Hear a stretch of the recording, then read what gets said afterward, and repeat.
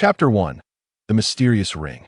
In a tranquil and secluded hollow, nestled on the outskirts of the Wanshan mountain sand area seldom trodden by human feet, lay an unassuming little mound of earth. Beside this mound, a slightly gaunt youth lay concealed. His form was almost entirely shrouded by a thick layer of tangled grass, which intertwined to create a natural blanket that enveloped him tightly should anyone happen to pass by. Even a fleeting glance would fail to reveal that a living person was hidden here.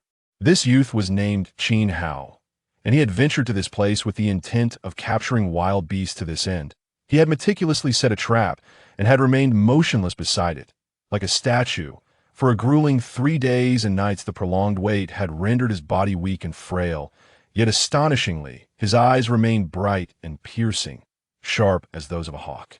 At last, on the morning of the 4th day, as the first rays of sunlight filtered through the gaps in the leaves, a bizarre beast appeared within Qin Hao's line of sight. The creature approached the wild fruit placed beside the trap with slow, unsteady steps, its appearance so peculiar that Qin Hao could not help but furrow his brow and ponder. What manner of beast is this? How could it be so oddly shaped? I have never encountered such a creature before.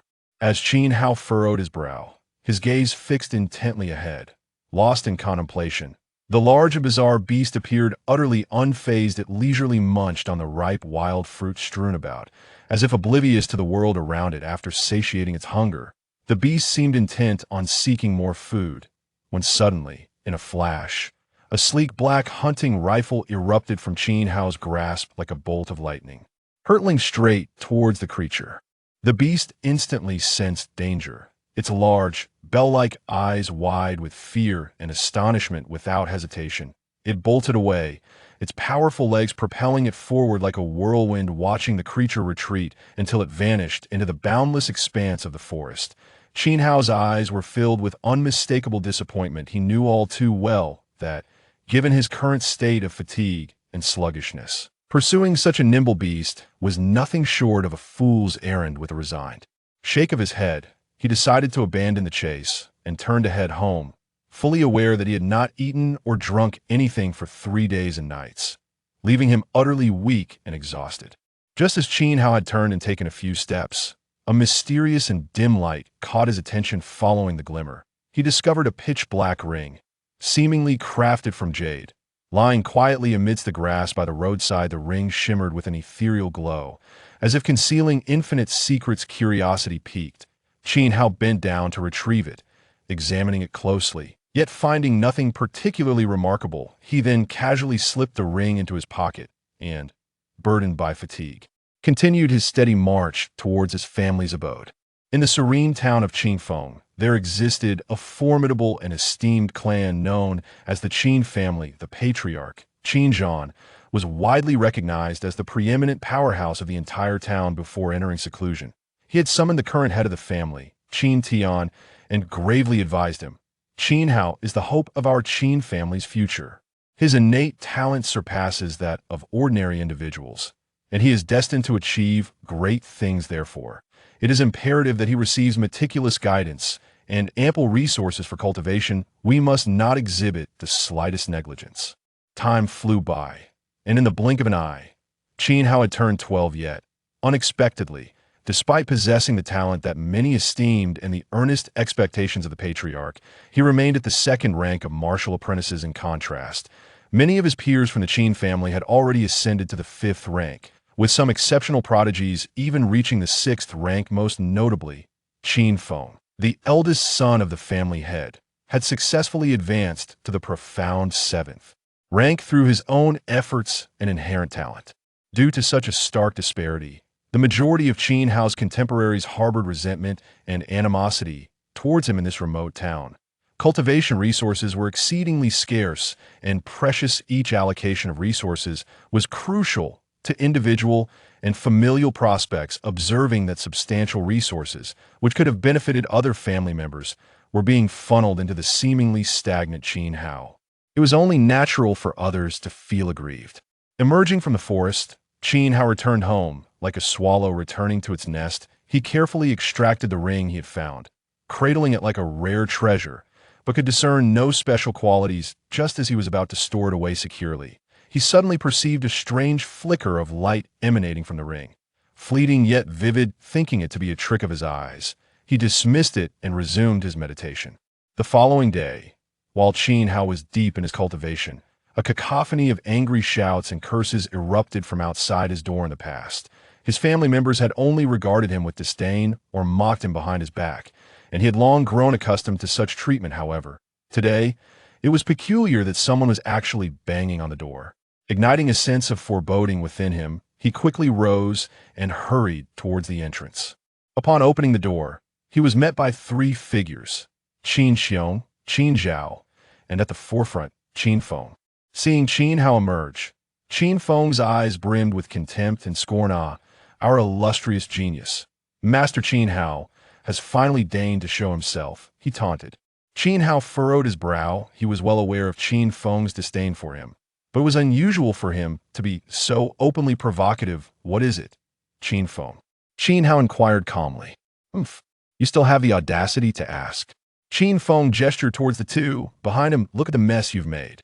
You've stolen the family's elixirs and injured the guards watching over them." A jolt of alarm surged through Qin Hao. He had never committed such acts. "I did not," he insisted firmly. "Still trying to deny it?" Qin Feng bellowed. "The evidence is irrefutable. Do you think you can wriggle out of this? You too, seize him and hand him over to the clan leader for punishment." A flash of determination crossed Qin Hao's eyes. He understood that this was a deliberate trap set by Qin Feng. Yet he could not submit without a fight. With a swift movement, he dodged the two assailants while channeling his martial energy, preparing to retaliate at any moment. "Qin Feng, you are slandering me. I have never stolen from the family, nor harmed anyone," Qin Hao shouted. Qin Feng sneered. "Ha! Who would believe a waste like you? You are despised by everyone, so your actions come as no surprise." Despite Qin Hao's fervent protests, none believed him. Soon, he was overwhelmed and brought to the ground, blood flowing freely from multiple wounds. At that moment, something extraordinary occurred. The ancient ring on Qin Hao's hand suddenly radiated a brilliant light, drawing in his blood. Subsequently, a mysterious force surged into his body, and he felt a slight recovery from his injuries. Astonished, he gazed at the ring in his hand, realizing it might be an extraordinary artifact. Seizing the chance while the others were still in shock, he gritted his teeth against the pain, swiftly rising to his feet and fleeing Qin Feng and the others. Recognizing that there would be ample opportunities to deal with Qin Hao later, chose not to pursue him. Upon returning to his room, Qin Hao scrutinized the ring, attempting to uncover its secrets. However, he found himself utterly ignorant of its nature. Save for its remarkable healing abilities, he resolved to keep the ring's secret hidden for the time being, awaiting the opportune moment to delve into its mysteries. Meanwhile, he silently vowed to become strong enough to no longer be subjected to anyone's humiliation. After a long night, the morning sun streamed through the window, warming Qin Hao's face. He slowly opened his eyes, and upon moving his body, was pleasantly surprised to find his injuries had significantly improved. At that moment, his gaze fell upon the mysterious ring tightly grasped in his hand. Since acquiring it, it had sparked an insatiable curiosity within him, recalling the ancient texts of his family that spoke of powerful artifacts often requiring blood to recognize their master. Qin Hao pondered, could it be that this enigmatic ring also requires blood to bind itself to me? With a resolute determination, he decided to attempt it. Thus, Qin Hao channeled all of his martial energy toward the mysterious ring. At that moment, an astonishing force surged forth, as if an invisible beast had opened its maw, greedily consuming his energy. Qin Hao felt his strength drain away like a burst dam, beads of sweat rolling down his forehead, his complexion paling to that of a ghost, his body on the brink of collapse. However, just as Qin Hao was on the verge of collapsing, he suddenly felt his consciousness being pulled by a powerful force, instantly entering a dimly lit space. This space, roughly 100 zhang in size, was enveloped by a layer of faint mist, giving it a somewhat hazy appearance. Within this vast expanse, aside from Qin Hao, were only 3 solitary items placed there. One was a stone radiating a purple luminescence, resembling a dazzling gem, exuding a mysterious and alluring aura as its light shifted. The second was a black jade tablet, covered with a multitude of intricate runes that made one feel dizzy at a mere glance. Lastly, there was a token inscribed with the character Tian, entirely black yet subtly emanating a hint of golden light, imparting an air of solemnity. Struggling against his fatigue, Qin Hao stepped toward the stone that emanated a purple glow as he reached out to pick it up and examine it closely. A sudden, intense impact surged through him, as if his consciousness had been struck by a heavy hammer, rendering his vision blank immediately afterward. He found himself involuntarily flying backward, exiting that enigmatic space in the blink of an eye. When Qin Hao regained his senses and attempted to re-enter the ring, he discovered that no matter how hard he tried, the ring remained unresponsive, as if it had transformed into an ordinary ornament. Helpless, he shook his head and forced a wry smile, resuming his cultivation in hopes of recovering his strength soon and unraveling the secrets hidden behind this mysterious ring. In a resplendent room adorned with opulence, Qin Feng, draped in a robe as white as snow, languidly reclined on a soft, comfortable bed, his sword-like brows furrowed slightly, his gaze deep and piercing as he murmured softly to himself. Standing respectfully beside him were two men clad in black robes, named Qin Xiao and Qin Xiong. Their expressions were grave, their eyes fixed ahead, seemingly awaiting their master's command. At that moment, Qin Feng suddenly spoke. What was that dazzling light that shone so brightly last night? Could it truly be as I suspected, that Qin Hao has acquired an exceptionally rare and precious treasure? Upon hearing this, Qin Xiao leaned forward slightly, responding cautiously. What young master says is indeed plausible. There is a significant possibility of this being true. What action should we take next? After a moment of contemplation, Qin Feng straightened his posture, a glint of cunning flashing in his eyes as he coldly declared, "Humph. If it weren't for my father being out yesterday, I would have easily dealt with that brat, but it matters not now that we have identified the target. We must find a way to seize the opportunity to snatch that treasure for ourselves. After all, the entire Qin family's wealth and assets rightfully belong to me, the future head of the family." As soon as he finished speaking, Qin Xiong and Qin Chao hurriedly clasped their fists in salute, replying in unison, "Young master is absolutely correct. You are the rightful heir to the Qin family, and it is only natural that you inherit the family business thus. Anything belonging to the Qin family should undoubtedly be under your control." Hearing such flattery, a satisfied smile crept onto Qin Feng's face, his previously tense demeanor instantly relaxing, his lips curling into a triumphant smirk. Chapter 2. The Xianyuan Chapter. The following morning, as the first rays of sunlight streamed through the window, Qin Hao slowly opened his eyes, concluding a night of cultivation. At this moment, he felt rejuvenated, as if he had undergone a complete metamorphosis. Radiating an indescribable aura, his previously pale complexion now glowed with vitality. His eyes shone with resolute determination. Every part of his being was filled with boundless energy, each movement exuding an innate sense of strength. Sensing the power surging within him, Qin Hao couldn't help but ponder. Ever since I inadvertently stepped into that mysterious space within the ring yesterday, my injuries have healed at an astonishing rate. This is truly unfathomable. Could it be that this mysterious space harbors some unknown secret? Or perhaps there exists some magical force aiding my rapid recovery? With these thoughts, his curiosity was thoroughly piqued, and after much contemplation, he resolutely resolved to once again venture into that enigmatic space to uncover its mysteries. Taking a deep breath, Qin Hao closed his eyes, striving to regulate his breathing, calming his restless heart. After a moment, when he felt his mind had reached a tranquil state, he unhesitatingly directed his consciousness, like a surging tide, back toward the mysterious ring. In that instant, the familiar scene unfolded before him once more, appearing identical to the previous day. Suddenly, an exceedingly powerful and unfathomable force, akin to a black hole, erupted with immense suction. This force surged forth, like a ferocious beast opening its jaws wide, sweeping toward Qin Hao's body with overwhelming ferocity. In the face of such an unexpected and terrifying force, Qin Hao remained remarkably composed. His gaze was steady as water, his stance as firm as a mountain, as he swiftly mobilized every meridian in his body, attempting to contend against this unparalleled suction. However, the strength of that suction was beyond imagination, akin to an unstoppable storm. Mercilessly tearing at Qin Hao's form, he felt as though he were a small boat amidst a tempest, in imminent danger of being entirely engulfed. With a deafening boom, the true energy within Qin Hao erupted uncontrollably, akin to a flood breaking through a dam.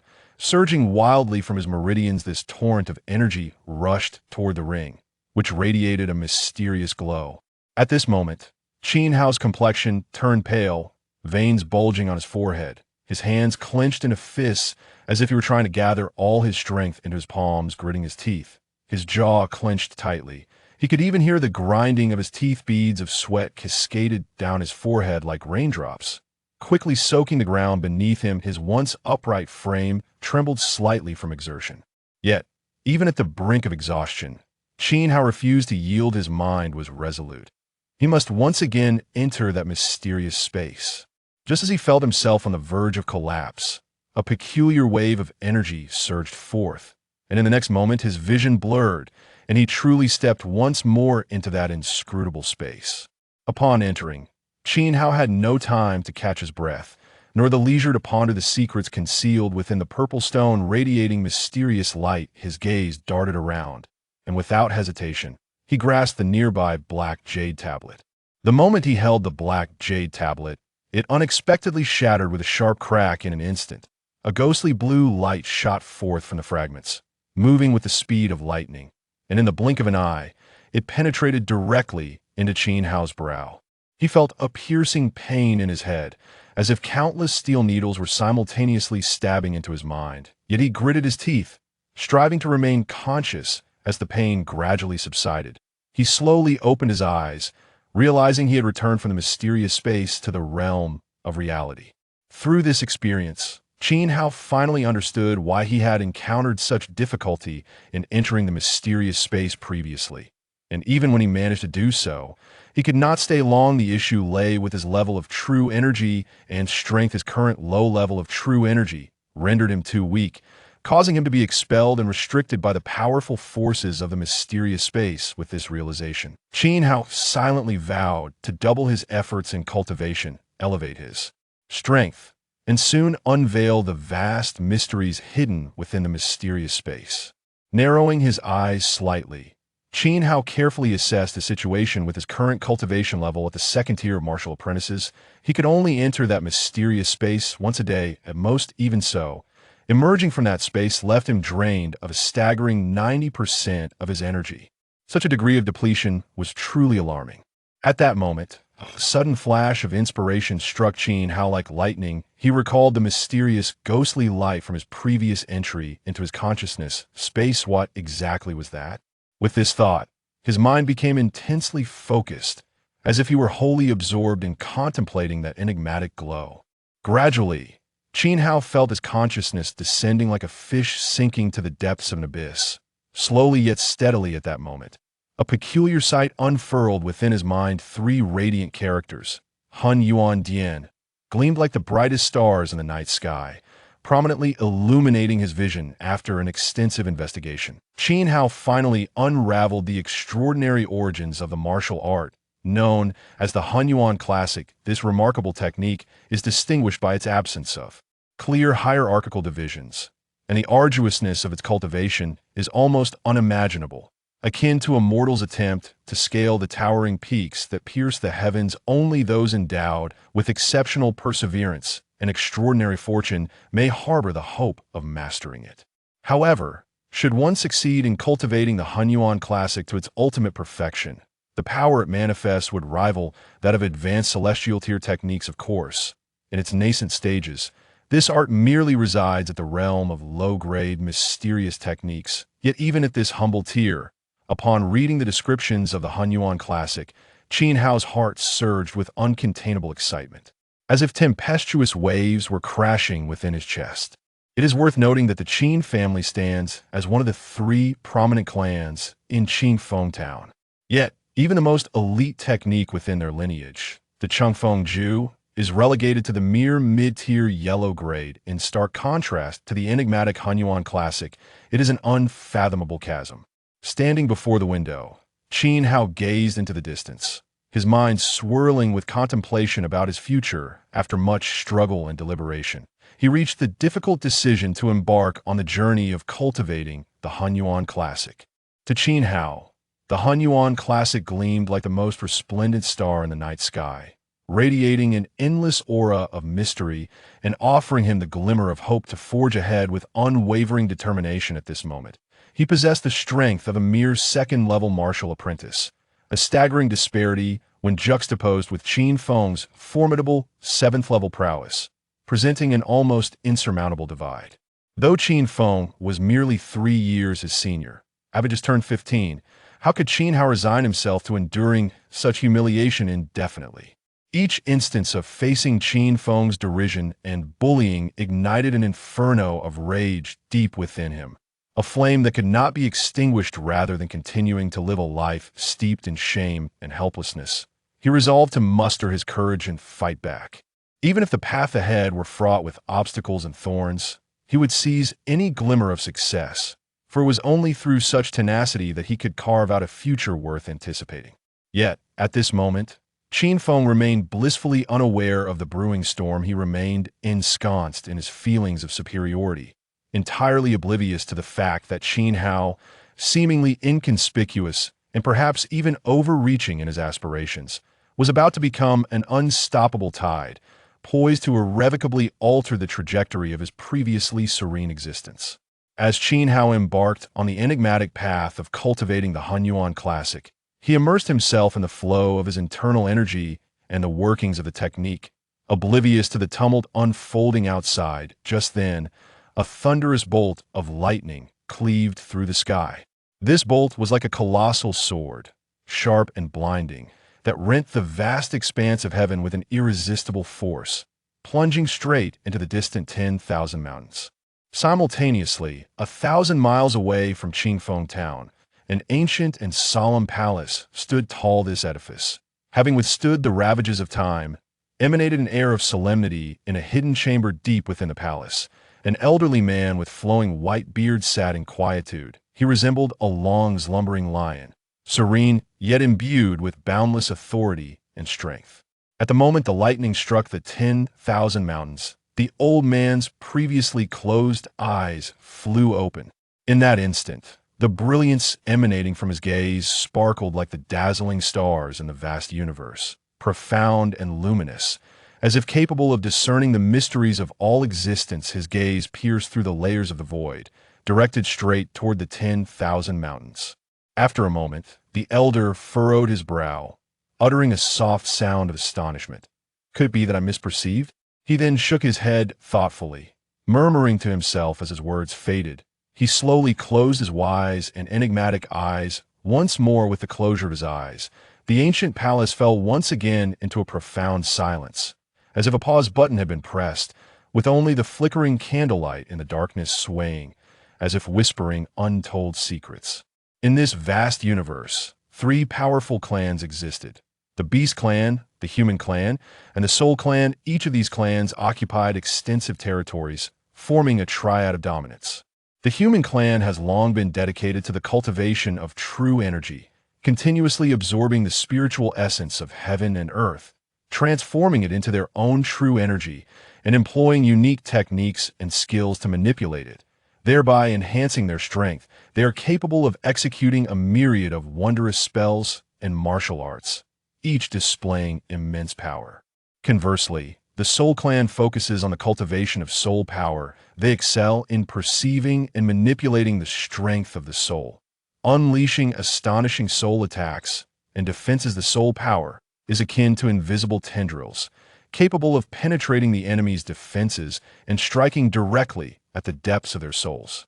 As for the Beast Clan, they rely on their innate physical prowess, opting to cultivate physical techniques through rigorous training and unique methods. They continuously fortify their muscles, bones, and internal organs, endowing themselves with extraordinary strength and endurance. On this enigmatic continent, a legendary tome known as the Hunyuan Classic has emerged. This treasure trove of knowledge lies concealed in darkness, harboring boundless secrets and power. Remarkably, it perfectly integrates the cultivation advantages of the 3 clans into an unprecedented path of martial practice. Upon opening the Hunyuan Classic, One seems to enter a vibrant world. The formations inscribed within are akin to the myriad stars twinkling in the night sky. Densely packed and ever-shifting, the puppets appear as indomitable iron guardians. Robust and immensely powerful, the alchemical arts are nothing short of miraculous. Reminiscent of divine flames, forging elixirs that yield extraordinary potions, the plethora of wondrous descriptions can leave one utterly dazzled and breathless. Yet, despite the Hunyuan Classic's alluring display of power, truly mastering this path of cultivation is as challenging as scaling the heavens throughout history. Countless formidable warriors have understood that once they attain this mastery, they could transcend tears and become invincible. Yet, faced with the daunting cultivation process, they could only gaze at the mountains above with the same resigned sigh as the foolish old man, unable to make any tangible progress, ultimately retreating in despair. As the Hunyuan Classic is opened, one is immediately captivated by the enthralling Xianyuan chapter. According to this chapter, to embark on the path of martial arts, one must first undergo rigorous tempering of the body, rendering it exceptionally resilient. Subsequently, one must cultivate their true energy with focused intent, gathering it within the Dantian. Only after completing these two steps may one attempt to forge their own soul, thus achieving an extraordinary transcendence. In stark contrast, the ancestral Chengfeng-ju of the Qin family focuses solely on the cultivation of true energy. This comparison starkly highlights the uniqueness of the Hunyuan Classic, akin to a majestic mountain soaring into the clouds, evoking awe and reverence from afar. At this moment, Qin Hao is completely engrossed in studying this miraculous Hunyuan Classic. Meanwhile, the external world, shaken by the earlier thunderous sound, resembled a placid lake suddenly disturbed by a massive stone, sending forth tumultuous waves. Numerous martial artists, both ordinary and the highly skilled, felt the tremor of this news like sharks sensing blood. They set forth from all directions, a formidable tide surging towards the enigmatic 10,000 mountains. However, ensconced within his chamber, Qin Hao remained blissfully oblivious to the transformations occurring outside. He had completely immersed himself in the wondrous world conjured by the Hunyuan Classic. Time slipped away, and in the blink of an eye, 3 days had passed through relentless study day and night. Qin Hao finally grasped the cultivation insights regarding the martial apprentice realm within the Xianyuan chapter to him. This chapter resembled a mysterious treasure trove brimming with boundless riches, patiently awaiting his exploration and discovery. Taking a deep breath, Qin Hao slowly closed his eyes and began to cultivate according to the heart method prescribed in the Xianyuan chapter. As he activated the technique, a powerful and heavy force surged within him, akin to an immense mountain descending from the heavens, crushing him with an almost suffocating weight. It is essential to understand that other ordinary techniques typically require only a brief period of time, perhaps a couple of incense sticks, to complete a small cycle. Even slightly more complex techniques usually only necessitate an hour or two to allow the internal energy to circulate through a major cycle. Yet, the Xianyuan chapter stands in stark contrast. Its unique operational route and challenging manipulation render each flow of internal energy akin to traversing a perilous path, overgrown with thorns. As time inexorably marched on, day after day, Qin Hao finally sensed that the internal energy within him had successfully completed a full cycle of the minor circulatory system. After 3 whole days, in that fleeting moment, an indescribable sense of ease surged within him. He felt as though his body was liberated from the shackles of gravity, as light and free as a feather dancing in the wind. However, this exquisite sensation lasted but a mere 2 breaths. Suddenly, Qin Hao's countenance shifted dramatically, transforming into an expression of profound distress. He discovered that his entire body had become enshrouded in a layer of a dark, oily substance, as black as ink, emanating a nauseating stench that was utterly revolting. "Oh dear, what am I to do?" Qin Hao lamented inwardly, hastily rising from the mat and calling out towards the door. "Qin War, quickly bring me some water." Before long, a charmingly delicate young girl entered, carrying a basin of clear water. This girl was none other than Qin War. Despite her tender age and inability to cultivate martial arts like others, she possessed a kind heart and an understanding nature since coming to the Qin household to attend to Qin Hao. She had witnessed firsthand the arduous efforts he had undertaken to enhance his strength, stirring deep feelings of admiration within her. Qin War, an orphan of unfortunate circumstances, had fortuitously been discovered by the current head of the family, Qin Tian, amidst the bustling streets, and taken back to be raised, as she was incapable of cultivation by nature. Qin Tian bestowed upon her the surname Qin, subsequently designating her as the personal maid to the young master, Qin Hao. On this particular day, after emerging from his bath, Qin Hao was suddenly enveloped by a marvelous sensation. As though he had undergone a profound transformation, yet he found it difficult to discern precisely what had changed. Meanwhile, Qin War, who stood by in service, found her gaze transfixed upon Qin Hao, unable to tear herself away, lost in a daze at this moment. Qin Hao's skin was as fair as snow, resembling the smooth, flawless texture of exquisite white jade. His physique was increasingly tall and well-proportioned, with every contour perfectly defined. Akin to a masterpiece meticulously sculpted by a master artisan, such perfection in form and visage stirred ripples of emotion within Qin Huar's heart, leaving her in a state of lingering agitation. Under the spell of Qin Huar's enamored gaze, Qin Hao, seemingly oblivious, soon immersed himself once more in the enigmatic practice of the Xian Yuan Sutra. Chapter 3. The Art of Forging 1,000 Blades 10 Days Hence. As time flowed silently, Qin Hao remained engrossed in his cultivation. He could see the moment when the Xian Yuan Sutra completed a full cycle. He felt a tremor deep within his mind, as if some unknown treasure were poised to emerge from the earth. Suddenly, a mysterious technique, exuding an aura of antiquity, materialized within the ocean of his consciousness. This arcane art was known as the art of forging 1,000 blades, an indispensable cornerstone for the cultivation of the Hunyuan canon. Its path was unique yet arduous, requiring the forceful impact of external energies and continuous strikes, while simultaneously drawing upon the myriad energies of heaven and earth to temper one's true qi, physical form, and soul. However, the art of forging 1,000 blades that unfolded before Qin Hao was but a fragment. He could merely glimpse the training methods pertaining to the stages of martial apprentices and martial artists, while the higher echelons of warriors, masters, and the legendary martial sovereigns remained shrouded in a veil of inscrutable power. Yet, Qin Hao did not succumb to fear or despair in the face of this predicament. Instead, his gaze grew ever more resolute, and he silently vowed, "I shall overcome this challenge." Thus, he made a decisive choice to cultivate both the Xian Yuan Sutra and delve deeply into the mysteries of the elusive art of forging 1,000 blades. In the days that followed, Qin Hao dedicated himself wholeheartedly to the study of this technique. He spared no detail, repeatedly contemplating its intricacies. Ultimately, diligence bore fruit.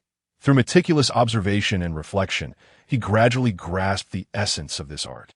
It became clear that to successfully wield this technique, one must adeptly synchronize true qi and soul power, much like two dancers in perfect harmony, delivering precise and forceful strikes to the body. Moreover, one must draw various external energies like threads into the body, orchestrating them according to specific patterns to achieve the goal of self-tempering and transformation. However, just as Qin Hao prepared to showcase his newfound mastery, he abruptly recognized a grave issue. The energy he currently possessed was woefully insufficient to sustain the entire cultivation process. Momentarily lost in thought, he furrowed his brow and wore a solemn expression. As time ticked away, approximately an incense stick's worth, he suddenly lifted his head, a flicker of determination dancing in his eyes, as if he had resolved upon a course of action. Without hesitation, he gathered his belongings and strode purposefully towards the fabled 10,000 great mountains. He understood the perilous nature of this journey, fraught with dangers along the way. Yet he was equally aware that countless rare resources lay hidden within the vast expanse of those mountains, treasures that could very well be the key to breaking through his bottleneck and significantly enhancing his power. Thus, despite the treacherous path ahead, fraught with thorns and obstacles, he harbored no fear. Deep within, Qin Hao firmly believed that only by stepping into this mysterious realm could he hope to discover ample sources of energy, thereby allowing his cultivation journey to continue. When Qin Hao finally reached the outskirts of the legendary 10,000 Great Mountains after enduring countless hardships, he was taken aback by the sight before him. This place had long been described as a domain of rampant beasts and lurking dangers. However, what lay before him now was a scene of eerie stillness and desolation. The wild beasts that should have been ubiquitous were now conspicuously absent, as if they had vanished overnight. Filled with suspicion, Qin Hao furrowed his brow and pondered, "What on earth has transpired? Why has it come to this?" Just as he was lost in contemplation, his keen gaze caught sight of several groups of cultivators hurrying toward the common direction. These practitioners moved in clusters, each displaying a blend of urgency and excitement on their faces. Qin Hao's curiosity was instantly ignited. After a moment's hesitation, he resolved to follow in their footsteps to uncover the truth. Thus, he cautiously concealed his presence and trailed the cultivators from a distance. Along the way, he witnessed numerous powerful practitioners zipping past like shooting stars, evidently en route to some significant event. Yes, he continued to follow them. Qin Hao gradually unraveled the unfolding narrative. It turned out that on the very day he fortuitously acquired the Hunyuan cannon, a colossal sword had inexplicably materialized in the depths of the 10,000 Great Mountains. Specifically in the Black Wind Ridge area, this sword towered into the clouds, radiating a terrifying pressure and mysterious light, drawing countless strong individuals to its allure. All sought to uncover the astonishing secrets concealed within this massive blade. Consequently, the wild beasts and various magical creatures surrounding the mountains fell victim to the chaos, suffering devastating losses during the ensuing battles. Yet, after tireless exploration and repeated experimentation, the cultivators eventually discerned a perplexing pattern. Contrary to common belief, it was not the most powerful practitioners who could easily approach the immense sword. Logically, one would assume that greater cultivation would equate to stronger capabilities, thus facilitating the overcoming of obstacles. However, the reality was quite the opposite. Those of lesser cultivation found themselves able to approach the sword with greater ease, leaving everyone utterly baffled. Even those who were merely martial apprentices could only linger approximately 100 yards from a sword. Unable to advance a single step further, S1's cultivation level increased. The mysterious power emanating from the sword seemed to grow ever more formidable, intensifying the pressure it exerted on those who dared to draw near. The sword's imposing presence could only be described as earth-shattering. Its size was beyond imagination, weighty as a mountain, seemingly embodying the most grandiose and profound forces of the universe. Its blade was broad and solid, resembling an impenetrable shield. Its surface was inscribed with countless arcane symbols and patterns, twinkling like stars in the night sky, mesmerizing all who beheld them. To the hilt, a colossal gemstone sparkled with resplendent brilliance. Akin to a radiant moon suspended in the heavens, the entire sword exuded an awe-inspiring majesty, instilling a profound sense of reverence and intimidation in everyone who laid eyes upon it. For the multitude of cultivators, drawing near to this sword seemed a fanciful dream, nearly impossible. As they edged closer, they became acutely aware of an intangible yet palpable pressure enveloping the area. This force felt akin to a heavy mountain pressing down upon each individual, rendering their bodies unusually heavy. Even the simplest movement felt like lifting a 1,000-pound burden, requiring every ounce of strength to shift even slightly. Moreover, the closer they approached the sword, the more oppressive the pressure became. Ultimately, even taking a few additional steps felt like an insurmountable challenge, suffocating their breaths and quickening their heartbeats, as if their very bodies were on the verge of collapse. At that moment, a few overconfident cultivators, believing themselves to be exceptionally powerful, attempted to force their way into the depths of the sword's vicinity. The instant they crossed into that area, they were met with an unprecedented backlash. Their faces turned as pale as paper. Blood erupted from their mouths, and they were sent reeling backward like kites severed from their strings, crashing heavily to the ground, unable to rise for some time. Witnessing this scene, the remaining onlookers gasped in shock, their awe and fear of the sword deepening. Yet despite however, even so, the glimmer of anticipation in their eyes showed no sign of waning. Rather, intensified with fervor. All were acutely aware that gaining the approval of this colossal sword was no trivial endeavor. it would inevitably require an unimaginable level of arduous effort and a steep price. Yet, in the face of such formidable challenges, they exhibited no inclination to retreat, nor did they harbor any fear. Deep within their hearts, they firmly believed in a singular truth. As long as they persevered and dedicated themselves wholeheartedly, they would ultimately become the rightful masters of this unparalleled giant sword. At that moment, Qin Hao, amidst the throng, also took a step forward, slowly making his way toward the location of the giant sword. From a distance, the sword emanated an unparalleled aura of shock, instilling a sense of dread. However, when he truly stepped into the realm enveloped by the sword's oppressive force, a surge of power, akin to a raging tide, swept over him, striking at the core of his being. In that instant, Qin Hao felt as though his heart might leap from his throat, and his entire body trembled involuntarily. The tremor and fear that emanated from the depths of his soul rendered him unable to suppress the emotional turmoil within. Amidst the bustling crowd, Qin Hao carefully chose a path forward, mirroring the movements of those around him, as they all proceeded slowly toward the depths of the giant sword. When they reached approximately 150 feet from the sword, Qin Hao felt sweat streaming down his forehead, soaking his garments, as beads of perspiration cascaded down his cheeks. At that moment, relying on his martial disciple level 2's consummate cultivation, he barely managed to endure this proximity. Not long ago, he had been wholly engrossed in the arduous practice of the Hunyuan Cannon. Now, as he steadied himself, a relentless wave of formidable pressure emanating from the giant sword bore down upon him, as if an invisible mountain had settled upon his heart. Yet, in the face of such terrifying oppression, Qin Hao's heart did not waver. Instead, he felt a subtle stirring within. After a brief moment of contemplation, Qin Hao resolutely decided to attempt the newly acquired mystical technique, the 100 Refinements and 1,000 Weaves method.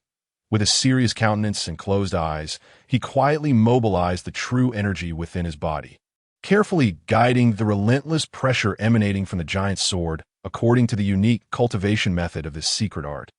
Initially, the oppressive energy was quite wild, but under Qin Hao's skillful manipulation, it gradually became docile, coursing through his meridians like serpents, continuously striking and tempering his flesh and bones.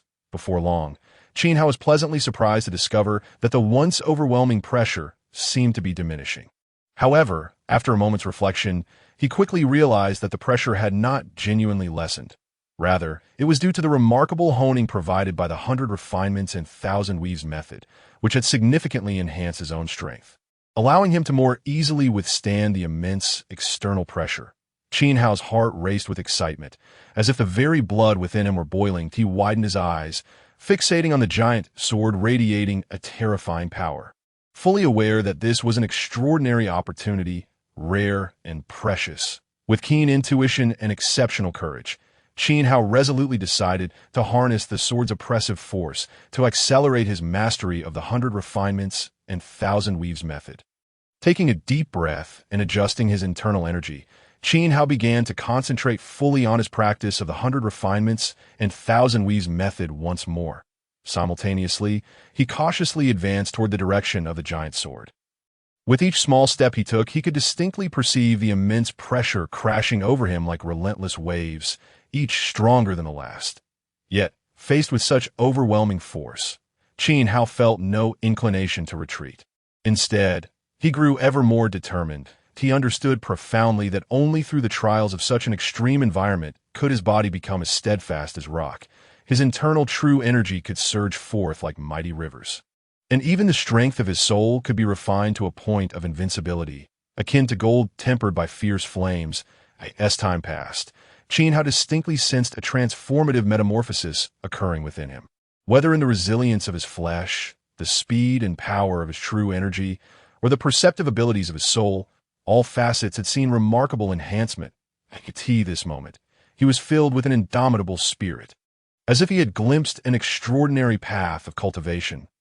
As long as I persist and remain steadfast, given time, I shall break through the shackles before me and embark on the true path of the strong. Qin Hao mused quietly. With this thought in mind, his pace unconsciously quickened. Emboldened by a heart full of ambition, he strode forward into the mysterious and uncharted realm that lay ahead. Yet just then, Qin Hao suddenly felt an overwhelming wave of pressure crashing upon him. Akin to a towering mountain striking him with the force of thunder, he let out a muffled groan, blood spilling from his mouth as his body, like a kite severed from its string, was involuntarily thrust backward. It turned out that in his eagerness, he had charged forward too rapidly, provoking a fierce counterattack from the giant's sword. Qin Hao lamented inwardly, realizing he had been overly careless. He understood well that in the face of such terrifying pressure, he must proceed with utmost caution, taking measured steps forward, lest he act recklessly again. Otherwise, not only would he risk losing everything he had worked for, but he could also face dire consequences. Chapter 4. Sustaining severe injuries in the ensuing days, Qin Hao's steps became steady and resolute, each stride seemingly imbued with an indomitable will, propelling him ever forward. As he drew closer to the mysterious giant sword, the pressure he bore grew increasingly burdensome. Yet this very weight became his driving force, fostering growth within both his spirit and body through relentless trials. The 100 Refinements and 1,000 Weaves method, an ancient and potent secret art, began to radiate a brilliant light in Qin Hao's hands. Each session of practice deepened his understanding of the technique and facilitated a qualitative leap in his own power. Qin Hao felt keenly that as his mastery of the 100 Refinements and 1,000 Weaves method advanced, his physique underwent a remarkable transformation, becoming extraordinarily resilient. Those obstacles that once seemed insurmountable now appeared trivial before his newly forged body. A faint metallic sheen was visible beneath his skin, a testament to the countless trials he had endured and a symbol of his strength. Simultaneously, his martial true energy, nurtured by this secret art, became increasingly pure, each circulation akin to a torrent, unstoppable in its force. Even more astonishingly, Qin Hao's soul underwent a quiet metamorphosis. Once ethereal and unpredictable, his soul now solidified, establishing a tighter bond with his physical form. This transformation not only heightened his perception, enabling him to keenly sense subtle fluctuations in his surroundings, but also allowed him to delve deeper into the essence of martial arts during his practice. In the blink of an eye, 10 days had passed swiftly, and Qin Hao found himself 95 feet away from the giant sword. This period of cultivation had afforded him another breakthrough, allowing him to successfully ascend to the 4th level of martial discipleship. This elevation signified a substantial leap in both his strength and potential, laying a firmer foundation for his future training endeavors. When Qin Hao finally stepped within 100 feet of the mysterious giant sword, an unprecedented sense of power enveloped him. This force, both enigmatic and formidable, seemed capable of penetrating all barriers, striking directly at the depths of one's soul. Qin Hao could distinctly perceive an invisible pressure saturating the entire space. Invoking a sense of reverence within him, as he gazed around, he observed a dense layer of energy surrounding the giant sword, resembling a tangible substance that formed a solid barrier, enclosing the sword with great care. This barrier not only obscured the truth of the sword within, but also provided him with a natural shield. Qin Hao secretly rejoiced, fully aware that in this martial world, precious treasures and formidable techniques often incited the covetousness of many. The 100 Refinements and 1,000 Weaves method he was currently mastering was undoubtedly such a sensational existence. If discovered by others, it could not only bring him trouble, but potentially spell disaster for his family. Thus, Qin Hao resolved to maintain a low profile. Keeping his secrets hidden, that he utilized this layer of energy as a shield, diligently practicing and steadily enhancing his strength. He understood that only through becoming sufficiently powerful could he protect all that he cherished in this harsh world. Consequently, he devoted every moment and ounce of energy to his cultivation, seemingly isolating himself in the world. These 3 months were both fulfilling and busy for Qin Hao. He devoted nearly all his time to mastering the 100 Refinements and 1,000 Weaves method, only pausing to seek wild fruits in nearby valleys when hunger became unbearable or to sip cool spring water when thirst struck. His regimen was almost austere, aside from necessary meals and brief periods of sleep. The remainder of his time was dedicated to training. As his cultivation progressed, Qin Hao's physical prowess was significantly enhanced. His appetite gradually diminished, and his sleep became increasingly brief. Yet, despite this, his mental state remained remarkably vibrant. His physical strength surged dramatically, with his defenses rivaling those of ordinary iron. Even when faced with formidable adversaries, he could respond with composure. Moreover, his martial arts energy was purer than that of practitioners at the same level. Each circulation akin to a torrential flood, unstoppable. Additionally, Qin Hao's soul had grown exceptionally refined, allowing him to delve deeper into the essence of martial arts during his training. This transformation not only significantly enhanced his power, but also enabled him to achieve extraordinary efficiency in his practice, far surpassing that of ordinary individuals. During this period, Qin Hao also noticed a gathering of many practitioners around him. They hailed from various locales and possessed diverse backgrounds, yet they shared a common ambition: to elevate their strength through cultivation. These individuals remained undisturbed by one another, each immersed in their own training. The mysterious giant sword emitted an energy that provided a certain degree of concealment, ensuring that Qin Hao's presence went unnoticed. In this relatively safe environment, Qin Hao could focus more intently on his cultivation without the fear of external interruptions. He maintained a demeanor of humility and concentration, day after day, engrossed in his fervent training. His efforts bore fruit, and as time passed, he achieved yet another breakthrough, successfully ascending to the 5th level of martial apprentice. This elevation augmented both his strength and potential, paving the way for his future cultivation journey.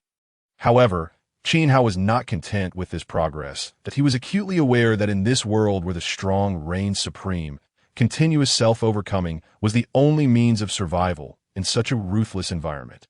Thus, he persisted in his rigorous training, ceaselessly challenging his limits. Finally, on the 100th day, Qin Hao made another groundbreaking advancement. He not only elevated his cultivation to the 6th level of martial apprentice, but also successfully reduced the distance between himself and the mysterious giant sword to within 49 zhang. This achievement exhilarated Qin Hao, as he understood that training at this proximity would allow him to absorb more potent energy, thereby accelerating his strength enhancement. In contrast, those with more profound cultivation hesitated at 200 zhang away, while many linger between 130 and 150 zhang. Qin Hao's rapid progress astonished and evoked envy among all. Nevertheless, he remained humble and unassuming. He recognized that true strength required not only formidable power, but also unwavering will and a humble attitude. Consequently, he continued to cultivate quietly, laying a solid foundation for his future. During this time, Qin Hao also befriended like-minded companions. They encouraged and supported one another, collectively confronting the challenges of cultivation. The presence of these friends enriched and enlivened Qin Hao's training journey. Together, they shared experiences and insights, exploring the essence and mysteries of martial arts, greatly broadening Qin Hao's perspective and thought. As time progressed, Qin Hao's strength continued to rise, and he gradually realized that his understanding of martial arts had surpassed that of practitioners at the same level. He could keenly detect subtle changes in battle and respond swiftly. His techniques became increasingly refined, each strike flowing as naturally as a river. Nonetheless, Qin Hao understood that the true path of a formidable warrior was just beginning. He had a long journey ahead, filled with numerous challenges. Yet, regardless of the obstacles that lay ahead, he would steadfastly press on until he reached his peak.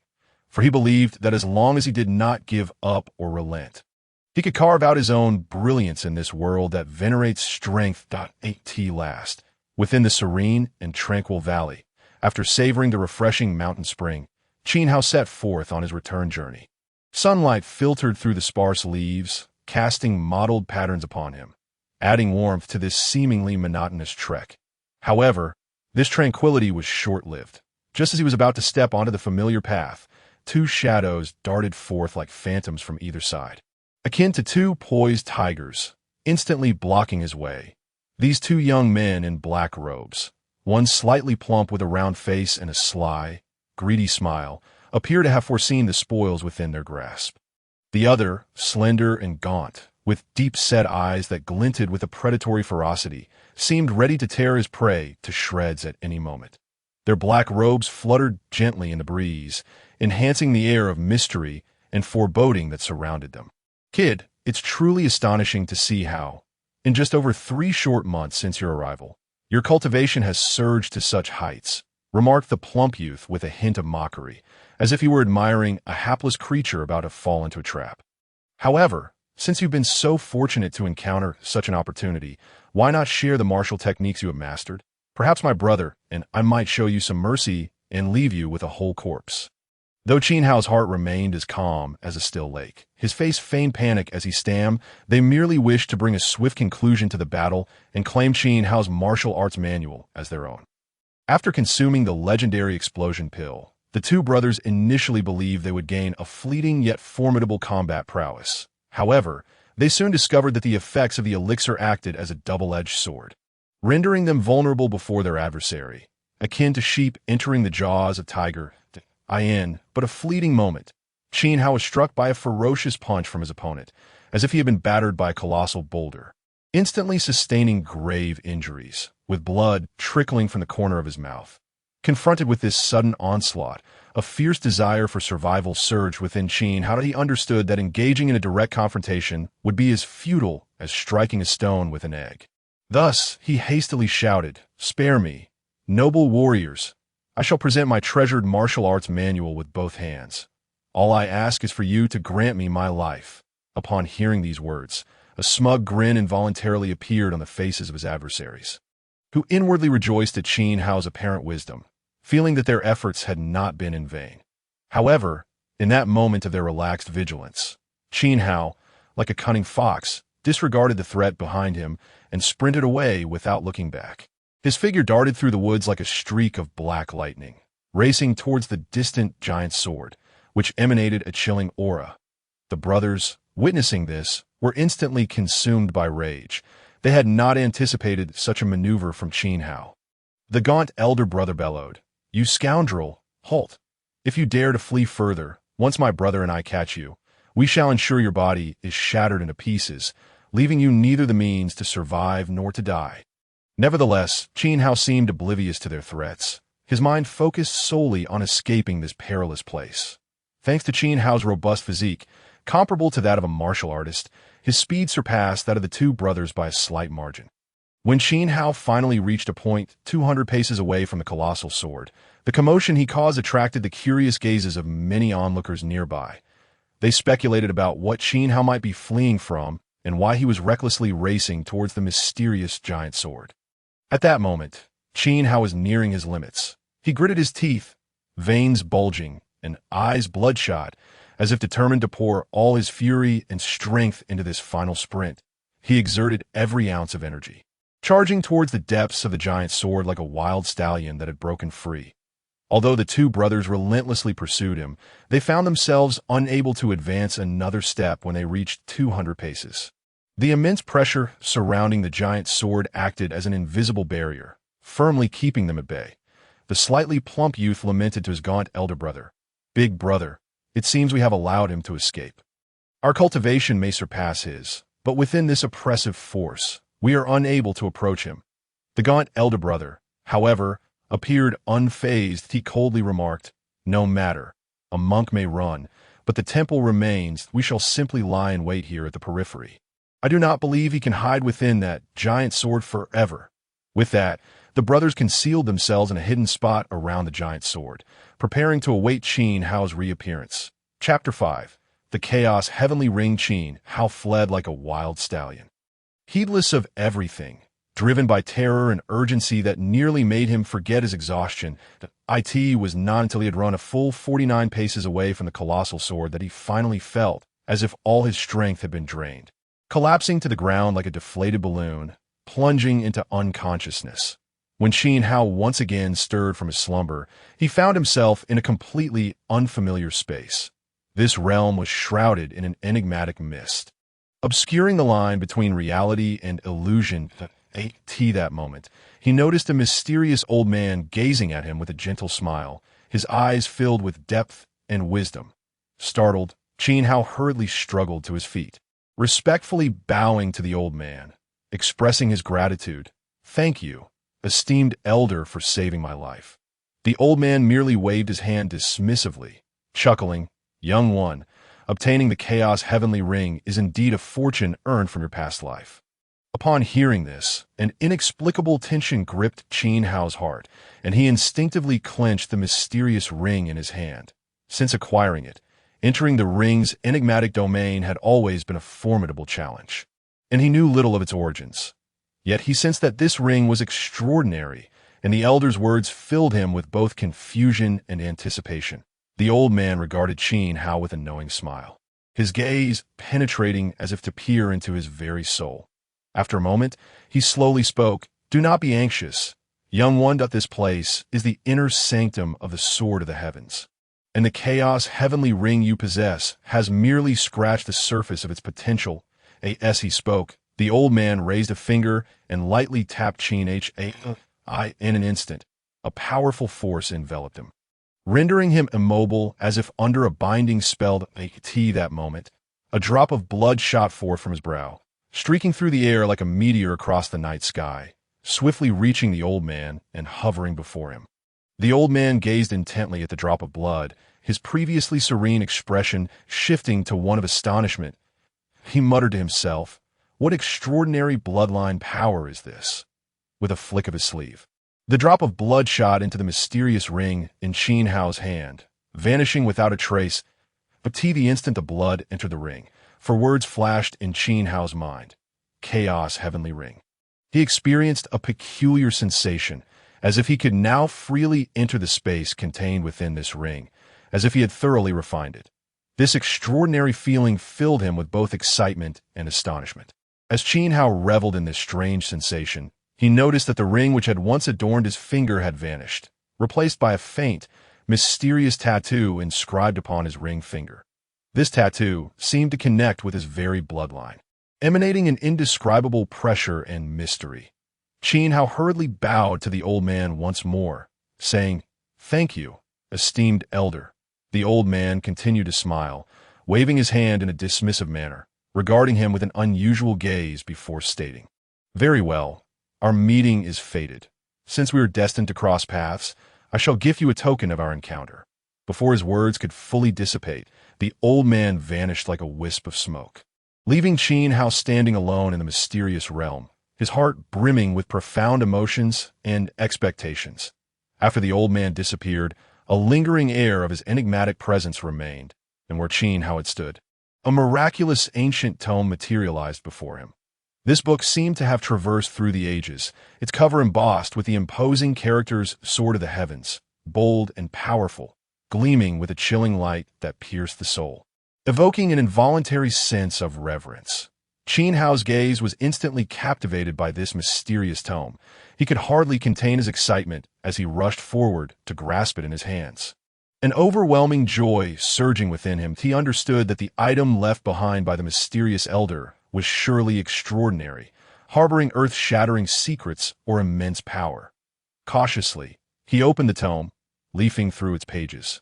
Discovering it contained a martial technique named the Sword of the Heavens, the jolt of astonishment coursed through him, for he possessed a certain understanding of martial techniques and skills, aware that they were classified into 4 levels: heaven, earth, profound, and yellow, each further divided into beginner, intermediate, and advanced tiers.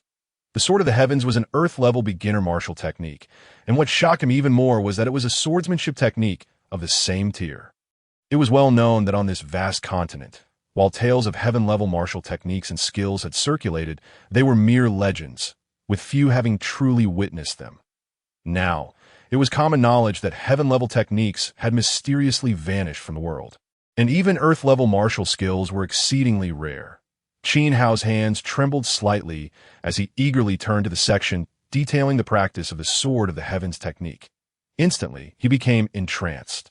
Immersing himself in its teachings, the Sword of the Heavens comprised 9 forms, each containing earth-shattering power. However, due to his limited strength, Qin Hao could merely glimpse the intricacies of the first form that he closed his eyes. Attuning himself to the sword intent contained within the Sword of the Heavens, and involuntarily began to move his hands, resembling a graceful swordsman dancing through the air. His movements flowed seamlessly as he commenced his training in this immensely powerful martial technique. His figure flickered across the open space, sword light flashing, sword intense surging, as if he aimed to cleave the very heavens asunder. Time flew by like a fleeting shadow, and in the blink of an eye, 3 days had quietly passed. During these 3 days, Qin Hao endured countless struggles, continuously pondering, comprehending, and practicing, ultimately managing to grasp the first form of the Sword of the Heavens, known as water severing. Though this was merely the introductory technique, its power was already formidable, capable of effortlessly slicing through flowing water. When Qin Hao opened his eyes, he was astonished to find himself once again standing 49 paces away from the colossal sword. He paused momentarily, then realized that in the process of honing his martial skills, he had unknowingly returned to this location. He felt a wave of hunger protesting from his belly, a reminder that he had not eaten for quite some time. Calculating the passage of time, Qin Hao realized he had been away from home for nearly 4 months. During these 4 months, his strength had significantly improved. Not only had his cultivation advanced, but he had also acquired the formidable skill of the celestial sword technique. A strong desire to return home surged within him, and he felt it was time to embark on his journey back. Thus, he rose to his feet and strode purposefully towards the exit of the gigantic sword, ready to commence his journey home. Just as Qin Hao stepped out of the immense shadow cast by the giant sword, his peripheral vision inadvertently caught sight of the 2 figures who had relentlessly pursued him earlier. Without the slightest hesitation, he sprang forth like an arrow loosed from its bow, his legs propelling him into a furious sprint toward the distance, but a sense of clarity enveloped him. He understood that this place was bustling with people and rife with idle gossip. To avoid unnecessary troubles, and to keep his extraordinary skills a secret, he needed to quickly find a secluded spot to confront these 2 persistent pursuers. If sensing his intentions, the 2 individuals seemed to share an unspoken understanding with Qin Hao. They, too, were concerned that his remarkable abilities might attract undue attention, and thus they followed him closely, like shadowy hunters in a tranquil, secluded area far removed from the clamor of the world. Qin Hao halted, firmly establishing his stance as he awaited the arrival of his pursuers. Mere moments later, they appeared as expected, standing face to face with him, and no superfluous words were exchanged. They immediately engaged in combat. It was evident that the 2 were well prepared, launching their deadly moves right from the outset, each consuming an explosive yuan pill akin to the one they had taken previously, instantly unleashing a formidable fighting prowess that left Qin Hao nearly breathless. Yet, at that critical juncture, a sudden spark of inspiration ignited in Qin Hao's mind. He swiftly picked up a nearby branch and, without a moment's hesitation, executed the earth-tier martial technique, water severing style. The branch in his hand transformed into a sharp sword, and he unleashed the water severing style in an unbroken succession, gradually turning the tide of battle from disadvantage to equilibrium. That a sense of secret delight filled Qin Hao as he marveled at the extraordinary power of this earth-tier martial technique. Truly remarkable beyond compare, he steadied his mind and focused entirely on battling the 2 assailants. Time seemed to freeze in that moment, with only the fierce clash between the 3 echoing through the air. After what felt like the duration of a tea ceremony, the 2 men finally sensed something amiss. Their astonishment, they realized that Qin Hao had been repetitively employing the same water severing style throughout the fight. This revelation dawned upon them. Qin Hao was using them as a means to hone his own martial skills and enhance his combat techniques. Upon this realization, the 2 brothers exchanged knowing glances. Their eyes filled with understanding. They simultaneously channeled their internal energy, leaping into the air like 2 agile swallows weaving through the trees. In the blink of an eye, their figures vanished into the vast expanse, leaving behind only the silent woods and a slightly panting Qin Hao standing still. Qin Hao gazed at the 2 figures disappearing into the horizon, a wave of relief washing over him. He understood that the brothers were no ordinary adversaries. Had he continued to entangle himself with them, he might have been drawn into a protracted and arduous battle. Like a tea that moment, he possessed only the water severing style, which, while formidable, lacked the necessary versatility and adaptability to confront unforeseen circumstances. Furthermore, he currently lacked a suitable weapon, which undoubtedly curtailed his combat effectiveness. In the face of such formidable opponents, Qin Hao remained vigilant, unwilling to allow himself a moment's respite. He contemplated that compelling them to retreat through cunning was already a considerable achievement.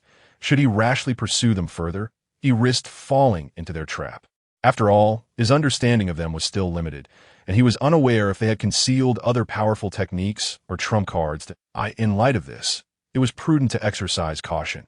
Having reached this conclusion, Qin Hao firmly resolved not to chase after the brothers any longer. He exhaled softly, turned, and strode purposefully in the direction of his family home. Upon returning to his family, Qin Hao immediately summoned his maid. "Qin Hua." She hurried in, noticing Qin Hao's solemn expression, as if he had important matters to discuss, that he spoke. "Hua, please go to our family's weapon shop and select a sword for me." Qin Hua, though puzzled by her master's sudden request for a sword, was obedient and did not question him further. She nodded in agreement and turned to leave, heading off to choose a sword for Qin Hao. In truth, Qin Hao was acutely aware that his current level of strength was far from sufficient to wield powerful and extraordinary weapons at will. Thus, he instructed Qin Hua to select any sword, as its purpose was merely for his daily practice and skill refinement, and to serve as a basic means of self-defense in emergencies. Qin Hao understood well that to truly unlock his full potential and maximize the weapon's power, he would need to wait quite a while longer. This not only required relentless training day after day, year after year, but also necessitated a qualitative leap in his cultivation. In other words, only when he successfully ascended to the higher realm of a martial artist would he be able to attempt wielding more powerful and suitable weapons. Furthermore, he needed to continuously practice the celestial sword technique. Only by reaching a state of mastery could he showcase his formidable strength. With these thoughts in mind, Qin Hao's resolve grew even stronger. He felt no inclination to falter or hesitate. He immediately channeled all his energy and focus back into intense and diligent training. He knew that only through unwavering effort and perseverance could he grow stronger and eventually have the opportunity to challenge seemingly insurmountable foes. Chapter 6. Illusory celestial fire. The next morning, as the first rays of sunlight pierced through the clouds and illuminated Qin Hao's training chamber, he once again stepped into the enigmatic interior space of the primordial celestial ring. The space remained a realm of chaos, seemingly isolated from the world. Yet Qin Hao's gaze was instantly drawn to the pitch-black token inscribed with the character for heaven, compared to previous days. This token seemed to emanate a subtly different aura, igniting a sense of curiosity and anticipation within him. He approached slowly, gingerly holding the token in his hand for closer inspection. Its surface was as smooth as a mirror, exuding an ancient and weathered charm. When Qin Hao attempted to channel his soul power into it, an unexpected event occurred. The token suddenly shattered in his grasp, disintegrating into fine dust that scattered into the air. At that moment, a translucent flame, radiant and exuding terrifying heat, appeared before him, suspended in mid-air like a mysterious entity from another realm. In an instant, a wealth of information regarding this ethereal flame surged into Qin Hao's mind. It turned out that this flame was a fragment of the illusory celestial fire, an incredibly precious entity. In the realm of cultivation, the fires of heaven and earth were categorized into 3 types of heavenly fires, 9 types of earthly fires, and 72 beast fires, with the illusory celestial fire being one of the legendary 3 heavenly fires, possessing the miraculous ability to obscure celestial mechanisms and transform the essence of all things. Nearly impossible for anyone to discern its true form. Gazing at this flame, albeit a mere fragment of its essence, Qin Hao's heart was tumultuous with excitement. He understood that he had undoubtedly stumbled upon a tremendous opportunity. Perhaps this fragment of illusory celestial fire would pave the way for him to traverse further and more steadily along his cultivation journey in the future. Without further hesitation, Qin Hao quickly allocated a strand of his consciousness, preparing to begin the process of refining this fragment of illusory celestial fire. He cautiously extended his consciousness into the mystical flame, and in an instant, an indescribable wave of scorching heat surged toward him, threatening to engulf his consciousness entirely and incinerate it. Qin Hao felt an intense pain, beads of sweat forming on his forehead. Nevertheless, he did not retreat. He understood that to master such divine fire, he must endure this pain and torment. Gritting his teeth, he exerted all his soul power to fiercely combat the oppressive heat. As time passed, Qin Hao gradually acclimated to the temperature, beginning to establish a connection and communication with the illusory celestial fire. Within this endless sea of flames, Qin Hao endured unprecedented suffering and trials. It felt as though his soul was being scorched by raging fire, with each breath akin to a blade cutting through him. Yet, he remained steadfast in his belief that only by enduring such tribulations could he truly grasp this mysterious power and elevate his cultivation to new heights. Thus, 3 days slipped away in a haze of relentless agony and perseverance. When the last vestige of scorching heat was thoroughly refined by Qin Hao, he finally succeeded in mastering this fragment of illusory, celestial fire. Though his body was utterly exhausted, his spirit was exceptionally invigorated. After refreshing himself, he felt rejuvenated, with his cultivation showing faint signs of breakthrough, having reached the 7th layer of the martial apprentice realm. Rising slowly, determination and anticipation flickered in his eyes as he murmured to himself, "It has time to pay a visit to the apothecary." Beneath these words lay the undercurrents of his inner turmoil. Just moments ago, he had thoroughly refined the ethereal, celestial fire, and in that fleeting instant, he was astonished to discover that the previously sealed chapters on alchemy, weapon forging, and puppetry within the primordial canon had successively opened their gates to him. Realization dawned upon him. Perhaps it was due to his prior lack of spiritual fire that those profound chapters had maintained their mysterious distance from him. With his thoughts gathered, Qin Hao did not linger further. He resolutely set forth, departing from the Qin family and making his way towards the bustling shops at the heart of the city. Qingfeng County, a locale neither too large nor too small, was firmly dominated by the 3 prominent families, the Qin, Wang, and Li clans. Each family was presided over by an elder with formidable martial prowess. Standing like 3 towering peaks, unyielding and inspiring awe, Qin Hao was acutely aware that the path of cultivation was long and arduous, from martial apprentice to martial artist, and further to warrior and martial master. Each step demanded immense effort as for the legendary realm of martial sovereign, and whether there existed even higher realms beyond it, Qin Hao had no means of knowing at present, but it was undoubtedly the distant shore he yearned for. Beyond these 3 great families, Qingfeng County concealed several formidable and unique forces. Although few in number and never proactively embroiled in the disputes of other factions, their existence was not to be underestimated. The Red Dust Trading Company, with its branch in Qingfeng Town, was a colossal entity with business sprawling across the entire continent, and astonishingly, its branch was also situated in this small town. Additionally, there was the renowned Pill Pavilion Qingfeng branch, famous for selling elixirs, which was equally significant.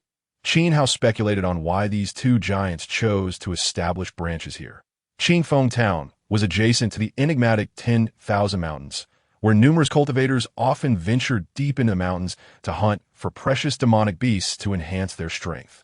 Demonic beasts were treasures in themselves. Their hides, scales, and bones could be used for forging, while their blood was an excellent material for alchemy. This geographical positioning undoubtedly provided these 2 factions with a continuous stream of opportunities and resources. In this vast and boundless world, there existed a wondrous correspondence between the cultivation systems of demonic beasts and humans. In their pre-first tier stage, lacking special abilities, these creatures were collectively referred to as beasts, exhibiting either docility or ferocity, living harmoniously in nature's embrace. However, once they breached that threshold and ascended to the first tier of demonic beasts, their power and intelligence began to rival those of human warriors. At the 2nd tier, they matched warriors, and at the 3rd tier, they equated to martial masters, and so forth, with each tier's advancement symbolizing a leap in their strength, resonating with the progression of human cultivators. On this land, cultivators' understanding and utilization of demonic beasts had reached a remarkably advanced level. They knew precisely how to extract valuable materials from these wondrous beings, which could be used to forge powerful artifacts, craft sturdy weapons, or serve as alchemical ingredients to aid their cultivation journey. This profound exploitation and judicious utilization of demonic beast resources not only enriched the means of cultivation for practitioners, but also rendered demonic beasts a highly coveted symbol of wealth. Captivating countless eyes, Qingfeng Town, perched on the edge of the 10,000 mountains, had thus become an essential destination for countless cultivators. It served as a bridge connecting the human realm with the habitat of demonic beasts, drawing powerful individuals from all directions to hunt these creatures and seek opportunities for self-improvement.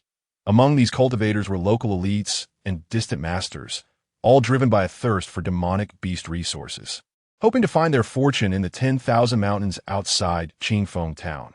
Many cultivators would sell their hunts in Qingfeng Town after their forays into the mountains, recognizing the immense commercial potential linked to Qingfeng Town and demonic beasts. Both the Red Dust Trading Company and Pill Pavilion established branches here.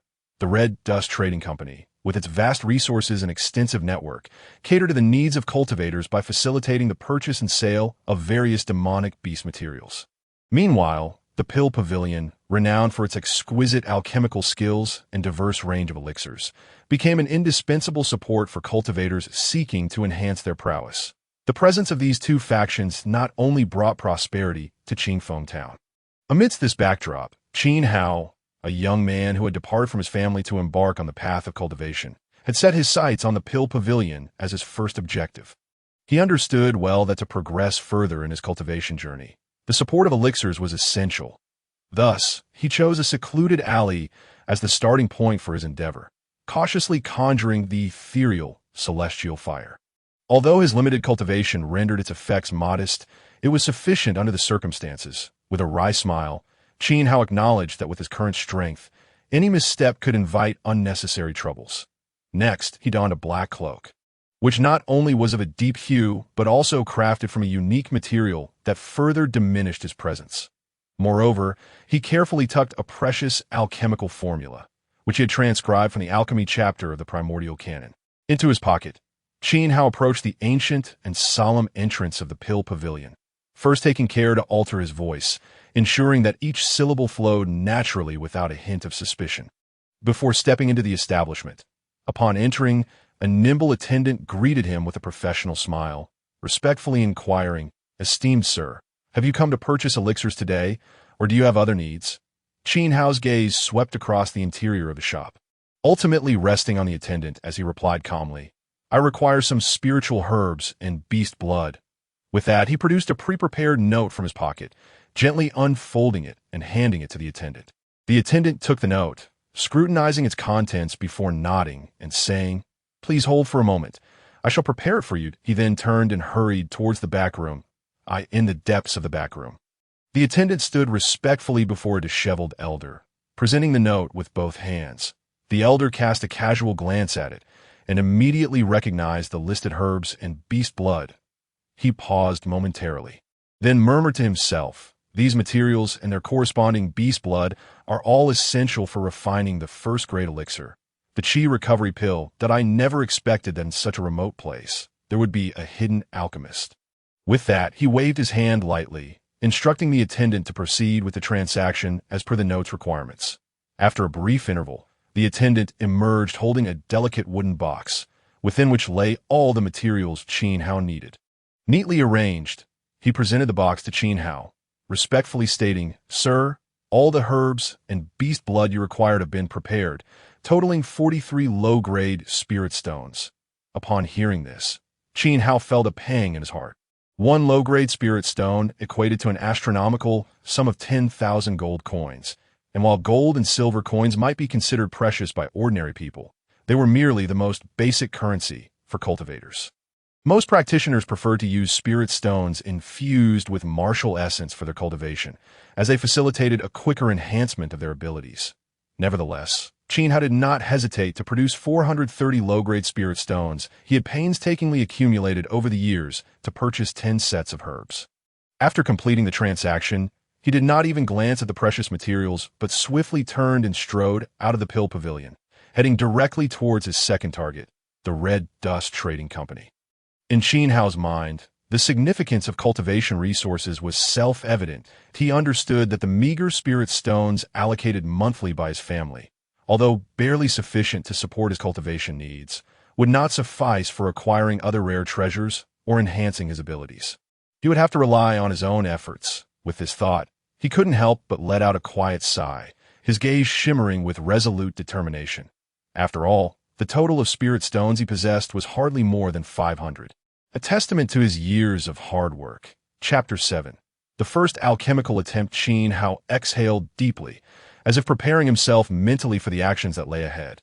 His gaze was firm, devoid of any hesitation, as he set forth towards the direction of the Red Dust Trading Company. About a quarter of an hour later, Qin Hao arrived at the entrance of the Red Dust Trading Company. Taking a deep breath to maintain his composure, he strode confidently inside. Upon entering, he was immediately struck by the opulence that enveloped him. The entire establishment was adorned luxuriously, with every detail exuding an air of nobility and elegance, compelling one to slow their pace and savor the surroundings. Inside the trading company, robust golden columns supported the ceiling, each intricately carved with vivid depictions of birds and beasts. These exquisite designs not only showcased unparalleled craftsmanship, but also seemed to harbor a mysterious power that instilled a sense of reverence.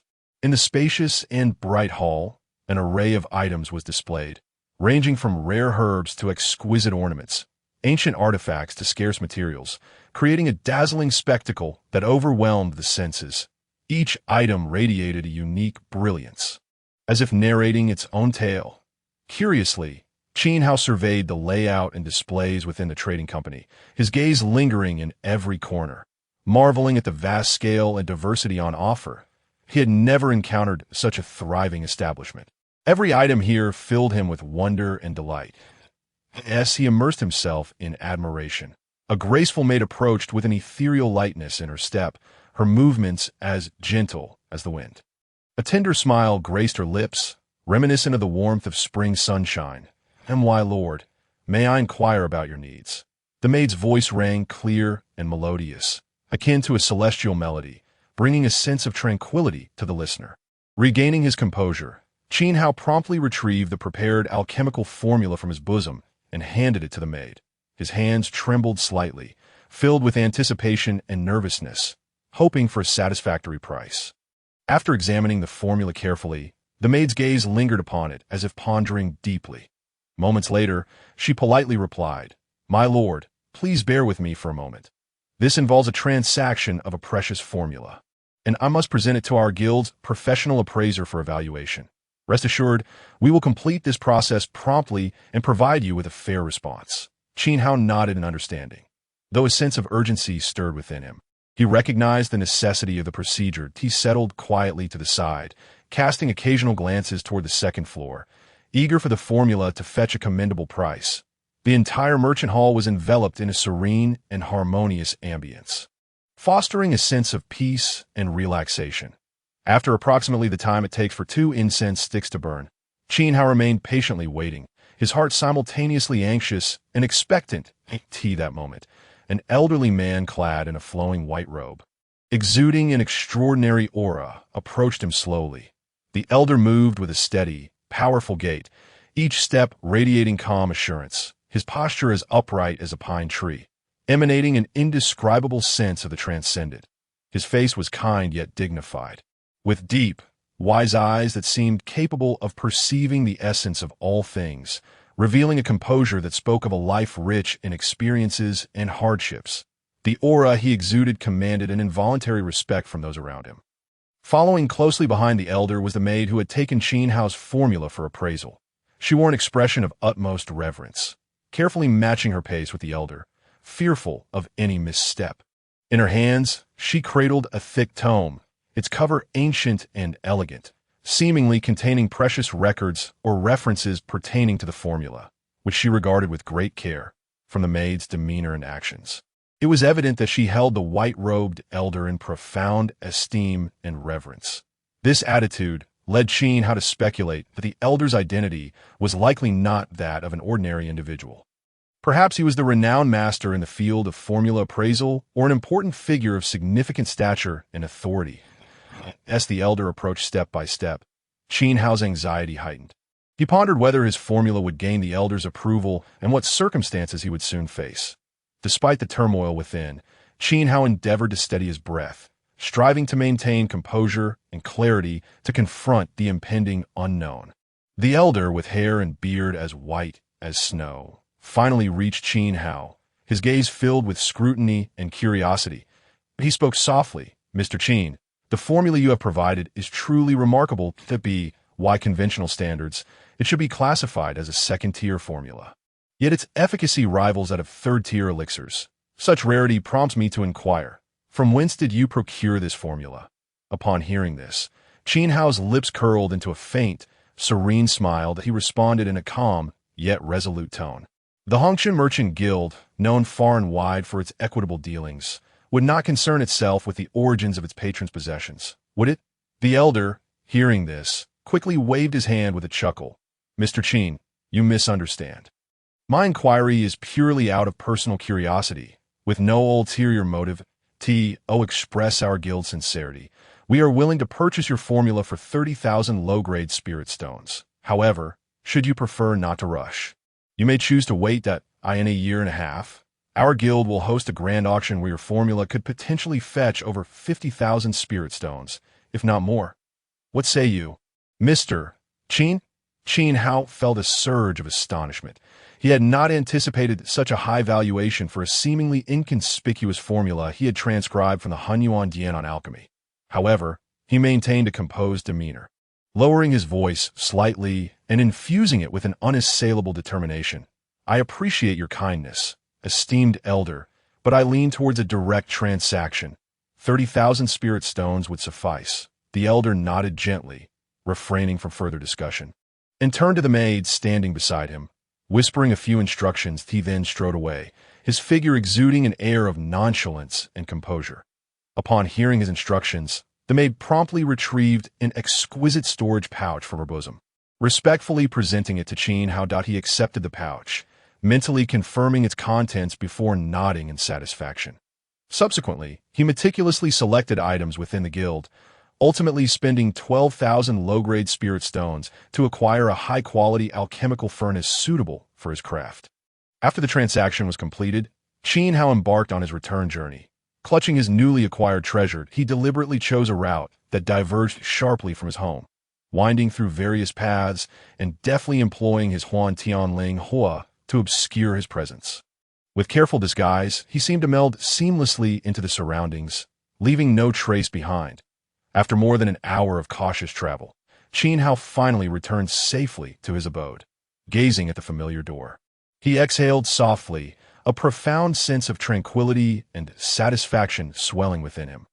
Once inside his serene chamber, he gently closed the door, an act imbued with an undeniable finality, as he turned, regarding the waiting maid.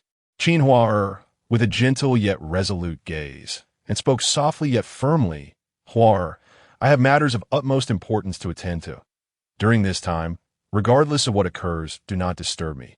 Though curiosity brimmed within her, Qin Hua respectfully nodded, indicating her adherence to her master's wishes. With that, Qin Hao proceeded to the side of his room, gracefully seating himself beside the bed.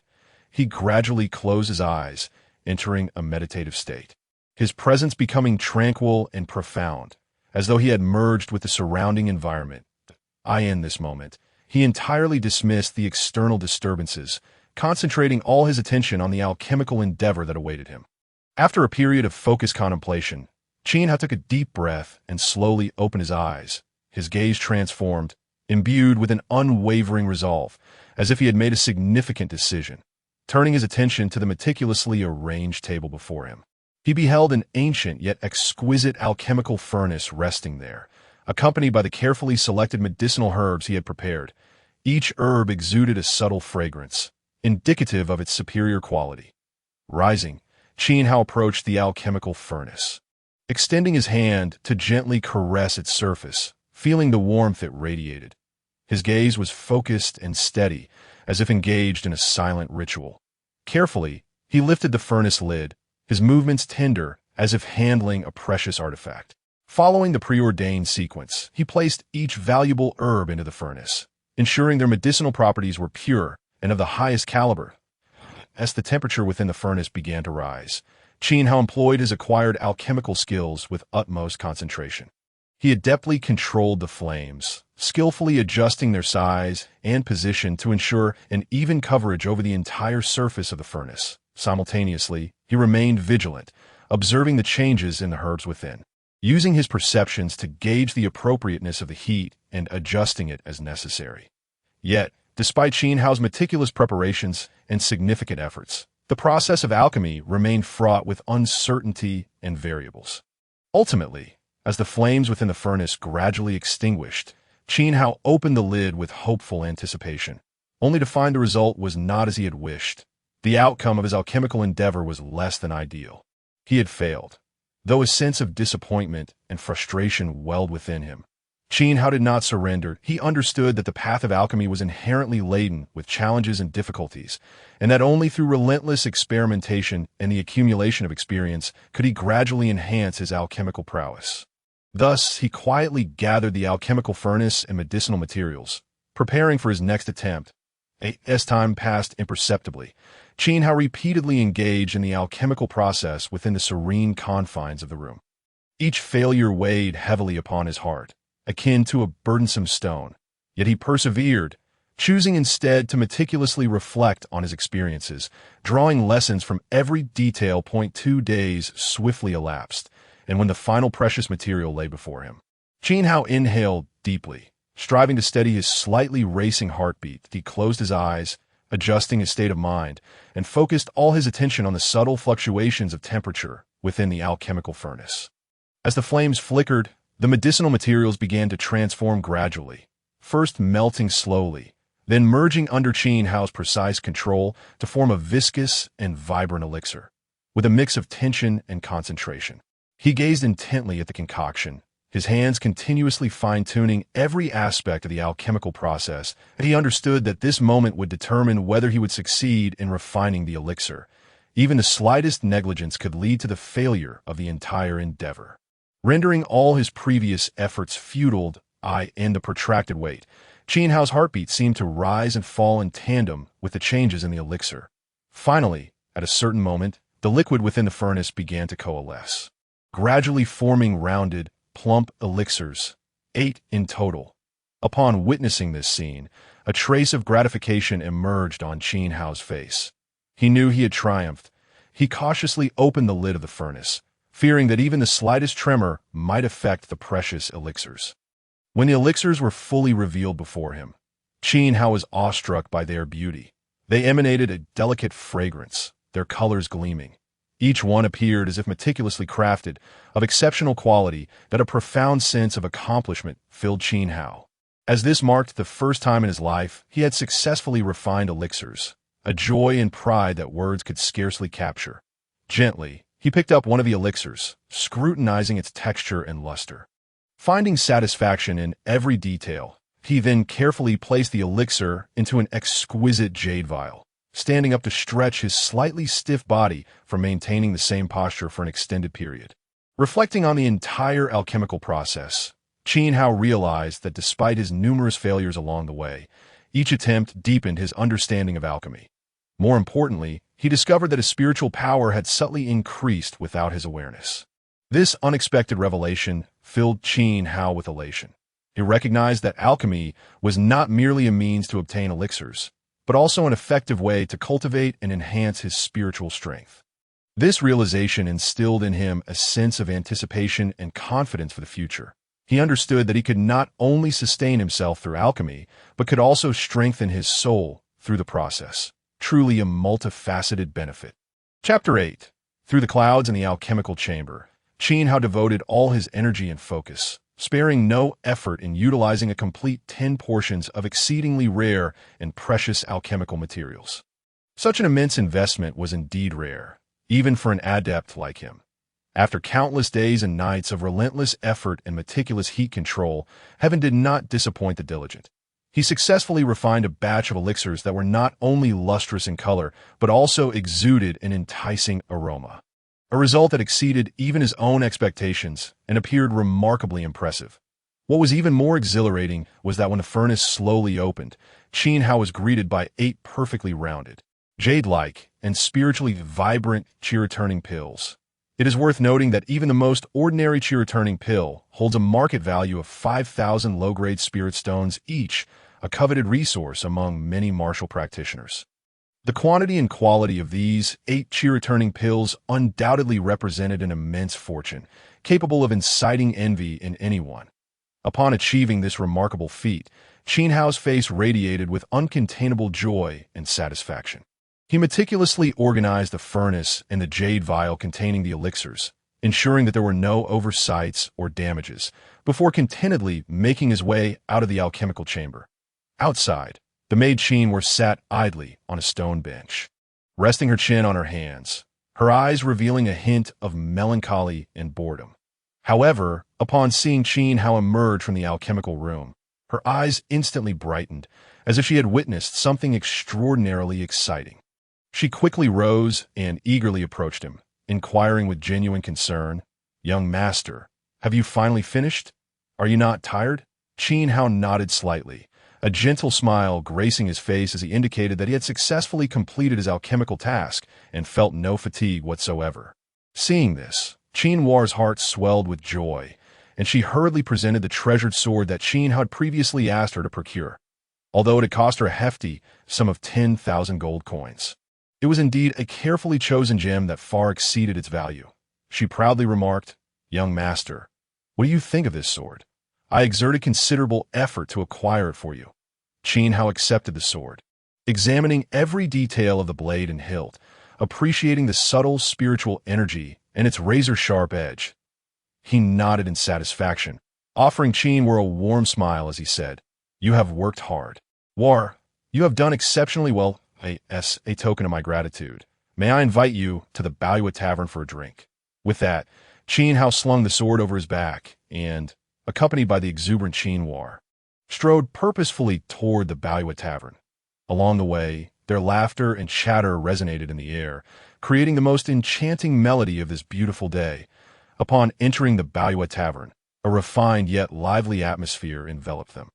Qin Hao chose a seat near the window, and they sat together, the gentle breeze wafting in, bringing a refreshing touch. They ordered some signature dishes and a few jugs of fine wine, then began to leisurely indulge in their feast.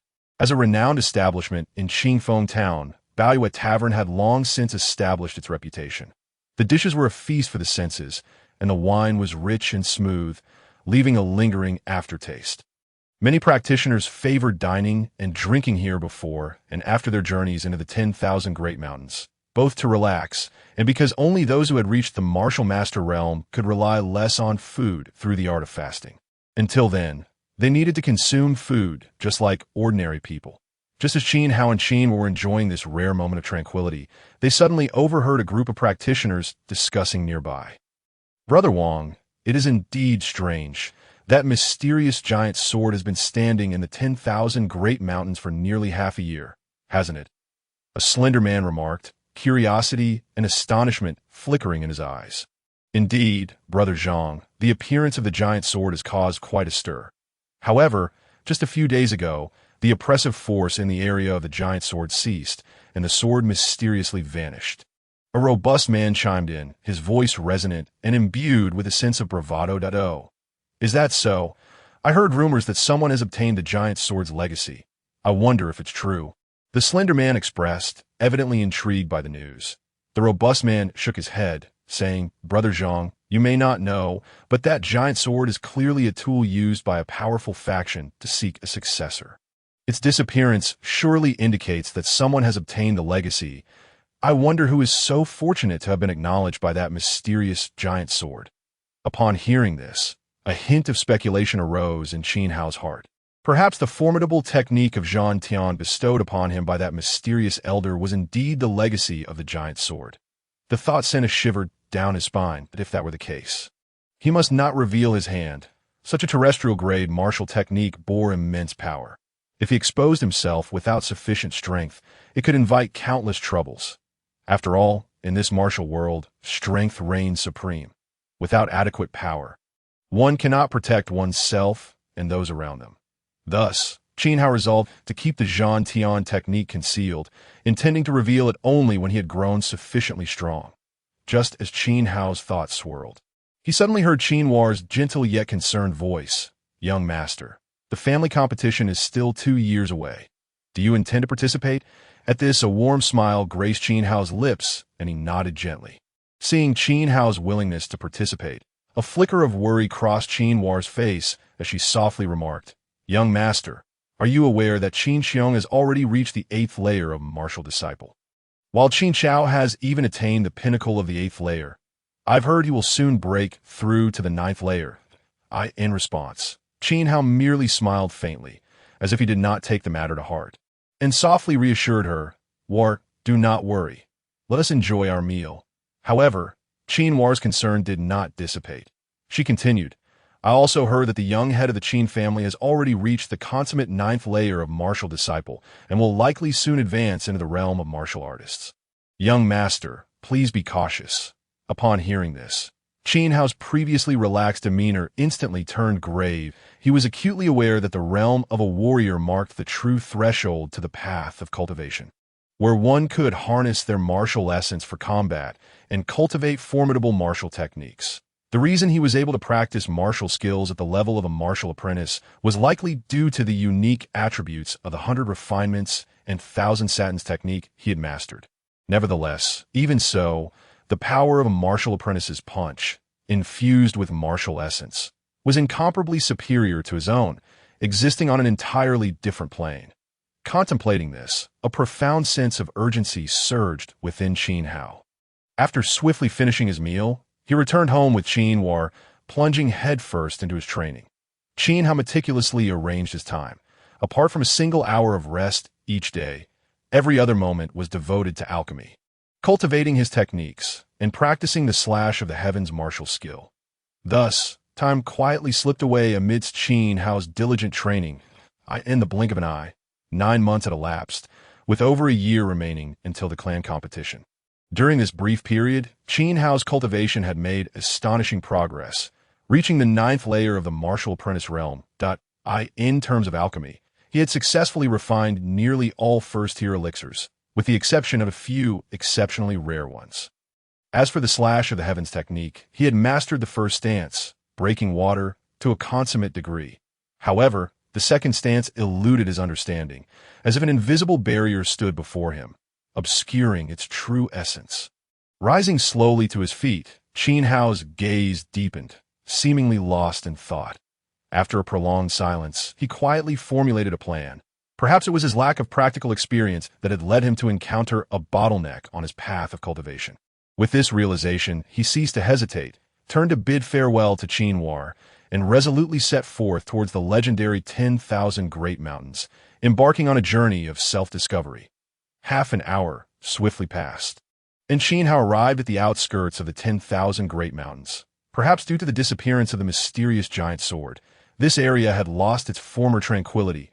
Yes, soon as he stepped inside, he was met with the resounding roars of wild beasts, proclaiming the untamed and wild nature of this land.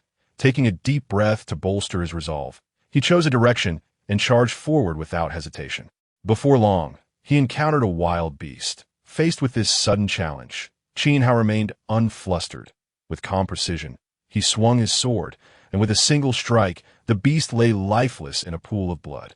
Assessing his strength, he felt reassured and continued deeper into the 10,000 Great Mountains. Along the way, he relentlessly advanced, hunting the beasts he encountered. The carcasses of these creatures were carefully stored within his Chaos Celestial Ring, which offered ample space to accommodate his spoils. Shortly after delving deeper, he discovered a black armored boar. This beast was one of the few capable of advancing to a first-tier demon beast in the outskirts of the 10,000 Great Mountains. At this moment, it appeared motionless, its breath somewhat erratic, clearly preparing for its advancement. Upon noticing this, Qin Hao did not rush to strike. He was no longer the inexperienced novice who once feared wild beasts. To him, they posed no threat. Instead, he sought to use this opportunity to test his mettle against a first-tier demon beast. Thus, Qin Hao took position beside the black armored boar, acting as its guard. As the days slipped away, the black armored boar successfully advanced to a first-tier demon beast. Observing the newly evolved creature, Qin Hao understood that the challenges ahead would be increasingly formidable. Yet a flicker of excitement and anticipation ignited within him. For he knew he was no longer the novice he once was. After its advancement, the black armored boar exuded a distinctly deeper and more powerful aura. Its once dull black fur now appeared animated, hardening like steel needles, glimmering ominously. Just gazing upon it, one could sense the raw brutality and wildness emanating from within. Its eyes, sharper and more aggressive than before, seemed capable of discerning every weakness. The leap in power was striking, compelling admiration from those who witnessed it. Confronted with such a drastically altered opponent, Qin Hao hesitated not for a moment.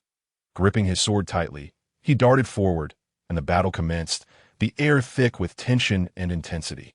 The black armored boar responded with a ferocious lunge, its bristling fur resembling countless sharp blades, carving dazzling arcs through the air. Qin Hao, quick-witted and agile, swung his sword towards the boar. However, to his astonishment, the blade merely produced a series of crisp sounds upon striking its fur, leaving the beast unscathed, its hardened hide fueling its ferocity. As they engaged in a fierce entanglement, Qin Hao gradually realized he was at a disadvantage. The black armored boar possessed not only impenetrable defenses but also astonishing strength and speed, making it difficult for him to counter. Each time the boar charged, it stirred up clouds of dust, creating a chaotic battleground. Yet, amidst the swirling debris, the boar seemed to possess an uncanny awareness, maintaining its sense of direction as the battle raged on. Observing this, an epiphany struck Qin Hao that he recognized that demon beasts typically discern their surroundings through scent and energy fluctuations. This revelation illuminated his mind. He began to mentally chant energy and direction, seeking clues to triumph over the black armored boar. That moment, the image of the second stance of the slash of the heavens, cloud-piercing, flashed in his mind. The essence of this technique lay in condensing martial essence into a single point, anticipating the enemy's energy trajectory, and exploiting weaknesses to deliver a decisive blow. With this understanding, confidence and anticipation surged within him. He continued battling the black armored boar, while familiarizing himself with and practicing the cloud-piercing stance in real combat. As time gradually passed, Qin Hao attained a deeper and more comprehensive understanding of the second stance. Cloud-piercing, amidst the dense forest, he fiercely clashed with the black armored boar, constantly replaying each detail of the technique in his mind, striving to unleash the stance to its utmost potential. Sweat trickled down his cheeks, soaking into the soil below, bearing witness to his relentless effort and perseverance. In this seemingly one-sided contest, Qin Hao gradually discerned that the black armored boar's attack patterns were not without flaws. He keenly observed that, despite its heavily armored exterior appearing impervious, its abdomen revealed a softness and vulnerability distinct from other regions. This discovery ignited a spark of hope within him. Perhaps this was the key to defeating the colossal beast. Opportunities favor the prepared. When the black armored boar lunged at him once more with tremendous force, Qin Hao opted not to meet it head-on. Instead, leveraging his mastery of cloud-piercing, he deftly sidestepped, akin to a willow swaying in the wind, effortlessly evading the lethal strike. Simultaneously, his sword seemed to come alive, transforming into a silver flash that accurately pierced the boar's seemingly inconspicuous yet crucial abdomen. With a resounding cry of anguish, the mighty form of the black armored boar immediately lost its former ferocity, collapsing helplessly to the ground, its eyes filled with reluctance and despair. Observing this, Qin Hao felt no stirrings of compassion. He understood that in this world governed by the survival of the fittest, mercy would only serve as a hindrance. Thus, he decisively struck, delivering several blows that ultimately extinguished the black armored boar's life. Once he had dealt with the aftermath, Qin Hao made no delay, swiftly stowing the boar's carcass into his chaos celestial ring. This ring, with its concealed space, could accommodate a multitude of items, proving immensely convenient for him.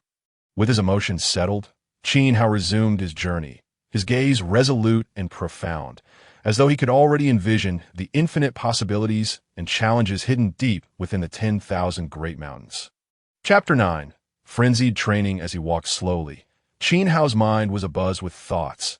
The creature before him was merely a newly evolved first-tier demon beast, and while he could still slay it with his current strength, he feared that should he encounter those who had long since advanced and possessed even greater prowess, he might find himself utterly powerless. He did not halt his steps, but continued walking while rehearsing the cloud-piercing stance of his sword technique. all the while hunting the beast that crossed his path. His gaze remained sharp, ever on the lookout for the next target to hone his skills and willpower. Before long, a colossal giant elephant caught his eye. This beast, known as the Iron-Nosed Elephant, was a first-tier demon beast, far larger than any he had previously encountered, its hide as tough as iron and its tusks razor-sharp, inducing trepidation that a wave of excitement surged within Qin Hao. This was precisely the kind of adversary he had been seeking to challenge himself, but he approached the Iron-Nosed Elephant cautiously, each step taken with utmost care, fearful of startling this behemoth. However, just as he was about to unleash his attack, the Iron-Nosed Elephant seemed to sense the imminent danger. It suddenly turned around, its massive body charging toward Qin Hao like a small mountain. Upon witnessing this, Qin Hao immediately executed the cloud-piercing technique, his figure vanishing like a phantom, effortlessly evading the elephant's ferocious onslaught. With a swift motion, he swung his longsword, sending a razor-sharp blade of energy hurtling towards the Iron-Nosed Elephant. Yet to his astonishment, the elephant emitted a deafening roar, a faint glow enveloping its body, successfully deflecting the lethal strike. Qin Hao's heart raced in surprise. He had not anticipated such formidable defensive capabilities from a beast. This revelation only ignited his fighting spirit further, for he understood that only by confronting such a powerful adversary could his swordsmanship truly evolve. Consequently, he unleashed the second form of the heaven-slashing sword technique, the water-severing slash and the cloud-piercing strike. Without any reservations, after a fierce battle, Qin Hao finally discerned the elephant's weakness. Seizing the moment, he thrust his sword into the creature's eye. The Iron-Nosed Elephant let out a pitiful wail, becoming even more frenzied as it clashed violently with Qin Hao. Amidst the unrelenting combat, Qin Hao grew increasingly proficient with the cloud-piercing strike, even as his body became increasingly marred with injuries. Ultai, the once bloodthirsty Gale Wolf King, now consumed by terror, disregarded Qin Hao's presence. It cast a fearful glance towards the direction of the now tranquil purple stone and fled without a backward glance, vanishing into the vastness of the night. Qin Hao meticulously collected the bodies of the Gale Wolves, storing them one by one into the Chaos Heaven Ring. After completing this task, he immediately sought out a secluded spot, ensuring that no one was around, and slowly closed his eyes, allowing his consciousness to fully immerse itself in the wondrous space of the Chaos Heaven Ring. His intention was clear: to observe the mysterious purple stone that had been shrouded in enigma since its discovery. Yes, soon as his consciousness made contact with the purple stone, a remarkable scene unfolded. The stone's surface appeared to be driven by some mysterious force, shedding layers upon layers at an astonishing speed. In mere moments, what had seemed like an ordinary purple stone transformed entirely into a colossal purple egg, quietly resting there, emanating a faint purple glow, imbued with an aura of mystery and the unknown. But a surge of intense curiosity and astonishment welled up within Qin Hao, leading him to ponder: could this possibly be an egg of a mythical beast? To validate his hypothesis, he hastily searched through the records in the comprehensive classic, seeking descriptions of the special array patterns related to recognizing a beast master. After a thorough search, he finally found the relevant information regarding the unique array patterns for recognizing a mythical beast master. His heart stirred, and he promptly began to carefully inscribe the array patterns on the surface of the purple egg, following the instructions from the comprehensive classic. Each stroke and line was infused with his dedication and focus. After considerable effort, the intricate array patterns successfully appeared on the surface of the purple egg, shimmering with an otherworldly light. Without hesitation, Qin Hao forced out a drop of his blood and integrated it into the array. At that moment, he sensed a remarkable mental connection quietly forming between himself and the purple egg. It was an indescribable sensation, as if the egg had become a part of his very being, allowing every thought of his to be transmitted clearly to the egg. Through this mental connection, Qin Hao could distinctly feel that the purple egg was in a state of extreme hunger. A thought crossed his mind, and he immediately retrieved a spirit stone from his storage space, gently placing it beside the egg. To his astonishment, the spirit stone shattered into powder in the blink of an eye, as though devoured by an unseen, formidable power. Elated by this sight, Qin Hao quickly gathered all of his spirit stones and piled them around the egg. He watched in awe as the stones rapidly vanished at an astonishing rate, a sight that left him utterly dumbfounded. Over 200,000 low-grade spirit stones, his entire harvest from 6 months of alchemy and sales, were consumed by the purple egg as if they were mere water. Yet, even so, Qin Hao could still feel that the egg remained in a state of insatiable hunger. With a resigned sigh, he felt a sense of helplessness and regret, realizing that he was now utterly broke and could provide no more spirit stones to the egg. Left with no choice, Qin Hao withdrew from the space of the Chaos Heaven Ring. Returning to reality, he raised his head and gazed into the distance. Having made a firm decision, he then strode purposefully back to Qingfeng County. Chapter 10. The auction. An hour later, Qin Hao returned home. Weary from his travels, he first took a thorough wash, for despite the significant improvement in his abilities over the past 6 months, his living conditions had been exceedingly harsh, often denying him even a hot bath. After refreshing himself, he sat cross-legged on the floor, his eyes glimmering with contemplation. He silently assessed his current state, mentally calculating his next steps. Now having reached the pinnacle of the 9th level of martial disciple, he realized that with a few more days of dedicated practice, he could smoothly transition into the martial artist realm. Moreover, his swordsmanship and soul power had grown significantly, allowing him to rival advanced martial artists. Thus, he felt an urgent need to elevate his cultivation to the martial artist level to better utilize his strength. Additionally, Qin Hao recalled that the auction held by the Red Dust Trading Company was set to take place in 3 months. This was a rare opportunity, and he needed to devise a plan to gather some spirit stones quickly. After all, the auction might feature treasures he had long coveted, and spirit stones were essential for acquiring these items. With a plan in mind, Qin Hao's mind gradually settled, and he devoted himself entirely to his cultivation. Time flew by, and within 5 days, through his unyielding perseverance and relentless effort, he successfully broke through to the initial level of martial artist. Post-breakthrough, Qin Hao could keenly perceive the tremendous changes occurring within and around him. His physical strength, martial energy, and soul power had seemingly undergone a transformative evolution. He could distinctly sense the leap in his capabilities, filling him with unprecedented confidence and vigor. He mused that if he were to encounter the Gale Wolf King again, a creature that had once caused him considerable trouble, he believed he now possessed the strength to confront it, perhaps even defeat it. This growth and progress instilled in him a sense of anticipation and hope for the future. Yet, having advanced, Qin Hao did not languish in the satisfaction of his initial achievements. Instead, he swiftly shifted his focus to the more complex realm of second-tier elixirs. Drawing from his previous experiences, he quickly gained a solid understanding of several preliminary second-tier elixirs. With newfound confidence, Qin Hao decided to venture out. He carefully changed into a new outfit to ensure his appearance was sufficiently concealed before stealthily leaving his home, a relatively hidden street corner. Qin Hao cautiously stored all the collected beast corpses and the elixirs he had personally crafted into his storage bag. With these preparations complete, he set off towards the Red Dust Trading Company. Inside the trading post, Qin Hao swiftly sold the miscellaneous items he had gathered, exchanging them for the required spirit stones. Without pause, he hurried to the Alchemist Guild, purchasing a substantial quantity of first and second-tier herbs. Returning home laden with his acquisitions. Upon arriving home, Qin Hao immediately immersed himself in a new round of alchemical pursuits. Through his recent transactions, he had developed a clearer understanding of the pricing system within the elixir market. To save time, he entrusted all subsequent sales and errands to his attentive maid, Qin Hua.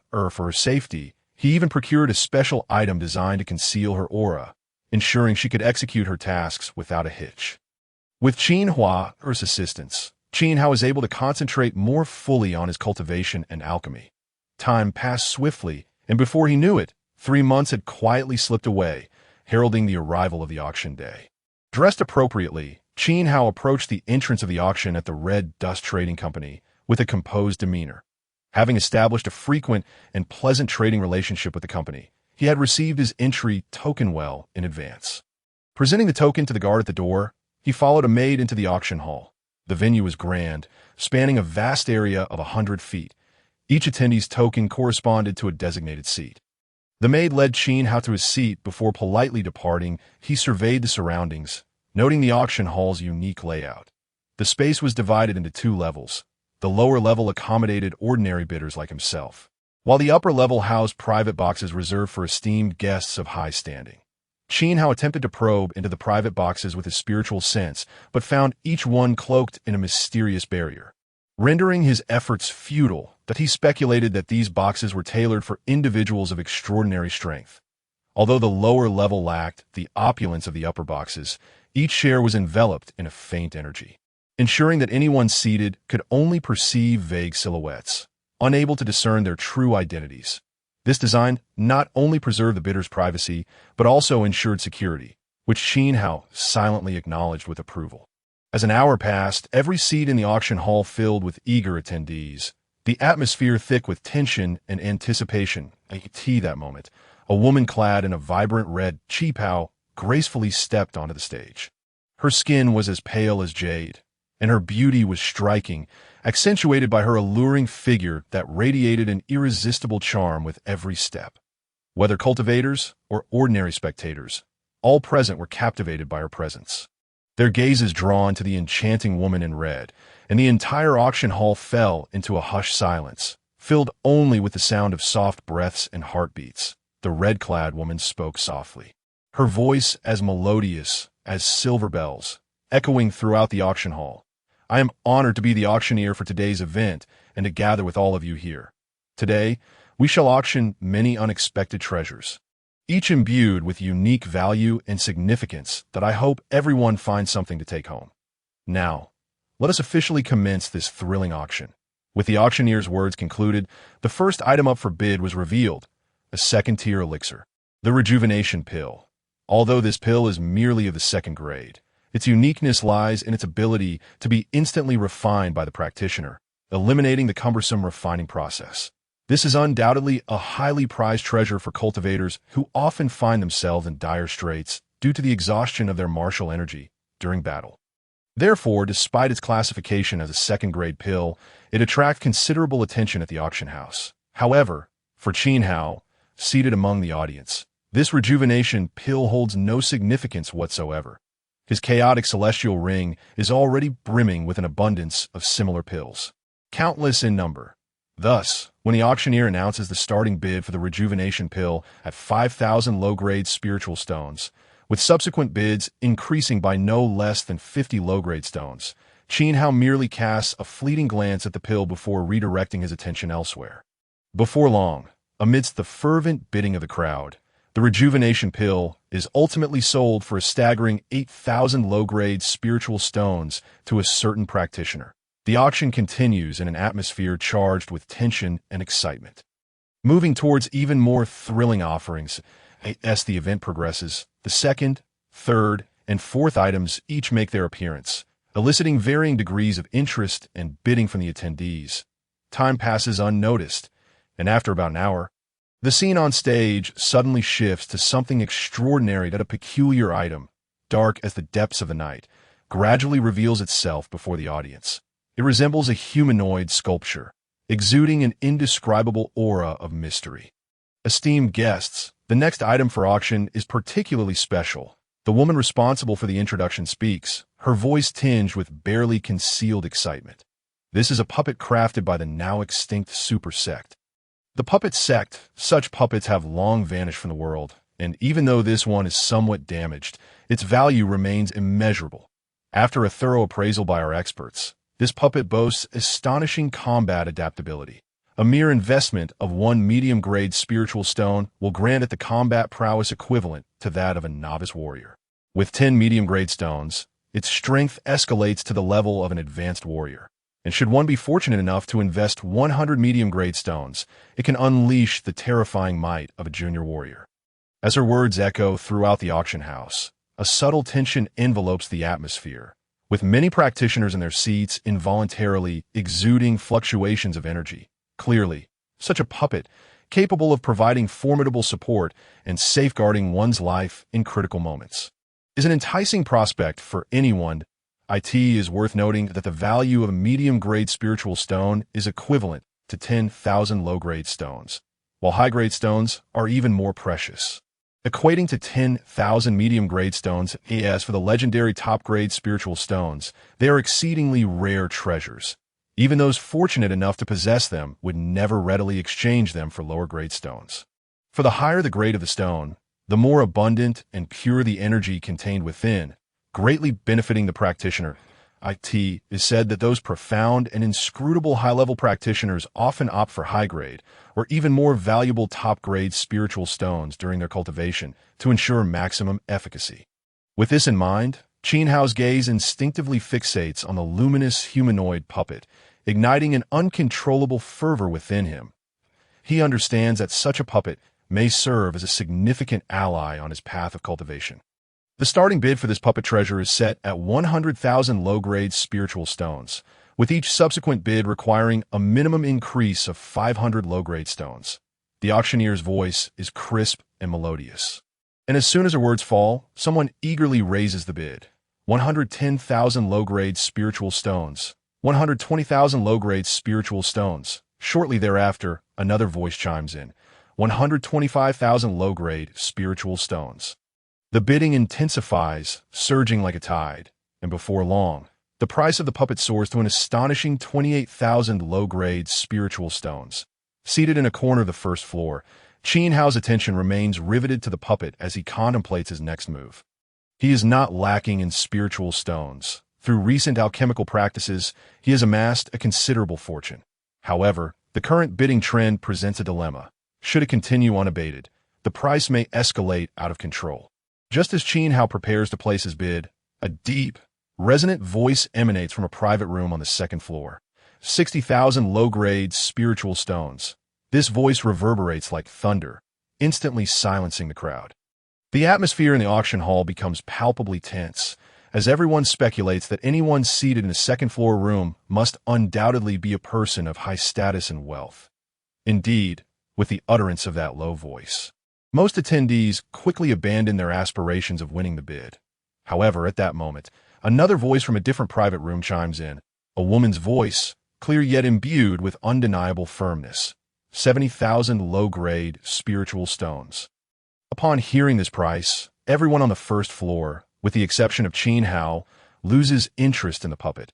After all, while the puppet boasts formidable power, its consumption is equally staggering, making it unaffordable for the average person. The man from the second floor speaks again, his tone laced with amusement and provocation. I bid 80,000 low-grade spiritual stones, Mu Xianzi. If you can exceed this price, I shall graciously withdraw from the competition. Haha, then thank you, young Master Li, the woman replies with a light laugh, promptly raising the bid to 85,000 low-grade spiritual stones. The audience, having overheard this exchange, begins to piece together the underlying connection between the woman known as Mu Xianzi and young Master Li. They surmise that this bidding war is likely to conclude with Mu Xianzi emerging victorious. Yet at that moment, a deep, resolute voice unexpectedly resounds. 100,000 low-grade spiritual stones. All eyes turn towards the source of the voice. Originating from a seat on the first floor, though the tone is subdued, it carries an undeniable air of determination. Upon hearing this price, Mu Xianzi snorts coldly and refrains from further comment, clearly unable to accept such a bid. The crowd's attention shifts to the seat occupied by Qin Hao. However, due to the restrictions in place, none can discern the identity of the individual seated within, in the midst of everyone's astonished gazes. Qin Hao successfully secures the humanoid puppet for 100,000 low-grade spiritual stones. At that moment, he becomes the focal point of the entire auction hall, all eyes now upon him. Yet, Qin Hao merely smiles calmly, secretly rejoicing in his acquisition of this coveted treasure. Chapter 11. The storm arises, time flows like a galloping steed, and before one realizes it, its presence has quietly passed, leaving behind only a faint trace. Gradually, after what feels like an eternity, akin to 3 incense sticks burning down to their last embers, the elder on the auction stage finally speaks, his voice tinged with a trace of undeniable excitement. Esteemed guests, the next item for auction is particularly unique. It is the remains of a demon beast that has long since departed from the realm of the living. Though it has been many years since its passing, and its massive form has withered away due to the ravages of time. Losing its former luster and vitality, its remains possess immeasurable value.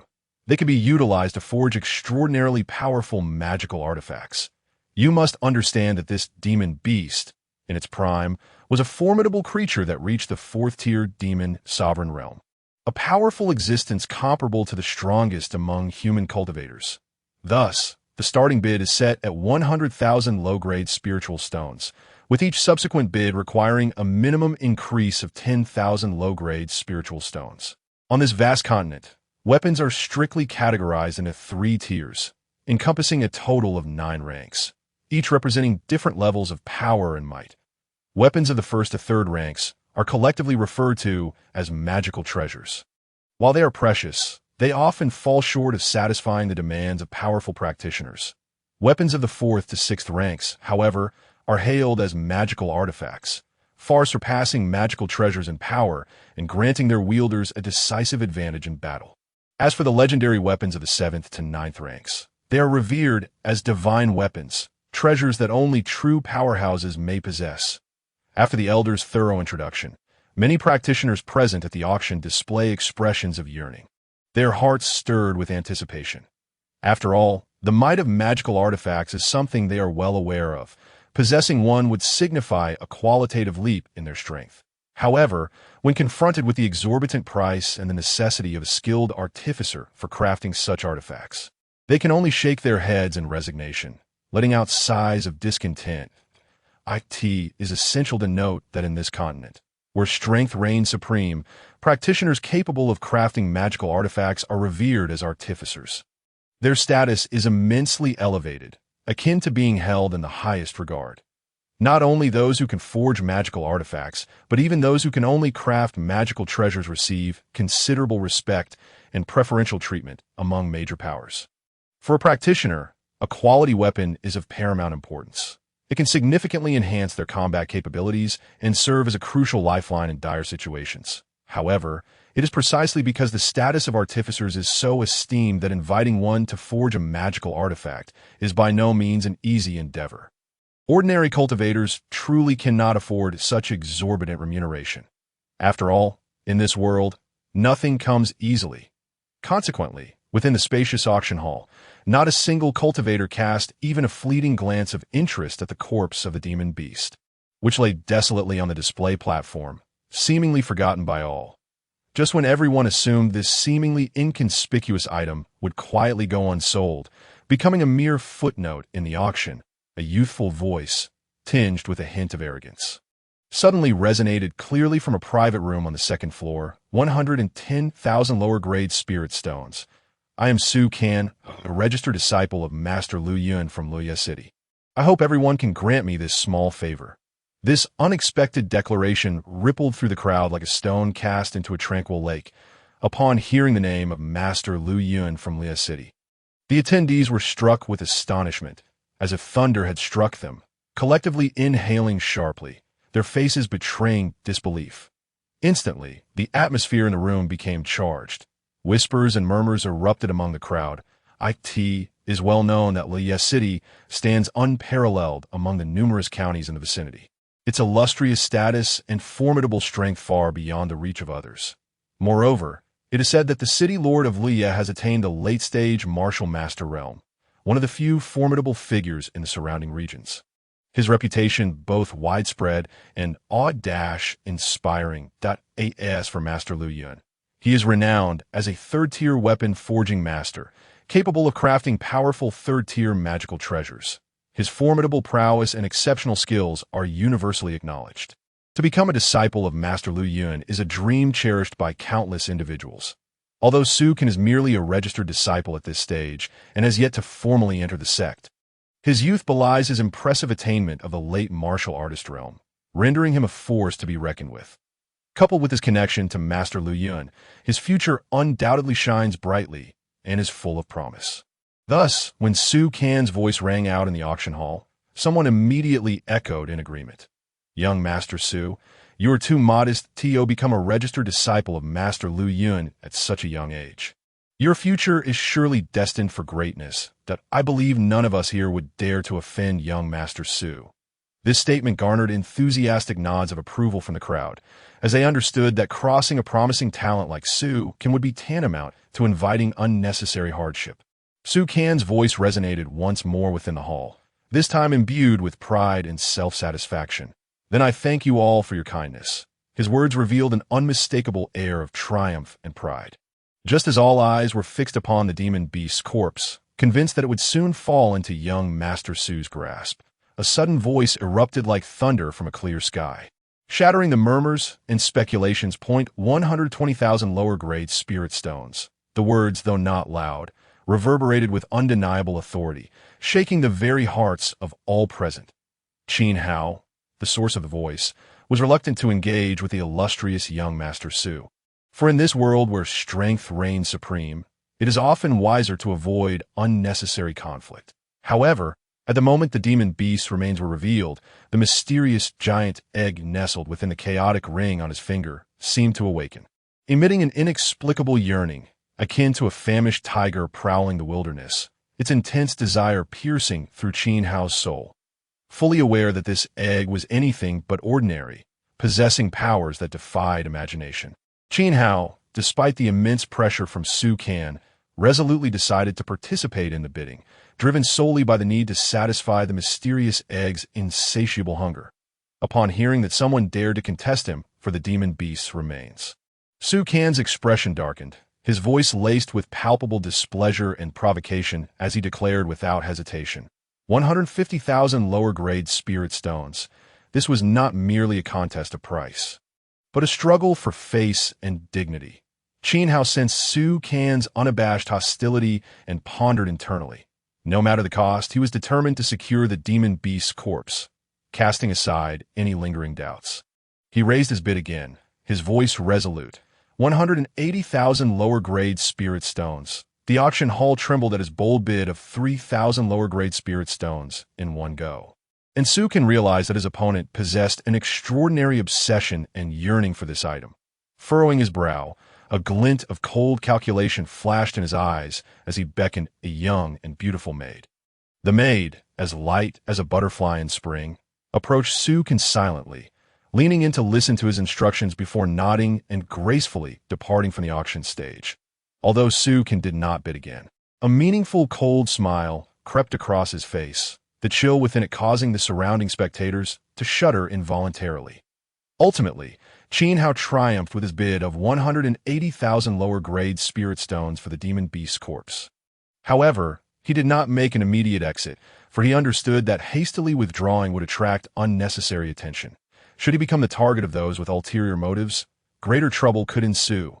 Thus, Qin Hao chose to remain in place, maintaining his composure and poise, patiently awaiting the opportune moment to depart discreetly. The auction commenced at the break of dawn, and by this moment, the night had silently descended, enveloping the entire venue in profound tranquility. Throughout this lengthy day, some cultivators, having successfully bid for their coveted treasures, wore expressions of satisfaction and joy as they set off for home. Yet, for many other cultivators, their enthusiasm had not waned with the setting sun. Rather, it burned even more fervently. They were acutely aware that this auction, held once every 5 years in Qingfeng County, was not merely a grand gathering, but a rare opportunity. As the auction neared its climax, the most anticipated highlight item would undoubtedly become the focal point of the evening. Amidst the eager anticipation of the crowd, the auctioneer's voice rang out once more, flowing like a gentle stream through the somewhat oppressive atmosphere. Now, we have only 3 final highlight items remaining. The first of these is a valuable yellow-tier low-grade martial technique, Phantom Step. While it may only be classified as a yellow-tier low-grade technique, the secrets of its speed are exceedingly rare. All present are connoisseurs and surely understand the rarity of such martial skills. Thus, the starting bid for this technique is set at 200,000 lower-grade spirit stones, with each subsequent increase no less than 20,000 lower-grade spirit stones. As the auctioneer's words settled, an invisible energy ignited the hall. Everyone rubbed their hands together, preparing for an intense battle over this long-desired martial skill. The price surged like a runaway stallion, starting for the initial 200,000 lower-grade spirit stones. Each increase accompanied by excited cheers in the blink of an eye, The price had soared to 280,000 lower-grade spirit stones, showing signs of pausing. However, in the brief calm that followed, a familiar and resolute voice rang out once more. 300,000 lower-grade spirit stones. The crowd turned to see Mu Xianzi, who had previously engaged in fierce bidding with Qin Hao, now resolutely stating her bid. Her presence undeniably added fuel to the competitive fire. Not to be outdone, another bidder, young Master Li, smirked slightly, his tone laced with provocation. 320,000 lower-grade spirit stones. His bid pushed the price to new heights. Just then, a louder voice echoed through the hall. 340,000 lower-grade spirit stones. The crowd turned to see Su Can standing, his gaze resolute, as if he already deemed the item his. This price was exorbitant for many present. Yet for Su Can, he was willing to pay any price for a technique that would enhance his speed. In the ensuing bidding war, although the other two esteemed guests displayed keen interest, it was evident that Su Can surpassed them in both financial means and determination. Ultimately, after rounds of fierce contention, Su Can successfully acquired the Phantom Step technique for 420,000 lower-grade spirit stones. His face radiated with the joy of victory, as if he could already envision the illustrious achievements that awaited him on his future cultivation path. Thanks to this martial skill. Next, let us unveil the second highlight item, a rare and extraordinary third-tier magical treasure known as the Qingyuan sword. I could see this moment. The sword's blade shimmered with an unusual and captivating glow, as if it housed some ancient and formidable power, drawing the attention of everyone present. The auctioneer's voice, vibrant and enticing, announced that the base price for this sword was set at 200,000 lower-grade spirit stones. With each increase, no less than 20,000 lower-grade spirit stones. As his words fell, the entire auction hall erupted in a frenzy. Numerous cultivators appeared to be drawn by an invisible force, eagerly competing to place their bids. The price surged like a wild stallion, almost breaking through the base price in the blink of an eye, racing toward even higher figures. In this fierce bidding war, the price soared as if propelled by a rocket, until it reached a staggering 300,000 inferior spirit stones, finally pausing for a moment. This was a testament to the esteemed status of sword-type magical artifacts in the hearts of cultivators. A coveted weapon for many, serving as a powerful ally in their quest for strength and exploration of the cultivation world. However, amidst this fervent bidding frenzy, one figure stood out with remarkable composure. Master Su Can. As a named disciple of Master Lu Yun, he possessed a background and resources beyond the reach of ordinary individuals. To him, magical artifacts were perhaps not as scarce. Thus, throughout the entire auction process, he remained as steady as a mountain, showing not the slightest inclination to bid. Ultimately, this intense auction concluded with a strikingly high price. Fairy Mu successfully acquired the Qingyuan sword for an astonishing 38,000 inferior spirit stones. A triumphant smile graced her face, as if she could already envision a glorious future where she wielded the Qingyuan sword, sweeping through the cultivation world with unrivaled prowess. The final item presented on the auction block was an exceptionally captivating formation plate.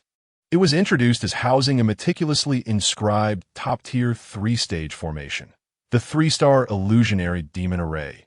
Renowned for its exceptional enemy confinement effects, this formation could wield immeasurable power in battle. Consequently, its base price was set at 22,000 inferior spirit stones. With each subsequent bid not to be less than 2,000 inferior spirit stones, underscoring its extraordinary value and rarity. Upon hearing the term formation plate, the crowd was visibly stirred, with many unable to suppress a gasp of awe.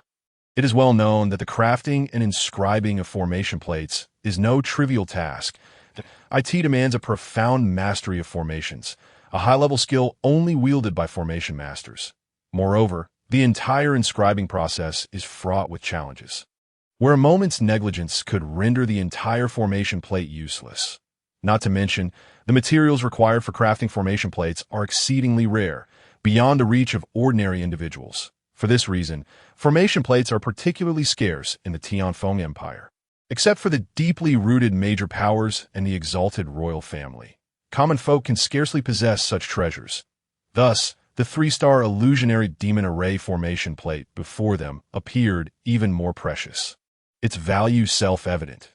Indeed, as the auction progressed, the price of this formation plate quickly skyrocketed like a wild stallion, starting from 20,000 inferior spirit stones. Each bid was accompanied by gasps of admiration and discussion. Ultimately, after a fierce competition, this invaluable formation plate was successfully claimed by the extravagant young Master Li for a staggering 46,000 inferior spirit stones. This outcome left the onlookers in awe and further affirmed the high regard and esteem formation plates commanded within the Tianfeng Empire. Chapter 12. Mu Ling'er. As the auction drew to a close and the crowd gradually dispersed, Qin Hao maintained his unhurried demeanor, becoming the last buyer to complete a transaction at the auction. He meticulously exchanged all his inferior spirit stones for the more precious medium-grade spirit stones, ensuring the most effective use of his assets. Once this was accomplished, Qin Hao walked out of the Hongshan Merchants Guild with a sense of satisfaction. The moment he stepped outside, Qin Hao keenly sensed a chilling aura wrapping around him like a constricting serpent. It was a presence filled with hostility and well-concealed intent. Realizing that someone had likely learned of his substantial gains at the auction through improper or clandestine means, he understood that greed had driven them to plot against him. Faced with this sudden crisis, Qin Hao exhibited neither hesitation nor panic. It was as though a gust of wind propelled his feet, and in an instant he dashed toward the direction of the 100,000 Mountains like a leopard. The 100,000 Mountains, a vast and mysterious primordial forest, served as both a refuge and a testing ground for Qin Hao. He knew he could leverage the complex terrain and dense vegetation to evade his pursuers. An hour later, Qin Hao had ventured deep into the lush jungles at the periphery of the 100,000 Mountains. Here, he confronted 3 pursuers, the atmosphere taut as a drawn bowstring. Among them were the rotund and slender brothers who had previously robbed him of his cultivation methods, having undergone a period of training. They had both reached the initial stage of martial artists, their strength now formidable. Standing beside them was a middle-aged man with a vicious scar across his face, emanating a powerful aura of a high-level martial artist that sent shivers down one's spine. The rotund and slender brothers displayed utmost deference to the scarred man, their sycophantic attitude bordering on extreme. It was evident from their demeanor that this scarred man far surpassed them in both strength and status. Boy, if you have any sense, hand over everything you possess, including your cultivation methods. Otherwise, I will ensure you are torn to pieces. The scarred man wasted no time with pleasantries, directly stating his intentions with an unmistakable threat.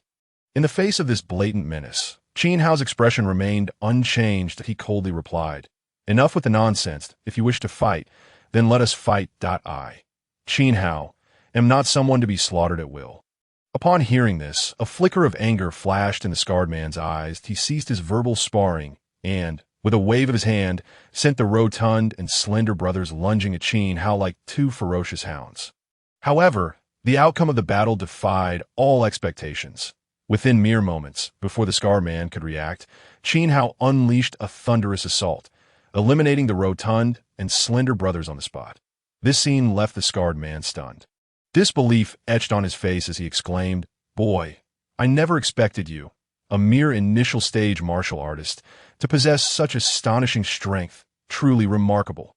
Having said this, the scarred man refrained from further delay. He drew the massive blade from his back, its gleaming edge radiating a chilling light, as if capable of severing all obstacles. With a mighty effort, he swung down toward Qin Hao, creating a gust of wind. Yet, Qin Hao sidestepped effortlessly, evading the strike. In an instant, he surged forward, his long sword striking like a bolt of lightning toward the scarred man's throat. The scarred man reacted quickly, leaping back to avoid the lethal blow while countering with his massive blade. In a tempest of exchanges, sword light and blade shadows intertwined, with neither side gaining the upper hand. As Qin Hao clashed with the scarred man, he gradually familiarized himself with the limits of his own strength. He understood that to defeat his opponent he must give his all. Then, at a pivotal moment, Qin Hao unleashed his full power, delivering a strike across the scarred man's abdomen. With a pained cry, the scarred man erupted in blood, staining his garments crimson. Seizing the opportunity, Qin Hao pressed the attack, each strike immensely powerful, leaving the scarred man without any chance to retaliate. Ultimately, Qin Hao landed a kick squarely on the scarred man's chest. sending him flying like a rag doll. The scarred man crashed heavily to the ground, struggling to rise but ultimately failing. Qin Hao approached, coldly regarding him, his voice dripping with disdain. "You think you can kill me?" "Such delusions." With that, Qin Hao collected the scarred man's storage pouch and turned to leave, leaving behind a pool of blood and the scarred man's desperate, unwilling gaze. After walking for a brief while, Qin Hao's steps grew heavy. He could distinctly feel an unusual energy fluctuation permeating the air around him. Approaching his location stealthily, cautiously following this wave, he soon pierced through the nearby thicket, uncovering a startling sight. A powerful formation stood prominently, ensnaring an extraordinarily beautiful woman. This woman possessed an ethereal visage, her eyes gleaming with an indomitable spirit, evidently incensed by her sudden predicament. Observing this, Qin Hao felt a surge of wariness, yet he chose to remain discreet. Silently observing the unfolding events from a distance. "As you can, Li Xian, you two beasts."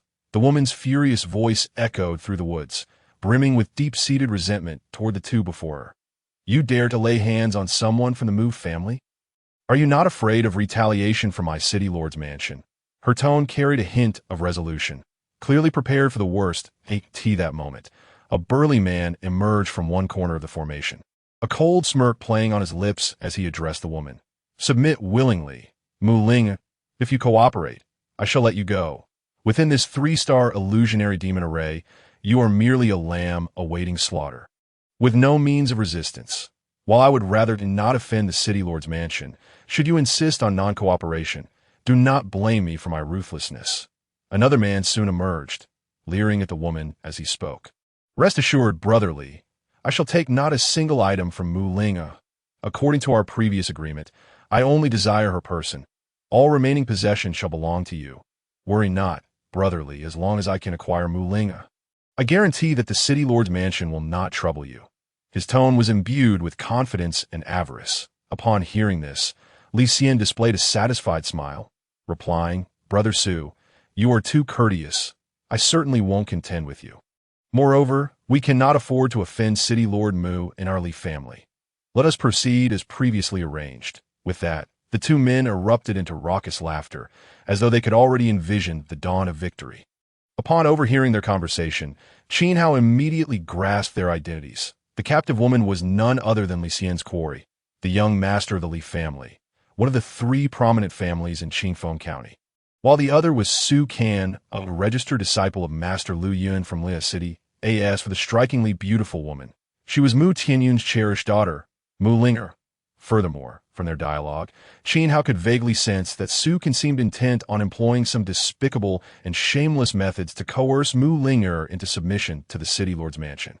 This filled him with concern for Mu Ling and incited his indignation towards Su Kan and Li Xian's actions. Determined to unravel the entire affair, Qin Hao made a resolute decision. He would eliminate Li Xian and Su Kan to aid Mu Ling. After all, the secrets of the illusionary steps and the power of the 3-star illusory demon array that Mu Ling possessed ignited his covetous desires.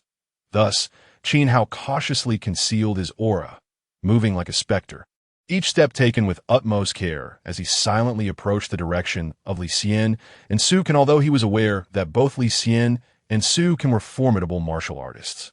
Qin Hao felt a profound confidence in his ability to vanquish them. However, considering their backgrounds, he could not dismiss the possibility of hidden means or reinforcements.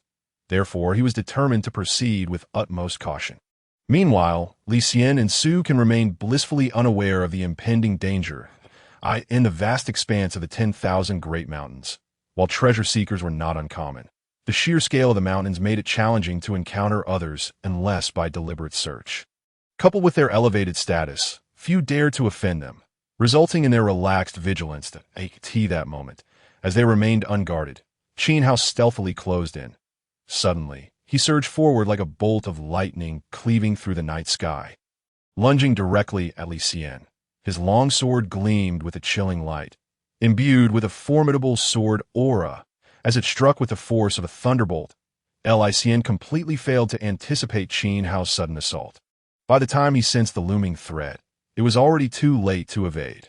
The tip of Qin Hao's sword pierced through Li Xian's chest with the swiftness of a venomous serpent, blood gushing forth to stain his garments. His eyes widened in disbelief as he stared at the wound from which blood flowed incessantly, before he slowly crumpled to the ground.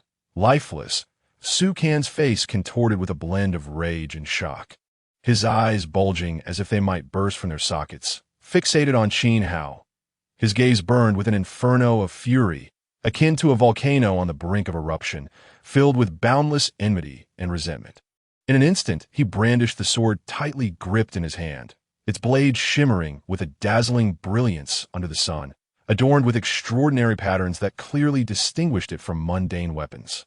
As Su Kan swung his arm, the sword seemed to come alive, unleashing a potent sword aura that coalesced into sharp beams of light, cascading through the air like a torrential downpour of arrows, aiming to engulf Qin Hao in a deluge of sword light. Confronted with this sudden onslaught, Qin Hao felt a jolt of surprise. He clearly recognized that Su Kan's sword was no ordinary weapon, but rather a formidable, third-tier magical artifact, its power not to be underestimated. Therefore, he dared not show any negligence or carelessness. He swiftly focused all his mental and physical faculties to counter Su Kan's relentless assault. Qin Hao's own long sword shimmered with a frigid radiance, its tip quivering as if poised to unleash tremendous power at any moment. He executed the celestial sword technique with unparalleled finesse, each move perfectly countering Su Kan's sword light, and thus began a fierce clash between the two, their blades dancing in a dazzling display of skill. The air crackled with energy, as if the very fabric of space was being rent asunder, creating a breathtaking and heart-stopping spectacle. Yet as time wore on, the tide of battle began to shift.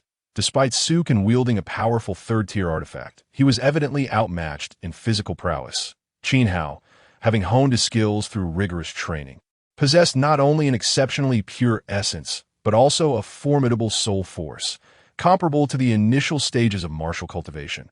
Moreover, Qin Hao's physical strength was nearly indomitable, rendering Su Kan's fierce attacks incapable of inflicting any substantial harm. After an intense exchange, Qin Hao gradually gained the upper hand. His swordplay became increasingly relentless, each swing resonating like a thunderclap, the immense force contained within his blade seeming capable of tearing apart space itself. Placing unprecedented pressure and despair upon Su Kan at this juncture, Su Kan appeared increasingly strained. His complexion turned pale, beads of sweat dotted his forehead, and his breaths grew rapid and labored, clearly indicating his struggle to endure.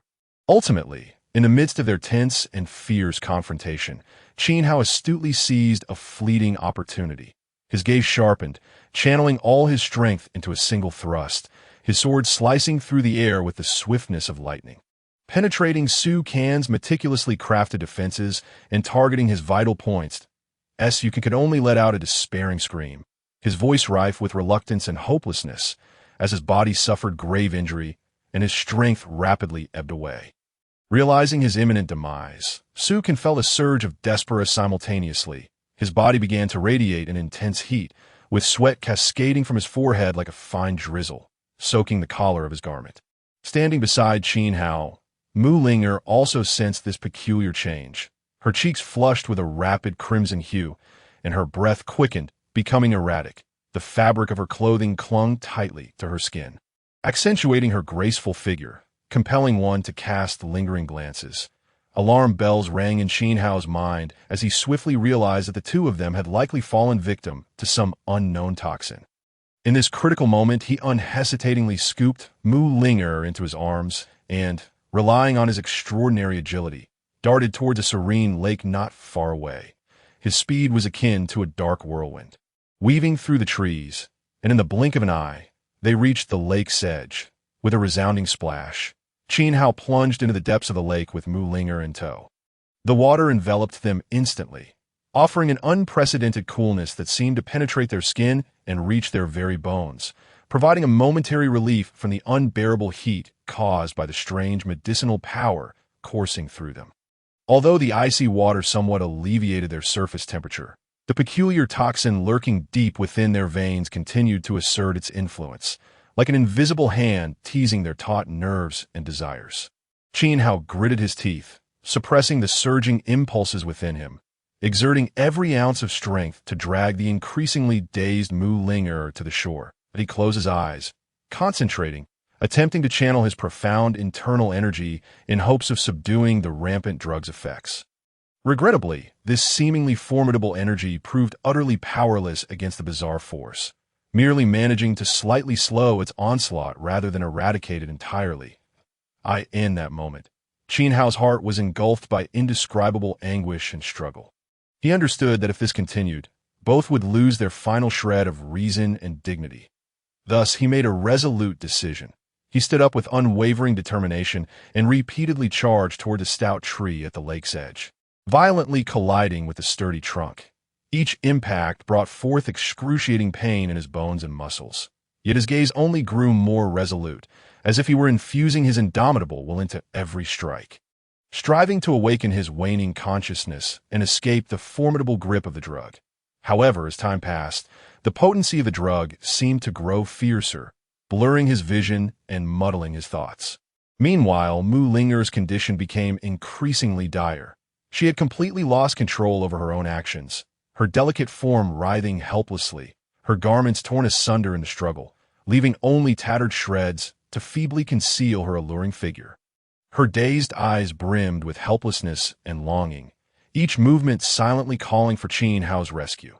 Witnessing this scene, Qin Hao was overwhelmed by profound guilt and helplessness. He knew that if things progressed in this manner, they would both plunge into an irretrievable abyss. At this critical juncture, he felt his mind teetering on the brink of collapse, and without hesitation, he bit down hard on his own tongue that a wave of unbearable pain coursed through his body.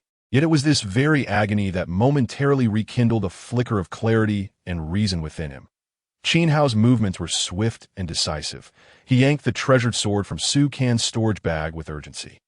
In the face of the dire situation, he had no time for a master recognition ceremony and instinctively drew the blade across his thigh. The razor-sharp sword seemed to sense his resolve. Effortlessly slicing through his skin, a warm stream of blood gushing forth and swiftly staining his trousers. The intense pain surged through him like an electric current, instantly sharpening his previously muddled awareness. At the same time, he became acutely aware of the severity and urgency of his predicament. Blood flowed incessantly from the wound, each drop silently narrating his resilience and fortitude. Clutching the sword still smeared with his blood, Qin Hao's eyes shone with determination and resolve. He fought against the overwhelming urge to rush over and embrace Mu Ling'er, fully aware that losing his composure would not only endanger her, but could also exacerbate their already precarious situation. Suppressing the excruciating pain from his injury, he summoned all his strength to swiftly tear off several robust vines from a nearby branch. These vines seemed to come alive in his grasp, deftly entwining around Mu Ling'er, temporarily restraining her and halting her unconscious writhing. Seizing the opportunity, Qin Hao shed his outer garment and gently draped it over Mu Ling'er, shielding her form as if constructing a protective barrier around her. The waterfall beside the small lake shimmered faintly in the night, casting a glimmer of hope in the darkened world. A surge of relief washed over Qin Hao as he recalled the concealed cave hidden behind the waterfall. A potential sanctuary, he quickly gathered a few sturdier vines, cradled the unconscious Mu Ling'er in his arms, and sprinted towards the cave. Upon entering the cave, Qin Hao carefully laid Mu Ling'er down to afford her some comfort. He then leaned against the icy cave wall and bound himself tightly with the remaining vines. This act was not only to prevent himself from harming Mu Ling'er should the drug's effects resurge, but also to maintain clarity in facing whatever might transpire next. Having completed his preparations, Qin Hao finally exhaled a sigh of relief. He sat quietly on the ground, allowing blood to continue seeping from his wound, yet feeling no trace of fear or panic. Although his body was gravely injured, his spirit remained resolute. He silently prayed for the drug not to re-emerge, hoping they could safely weather this storm. Fortunately, the calamity he feared did not materialize again. Time flowed quietly, and they awaited the dawn in the cave. 2 hours later, Mu Ling'er slowly opened her weary eyes, startled by the sight before her. She and Qin Hao were tightly bound together, unable to move. Her gaze fell upon Qin Hao, and the uneven scars adorning his youthful face revealed the truth of what had transpired. The sense of guilt washed over her as she recognized the gravity of their earlier ordeal. Mu Linger gazed at Qin Hao's slightly innocent visage, the steadfastness and composure in his expression starkly contrasting her own shock. She understood that after succumbing to the toxin, both their martial energies had become utterly ineffective. Had it not been for Qin Hao's extraordinary willpower, she might have lost her most precious virtue. She scrutinized Qin Hao. She noted that despite his mere 13 or 14 years of age, he had already displayed such formidable strength, leaving her in awe of his astonishing will. Reflecting on this, Mu Linger felt a surge of gratitude and deep respect for Qin Hao that moment. Qin Hao also regained consciousness. Sensing Mu Linger's gaze upon him, he looked down to find his concealment had vanished, evidently due to the inability to control his martial energy in the wake of the toxin's effects. With a resigned smile, Qin Hao introduced himself openly. "I am Qin Hao, of the Qin family in Qingfeng Town. I hope Miss Mu will keep this a secret." His tone was laced with sincerity and trust. Mu Linger nodded solemnly in response. She understood that today's events must remain concealed, for the consequences of exposure would be dire. In her heart, she silently vowed to repay Qin Hao's life-saving kindness if the opportunity arose. Subsequently, they freed themselves from their bindings, exchanged farewells, and each set forth on their respective journeys home. Though their encounter was brief, the experience etched itself deeply into their hearts, becoming an indelible memory. Qin Hao returned home in the dead of night. The hour late and the world silent, save for the echo of his weary yet exhilarated footsteps within the emptiness of his abode. He eagerly began to tally the spoils of his recent adventure, each item imbued with hope and assurance for his future. The first thing to catch his eye was the humanoid puppet, lying quietly as if harboring boundless power. Qin Hao recognized that with this puppet, his future endeavors would be significantly bolstered, an overwhelming sense of pride swelling within him. Next, his gaze fell upon the peculiar corpse of the demon sect. This was a massive and grotesque figure, exuding an eerie aura. Upon extracting it from his storage bag, the mysterious purple egg within the Chaos Sky ring reacted, erupting into a swirling vortex that swiftly consumed the demon sect's corpse. Qin Hao felt the egg's insatiable hunger, a fervent and intense craving. Without delay, he hurriedly retrieved all the low-grade spirit stones from the storage bag of the slain adversary. The ethereal spirit stones surged into the vortex where the colossal egg resided, vanishing without a trace in the blink of an eye, with hundreds of thousands of inferior spirit stones consumed in the process. Following this devouring, a potent aura of vitality emanated from within the giant egg, so intense that Qin Hao could distinctly perceive it. Alarmed by the potential for unwanted turmoil, he hastily stowed the egg back into the chaotic celestial ring, concealing it with utmost care. Once he had dealt with the giant egg, Qin Hao began to rummage through the storage bags of others. He first opened Li Xian's storage bag, which contained not only the over 100,000 inferior spirit stones that had already been depleted, but also a peculiar token. This token was uniquely shaped, adorned with intricate engravings, and despite his prolonged contemplation, Qin Hao could not discern its purpose. With a resigned shake of his head, he tossed the token along with other miscellaneous items into his chaotic celestial ring. Next, he perused Su Can's storage bag, which revealed a treasure trove of items, including no fewer than 3 magical artifacts. Among them was the second-tier artifact, the Gale Boots, which enhanced the wearer's speed by 30% upon infusing it with martial true energy. Another was a second-tier treasure blade, glimmering with a cold light and possessing unparalleled sharpness. The last was Su Can's third-tier artifact, the Spirit Sword Qi Xiao, which, once imbued with martial true energy, not only amplified the true energy of martial artists below the warrior level by 30%, but was also exceptionally sharp, capable of slicing through any obstacle. Qin Hao refined both the Gale Boots and the Qi Xiao sword, acquiring detailed knowledge about their attributes and functions, that he was exceedingly satisfied with these 2 artifacts. Particularly the Gale Boots, which would significantly enhance his speed, an invaluable asset for someone like him who often needed to be on the move for the second-tier treasure blade. He chose not to refine it immediately, intending to keep it as a backup. Additionally, Qin Hao discovered a low-grade martial technique, the Gale Fist, within Su Can's storage bag. Although its rank was modest, he regarded it as a worthwhile acquisition that he tucked the technique into his robe, planning to study it thoroughly when time allowed. Finally, he sifted through the storage bags of the three individuals, turning over every item. Aside from 200,000 spirit stones, he found merely some clothing and miscellaneous objects. He gathered these items into his chaotic, celestial ring and fell into deep contemplation.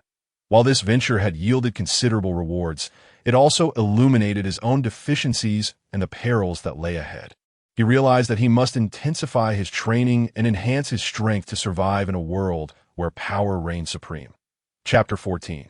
The family competition. Qin Hao's mind was as clear as crystal. Acutely aware of the impending crisis he faced, the inevitable ambush by the three enigmatic individuals was no mere coincidence. Someone must have covertly leaked his whereabouts. Upon reflection, the identity of this informant was likely concealed within the Red Dust Trading Company. After all, aside from the trading company, he could scarcely fathom who else could be privy to the secret of his involvement in the auction.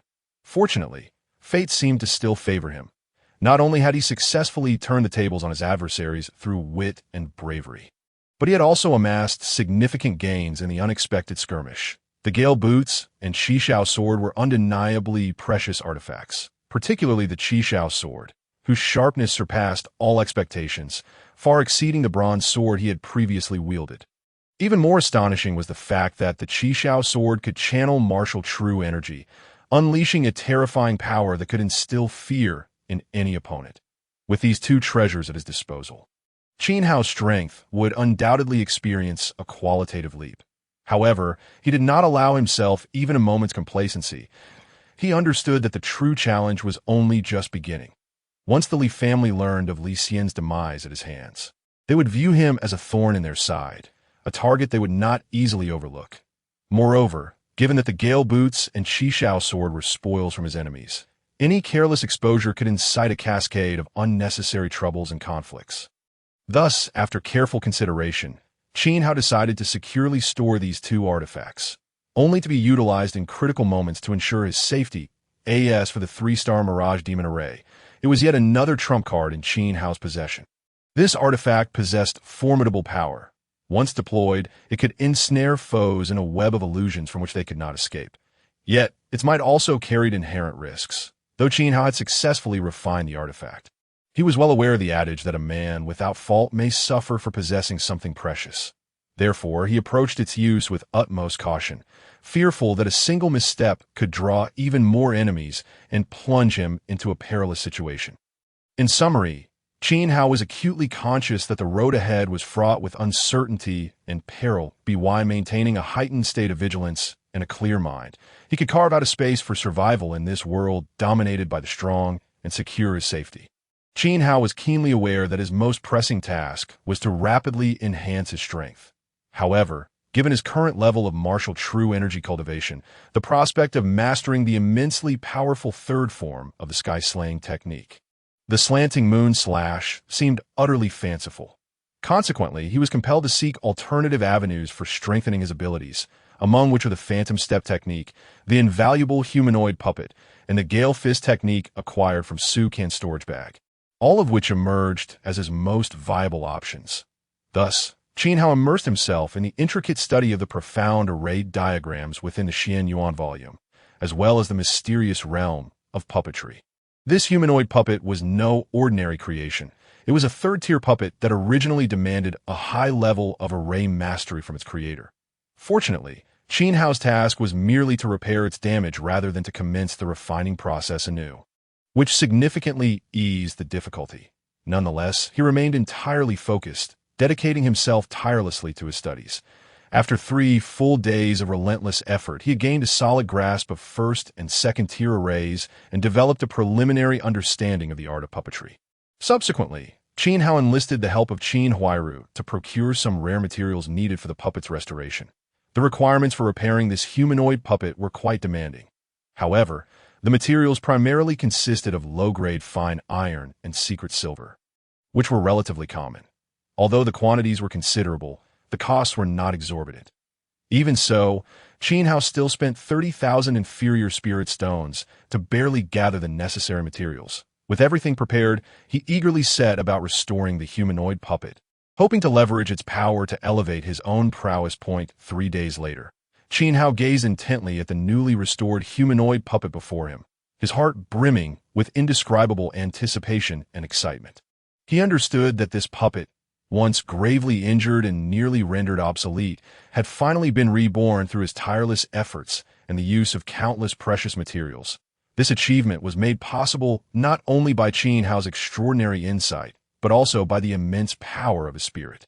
Otherwise, with his current martial artist level, repairing such a high-tier puppet would have been an impossibility.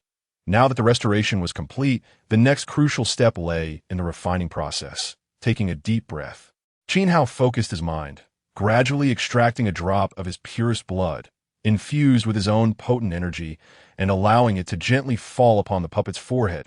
As his soul power surged, the humanoid puppet seemed to be enveloped by a mysterious force, instantaneously completing the refining process and establishing a close bond with Qin Hao. Looking at the successfully refined puppet before him, a satisfied smile blossomed on Qin Hao's face. Through mental connection, he had clearly gleaned information about the puppet. It was a low-tier black iron humanoid puppet of 4th-tier rank, possessing considerable potential and power.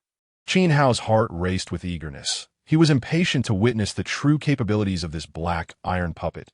Cautiously, he placed a medium-grade spirit stone within the puppet's body. To his astonishment, the puppet's demand for medium-grade spirit stones was now tenfold greater than before. While this revelation surprised him, he also keenly sensed that with each infusion of spirit stones, the aura emanating from the black iron puppet grew increasingly powerful, as if an indescribable force was quietly awakening within it.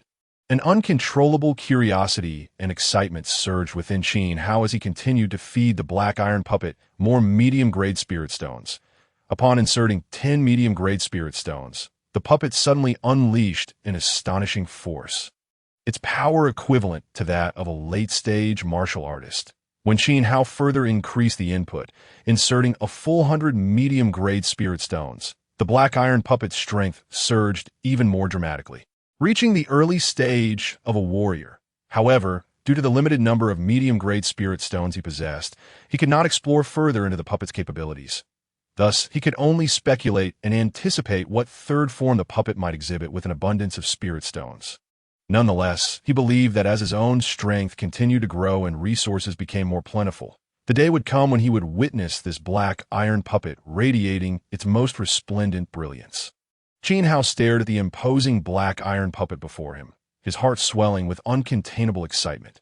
This puppet, with its indestructible black iron body and unimaginable agility, has become an exceedingly precious and powerful trump card in his hands. Its existence undoubtedly provides Qin Hao with a robust safeguard on his forthcoming path of cultivation. From that day forth, Qin Hao devoted himself wholeheartedly to an intense and fulfilling regimen of training.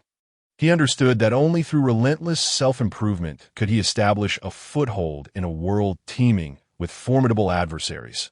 Thus, he tirelessly practiced various martial arts daily, whether it was the first rays of sunlight at dawn or the last remnants of twilight at night. His diligent figure was ever present in pursuit of mastery. After countless days and nights of unwavering effort, Qin Hao finally achieved a significant breakthrough in his martial arts training, that he had perfected the piercing cloud technique from the slashing heaven martial art to the long-coveted realm of consummate mastery. That sword technique sliced through the sky like a fleeting cloud, both swift and ethereal, leaving spectators in awe. Simultaneously, he also made remarkable progress in mastering the Phantom Step and Breaking Wind Fist.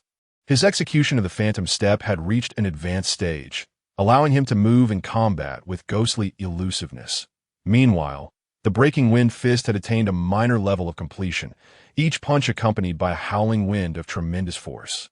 However, just as Qin Hao reveled in the slow and steady rhythm of his training, savoring the joy brought by each advancement, the day of the Qin family grand competition approached like an uninvited guest, drawing near silently. The Qin family grand competition, an annual event, not only serves as an important contest for resource allocation within the family, but also as an excellent avenue for identifying and nurturing talent. In this contest, victors would earn greater resources and attention, thereby securing elevated status within the Qin family. Consequently, whether they were direct descendants or collateral relatives, elders or younger disciples, all members regarded the grand competition with the utmost seriousness. At long last, the day of the grand competition arrived. The square of the Qin family buzzed with excitement, as numerous members gathered, each eager to showcase their formidable prowess and earn the family's recognition and respect. The air was infused with a palpable tension and anticipation, heralding the commencement of an intense contest. Today marked the annual family competition, with the atmosphere thick with anticipation and anxiety. The format entailed one-on-one duels, designed to provide family members with a platform to showcase their abilities and enhance their skills. The rules permitted appropriate breaks during challenges, allowing participants to recuperate and regain their energy before re-engaging in combat. This year, 2 platforms have been specifically set up for family members to freely select their challengers, a setup that not only increased the competition's flexibility, but also allowed more family members to participate. Ultimately, the last 2 contenders standing on each platform would be jointly declared the champions of this competition. It is worth emphasizing that despite the fierce competition, the family's tradition forbade the taking of life during these contests, ensuring fairness and safety throughout. The second elder of the Qin family stood upon a raised platform, his voice resounding as he continuously announced the detailed rules of the competition to the assembled crowd. The attendees were already accustomed to such regulations, as the rules were adjusted according to the family's development and the members' skill levels. Thus, no objections were raised, after about the time it takes to burn a stick of incense. The second elder finally concluded his explanation of all the details of the competition, and with a grand gesture, he declared, "The competition begins now." Among the crowd was a youth on the cusp of his 18th birthday, named Qin Feng. For him, this was the last opportunity to participate in the family competition, as the family's regulations stipulated that only members under the age of 18 were eligible to compete. In the previous competition, Qin Feng had achieved an impressive second place through his outstanding performance. But this time, his goal was clearer. He aimed to become the foremost champion of the Qin family. Therefore, as soon as the second elder announced the rules, Qin Feng wasted no time, firmly planting his feet and launching himself onto one of the platforms like an arrow released from a bow. Once positioned, Qin Feng first performed a standard martial salute to all the family elders present, then clasped his hands behind his back, standing tall with resolute confidence as he awaited challengers from within the family. His series of movements were executed with precision and confidence, commanding the attention and admiration of all in attendance. The elders of the Qin family observed the powerful aura emanating from Qin Feng, indicative of his advanced martial prowess, alongside his poised demeanor, nodding in approval of his performance. Notably, the family head, Qin Tian, wore a beaming expression, his eyes sparkling with hopeful anticipation for Qin Feng, that he recognized that Qin Feng possessed not only remarkable talent and strength, but also an indomitable spirit. A young man who represented the future hope of the Qin family. On the opposite side, a 16-year-old youth named Qin Hai, agile and resolute, leaped onto the competition platform without hesitation. This young Qin Hai had also entered the ranks of early martial practitioners, his strength not to be underestimated. However, unexpectedly, barely 2 breaths after Qin Hai had taken his position, his cousin Qin Xiong surged onto the platform like a gust of wind. Qin Xiong, steady in stance and sharp in gaze, wasted no time hesitating. He gathered all his strength and unleashed a powerful punch. This strike seemed to carry the weight of mountains, causing the air to tremble under its force. Faced with this sudden and immensely powerful attack, Qin Hai, despite exerting all his effort in defense, was unable to withstand the overwhelming might and was sent flying off the platform, landing on the grassy ground below. This scene elicited gasps of astonishment from the gathered members of the Qin family watching the competition. Some rubbed their eyes in disbelief, as if to confirm the reality of what they had witnessed. Others erupted in applause, cheering for Qin Xiong's exceptional display. Brother Qin Xiong has truly reached the mid-stage of martial arts. The speed of his progress is astounding, one member of the Qin family exclaimed in admiration.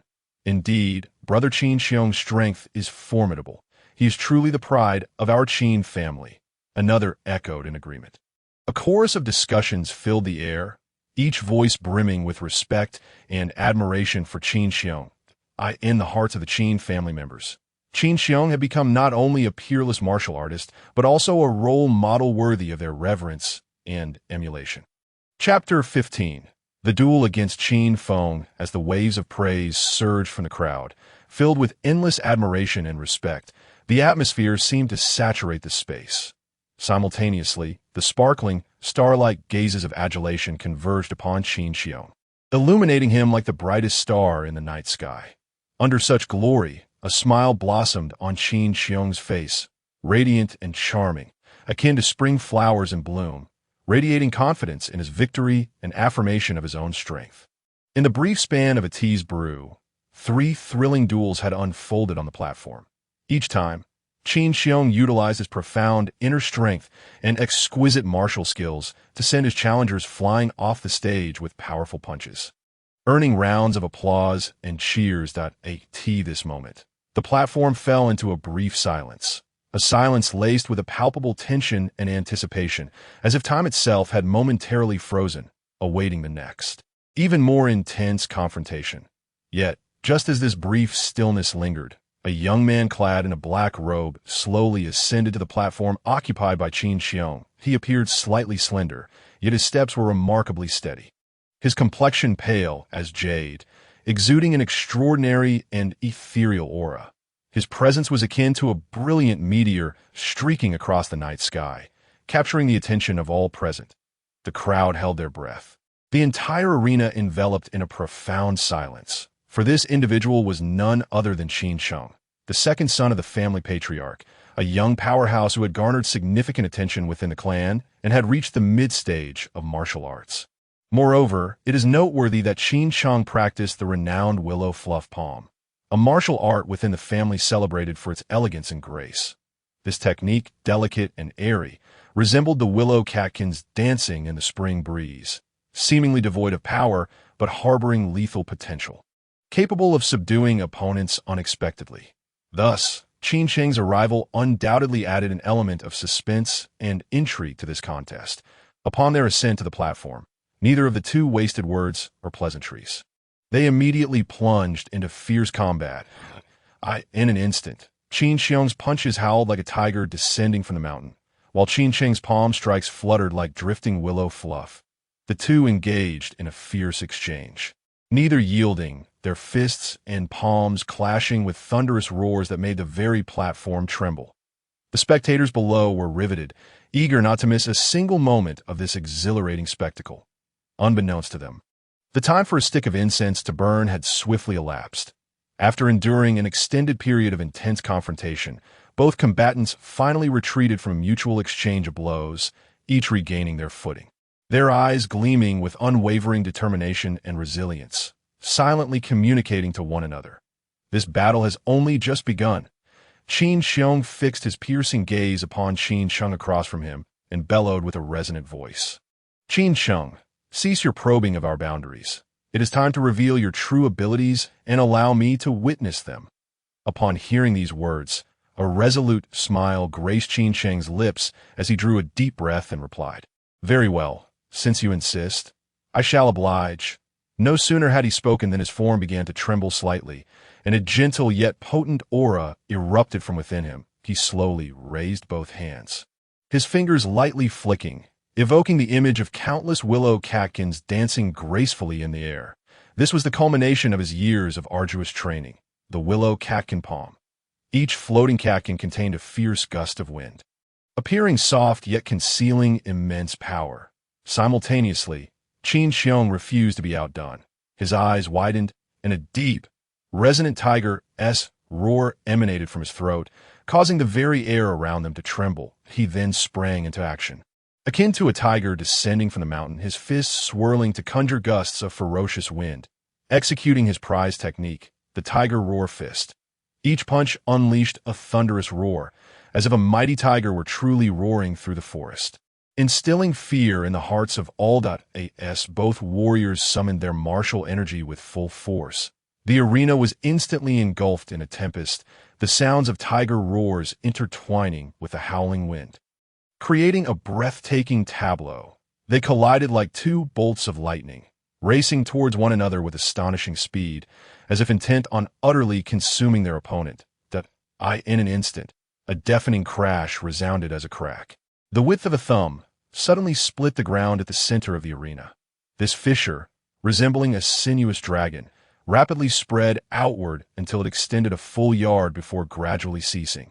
Dust and debris flew in all directions, and the entire arena trembled beneath the might of this force. When the onlookers regained their focus, they beheld Qin Chung lying motionless on the ground not far from the foot of the stage. His complexion as pale as parchment, clearly having lost consciousness. Meanwhile, Qin Xiong remained upright, albeit gasping for breath, his garments drenched in sweat and appearing somewhat disheveled. He lowered his gaze slightly to regard Qin Chung below, a flicker of complex emotion passing through his eyes, turning his attention to another competitive stage. Despite 7 or 8 challengers having leaped onto the platform in succession, each attempted confrontation with Qin Feng ended in defeat at his hands.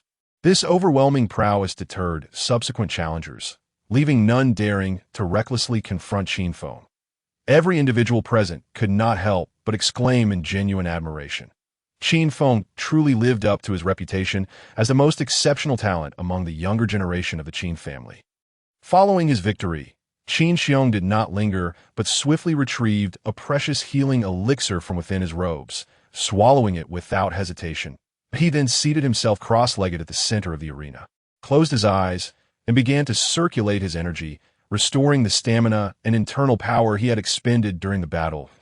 As time passed, an hour elapsed amidst the awe and discussions of the spectators. When Qin Xiong finally opened his deep-set eyes and stood once more, his gaze was sharp as that of a hawk, scanning every individual surrounding the arena. Subsequently, Qin Xiong issued a challenge to the entire square with his booming voice. Who else dares to step forward and test their skills? His words echoed across the expanse, brimming with confidence and an undeniable provocation. Although his tone bore a hint of arrogance, all present understood that after the recent thrilling encounter, the extraordinary strength exhibited by Qin Xiong rendered him nearly unmatched among his peers in the Qin family. Initially, a few individuals harbored grievances against Qin Xiong and contemplated seizing the moment to challenge him. However, upon witnessing the astonishing might unleashed during Qin Xiong's execution of the Tiger Roar Fist, their intentions dissipated like leaves swept away by an autumn breeze. A cup of tea's worth of time languidly passed. The clamor and tension in the stands gradually subsided, the atmosphere seemingly smoothed by an invisible hand, settling into a state of calm. The second elder of the Qin family, a venerable figure of great esteem, slowly rose, poised to announce the final outcome of the competition. Yet, just as the moment hung in the balance, an unexpected figure shattered the impending silence, alighting gracefully upon the stage guarded by Qin Xiong.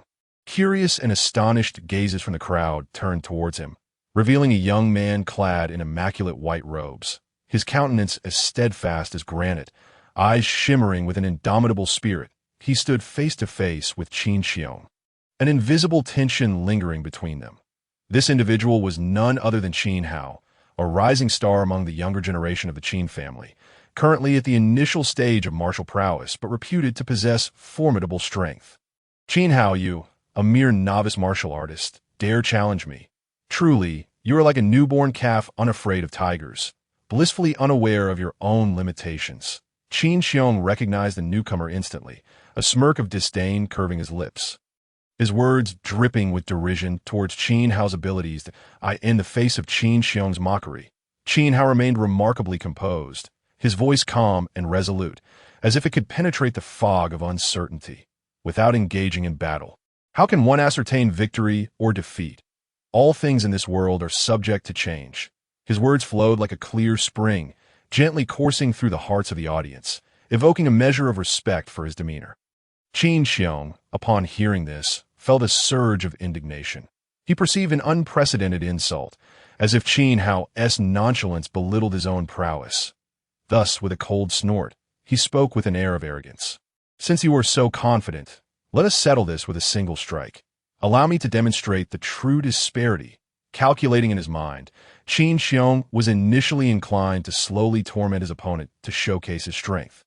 But in light of Qin Hao's provocation, He resolved to end the confrontation swiftly, intending to impart an unforgettable lesson to Qin Hao. In response, Qin Hao smiled faintly, fully aware of Qin Xiong's intentions. Yet choosing not to expose them, he merely nodded and replied, "Very well. Let it be as you say.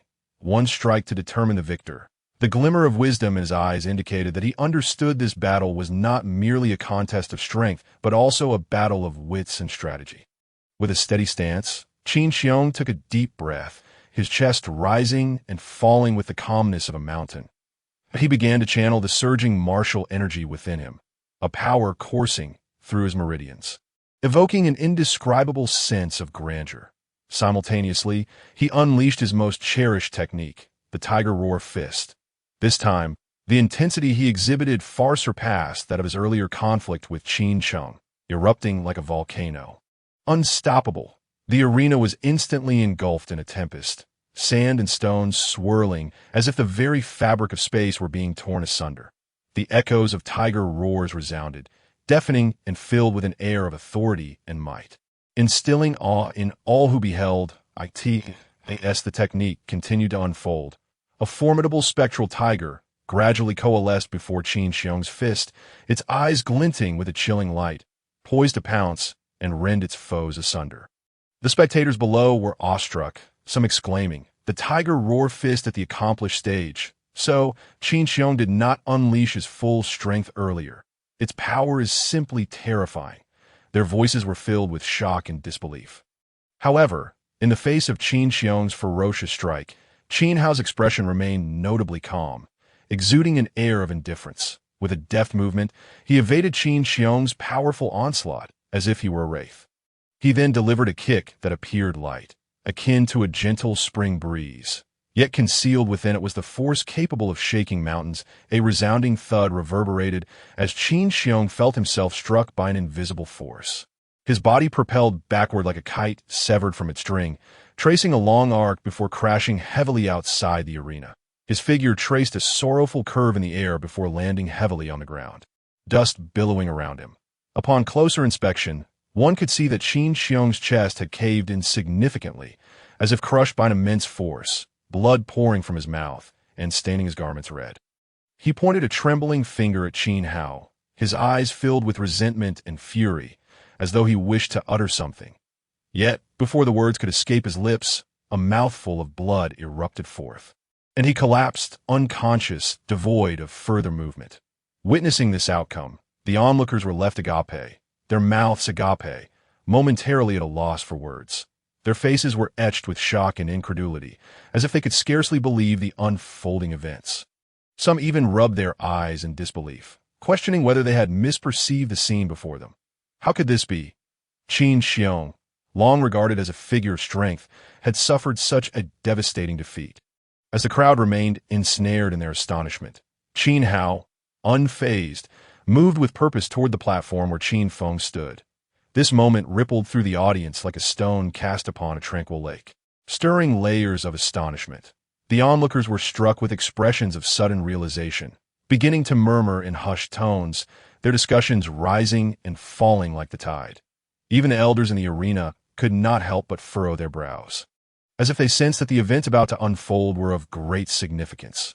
Qin Feng lifted his gaze towards the approaching Qin Hao, and although he was astonished by the remarkable prowess displayed by Qin Hao, he soon contemplated a certain scheme. A faint smile curved the corners of his mouth as he challenged, "Qin Hao, I never anticipated that your strength had advanced to such a degree. If that is the case, do you dare to place a wager with me, to add a touch of excitement to this duel?" Upon hearing this, Qin Hao's eyes sparkled with understanding, instantly perceiving the ulterior motives behind Qin Feng's words. Yet he revealed no trace of fear. Instead, he calmly acquiesced, "I've already grasped your intentions. I accept your proposal. However, if I emerge victorious, what shall you offer in return?" Noticing Qin Hao's acceptance, Qin Feng could not suppress a surge of joy within him. He then deftly turned his wrist, revealing a crystal that emitted a faint purple glow. He proclaimed proudly, "This stone is known as the Purple Soul Crystal. When carried, it gradually nourishes the soul's power of the practitioner, making it an exceedingly rare treasure. Should you prevail in this contest, The purple soul crystal shall become yours at that moment. Among the distinguished families seated in the viewing area, the head of the Qin family, Qin Tian, witnessed this scene. His expression shifting dramatically, he abruptly rose to his feet, his eyes wide with disbelief, teeth clenched, and fists unconsciously tightening with rage, his entire countenance contorted with emotional turmoil. It is essential to understand that this purple soul crystal was a treasure he had acquired through immense hardship during his youth while on a perilous journey. For its sake, Qin Tian had faced numerous daunting challenges, even teetering on the brink of death multiple times, yet he had never fully unraveled its secrets, only knowing of its miraculous ability to nourish the soul. Not long ago, he had reluctantly bestowed it upon Qin Feng for his notable achievements, never expecting it to become part of a wager between the two today, causing him profound heartache. Chapter 16. Fierce Combat, as Qin Feng disclosed the purple soul crystal's enhancement of soul power. Ripples of intrigue surged within Qin Hao's heart. After all, for most, the cultivation of soul power was no simple feat. It typically advanced in tandem with one's own cultivation level. Thus, treasures specifically designed to enhance soul power were exceedingly scarce within the cultivation realm, leading most practitioners to harbor great desire and yearning for such artifacts. This was especially true for someone like Qin Hao, who had made significant strides in both alchemy and formations, rendering his longing almost ineffable. It is widely acknowledged that both alchemy and formations impose high demands on a practitioner's soul power. Alchemy requires precise control over the heat and integration of medicinal materials, while formations necessitate the construction of intricate runic structures, all of which rely on formidable soul perception and manipulation. Consequently, alchemists and formation masters are regarded as exceptionally rare and esteemed figures within the cultivation community. Without further ado, the two immediately engaged in a fierce clash. Qin Feng's figure suddenly accelerated, akin to a flash of lightning slicing through the heavens, as he charged toward Qin Hao with unparalleled speed, in his hands, the Qin family's sole mid-grade yellow-tier martial technique. The lightning palm was executed with exquisite mastery. The lightning flickered within Qin Feng's palms, each swing accompanied by a crisp, crackling sound, as if genuine thunder danced within his grasp, unleashing an awe-inspiring force. With the formidable prowess of a high-level warrior, Qin Feng's attacks grew increasingly ferocious, each strike carrying a tempestuous wind that caused the surrounding air to tremble. Simultaneously, Qin Hao's figure flickered, employing his unparalleled phantom steps. On the arena, he transformed into an elusive specter, his form oscillating between light and shadow, sometimes concealed in darkness, and at other times emerging into the light, akin to the most elusive meteor in the night sky, making it nearly impossible to ascertain his true position. His movements were light and agile, each step perfectly navigating through Qin Feng's relentless strikes, as if he could foresee the trajectory of every action. Skillfully evading the tempestuous onslaught, Qin Feng's lightning palm was astonishingly powerful, each strike resonating with a thunderous roar, the gust of his palm akin to a storm, evoking a sense of dread. However, Qin Hao, employing his exceptionally agile footwork and unfathomable soul insight, consistently evaded Qin Feng's lethal blows at the last possible moment, his movements resembling an elegant dance, each dodge executed with calm composure and effortless grace. The intensity of their battle escalated further, each engaging in a relentless exchange, neither yielding an inch, resulting in a standoff that seemed unresolvable. Qin Feng's lightning palm surged like an unending tempest, each wave more ferocious than the last, while Qin Hao's phantom steps were ghostly, darting left and right, forward and backward, leaving the audience spellbound, unable to grasp his movements. The spectators marveled at the extraordinary prowess and exquisite skills of both combatants. Recognizing that this was not merely a contest, but a rare and magnificent martial arts spectacle, in the midst of the fierce conflict, Qin Feng gradually discerned that his once mighty lightning palm appeared somewhat inadequate against Qin Hao's ghostly phantom steps. Meanwhile, Qin Hao, leveraging his extraordinary speed and keen insight, consistently seized opportunities to counterattack. Each counter, while not fatal, imposed unprecedented pressure upon Qin Feng. Finally, after a vigorous collision, the two retreated, creating distance between them. Qin Feng gazed intently at Qin Hao, a flicker of complex emotions crossing his features that he spoke solemnly. I did not expect you, as a novice warrior, to possess such formidable combat prowess. I had no intention of revealing my true strength. But you have compelled me to do so. With these words, Qin Feng's tone revealed a sense of resolution, that he understood that prolonging this engagement would likely not favor him. Furthermore, he had noticed that Qin Hao seemed to be honing a strikingly powerful fist technique in their duel. From its initial rigidity to its current formidable presence, Qin Hao's rapid progress compelled Qin Feng to feel both astonished and wary. Thus, he resolved to hold nothing back, to unleash his full potential, and to confront Qin Hao in earnest. With that, Qin Feng's aura surged dramatically, clearly reaching the level of a novice warrior. The crowd gasped in astonishment at his formidable presence, while only Qin Tian, seated in the main position, wore a knowing smile, seemingly well aware of what was to come. Qin Hao, taken aback by Qin Feng's overwhelming might, displayed a look of surprise, evidently caught off guard by Qin Feng's elevation and strength. Qin Feng's eyes were cold and detached.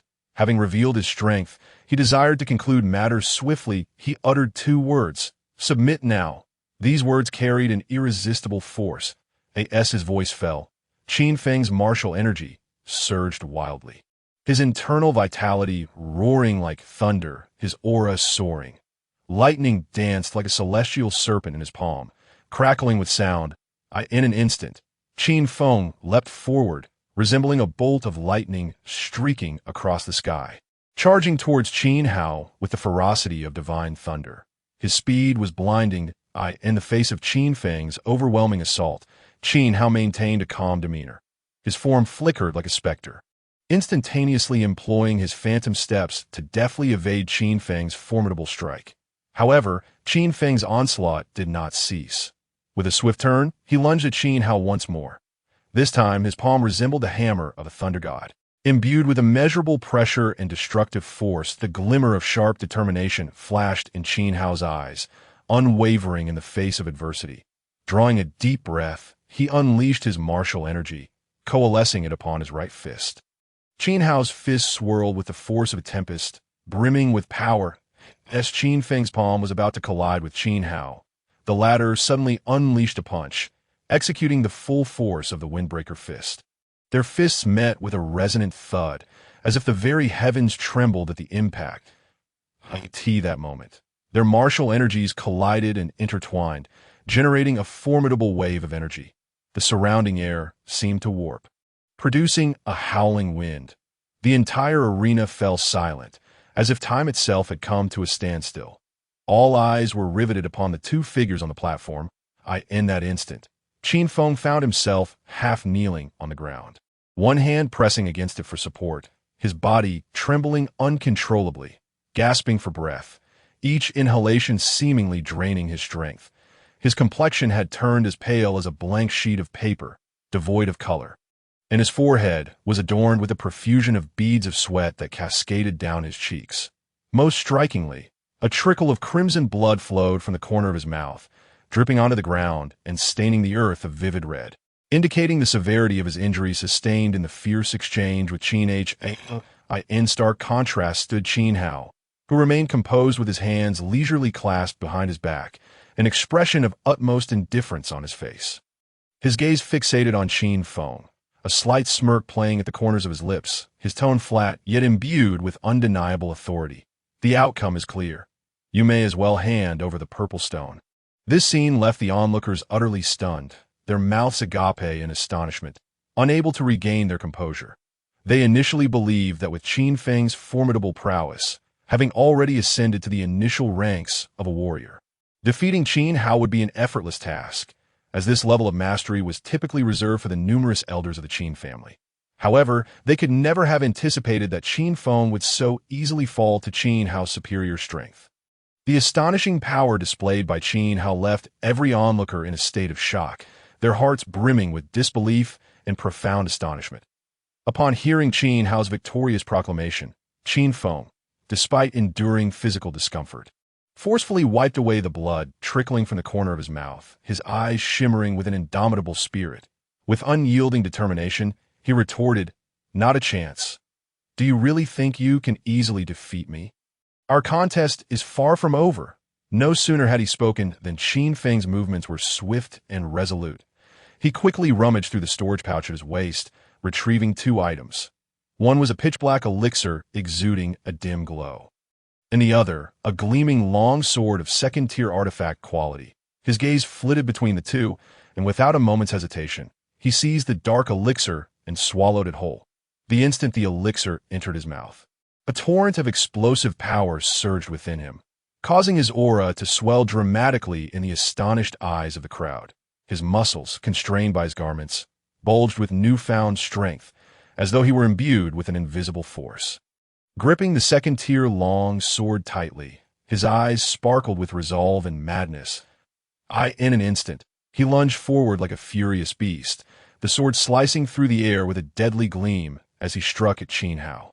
Qin Tian, seated in the main seat, witnessed this turn of events with eyes wide open. The moment Qin Feng consumed the black elixir, his hands involuntarily clenched into fists, and his lips moved as he muttered softly, "Foolish boy, what are you doing? Is it worth such a heavy price for a fleeting victory?" His voice, heavy and laden with concern, revealed his inner turmoil. Qin Tian was all too aware of the elixir's effects, having personally bestowed it upon Qin Feng, the body-exploding pill. This potion could temporarily refine the user's martial energy to its pinnacle, inciting a violent surge that drastically enhanced combat abilities. However, this power came at a tremendous risk. After the battle, the elixir's ferocity would rebound upon the user, potentially damaging their meridians and, in severe cases, rendering them incapable of further cultivation, thus becoming a wastrel. Thus, when he had given Qin Feng the elixir, Qin Tian had repeatedly warned him not to use it lightly unless faced with life and death. Yet, at this moment, Qin Feng had resolutely chosen to partake in it for the sake of this contest. Qin Tian's heart was a tempest of conflicting emotions, filled with admiration for Qin Feng's indomitable spirit and deep-seated concern for his future. At that moment, the onlookers gasped as Qin Feng brandished the gleaming long sword, igniting a wave of astonishment and confusion around them.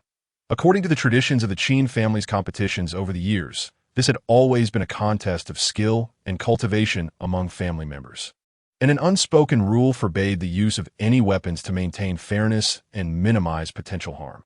However, Qin Feng's actions were an open challenge to this tradition, the sword glinting ominously, heralding an impending storm.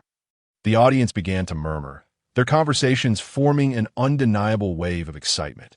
Some lamented Qin Feng's choice, believing that revealing a weapon in such a setting placed him in extreme danger and that such recklessness might not be wise.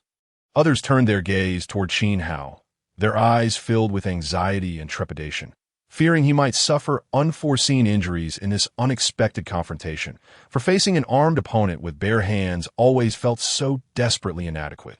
The atmosphere in the arena grew palpably tense, as if laden with the weight of an impending tempest.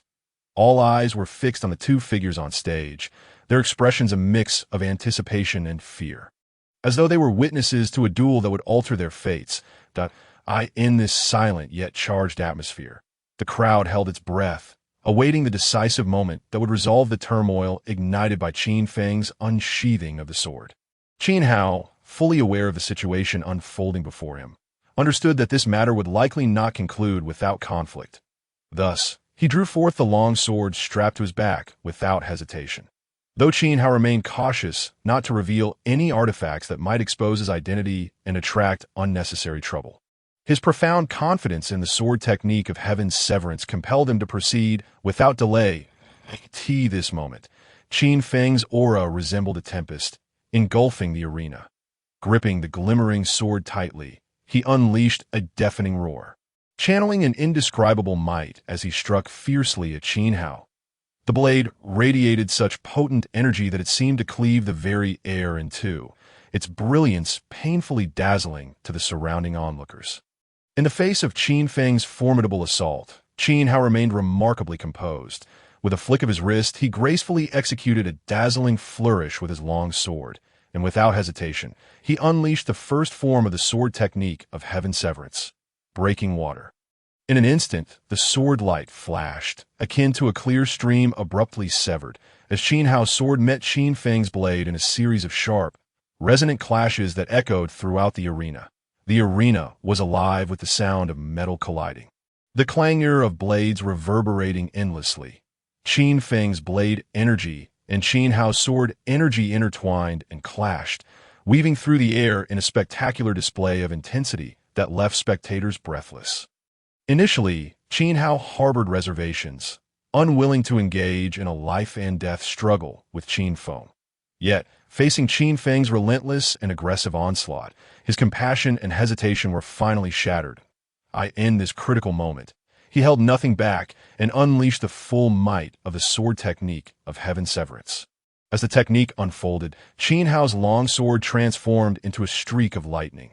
Moving with breathtaking speed, in the blink of an eye, Qin Feng found himself immobilized, collapsing to the ground as the crowd focused closely. They soon discovered a small sword wound had appeared on Qin Feng's chest, from which blood gushed forth, staining his garments and the entire arena crimson. Before the crowd could fully process this shocking turn of events, Qin Tian's fury erupted like a volcano. Without hesitation, he summoned the tumultuous martial energy within him, condensing it into a formidable force, and unleashed a powerful palm strike toward Qin Hao, accompanied by a fierce gust of wind. The elders, witnessing this, rushed to intervene, but they were helpless against Qin Tian's formidable strength, having reached the late stages of warrior prowess. The enormous palm, imbued with terrifying momentum, descended upon Qin Hao like a collapsing mountain, compressing the very air around it. However, in this critical moment, Qin Hao displayed no hint of fear or panic. Gritting his teeth, he summoned his soul's power, as if an invisible force sustained him as Qin Hao activated his soul power. Qin Tian's seemingly invincible palm dissipated upon contact with him, as if it had encountered an unseen barrier. The force shattered into nothingness, causing Qin Tian to stumble backward, his face paling in shock. As if struck by an overwhelming blow, before Qin Hao stood a lifelike humanoid puppet, frozen in a striking pose, as if it had just deflected the lethal blow on his behalf. In Qin Tian's furious yet bewildered gaze, the puppet vanished like a phantom, leaving behind a lingering sense of astonishment and confusion in the air.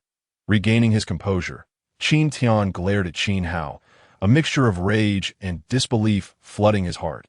He could scarcely fathom that Qin Hao possessed such mysterious and formidable abilities. However, as anger and astonishment subsided, a glimmer of ecstatic joy appeared on Qin Tian's face. The other elders, equally stunned by this spectacle, exchanged bewildered whispers, their amazement palpable. Only the Grand Elder gazed thoughtfully at the direction in which Qin Hao had departed, as if he had discerned some hidden secret. Seizing the moment of distraction, Qin Hao swiftly sprang into action, effortlessly retrieving Qin Feng's storage pouch before leaping down from the arena. In a few swift movements, he vanished from the crowd's sight, as if he had never existed at all. Only after Qin Hao had completely disappeared did the crowd snap back to reality, while Qin Tian turned with an expression of greed, shouting at the elders, "What are you waiting for? Hurry and pursue him. One must absolutely ensure that this abomination does not escape." His voice was imbued with urgency and fury, as if the thought of Qin Hao's evasion were an affront too intolerable to bear. The elders exchanged glances, their eyes laden with helplessness and inner turmoil that, in truth, they did not genuinely wish to pursue Qin Hao. Rather, they were apprehensive that should they remain inactive, they might incur the wrath of Qin Tian, and thereby suffer unjust repercussions. Thus, spurred on by Qin Tian's insistence, they reluctantly steeled themselves and commenced the pursuit. As the formidable elders surged forth in a fierce chase after Qin Hao, Qin Tian's heart was fraught with anxiety. He hurriedly advanced to assist the injured Qin Feng, his movements betraying an urgency that brooked no delay. Swiftly, he retrieved an exquisite jade vial from his storage pouch, its surface smooth and glimmering with a soft luster. Cautiously, he uncapped the vial, and in that instant, a refreshing and delightful fragrance wafted forth, enveloping the air and soothing the agitation and unease within the hearts of those present. before the onlookers could fully comprehend the sudden olfactory delight. Qin Tian decisively poured forth a verdant elixir from the vial. The pill was crystalline and translucent, resembling a finely carved emerald, radiating a faint luminescence. Without a moment's hesitation, Qin Tian placed the precious pill into Qin Feng's mouth. And then, lifting Qin Feng in his arms, he leapt away with ethereal swiftness, vanishing from sight in an instant. Cradling Qin Feng, Qin Tian sped forth with incredible haste, his steps steady and powerful, seemingly impervious to fatigue. They traversed winding paths and crossed babbling brooks, until at last, Qin Tian brought Qin Feng back to his serene and unpretentious abode. He gently laid Qin Feng upon the bed, seated himself beside it, inhaled deeply, and began to channel his internal energy, slowly infusing warm and pure martial essence into Qin Feng's body to heal his wounds.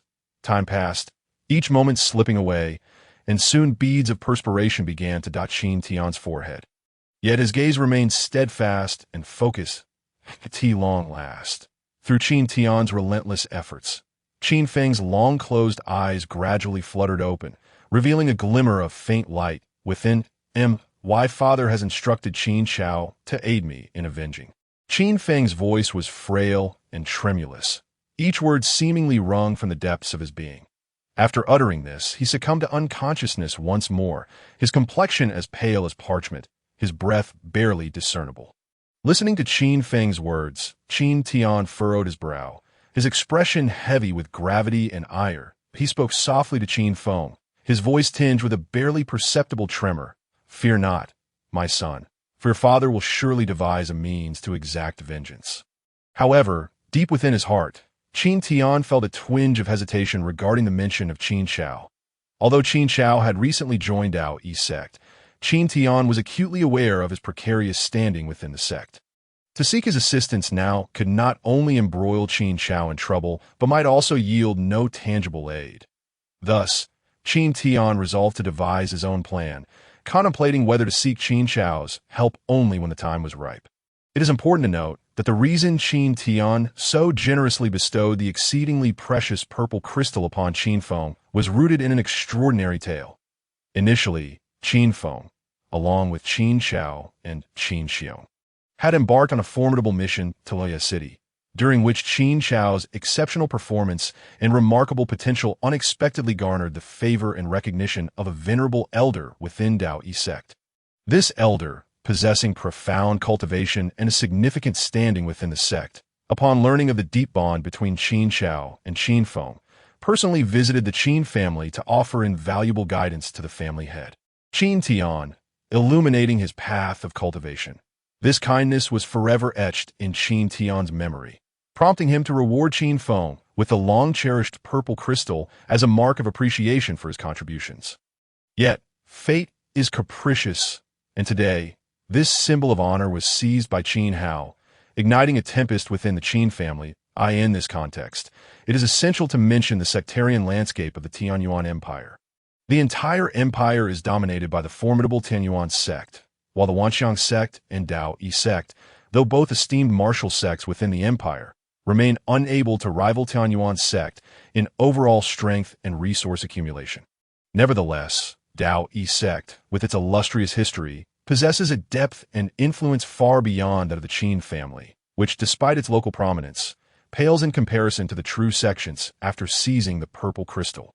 Qin Hao dared not indulge in even a moment's relaxation. He summoned every ounce of martial essence within him, executing the phantom step to its utmost, darting through the dense forest like a streak of black lightning, heading straight for the 10,000 Great Mountains. Only when he had distanced himself from civilization, delving into the fringes of the 10,000 Great Mountains, did he permit himself a brief respite to catch his breath. Yet Qin Hao understood that his actions had irrevocably enraged Qin Tian, and given Qin Tian's temperament and methods, he would not rest until he sought retribution. While the outskirts of the 10,000 Great Mountains were desolate, they were by no means devoid of peril, teeming with various beasts and lurking dangers. Thus, after a moment's recovery, as his martial essence began to replenish, Qin Hao's countenance grew grave, his eyes reflecting an unprecedented determination and resolution as he resolutely ventured deeper into the heart of the mountains, where he hoped to find an opportunity to elude the Qin family's pursuit, to avoid alarming any nearby creatures. Qin Hao gradually unleashed his soul power, which spread like an invisible net, quietly enveloping the path ahead. Simultaneously, he activated the illusory heavenly flame, creating an invisible shield that perfectly masked his presence, rendering him as lifeless as a stone, lying still amidst the underbrush, hoping to evade this imminent threat. Moments later, a massive lion, towering over a yard in height, emerged from the depths of the cave that Qin Hao had been observing. Its body was cloaked in a fiery red coat that blazed like flames, shimmering under the sunlight as if capable of igniting everything in its vicinity.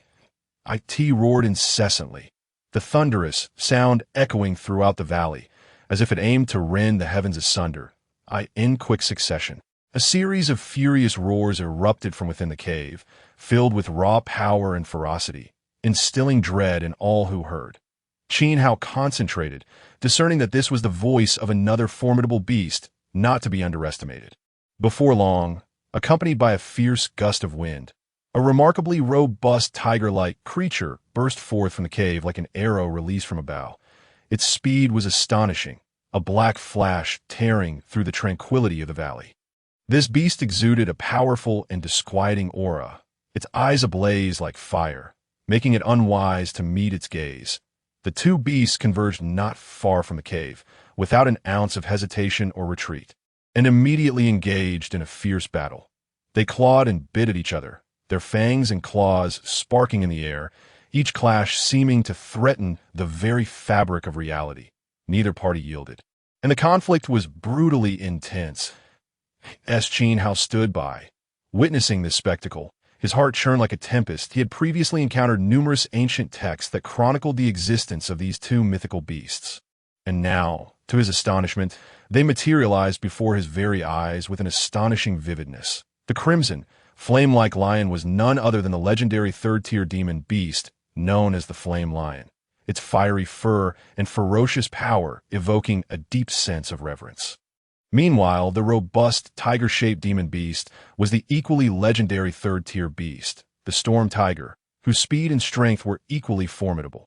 Both of these creatures were exceptional representatives among the exceedingly rare third-tier demon beasts, boasting noble and pure bloodlines, placing them at the pinnacle of their kind. Furthermore, each possessed the potential to advance to the even more powerful fifth-tier demon kings. Notably, within the Flame Lion, there lay the possibility of giving rise to the Bamboo Green Flame, a formidable force ranked 17th among the 72 beast fires, possessing unimaginable power and potential. Chapter 18. The emergence of Shaoqing not far away, the extraordinarily massive lion, towering like a mountain, was engulfed in roaring flames, the fire swirling like boiling lava, enveloping its form completely. It opened its gaping maw, capable of devouring all, and with a deafening roar, jets of azure flames erupted from its mouth, resembling fierce fire dragons rampaging through the air, leaving behind scorching trails wherever these flames traversed. Sturdy trees and lush thickets crumbled like fragile paper, instantly reduced to ashes under the licking flames, leaving behind only charred remnants and a pungent odor of smoke wafting through the air. On the other side, the equally colossal Storm Tiger was equally unyielding, its muscles bulging with undeniable strength. It bared its fangs and claws, from which sharp blades of wind continuously shot forth. These wind blades seemed to possess a life of their own, glimmering with a chilling light as they whistled through the air, leaving behind white streaks. Each blade was as sharp as a knife, capable of effortlessly slicing through objects as the wind blade swept through. Towering trees were severed cleanly in half, crashing to the ground with a thunderous roar, sending plumes of dust into the air and shrouding the surroundings in a hazy mist. The power of these two demon beasts was so formidable that it left one utterly astounded. Each of their strikes contained the cataclysmic force to obliterate the very heavens and earth that, in an instant, they became locked in a fierce struggle, akin to two ferocious giants engaged in a life-and-death contest. Their auras grew increasingly frenzied, as if they sought to rend the very fabric of this world. while the air became thick with the scent of blood and char. The tumult of battle surged like crashing waves, each tide more powerful than the last, transforming the surrounding landscape and leaving one in awe of this heart-stopping conflict. That moment, a razor-sharp wind blade sliced through the air like a lightning bolt, hurtling toward Qin Hao with astonishing speed. Qin Hao felt a bone-chilling cold envelop him, as though he had suddenly plunged into an ancient ice cavern, his very blood seemingly freezing in that instant, rendering him motionless, while cold sweat streamed down him uncontrollably, soaking his garments. Faced with this sudden life-and-death crisis, Qin Hao instinctively executed a remarkably agile roll, twisting and tumbling at an improbable angle, narrowly evading the lethal wind blade. However, although he had temporarily dodged this peril, he found himself fully exposed to the gaze of the two demon beasts. Both creatures, immense and fearsome, simultaneously detected the intrusion of this human into their domain. Their eyes glinted with a savage and greedy light, as if they were intent on devouring Qin Hao whole. In unison, they unleashed thunderous roars and lunged toward him like arrows released from a bow, their speed akin to lightning cleaving the sky. Witnessing the two formidable demon beasts charging at him with overwhelming force, time seemed to freeze for Qin Hao in the blink of an eye. The beasts were upon him, casting colossal shadows that enveloped him entirely. His body became rigid, unable to respond, his thoughts dulled, and his spirit trembled involuntarily. Yet, just as he believed his demise was imminent, the mysterious giant egg that had long slumbered within the chaos heaven ring suddenly soared before him. The egg quivered slightly in the air, emanating an ancient and enigmatic aura. Upon contact with this energy, the once ferocious demon beasts plummeted to the ground as if struck by an unseen force, falling silent as if they had lost all vitality. Immediately thereafter, a horrifying force of suction erupted from the giant egg, devouring everything around it like a black hole. The now unconscious beasts were drawn into the egg, vanishing without a trace. Meanwhile, the surface of the egg shimmered with an otherworldly glow, leaving only a solitary green flame suspended in the air, radiating a haunting yet mysterious light. The unfathomable giant egg, having consumed the two mighty beasts, began to tremble violently. This tremor was not merely a physical vibration, but rather a harbinger of some life awakening, imbued with a primal, indescribable rhythm, simultaneously an overwhelmingly rich life force, akin to the vibrant green of spring, began to seep from the egg's surface, quickly permeating the space around it, bathing everything in a vivacious atmosphere. The intensity of this aura was such that even the most indifferent soul could sense warmth and hope within it, as if nature itself was calling forth all that had lain dormant. As Qin Hao beheld this astonishing transformation, he felt a surge of amazement. Though his expression remained composed, he understood that such an extraordinary phenomenon would inevitably attract external attention, bringing unforeseen troubles. Thus, he swiftly summoned the illusory heavenly spirit fire within him, a wondrous flame capable of distorting reality and masking his presence. With masterful control, he transformed the illusory heavenly spirit fire into an invisible barrier, enveloping the mysterious egg, completely concealing the vibrant life force and the egg's very existence within the realm of nothingness. As time passed, the mysterious egg's tremors intensified, and subtle changes began to manifest on its shell. Initially, only a few barely perceptible fissures appeared, akin to the gentle traces left by a breeze skimming over a river's surface at dawn. However, as time progressed, these fissures rapidly multiplied, as though crafted by an invisible hand, ultimately covering the entire shell in a complex and intricate pattern of cracks at last, with a faint yet distinctly audible cracking sound, like nature's own ode to the arrival of new life. The shell of the egg shattered completely, fragments scattering across the ground, revealing a wholly new existence filled with unknown potential. This moment marked not only the awakening of life within the egg, but also served as a profound revelation for Qin Hao and all beings within this space. The power of life always exceeds imagination, and miracles often bloom in the most unsuspecting moments. As the seemingly indestructible giant egg shattered amidst a resounding roar, a slender and unique azure serpent slowly emerged from within. This serpent was remarkably peculiar. Its body was as slender as a finger, yet it emanated an indescribable vitality. Most strikingly, a certain part of its head was slightly raised, resembling a diminutive yet exquisite mountain peak, adding an air of mystery and majesty to this little serpent. Upon its emergence, the serpent immediately produced a crisp sound as it began to devour the scattered fragments of the giant egg. Its movements were swift and powerful, each shard seeming to transform into a delectable morsel.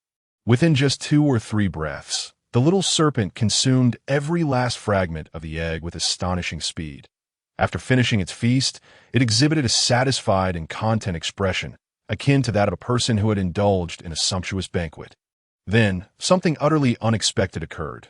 The little serpent suddenly flickered, as if drawn by some mysterious force, and vanished in an instant.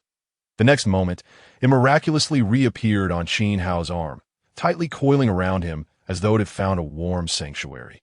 It closed its eyes and peacefully fell asleep, its breathing even and tranquil, as if the entire world had quieted in its presence. The rapidity of these events was so overwhelming that it left little room for reaction. When Qin Hao finally emerged from his astonishment, he was taken aback to discover the little azure serpent coiled around his arm. Its scales glimmered in the sunlight with a gentle sheen, imparting a sense of warmth akin to jade. Even more astonishing to Qin Hao was the undeniable, inexplicable connection he felt with the little azure serpent, a bond that transcended words and was profoundly enchanting. The connection felt as if it were an invisible bond, binding them closely together, instilling in Qin Hao a profound sense of affinity and responsibility towards the little green snake that a wave of astonishment surged within him. For he found it hard to fathom how such a seemingly delicate creature, with its smooth, lustrous scales, could possess the astonishing ability to effortlessly consume massive egg fragments far exceeding its own size. This scene transcended the bounds of reason, rendering him incredulous. With a heart full of curiosity, he scrutinized the little green snake, hoping to glean some clues from its posture, scales, or other subtle details to discern its true nature among the myriad of magical beasts. However, no matter how he racked his brain and pondered, he could not arrive at a definitive conclusion. The snake's enigmatic identity loomed over him like a shroud of mist, eluding his understanding. Ultimately, Qin Hao shook his head in resignation, deciding not to dwell further on the matter. After all, everyone harbors their own secrets, and perhaps this little green snake was no exception. Gently, he caressed the snake's silk-like scales, feeling its faint yet rhythmic breathing, and silently remarked, "Little one, since you are adorned in such vibrant green, I shall henceforth call you Shaoqing." With that, a tender smile graced Qin Hao's face as he lowered his gaze, watching the little snake peacefully slumber on his arm, as if the entire world had transformed into a serene and beautiful haven. Moments later, his attention was drawn to a floating azure flame that danced and flickered, emitting a soft blue glow. Both mysterious and enchanting, that he recognized it as the bamboo blue flame, ranked 17th among the 72 beast fires. This flame not only possessed immense power, but was also a coveted treasure sought after by countless warriors. Drawing upon his extensive experience in refining the illusory celestial spirit fire, Qin Hao successfully integrated the bamboo blue flame into his being in the span of a single incense stick. A surge of joy welled within him. With the bamboo blue flame at his disposal, both alchemy and artifact forging would become significantly more manageable, enhancing his mastery over the power of fire. Moreover, although the bamboo blue flame was indeed precious, its reputation and potency paled in comparison to the legendary illusory celestial spirit fire. Even if someone were to learn of his possession of the bamboo blue flame, it would not incite the frenzied competition that the illusory celestial spirit fire would evoke within the cultivation world. After completing the refinement, Qin Hao paused to contemplate his next course of action. Ultimately, he resolved to proceed toward the cave that had once served as the lair of the storm tiger. As he made his way, Qin Hao tread cautiously, each step laden with care, fearful of disturbing anything that ought not to be disturbed. Upon finally entering the cave's mouth, a sudden brightness enveloped him. The once narrow and cramped passage seemed to expand into a vast expanse, the light growing considerably brighter, as if he were stepping into a grand underground palace. Filled with mystery and the unknown, a wave of joy surged within Qin Hao once more. It appeared that this place indeed held hidden wonders, perhaps even unexpected surprises awaited him. With this thought, he took a deep breath to calm his excited heart and continued to advance stealthily, keenly observing every detail around him to ensure he did not overlook any potential clues. After a while, Qin Hao finally reached the innermost depths of the cave. At this moment, his emotions surged like a lake buffeted by a tempest, tumultuous and electrified.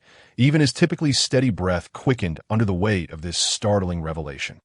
His gaze was firmly fixed upon an astonishing sight.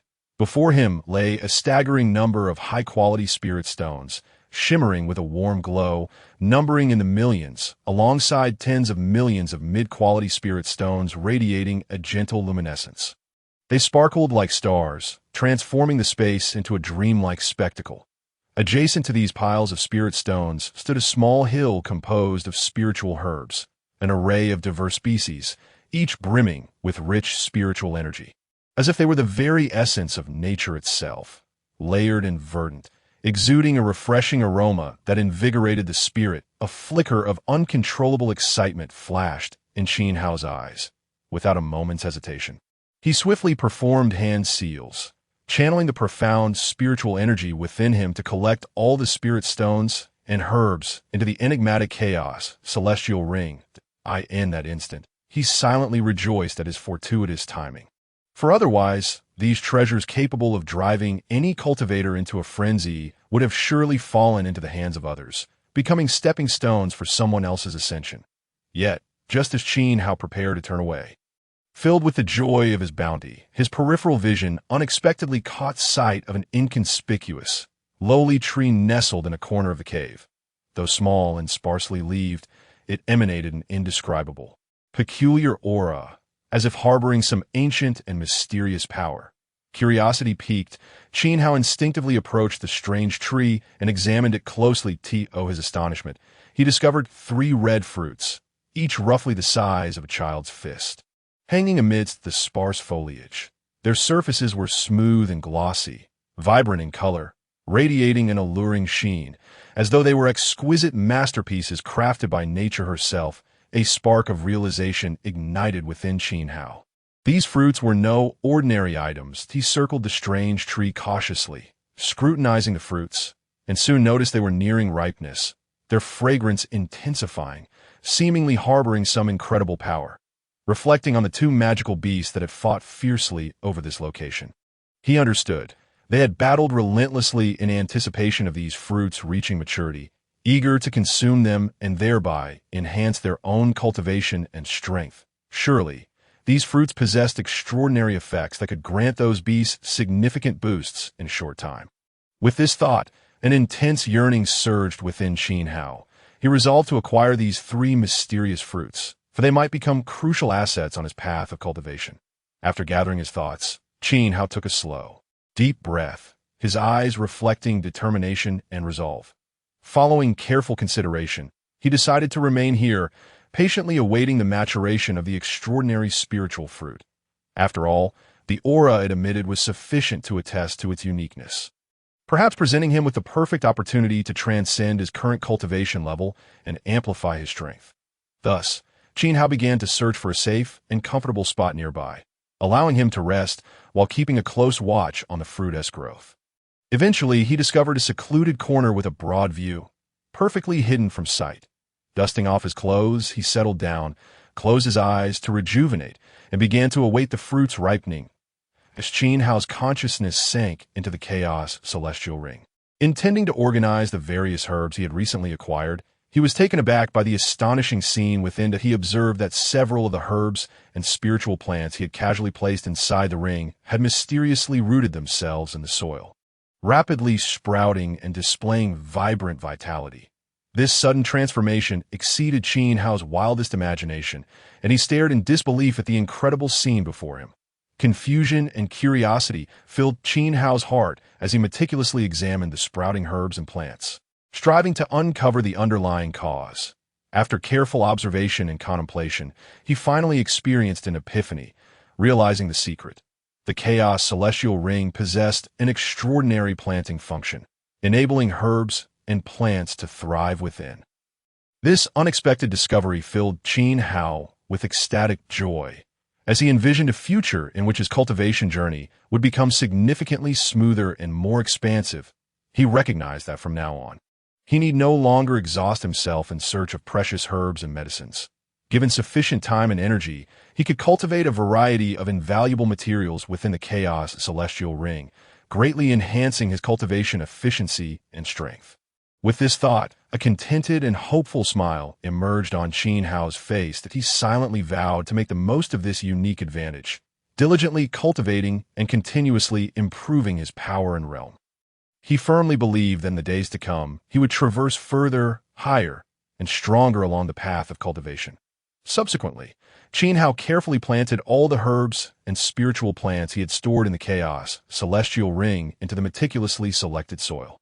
His skilled hands ensured each one was placed perfectly, allowing for unhindered growth among them.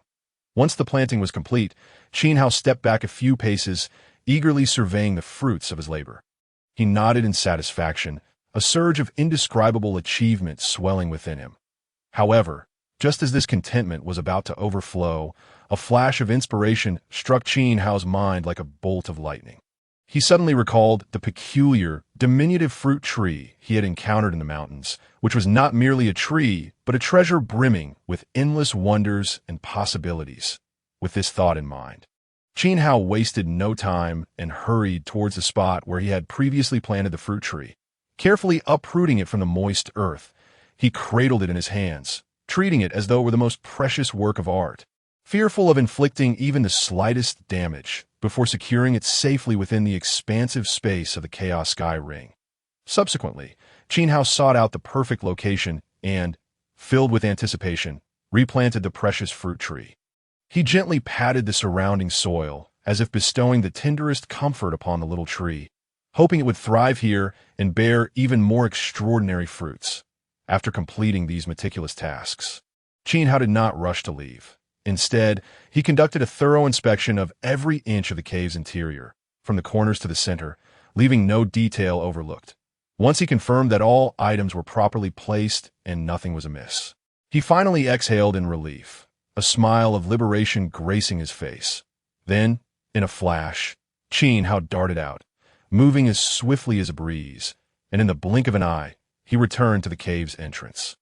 Taking a deep breath to steady his mind, he gradually infused his internal martial energy into the 3-star illusory demon array disc. As the energy flowed in, the disc sparkled, and a small formation gradually took shape, silently enveloping the cave's entrance. This formation acted as an invisible barrier, sealing off the cave's aura and making it difficult for outsiders to glimpse its secrets. Observing this scene, Qin Hao nodded inwardly, feeling immensely satisfied with his arrangements. Given that this area was once notorious as the territory of the ferocious storm tiger, ordinary beasts harbored a deep-seated fear of this place, as if it bore an indelible mark of inviolable authority, preventing them from daring to step foot here. Consequently, this territory retained a rare tranquility and serenity, making it an oasis of safety amidst the chaos and dangers of the outside world. After carefully assessing the surrounding environment, Qin Hao made a prudent decision. He resolved to utilize this precious period of tranquility to dedicate himself to rigorous training within the secluded cave, thereby enhancing his strength. After all, in this world where the strong reigned supreme and crises lurked at every corner, the only way to better confront future challenges and ensure his survival was to continuously elevate his cultivation. Before embarking on his training, Qin Hao first focused on studying the second-tier medicinal pill. The fasting pill. This potion was of utmost significance to cultivators, as it could diminish the need for food during their training, allowing them to concentrate more fully on their practice. Drawing upon his exceptional comprehension and solid pharmacological foundation, Qin Hao mastered the method and properties of the fasting pill in less than an hour. Having grasped the formulation of the fasting pill, Qin Hao refrained from hastily commencing his training. Instead, he decided to concoct several medicinal pills for future contingencies. Over the next 3 days, he not only produced an adequate supply of fasting pills, but also experimented with various other types of potions. such as healing pills and invigorating pills, all of which could play crucial roles during his cultivation or in moments of peril. With all preparations complete, Qin Hao finally set aside his distracting thoughts and immersed himself wholeheartedly in his training. He understood that in this world rife with uncertainty and challenges, the only way to seize control of his fate and brace for future storms was to continually strengthen himself. Therefore, he cherished this opportunity for cultivation, dedicating every moment to achieving greater breakthroughs along his path. Just as Qin had devoted himself entirely to his training, the atmosphere within the solemn and austere conference hall of the Li family grew oppressively tense. The head of the Li family, Li Jianan, wore an expression of fury, his voice hoarse and powerful with rage as he bellowed, "You insolent brat, Qin Hao! How dare you take the lives of my family's young master Li Xian and that Su family's Su Can? I vow to avenge this grievance. I will make the entire Qin family pay for your deeds. I shall witness their demise with my own eyes." Time slipped by like water through fingers, and before long, 2 months had passed in the blink of an eye. During this time, buoyed by a sufficient supply of medicinal pills and the powerful assistance of the Hanyuan Classic, Qin Hao experienced a qualitative leap in his cultivation, successfully breaking through to the intermediate warrior stage. The joy of his breakthrough did not allow Qin Hao to linger in elation for long. He quickly rose, his gaze profound as he fell into contemplation.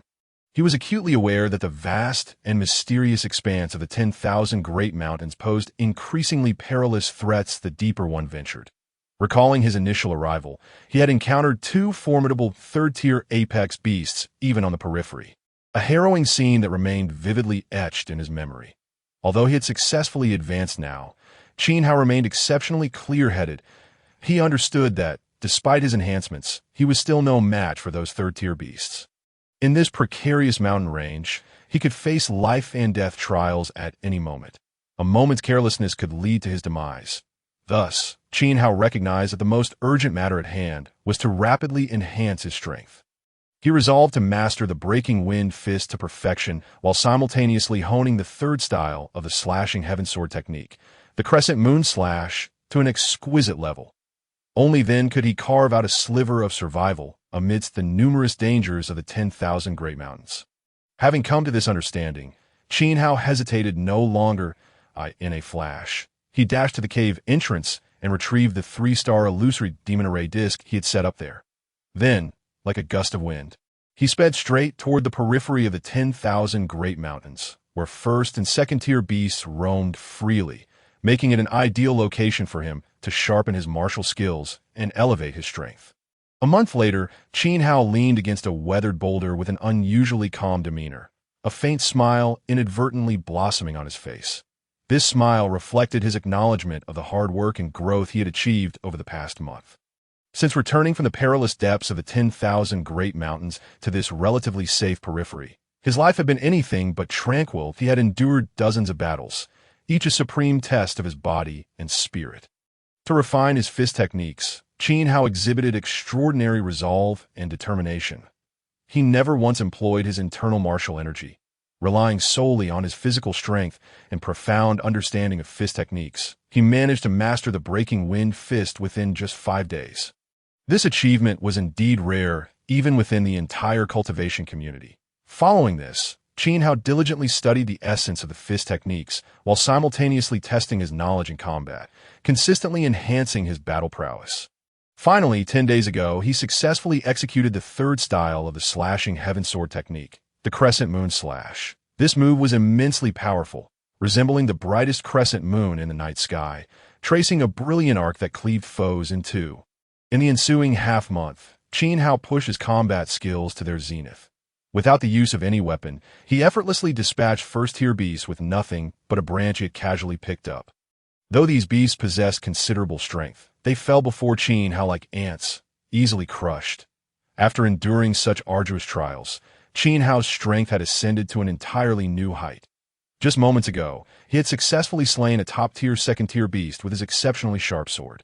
This battle not only proved his prowess, but also deepened his understanding and mastery of the Crescent Moon Slash, bringing it to a minor level of accomplishment.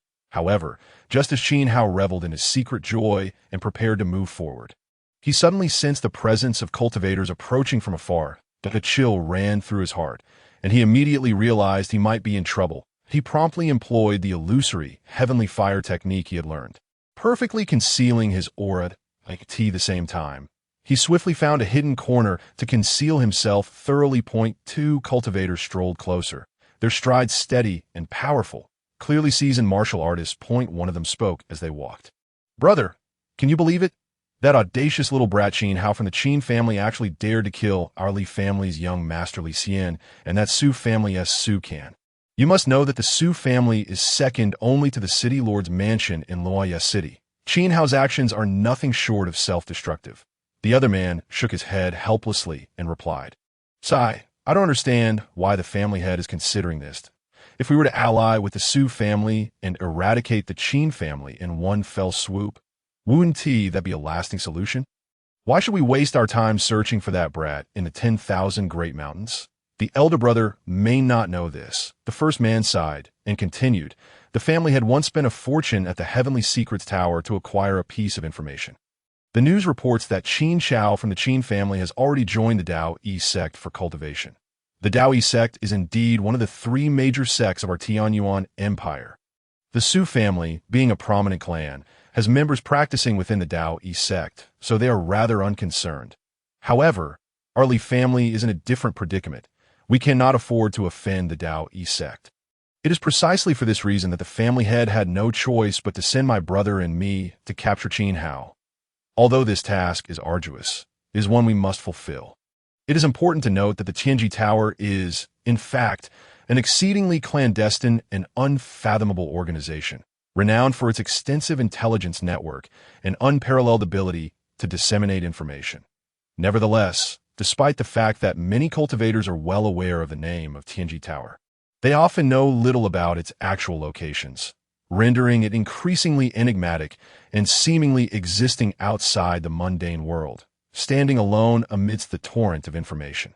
After Qin Hao attentively listened to the conversation between the two, he realized that his puppet had undoubtedly betrayed the fact that he participated in that mysterious auction.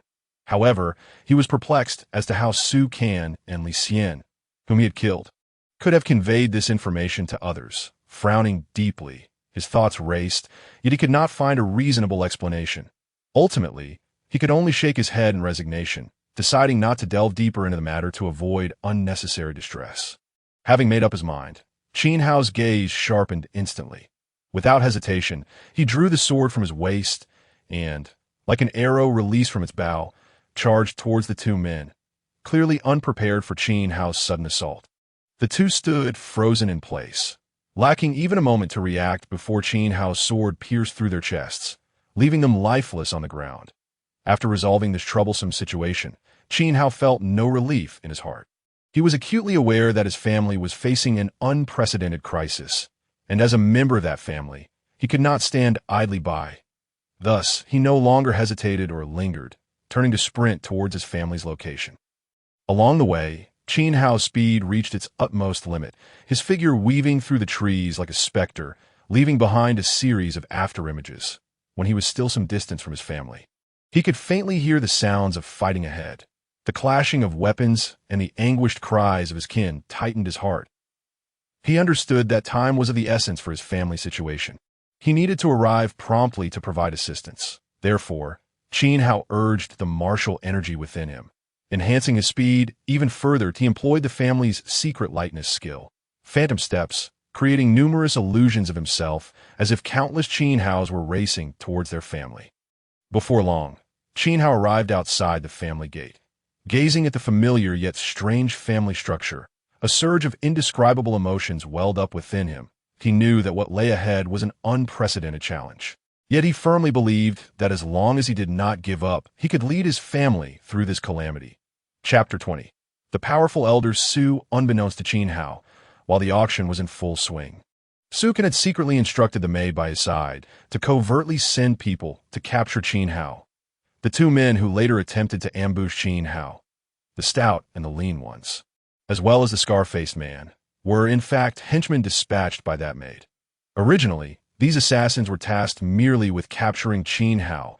However, upon discovering their target was indeed Qin Hao, greed took root in the stout man's heart, leading him to covet the martial arts secrets on Qin Hao's person, which in turn triggered a series of complex and perilous events. As Qin Hao sped along, he inadvertently caught snippets of conversation between the stout and lean men, prompting him to reflect.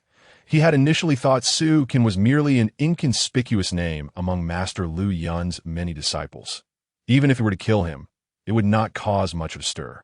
However, the information he received from the Li family left him astounded. Su Qian did not hail from humble beginnings, but instead belonged to a prominent family of considerable influence. This unexpected revelation made Qin Hao realize that the situation had grown complicated, compelling him to reassess the current state of affairs and contemplate how to navigate this sudden upheaval. Su Ji understood deeply that Su Qian's family was one of the most distinguished powers in Snowfall City. With far-reaching influence and entrenched roots, the distance between Snowfall City and Qingfeng Town is akin to worlds apart. Ordinary people are nearly oblivious to Su Qian's true identity and background on the surface. Su Qian had joined Master Lu Yun's sect, seemingly in pursuit of martial advancement. Yet in truth, it was merely a fade devised by his family to obscure their true intentions. The family secretly instructed Su Qian to approach Mu Ling'er of Liyue City, aiming to incorporate Mu Ling'er and her associated Liyue City into the Su family's control through marriage or other means, thus fulfilling their ambition of expanding their influence. Unfortunately, Su Qian met his demise in an unforeseen incident, and the news struck the Su family like a thunderbolt, instantly shocking the entire clan.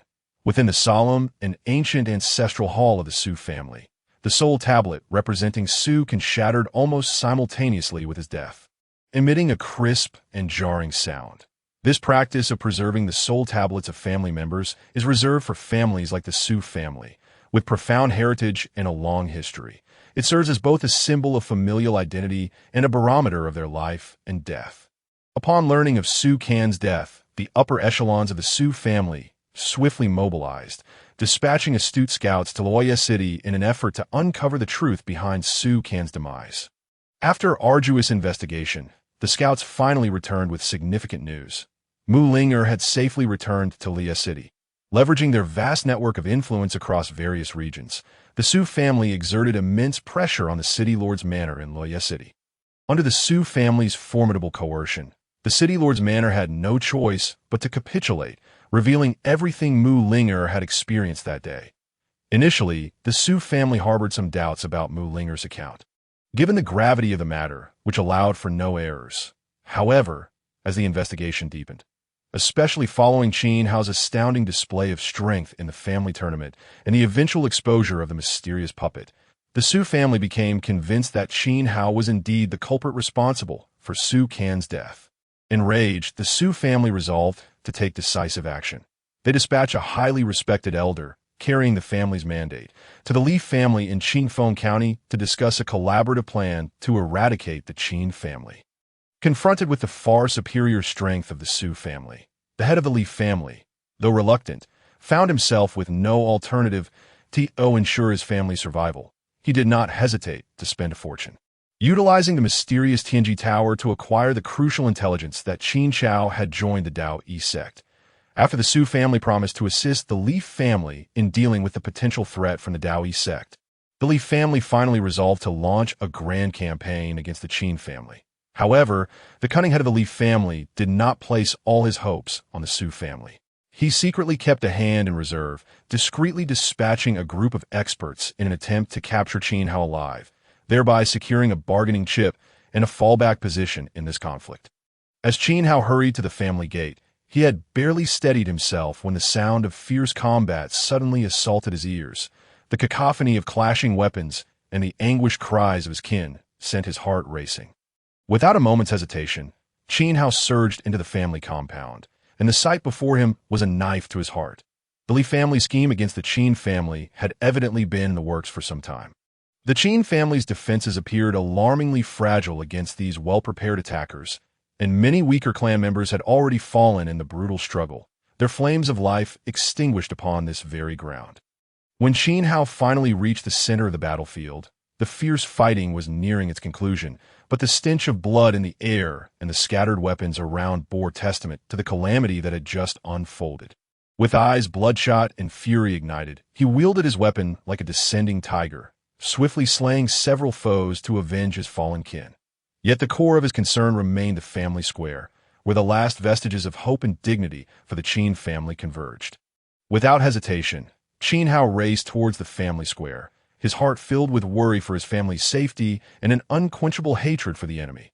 Upon finally arriving at the square, the scene before him tore at his heartstrings. The head of the Qin family, Qin Tian, was at that moment disheveled, his robes tattered, blood at the corner of his mouth, and his countenance dark with despair.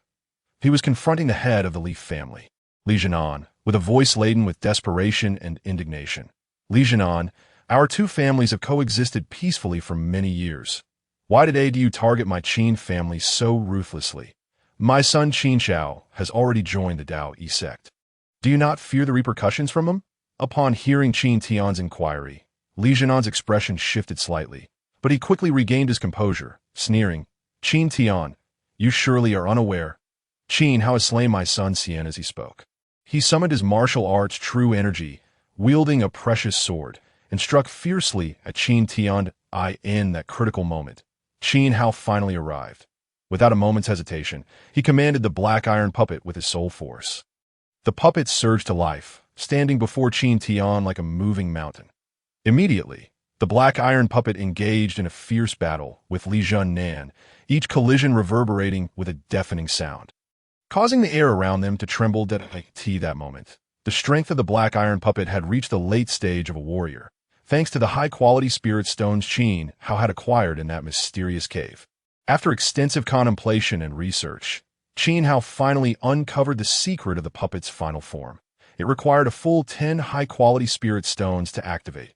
However, as Qin Tian's life hung in the balance, Qin Hao did not waver for an instant. He resolutely unleashed this formidable puppet to fight for the survival of his family. Qin Tian watched in astonishment as Qin Hao skillfully manipulated the black iron puppet, bravely rescuing himself from danger. A whirlwind of emotions surged within him. Reflecting on his previous grievances and injustices towards Qin Hao, a deep sense of guilt washed over him. He never imagined that, in this life-and-death moment, it would be Qin Hao who stepped forward, willing to sacrifice everything to save his life. Yet the battlefield's dynamics shifted rapidly, leaving no room for Qin Tian's sentiments. Li Jianan, the mid-level warrior, began to show signs of fatigue as he clashed with the black iron puppet. Despite his superior strength over Qin Tian, he was still overwhelmed when faced with the puppet, which had reached the late stage of a warrior, revealing clear signs of impending defeat. At this critical juncture, a short, sharp-featured elder suddenly intervened in the battle. With a single powerful punch, he easily repelled the black iron puppet. Seeing this, Li Jianan hurriedly bowed to the elder, expressing his gratitude. Thank you, Elder Su, for your assistance. Elder Su merely nodded indifferently, then displayed his astonishing prowess. In just 3 moves, the once mighty black iron puppet lay in ruins. Witnessing this, Qin Hao felt a pang of heartache, but had no choice but to withdraw the puppet. However, the battle was far from over. After defeating the black iron puppet, Elder Su suddenly turned his attention towards the Qin family, unleashing a brutal massacre. Although the Qin family fought valiantly, they ultimately could not withstand Elder Su's overwhelming strength. Nevertheless, none chose to retreat. They held their ground until the very last moment, as a stick of incense burned down. Every member of the Qin family lay fallen in a pool of blood, gasping their last breaths. Elder Su stood arrogantly in the void, his gaze sharp as a blade, coldly surveying Qin Hao below. His voice was deep and chilling, as if echoing from an endless abyss. So, it is you who kill my family, Canner. Facing Elder Su's accusation, Qin Hao stood unflinching till he raised his head, meeting the elder's gaze with unwavering determination, and calmly declared, It was I who killed him, but I take full responsibility for my actions. I only ask that you spare the others of the Qin family. His tone was resolute and steadfast, showing no signs of wavering. Yet, Qin Hao's resoluteness failed to sway Elder Su. Instead, the elder's expression darkened further, a flicker of a sinister gleam flashing in his eyes. He sneered, What a responsible young man. Unfortunately, today the entire Qin family must pay the price for your actions. With that, his aura surged violently, as if ready to engulf the world. A T that moment, a voice, ancient yet undeniably authoritative, erupted in the air like thunder. Who dares to act recklessly in the territory of the Qin family? Do you truly believe the Qin family is without defenders? Before the reverberations of that booming voice faded, a figure appeared suddenly before Elder Su. Like a specter, it was an elderly man, travel-worn yet exuding an indomitable spirit, his every feature radiating an unyielding strength.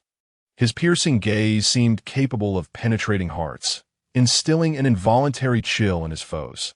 The members of the Qin family beheld this scene with expressions of astonishment, as if they had glimpsed the dawn of hope breaking through darkness. Especially Qin Tian, whose face shone with uncontainable excitement and joy, almost shouting, "Congratulations, Father! You have finally broken through to the martial master realm. This is indeed a momentous occasion for the Qin family. Father, you must seek justice for our innocent, suffering kin and ensure they find peace in the afterlife." It was revealed that this elder, who had emerged like a divine warrior at the critical moment, was none other than the head of the Qin family, Qin Zhan Ti this moment, although Qin Zhan radiated an aura of newfound strength. It was evident that he had only recently entered the martial master realm, and his cultivation remained somewhat unstable. Nevertheless, a flicker of unprecedented resolve and confidence shone in his eyes, as if no obstacle could deter his determination to fight for his family. With a grave expression, Qin Zhan fixed an unwavering gaze upon Elder Su, his voice deep and powerful. As a mid-level martial master, is it not beneath your dignity to target the younger generation? Do you not find this at odds with the spirit of martial arts? Elder Su, maintaining an icy smile, cast a disdainful glance at Qin Zhan, his tone dripping with contempt. So, the Qin family harbors a mere initial stage martial master. This is indeed unexpected. However, even so, you are but a slightly larger insect, hardly worth mentioning. Enough. Since you are so ungrateful, let us all go and keep my poor canner company. As soon as he finished speaking, Elder Su moved, launching a fierce assault on Qin Zhan. The martial master realm signifies that a warrior can freely manipulate their internal true energy to form an indestructible defensive shield, impervious to the efforts of ordinary individuals. However, Elder Su's level surpassed Qin Zhan's by one tier, and after merely a stick of incense had burned, Qin Zhan found himself overwhelmed and severely injured. His complexion turned as pale as paper, blood continuously trickling from the corners of his mouth, revealing his extreme weakness. Yet despite this, his eyes remained resolute, demonstrating the unyielding spirit of the Qin family, determined to defend their honor unto death. Chapter 21. The mystery of heritage. Witnessing this scene, the members of the Li family were swept with an overwhelming tide of joy, exchanging glances imbued with the glimmer of victory, as if they could already envision a glorious future for their clan. Conversely, the faces of the Qin family turned ashen, shrouded in a veil of despair, the air thick with hopelessness as they felt themselves sinking into an abyss of darkness. Just as each member of the Qin family believed their clan was on the brink of extinction, a stunning figure suddenly emerged from the previously silent sky. Draped in a magnificent red robe, she was a woman of exquisite beauty, resembling a celestial being descended from the heavens, radiating an aura of nobility that demanded reverence. She hovered gracefully in mid-air, embodying a sacred goddess, inspiring awe in all who beheld her. With a mere cold snort, her voice resonated like thunder, echoing in the ears of the crowd. In an instant, both the Li and Qin families felt an invisible force binding them, their bodies frozen, unable to move an inch. The atmosphere grew heavy with tension, quickening the heartbeat of all present. Then, with a gentle flick of her sleeve, that seemingly soft gesture was imbued with boundless power. The entirety of the Li family members present suddenly seemed to have their life force extracted, collapsing lifelessly to the ground. Their faces bore expressions of shock and disbelief, as if unable to grasp the reality of the situation unfolding before them. Elder Su, who had been standing nearby, wore an expression of extreme distress.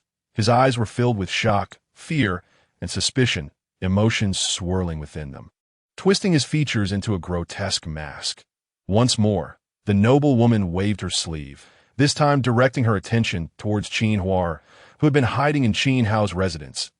In an instant, a mysterious force enveloped her, and she vanished from sight in the blink of an eye. When she reappeared, she stood firmly beside the noble woman, their proximity so close that they could feel each other's breath. This moment. Qin Huar was etched with fear and unease. She gazed at the powerful noble woman, her heart racing with uncertainty and trepidation. She could not fathom why she had been chosen by this woman, nor could she predict the fate that awaited her. The noble woman regarded Qin Huar with a calm, yet commanding demeanor, saying softly, "Do not worry, child, just come with me." Her voice, though serene and gentle, carried an undeniable authority. Qin Huar was acutely aware that she could not possibly resist the formidable presence before her, and thus she could only silently follow her departure. Yet, at the moment she was about to turn away, she could not help but cast a glance back at her kin. Qin Hao in her eyes. An endless sea of worry and reluctance shimmered, as if she were attempting to imprint this emotion deeply within her heart. Ultimately, she vanished from the sight of the onlookers, accompanied by the noble woman, leaving behind a vast emptiness and a Qin family in shock. As the elegantly poised woman and Qin Huar vanished into thin air, Elder Su's complexion turned as pale as a sheet, his eyes widening in terror as he gazed in the direction of their departure, his entire being trembling involuntarily. Deep within, he felt as though a colossal weight bore down upon him, for he recognized that he had indeed stumbled upon an insurmountable obstacle, provoking a figure he should never have dared to cross. That a profound sense of regret surged within him, threatening to engulf him entirely. Elder Su was acutely aware that the woman who could levitate effortlessly was undoubtedly a paragon within the cultivation world, her prowess at least at the level of a martial king, 2 entire realms above his own, a being he could never hope to look up to. Moreover, that beautiful lady could summon a figure to appear beside her with merely a flick of her wrist, a near-mythical ability that filled him with dread, confirming that such a formidable presence was beyond the reach of the Su family. Thus, entwined in fear and regret, Elder Su dared not linger for a moment longer, nor entertain any thoughts of harming the Qin family. He turned and fled in a singular direction, his speed akin to that of an arrow released from a bow, as though pursued by countless vengeful spirits, fearing that even a moment's delay would lead to his ruin. With Elder Su's departure, the hearts of the Qin family finally eased.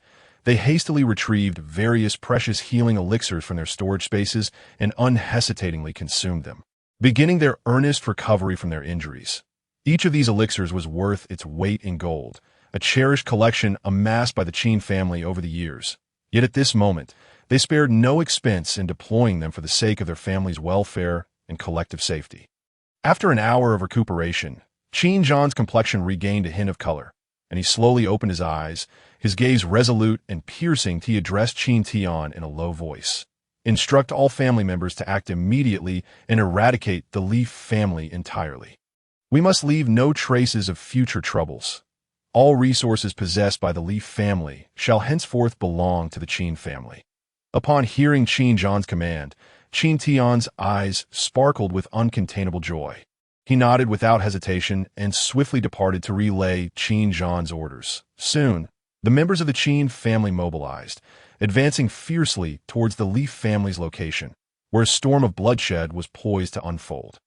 Once all trivial matters were arranged, Qin Zhan turned slowly, his profound gaze akin to warm sunlight, gently resting upon Qin Hao.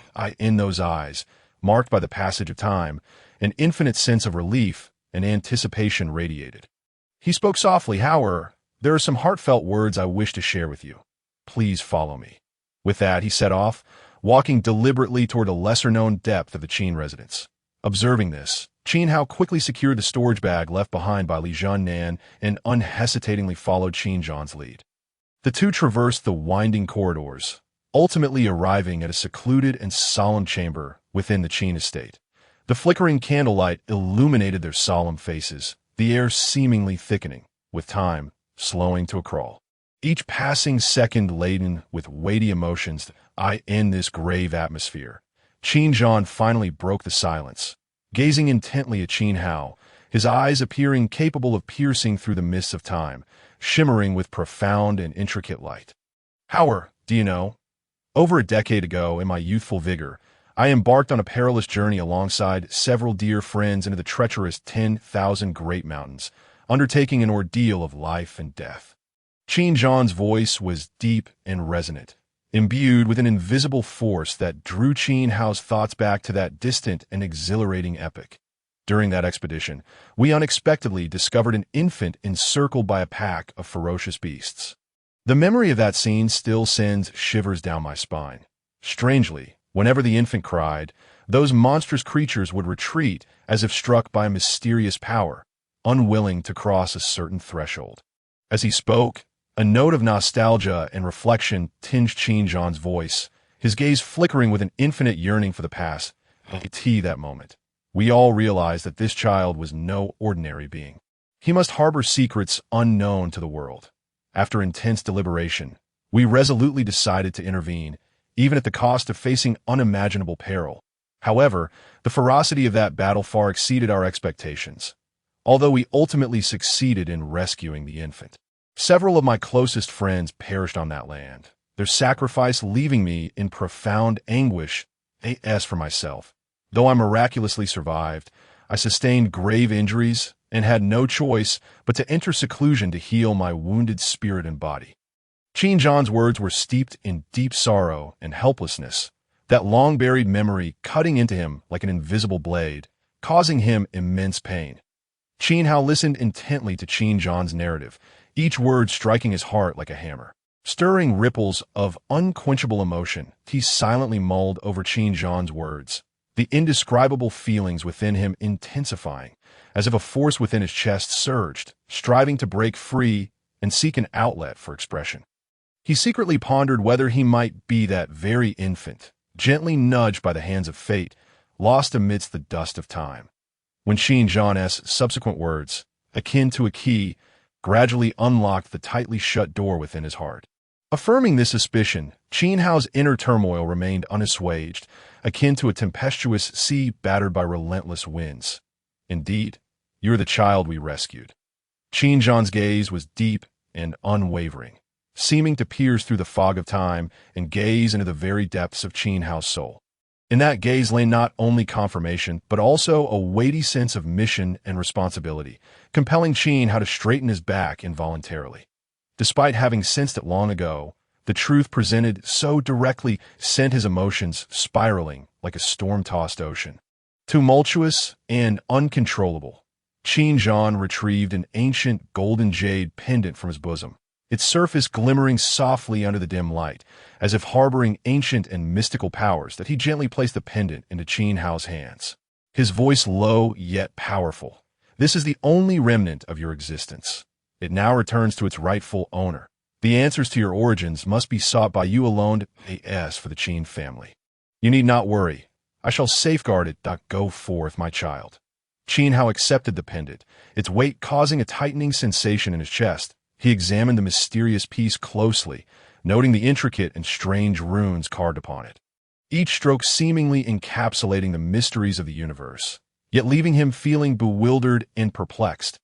Upon turning it over, he discovered a clearly inscribed character, Hao, a name that resonated deeply within him, evoking an inexplicable sense of familiarity mingled with confusion and uncertainty. He clutched the pendant tightly, repeatedly tracing its surface, attempting to glean any hint of his origins from the runes and inscriptions. Yet, despite his fervent efforts, the ancient symbols and characters remained silent, like a slumbering giant, unwilling to divulge even the slightest secret. However, he understood that this pendant might very well be his sole connection to his identity in this world. Thus he held it fast, refusing to release it, even for a moment. Time flowed slowly in silence, and after what felt like the span of a fragrant stick, Qin Hao's emotions gradually settled. He realized that excessive anxiety and tension would only deepen his confusion, obscuring his path forward. Gradually, he loosened his grip, cautiously placing the pendant into a secluded and hidden space within his chaotic sky ring, as if safeguarding a precious treasure, although he could not yet unveil the pendant's secrets. He firmly believed that if he persevered, he would one day uncover the answers and lift the veils shrouding his origins. Chapter 22. The arrival in Lia City, having calmed his somewhat restless spirit. Qin Hao eagerly reached out to open the legendary storage bag belonging to Li Jun, and he speculated in his heart about what treasures the head of the Li family, a figure of great repute, might have left for him, a later arrival, to discover. However, as his gaze swept through the contents of the storage bag, he could not help but furrow his brow slightly, revealing a hint of disappointment. Within the storage bag, alongside a collection of relatively common mid-grade spirit stones, lay an assortment of miscellaneous trinkets that appeared rather unremarkable. Qin Hao, unwilling to concede defeat, rummaged through the contents, his fingers gliding over every corner in the hope of unearthing a miracle. At long last, amidst the seemingly mundane clutter, he stumbled upon a fragment of an unknown beast hide, its texture resilient and its color ancient, seemingly concealing secrets long forgotten. Even more captivating was a token engraved with intricate characters, which lay quietly beside the hide, emanating a faint luminescence that exuded an aura of mystery and allure. With utmost caution, Qin Hao grasped the token, scrutinizing it intently. Its surface was as smooth as a mirror, yet it seemed to harbor a profound power that evoked both curiosity and reverence within him. After some contemplation, he resolved to attempt to refine the token, eager to unlock further revelations. Thus, he settled his mind and began to channel his martial energy into the token. The span of 3 breaths felt as though time had come to a standstill. As Qin Hao focused intently on the token's transformation, the token radiated brilliantly, a warm current flooding into his heart, while simultaneously a fragment of information crystallized in his mind. It turned out that this token was known as the Tianji Ling, a token of the Tianji Tower, by merely infusing the token with martial energy.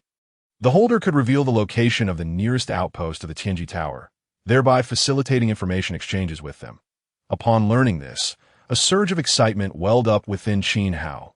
Without hesitation, he followed the token's guidance and infused it with martial energy once more. Instantly, a vivid map unfolded in his mind, resembling a beautifully crafted scroll that laid bare the location of the Tianji Tower's most recent outpost. As he scrutinized the map, surprise and astonishment washed over him.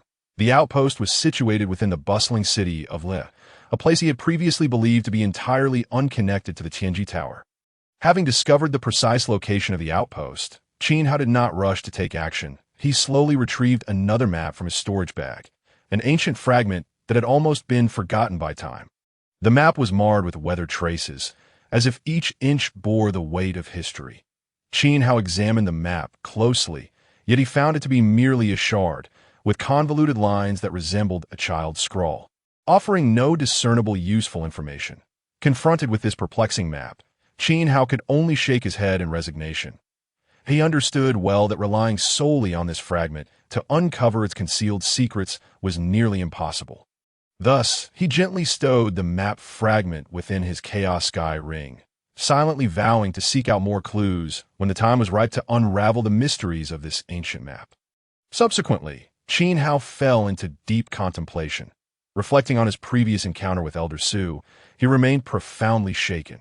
The Elder's overwhelming presence weighed upon his heart like a mountain, instilling within him an awe that was both irresistible and humbling. Moreover, the appearance of the enigmatic noblewoman elevated Qin Hao's understanding of strength to entirely new heights. With a mere wave of her hand, she effortlessly eradicated all members of the Li family, a display of power that transcended Qin Hao's imagination, leaving him filled with yearning and desire. It was these experiences that intensified Qin Hao's resolve to grow stronger. He was acutely aware that in this world where strength reigned supreme, only with sufficient power could he protect himself and those he cherished, and foster the advancement of the Qin clan. Upon learning that Qin Chao had entered the Dao sect, the Li family grew wary, refraining from easily striking against the Qin clan. This revelation deepened Qin Hao's appreciation for the importance of having a powerful ally. Consequently, he resolved to join a formidable faction, leveraging its strength to safeguard the Qin family and propel its development. Determined to join a faction, Qin Hao naturally aimed for the strongest one, that after careful consideration, he ultimately set his sights on the most powerful sect in the Tianyuan Empire, the Tianyuan sect. This sect boasted a rich history and profound heritage, having nurtured countless exceptional disciples, earning its title as the foremost sect of the Tianyuan Empire. Qin Hao contemplated that if he could gain entry into such a sect, he would not only obtain superior training resources and guidance, but also harness the sect's reputation to intimidate those of lesser stature, ensuring the safety of the Qin family. However, reaching the Tianyuan sect was no simple endeavor. Qin Hao was well aware that the journey from his current location to Tianyuan Mountain required traversing a lengthy path, fraught with perilous forests and treacherous mountains. This journey was rife with unknown dangers and challenges, including ferocious beasts that threatened travelers' lives, as well as the possibility of ambushes and obstructions from rival factions, complicating his path further. Yet, Qin Hao did not waver in fear or retreat. He firmly believed that with unwavering conviction and relentless effort, he could surmount the myriad difficulties and arrive at Tianyuan Mountain, realizing his aspirations. Thus, Qin Hao gathered his spirits and belongings, resolutely embarking on his journey towards the Tianyuan sect. His heart brimmed with anticipation and hope, yearning to cultivate and enhance himself within the sect, aspiring to wield his newfound strength to protect the Qin family and safeguard their land. During his protracted journey towards Tianyuan Mountain, Qin Hao found himself needing to pass through Lia City. Though not grand in scale, it played a pivotal role in the landscape of the Tianyuan Empire, serving as a bridge that tightly connected the empire's various regions. For Qin Hao, this city undoubtedly represented an ideal resting place, where he could recuperate and regain his strength, and more importantly, perhaps gather valuable intelligence regarding the Tianyuan sect, which was crucial for his forthcoming endeavors. Gazing at the imposing city in the distance, Qin Hao felt a wave of relief wash over him. Reflecting on the trials and tribulations he had faced over the past month, he couldn't help but feel a sense of nostalgia.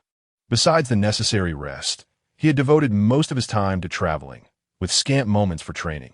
Throughout this arduous journey, he had encountered individuals with ulterior motives, intent on robbing and harming him. Yet, thanks to his exceptional prowess, Qin Hao had always managed to dispatch them effortlessly, transforming peril into safety. Upon entering Lia City, Qin Hao patiently queued according to the regulations of the city gate, registering his identity and paying a low-grade spirit stone as the entry fee. As the throngs of people flowed into the city, he was immediately captivated by the vibrant scenes before him. The streets were wide and tidy, lined with bustling shops, teeming with life and energy. Selecting a seemingly well-kept inn, he settled his accommodations and then followed the guidance of the Tianji Ling, setting off towards the Tianji Tower. After a diligent search, Qin Hao finally arrived at the location of the Tianji Tower. Standing before an establishment that appeared rather unremarkable, he paused, inhaled deeply, and endeavored to calm his racing heart before stepping forward with determined strides into the shop. The interior of the shop was shrouded in dim light, making it difficult for even average martial artists to discern the path ahead. However, for Qin Hao, this posed no challenge. Armed with keen perception and exceptional vision, he navigated unhesitatingly toward the depths of the shop. Within mere moments, he found himself facing a mysterious elder. The elder sat upon an ancient chair, his visage aged and tranquil, as if he were disengaged from worldly affairs. Upon noticing Qin Hao's entrance, he merely cast a fleeting glance before emotionlessly inquiring, "Where is the token?" In response, Qin Hao promptly retrieved the precious Tianji Ling from his bosom and respectfully handed it to the elder. The elder took the token, giving it a cursory glance, before casually instructing, "The room on the far left. You may enter." With that, he closed his eyes once more, seemingly indifferent to the world around him, retreating back into his own realm. Without uttering a word, Qin Hao turned silently and strode purposefully toward the direction indicated by the elder. Soon, he arrived at the designated room's entrance, where the door appeared particularly enigmatic under the soft, golden light. Gently pushing the door open, accompanied by the faint creak of the hinges, Qin Hao stepped into the room, filled with anticipation. The light within the chamber was somewhat subdued, yet this ambience only served to heighten its air of mystery. His gaze swiftly swept around, ultimately resting upon a figure adorned in a wide-brimmed hat, their entire form concealed beneath a veil. The Tianji Tower's protocol dictated that fees were assessed based on the level of information sought by the guests. The voice of the veiled figure resonated deep and authoritative, imbued with an air of undeniable command. Upon hearing this, Qin Hao promptly replied, "I wish to inquire about the recruitment of disciples at the Tianyuan sect." Upon hearing Qin Hao's request, the veiled figure paused momentarily before responding. 100,000 mid-grade spirit stones will grant you basic information. 1 million mid-grade spirit stones will yield detailed intelligence. And 10 million mid-grade spirit stones will provide you with all the insider knowledge. Which do you desire? Upon hearing the quoted prices, Qin Hao couldn't help but feel a surge of astonishment. Nevertheless, he exhibited no hesitation, directly producing a storage bag from his bosom and promptly handing it over. The veiled figure accepted the storage bag and, with a swift glance, discovered that it contained an additional 500 mid-grade spirit stones, bringing the total to 1,500. Quite satisfactory. The individual gave a slight nod before proceeding to speak. The Tianyuan sect recruits disciples every 5 years, with the next recruitment scheduled for 9 months hence, taking place in the imperial capital of Tianyuan. Each recruitment adheres to exceedingly stringent criteria. Candidates must be under the age of 20 and possess a martial artist's initial stage of cultivation. Furthermore, they are required to participate in a grand hunting competition deep within Tianyuan Mountain, where their rankings will be determined by the quantity and quality of the beasts they hunt. The higher the rank, the more substantial the rewards. Notably, the individual ranked first may have the opportunity to be taken as a disciple by a core elder, and with a stroke of luck, could even become a direct disciple. Pausing momentarily, the individual continued. Within the Tianyuan sect, there are numerous disciples, yet only a select few truly stand out.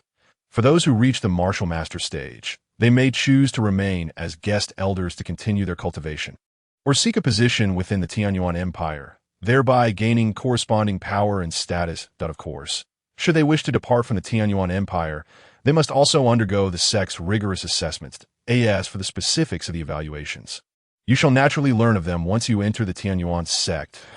At this juncture, the individual seemed to recall something and added, "There's one additional piece of information I shall graciously bestow upon you.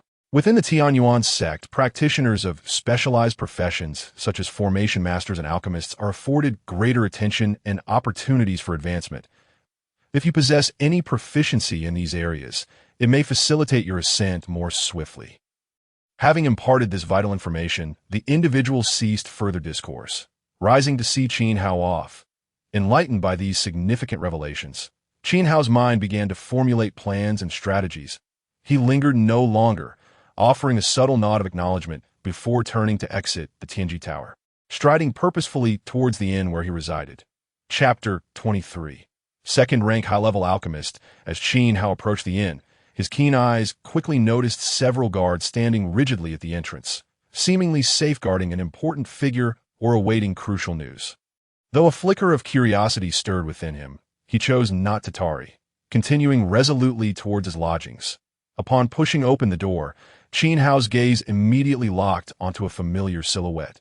The figure stood by the window, her eyes gazing through the lattice, seemingly lost in contemplation of distant scenery. Hearing Qin Hao's footsteps, she slowly turned, revealing herself to be Mu Lingard, a complex array of emotions etched across her face. And as their eyes met, Mu Lingard regarded Qin Hao with an expression of profound regret, her bright eyes brimming with guilt. Qin Hao had long harbored suspicions, fearing that Mu Ling might have been involved in the disclosure of his actions against Li Xian and Su Qian. Now, witnessing her demeanor, his certainty solidified. Qin Hao's expression was cold and distant as he spoke slowly, his voice laced with a barely perceptible chill. "Fairy Mu, what brings you here today?" At his words, Mu Lingard's guilt deepened. She bit her lip, as if grappling with a difficult decision, before finally sighing, her voice tinged with helplessness and regret. "I am truly sorry, young Master Qin. Due to the immense power of the Su family, our city lord's office wishes to avoid offending them, and I am left with no choice." Upon hearing this, Qin Hao comprehended the entirety of the situation. A faint, indifferent smile graced his lips, devoid of warmth. "Since Fairy Mu has no further matters, I shall not see you out." Realizing that she could not elicit further understanding from Qin Hao, Mu Linger offered a slight bow, her posture imbued with regret and reluctance, before resolutely turning and stepping out of Qin Hao's room, eventually vanishing beyond the threshold. After bidding farewell to Mu Linger, Qin Hao found himself enveloped in deep contemplation. He meticulously assessed his current strength, having firmly crossed the threshold of the intermediate martial artist stage. And with his current pace of cultivation, he anticipated reaching the advanced stage shortly. Provided no unforeseen setbacks arose, he was confident in his ability to break through to the martial artist realm before participating in the Tianyuan sect's disciple recruitment ceremony.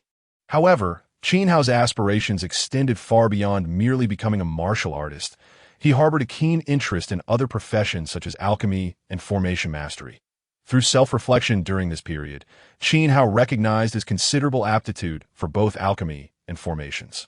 He believed that with continued effort, he could achieve second-rank proficiency in both disciplines. As for other professions, he deemed it unnecessary to rush, understanding that one's energy is finite, and it is prudent to advance step by step with steady determination. Thus, Qin Hao resolved to first secure his identities as an alchemist and formation master. To that end, he devoted himself wholeheartedly to the comprehension and cultivation of these arts. Time flew by like a fleeting shadow, and a month slipped away unnoticed. When Qin Hao finally emerged from his secluded training at the inn, his aura had undergone a noticeable transformation, with his strength firmly established at the advanced martial artist level.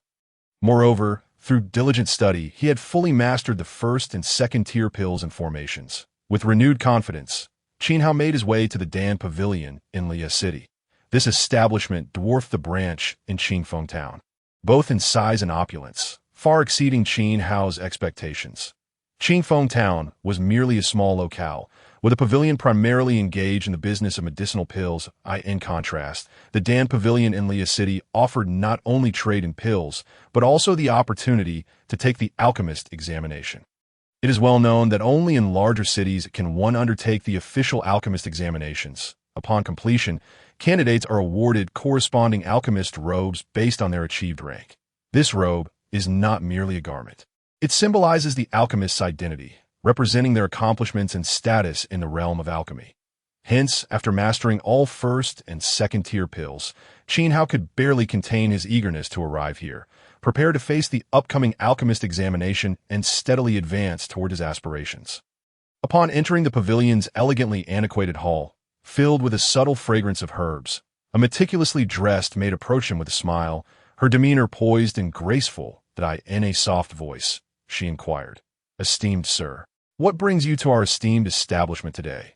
Are you in need of purchasing medicinal pills, or do you have other requests?" Qin Hao's gaze was resolute, his voice clear and powerful. "I wish to participate in the alchemist examination." At this declaration, it was as though a stone had been cast into a tranquil pond. Everyone within the Dan Pavilion, previously engrossed in their own affairs or engaged in hushed conversations, turned their attention toward Qin Hao. The title of alchemist holds immense prestige in the realm of cultivation, symbolizing not only power, but also an amalgamation of wisdom and talent. Thus, when the crowd learned of someone seeking to acquire the title of alchemist, curiosity surged as they scrutinized the young man who had made such a request. However, upon observing Qin Hao's youthful visage, many in the crowd could not suppress a flicker of skepticism and disdain. After all, the path of alchemy is fraught with challenges, requiring years of accumulation and practice. Could a youth so young truly achieve success on this arduous journey? Even the maid, taken aback by Qin Hao's request, regarded him with a mix of surprise and curiosity in the face of the surrounding gazes, some filled with doubt and others with contempt. Qin Hao simply smiled faintly, shaking his head, his tone imbued with undeniable confidence. "I have come here to directly challenge for the qualification of a second-rank high-level alchemist." With these words, the Dan Pavilion erupted in a fervor of discussion. Many had anticipated that, even if Qin Hao aimed to take the examination, he would start from the initial first-rank level. They were astounded by his audacity in seeking the advanced second-rank qualification, an endeavor deemed utterly fantastical. In an instant, a myriad of suspicious, dismissive, and even provocative glances were cast upon Qin Hao, silently questioning his audacity and lack of self-awareness. The maid, equally astonished, had not expected such a bold request from him.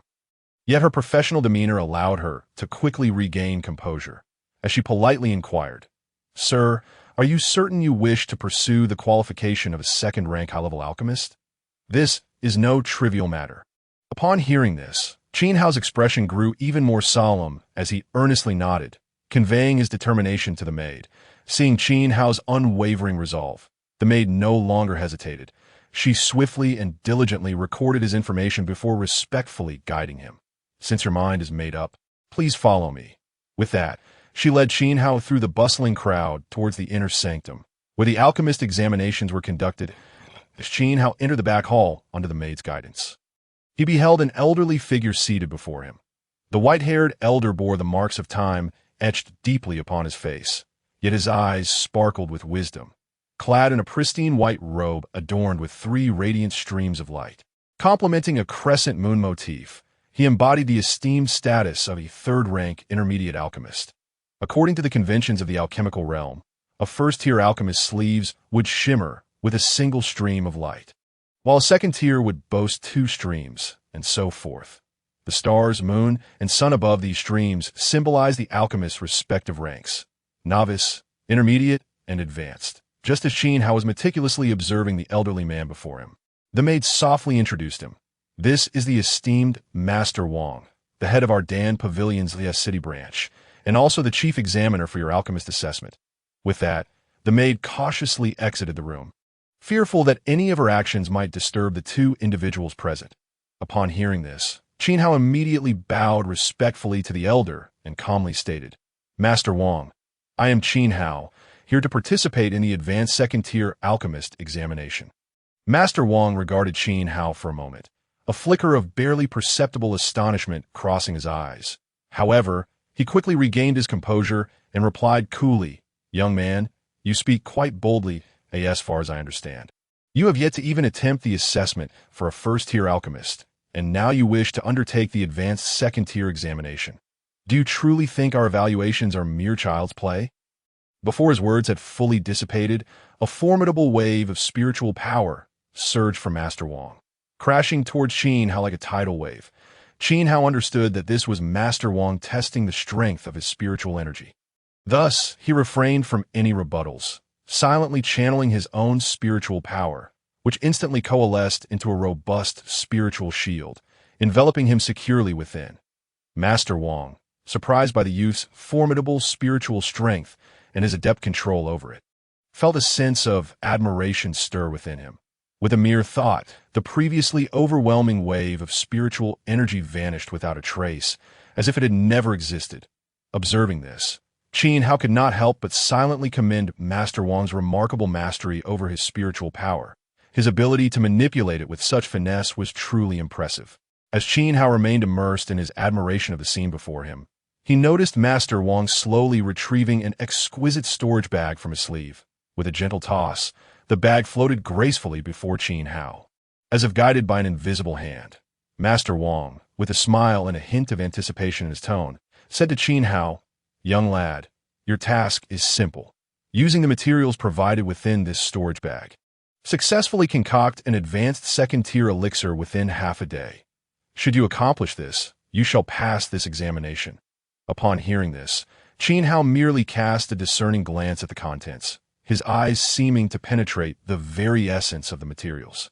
And within moments, he grasped a solid understanding of them. He then skillfully extracted the various herbs from the storage bag, arranging them neatly upon the table before him and beginning the meticulous classification process.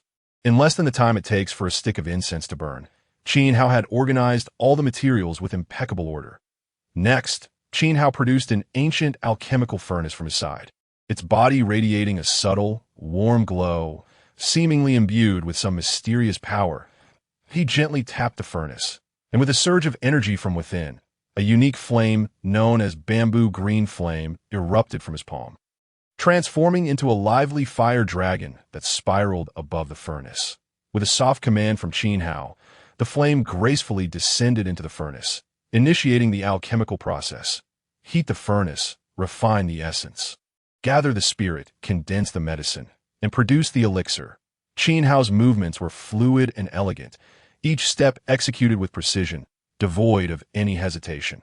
His expression remained focused and serene, as if the entire world had faded away, leaving only him and the alchemical furnace.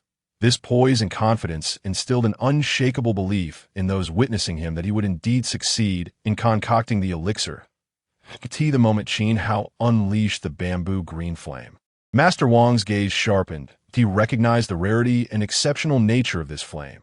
Observing the blaze, a hint of envy flickered across Master Wang's face as he silently marveled at Qin Hao's potential and talent.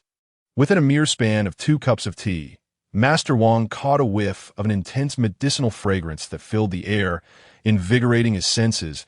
He felt a surge of delight, realizing that Qin Hao's alchemical process was nearing completion. Indeed, after half a stick of incense had burned, Qin Hao gently lifted the furnace lid and placed a round, plump elixir into a jade vial, respectfully offering it to Master Wang. Master Wang accepted the vial and carefully examined the elixir within. The aroma was rich, the elixir's form flawlessly round and radiant, exuding a warm luster. Clearly a masterpiece among masterpieces. Once again, astonishment swept over Master Wang's features. He had not anticipated Qin Hao's alchemical skills to be so remarkably refined. After a brief moment, Master Wang secured the elixir and retrieved a delicate jade token from his sleeve, smiling as he presented it to Qin Hao. Congratulations, you have successfully become an advanced second-tier alchemist. This jade token serves as a pass for an alchemist tournament in 5 years. Should you be interested, simply present this token to participate. The details are inscribed within. Just refine the token to reveal its contents. Having completed these formalities, Master Wang personally guided Qin Hao to collect his alchemist identification token and robe. As Qin Hao accepted the token and robe, a satisfied smile graced his face. He bowed respectfully to Master Wang before turning to embark on a new journey. Chapter 24. The Array Alliance. After bidding farewell to the Dan Pavilion, Qin Hao resolutely set forth towards the Array Alliance's location, his heart brimming with a thirst for exploration into uncharted territories. Little did he anticipate the unfolding scene after his departure. Shortly after Qin Hao left, Master Wang learned from others that the youth was merely 14 years old, a revelation that struck him like a bolt from the blue. Rendering him nearly speechless, it was unfathomable that such a young boy could already be an advanced second-tier alchemist. His talent and potential were truly astounding. Stunned, Master Wang remained in place for a full 15 minutes. Gradually regaining his composure, he recognized that if such a genius were nurtured properly, his future achievements would be boundless. Thus, he swiftly organized his thoughts and reported this astonishing news to the Dan Pavilion's headquarters, hoping to pave a broader path for this young prodigy's future. Meanwhile, the Array Alliance that Qin Hao was approaching was an organization brimming with mystery and power.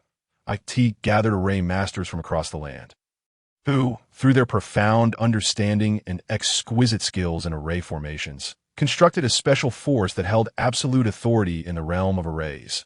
Though the members of the Array Alliance were few in number, each was a paragon in their field, their status and prestige entirely contingent upon their mastery of array techniques. With a strict and unquestionable hierarchy, in this world, alchemists were already considered rare talents. But in comparison, the scarcity of array masters was even more pronounced. They were as precious as phoenix feathers and unicorn horns, which fostered an even tighter bond among the members of the Array Alliance, who collectively pursued deeper mastery of array techniques, engaged in mutual learning and sparring, and continuously sought self-improvement. Within the Array Alliance, any provocation against a member was viewed as a challenge to the entire alliance. For each individual understood that they formed an inseparable whole, united in facing external challenges. Moreover, the influence of the Array Alliance extended far beyond arrays themselves. The research and development in fields such as weapon forging, puppet crafting, and teleportation arrays all relied heavily on the support and assistance of arrays. Only those with profound mastery in arrays could delve into the mysteries of these domains. Thus, the members of the Array Alliance not only shone brightly in their respective fields, but also propelled advancements and developments in related industries through their wisdom and skills. Members of the Array Alliance hailed from diverse regions and backgrounds, their power dynamics intricate and multifaceted. Yet, it was this very diversity and complexity that rendered the Alliance a vibrant and creative organization.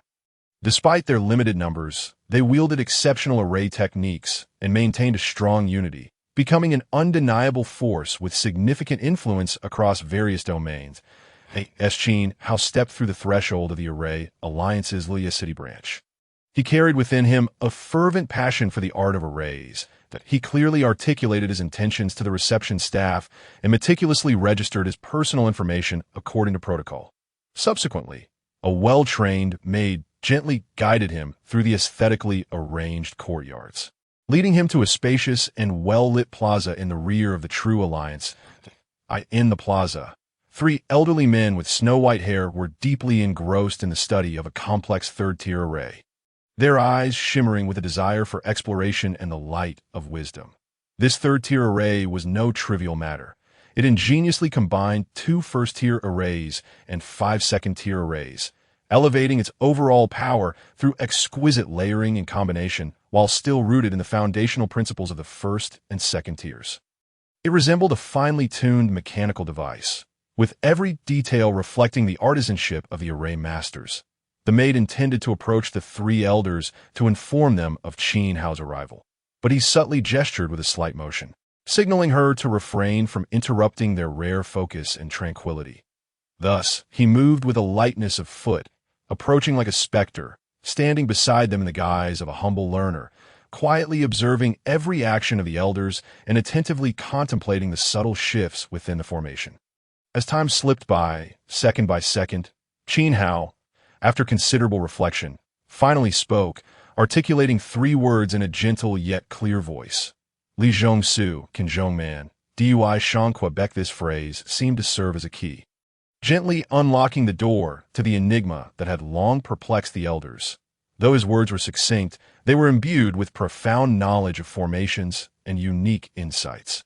The sudden sound jolted the 2 elders, who had been deeply engrossed in thought, awakening them with expressions of displeasure and indignation, as if they were quite disturbed by this unexpected interruption.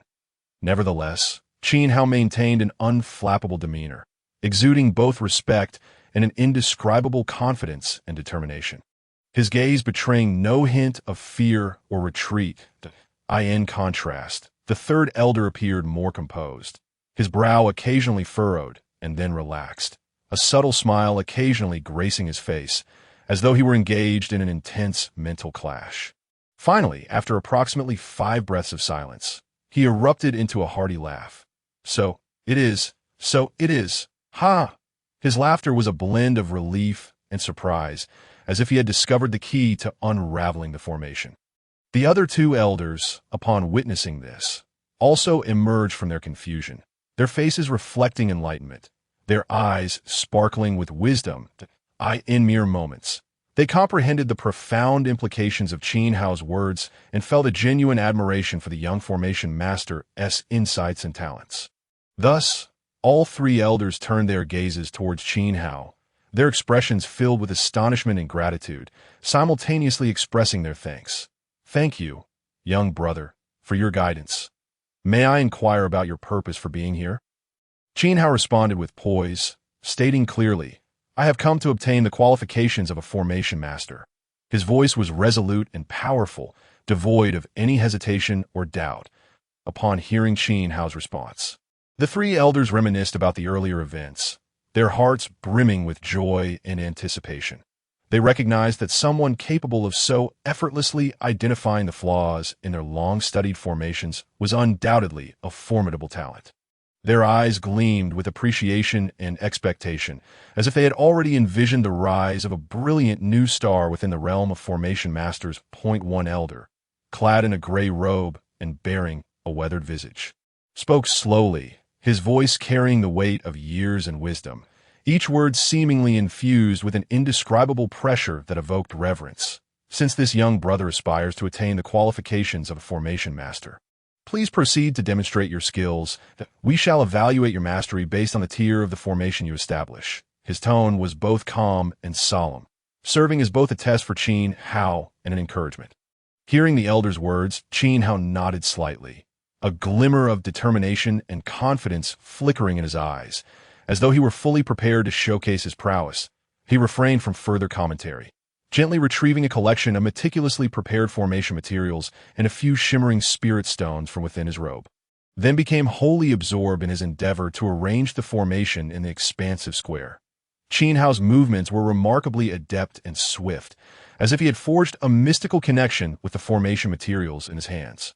Those previously silent materials sprang to life under his control, dancing and weaving through the air, ultimately converging into a complex and enigmatic pattern according to a specific order.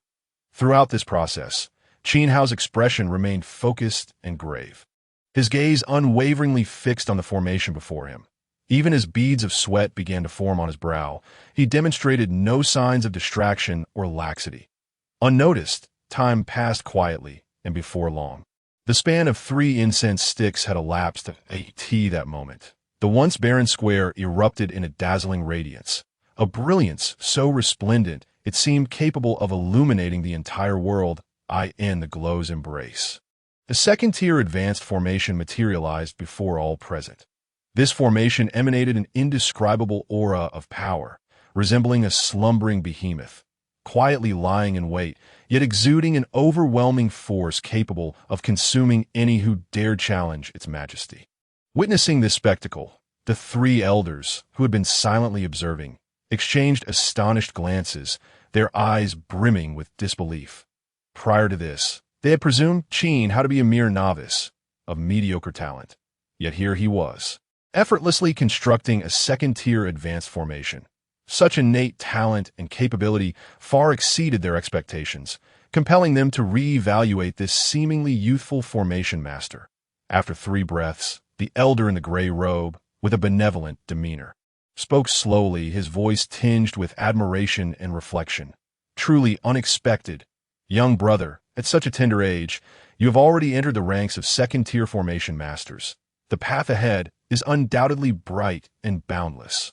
With that, he gently stroked his graying beard and proceeded with an introduction. I am Lu Yun, and these 2 are my fellow disciples. If I have been abrupt earlier, I hope you can forgive me. Upon hearing Lu Yun's words, Qin Hao felt a twinge of anxiety, yet dared not exhibit arrogance. He promptly bowed respectfully, his demeanor humble. I am Qin Hao, honored to meet Master Lu Yun and esteemed seniors. He speculated inwardly that Master Lu Yun would surely be outraged upon hearing his name, given their prior conflicts involving his inept disciple. However, to Qin Hao's surprise, Master Lu Yun appeared unfazed, as if he had not given the matter a second thought. Oh, so you are the young master who has punished my wayward disciple. Perhaps you are unaware, but the reason I remain in this fallen leaf city is due to my long-standing friendship with Lord Mu. I never anticipated that my disciple would dare to harbor ill intentions towards the young Lady Linga. Such behavior is utterly unforgivable. Upon hearing Master Lu Yun's words, Qin Hao immediately understood. It must have been Mu Linger who recounted the entire situation to Master Lu Yun. Reflecting on this, he felt a shift in his perspective towards Mu Linga, recognizing that she was not entirely beyond forgiveness. Subsequently, under Master Lu Yun's personal guidance, Qin Hao successfully received the jade pendant symbolizing his identity as a formation master. This pendant was translucent and emitted a faint glow, clearly indicating it was no ordinary item. As they parted, Master Lu Yun earnestly advised, Young Hao, the identity pendant of our formation alliance is quite special. Once refined, you will be able to sense the presence of nearby allied formation masters. In times of peril, it will also facilitate your search for allies to assist you. Moved by these words, Qin Hao quickly bowed in gratitude. Thank you, Master Lu Yun, for your invaluable guidance. I shall remember it well. With that, he took his leave as he walked back to the inn. Qin Hao murmured to himself. Indeed, the Formation Alliance is truly exceptional. Their techniques are unparalleled. I never imagined that this identity pendant would possess such wondrous applications. It is truly astounding. While speaking softly, he quickened his pace towards the inn. Chapter 25. The falling goose gorge after a day filled with endeavors. Qin Hao finally returned to his modest yet cozy chamber. The dim, golden light cast a tranquil glow, enhancing the serenity of the quiet space. Without hesitation, he immediately set about preparing to establish a formation that would shield him from all external disturbances.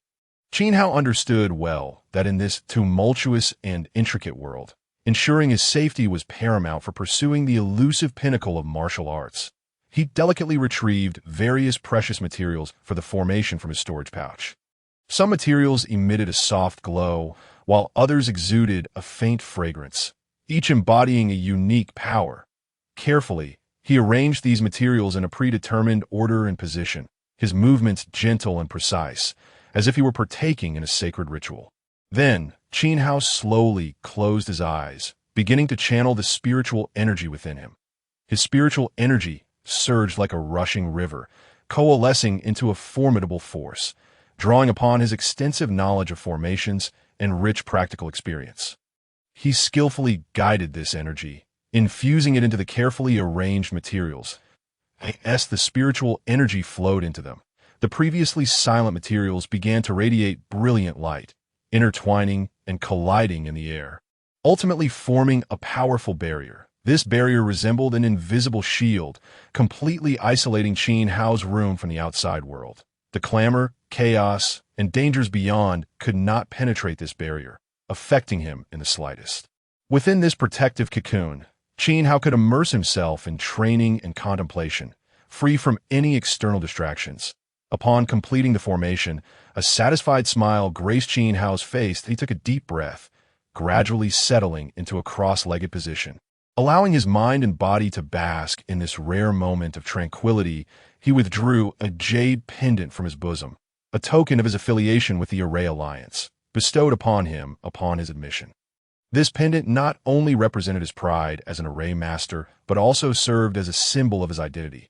The jade was a vivid green, crystalline and translucent, akin to the purest jadeite. Under the illumination of the lanterns, it exuded a captivating luster, as if imbued with boundless mysterious power. Qin Hao scrutinized the pendant closely, observing that its front bore an intricate array pattern. The lines flowed elegantly, and the structure was meticulously crafted, with every detail exquisitely handled, evoking admiration. Akati, the center of the design, was a prominent character, signifying his rank as an array master, indicating that Qin Hao had attained the second tier in his mastery of arrays. The reverse side of the pendant was equally astonishing that it was adorned with numerous interwoven geometric patterns, resembling both ancient script and positional markers. Qin Hao speculated that these designs might serve as a means of communication among members of the Alliance. Once he refined the pendant, these markings could reveal the locations of nearby comrades, enabling him to secure timely assistance and support in times of peril. Contemplating this, a surge of anticipation welled up within him. He steadied his mind and focused all his attention on the pendant in his hand. Gently, his fingers traced its surface, and a warm, gentle energy surged from his fingertips into the pendant. Moments later, he successfully refined it as he had anticipated. At the instant of completion, 3 small points coalesced on the back of the pendant, glowing faintly and indicating the direction of the Array Alliance's location. Gazing at these points, Qin Hao felt an inexplicable sense of familiarity and belonging. He realized that no matter where he ventured or what challenges he faced, he was never alone in his struggles. For in some corner of this world, there existed a group of companions who, like him, cherished the art of arrays and aspired to the pinnacle of martial prowess. Soon after, Qin Hao fell into deep contemplation. His cultivation had reached the late stage of a warrior, and the higher tier of martial artist was no longer an unattainable dream in battles against others, unless his opponent possessed extraordinary hidden cards. He felt confident in his ability to contend against even those at the late stage of martial artist without succumbing. However, despite having 8 months until the Tianyuan sect commenced its recruitment, he knew he must prepare for the long and uncertain journey ahead. After thorough reflection, Qin Hao finally laid aside his burdens and rested soundly for the night. The following morning, as the first rays of sunlight graced the earth, he arrived at the West Plaza of Falling Leaves City. The plaza was abuzz with activity, showcasing a plethora of first and even second-tier magical beasts, each either docile or fierce, all tamed through a series of special methods by the Red Dust Commerce, serving as invaluable companions for practitioners on their journeys. After wandering through the plaza for some time, Qin Hao ultimately spent a considerable sum of spirit stones to purchase a second-tier beast. The black-scaled horse. This magnificent creature boasted remarkable endurance and speed, making it an ideal choice for travel. Content. Qin Hao led the black-scaled horse out of Falling Leaf City. Once outside, he nimbly leapt onto its back and galloped towards the imperial capital. 5 days later, Qin Hao finally arrived at the entrance of a canyon known as Falling Goose Gorge. The terrain of this gorge was complex and treacherous, with its rugged pathways instilling a sense of foreboding. Moreover, with only a narrow passage available for passage, it was a common haunt for unscrupulous cultivators who lay in wait to ambush travelers. Aware of the inherent dangers, Qin Hao dismounted and gripped the reins tightly. Cautiously entering the Falling Goose Gorge, he remained vigilant, attuned to the slightest sounds around him, wary of inadvertently falling into a trap set by enemies. As he ventured deeper, the scenery of the gorge gradually unfolded before him.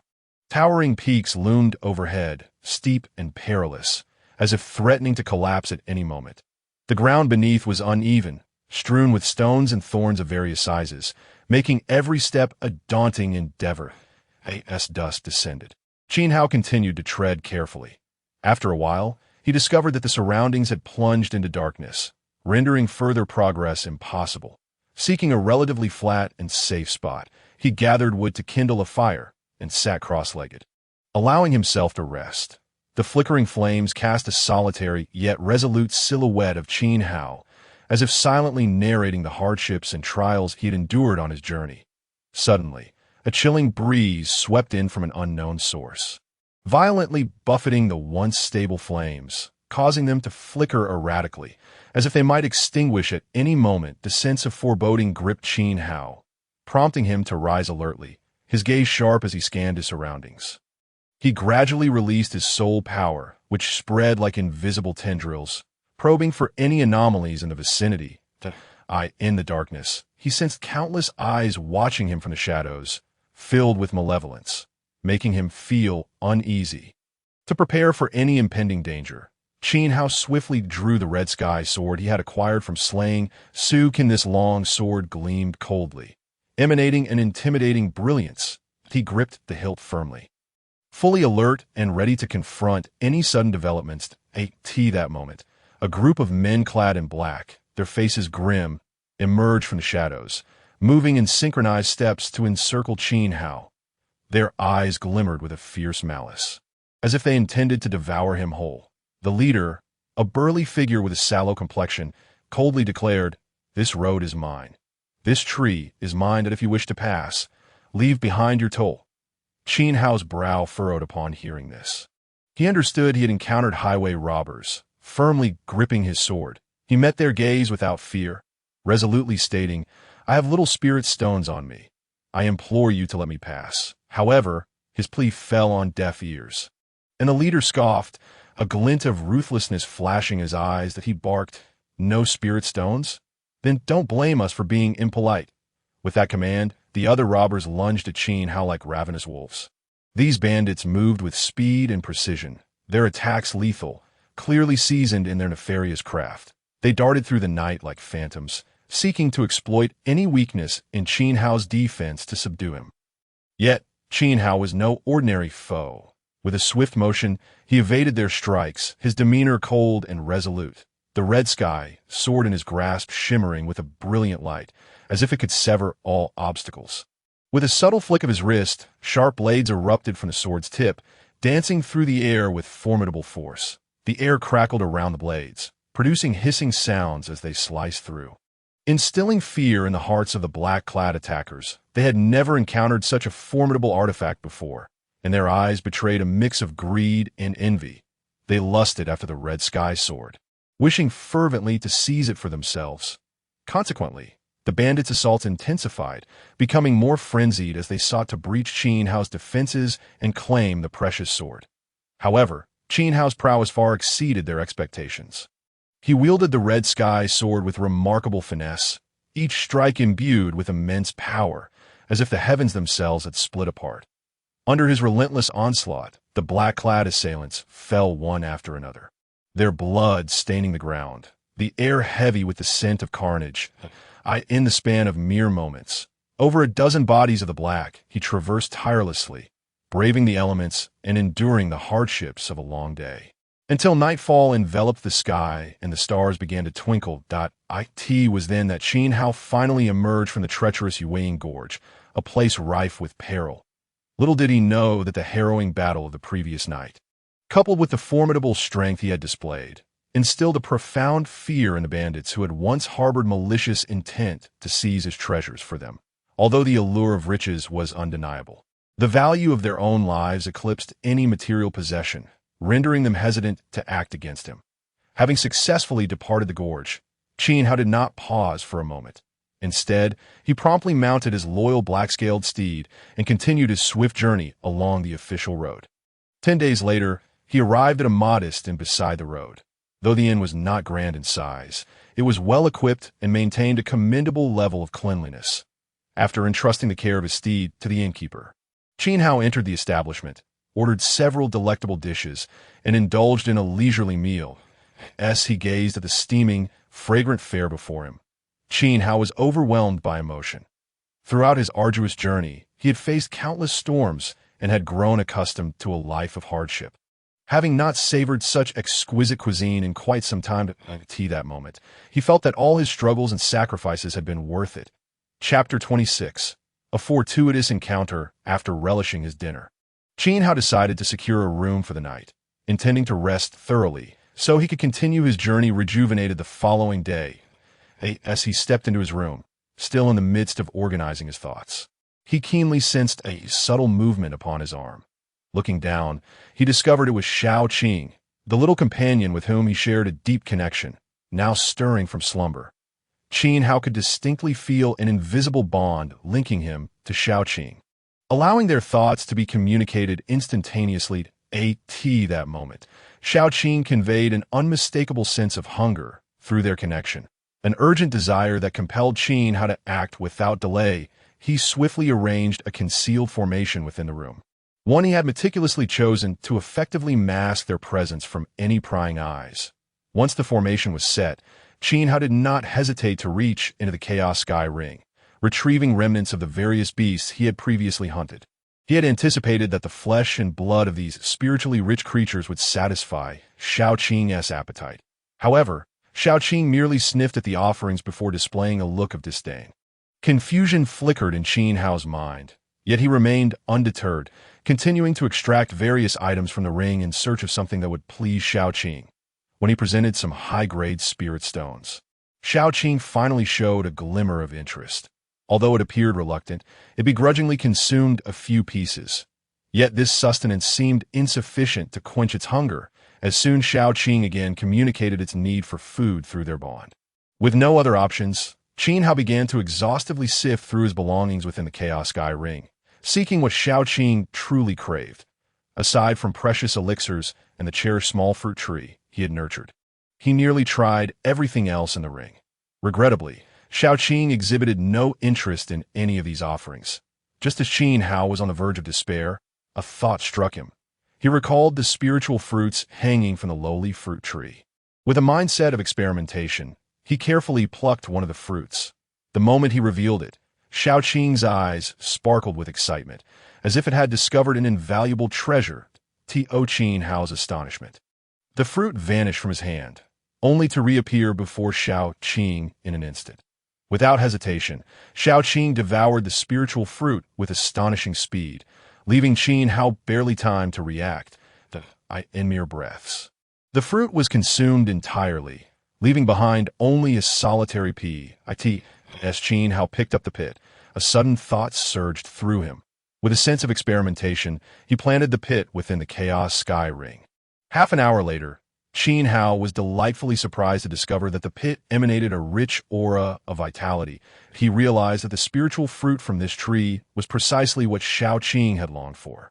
This revelation filled him with joy and anticipation, for he believed that with this fruit tree, Shao Qing would no longer suffer from hunger. After Shao Qing had contentedly feasted on the extraordinary spiritual fruit, it instinctively curled up, wrapping itself tightly around Qin Hao's strong arm, as if it were its safest haven.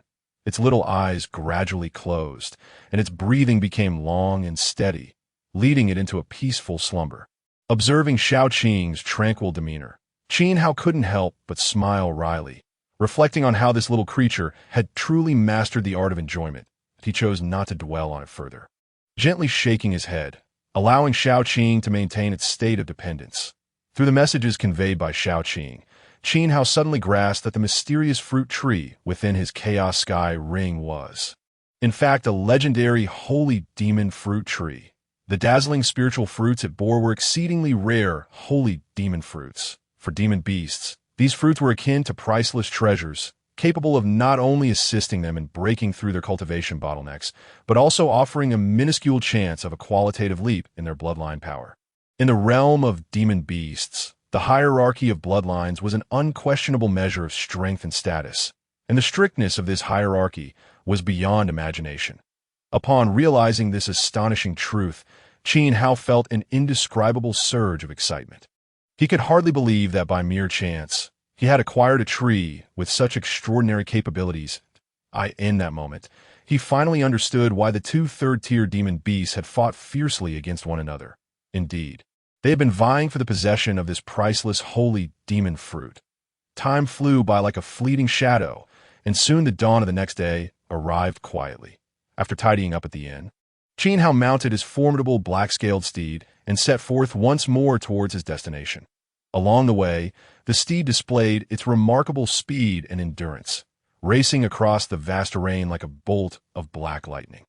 After a month of arduous travel, Qin Hao finally arrived at the renowned Moonlight City.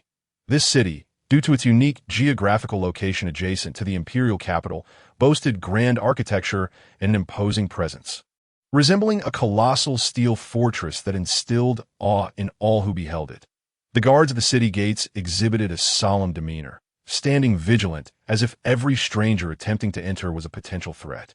Given its proximity to the imperial capital, Moonlight City naturally became a gathering place for cultivators.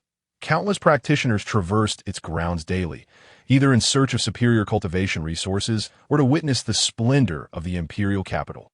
Thus, the city bustled with life, adorned with numerous shops and throngs of people, presenting a scene of thriving prosperity. After fulfilling the customary registration and paying the requisite spirit stones, Qin Hao successfully entered the city. He surveyed his surroundings and ultimately chose a rather upscale inn as his place of rest. After entrusting the care of his black-scaled steed to the innkeeper, he made his way to a window-side table on the second floor. Ordering a pot of fragrant fine wine, he slowly savored the exquisite drink. He leisurely admired the vibrant scenery outside, reflecting on the impressive speed of his steed. Indeed, had he relied solely on his own legs, he could not fathom how long it would have taken to reach this destination. Just as Qin Hao was enjoying his drink in the tranquil ambience, he suddenly caught snippets of hushed conversation from a nearby table. Remaining unobtrusive, he subtly extended his senses to capture the elusive dialogue. He heard a man's voice, tinged with regret, remark, "Alas, we truly know nothing about that mysterious cave that I had hoped to try our luck. Perhaps we might uncover some treasures, but it seems we are woefully unprepared." Following this, a woman's voice chimed in, laced with reason and resignation. "Indeed, that cave is clearly not accessible to just anyone. It surely requires a specific key or some unknown means of entry.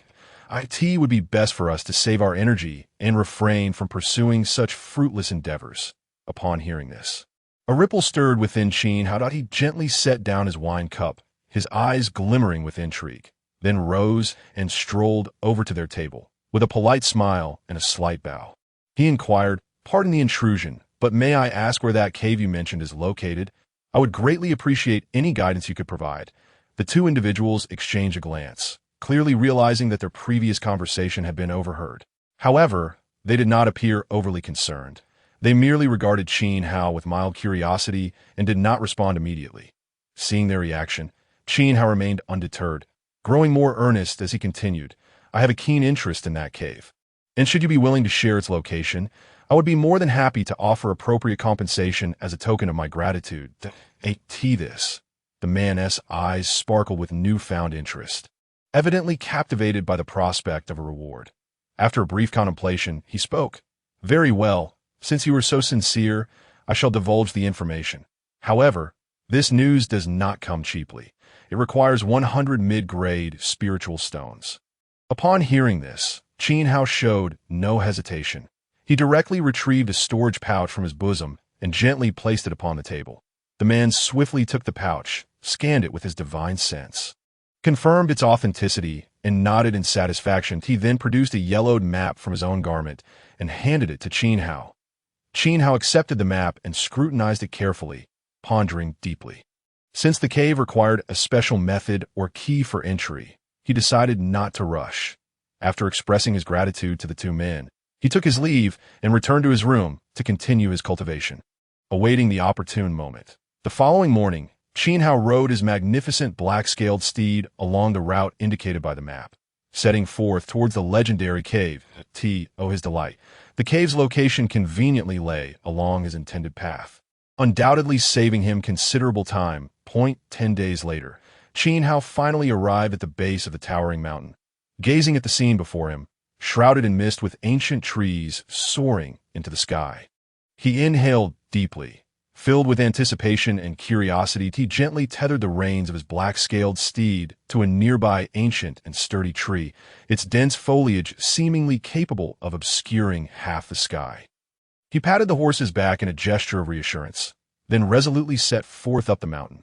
The path was rugged, yet Qin Hao maintained a steady pace. After a brief interval, he arrived at a concealed cave entrance. The cave bore the deep imprints of time, its entrance surrounded by damp green moss, emanating an aura of antiquity and mystery that was narrow, barely allowing a single person to pass, yet a faint chill emanated from within. Causing an involuntary shiver to run down Qin Hao's spine, he took a deep breath and cautiously stepped inside.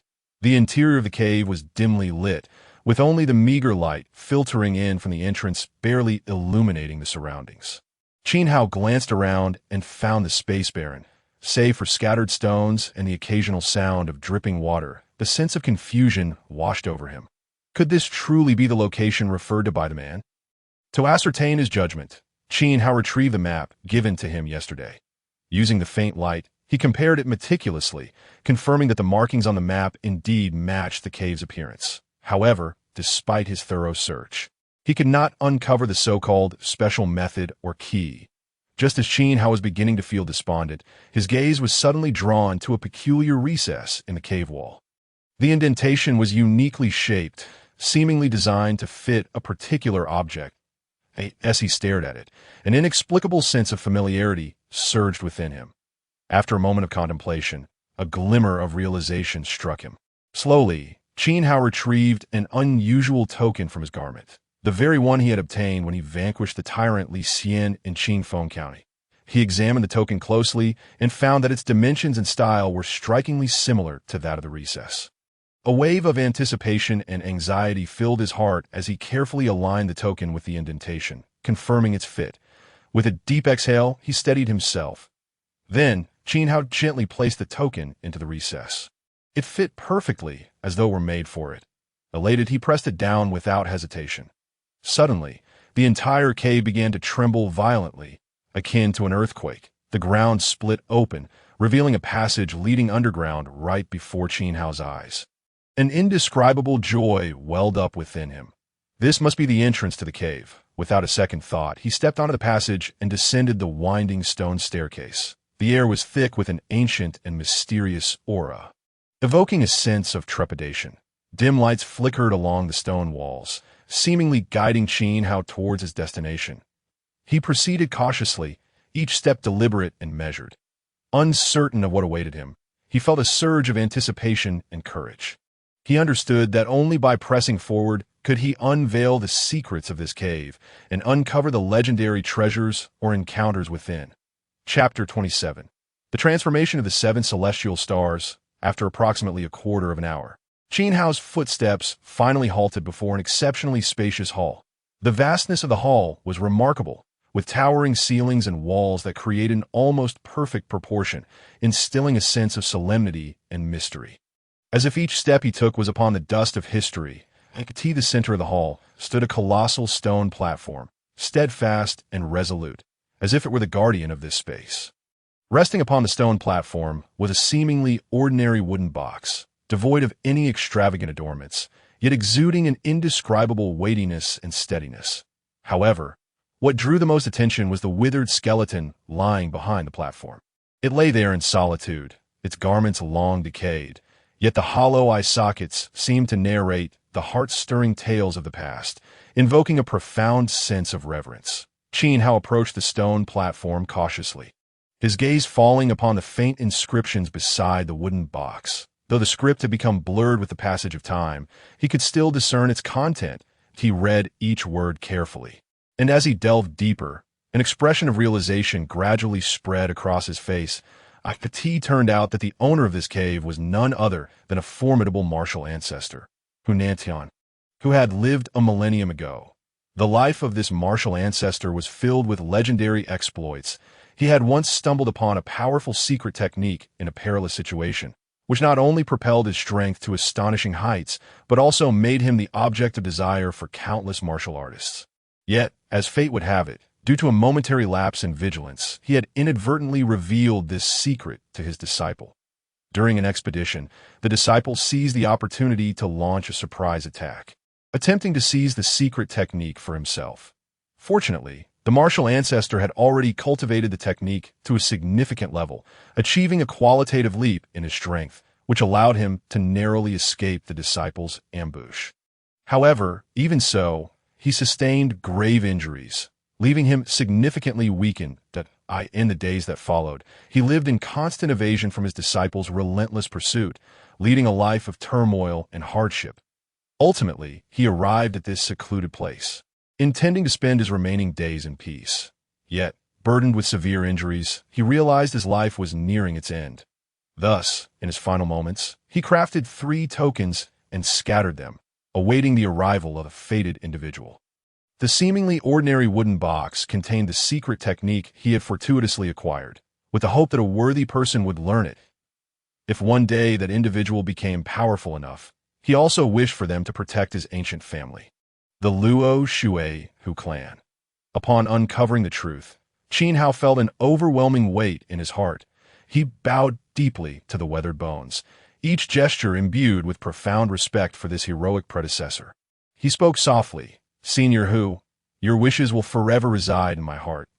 I, Qin Hao, shall strive to fulfill them. I understand that you conceal the identities of those who persecuted you for my sake. But rest assured, once I possess sufficient strength, I will leave no stone unturned in uncovering the truth and avenging you, allowing your spirit to find peace." With a mix of anxiety and anticipation, Qin Hao approached the ancient and mysterious wooden box step by step. His heart raced. As if on the verge of uncovering a secret long buried for a millennium, he extended his hand, his fingertips gently brushing the lid, then cautiously lifted it, fearful that even the slightest disturbance might disrupt the slumbering treasures within. The lid slowly opened. An ancient tome came into view, quietly resting within the wooden box, as if a reservoir of wisdom awaiting awakening, radiating an alluring glow. Qin Hao inhaled deeply, striving to calm his excited heart, and then gently lifted the weighty ancient book. Upon making contact with the tome, a wave of ancient and profound energy surged forth, enveloping him instantly. This energy seemed to traverse the vast river of time, carrying with it the weight of countless histories and deep wisdom. Qin Hao was deeply moved. He could almost feel the boundless power contained within the book. He gazed at the tome in his hands, a sensation of reverence welling up within him. Upon closer inspection of the cover, he noticed 5 mysterious and resplendent characters, Tian, Chunqi, Xingbian. These 5 characters sparkled like the brightest stars in the night sky, radiating brilliance that commanded attention. With a heart full of excitement, Qin Hao slowly opened the tome, beginning to examine its contents with great care. Upon reading the introduction to the secret technique, his heart surged with overwhelming waves of emotion, rendering him speechless.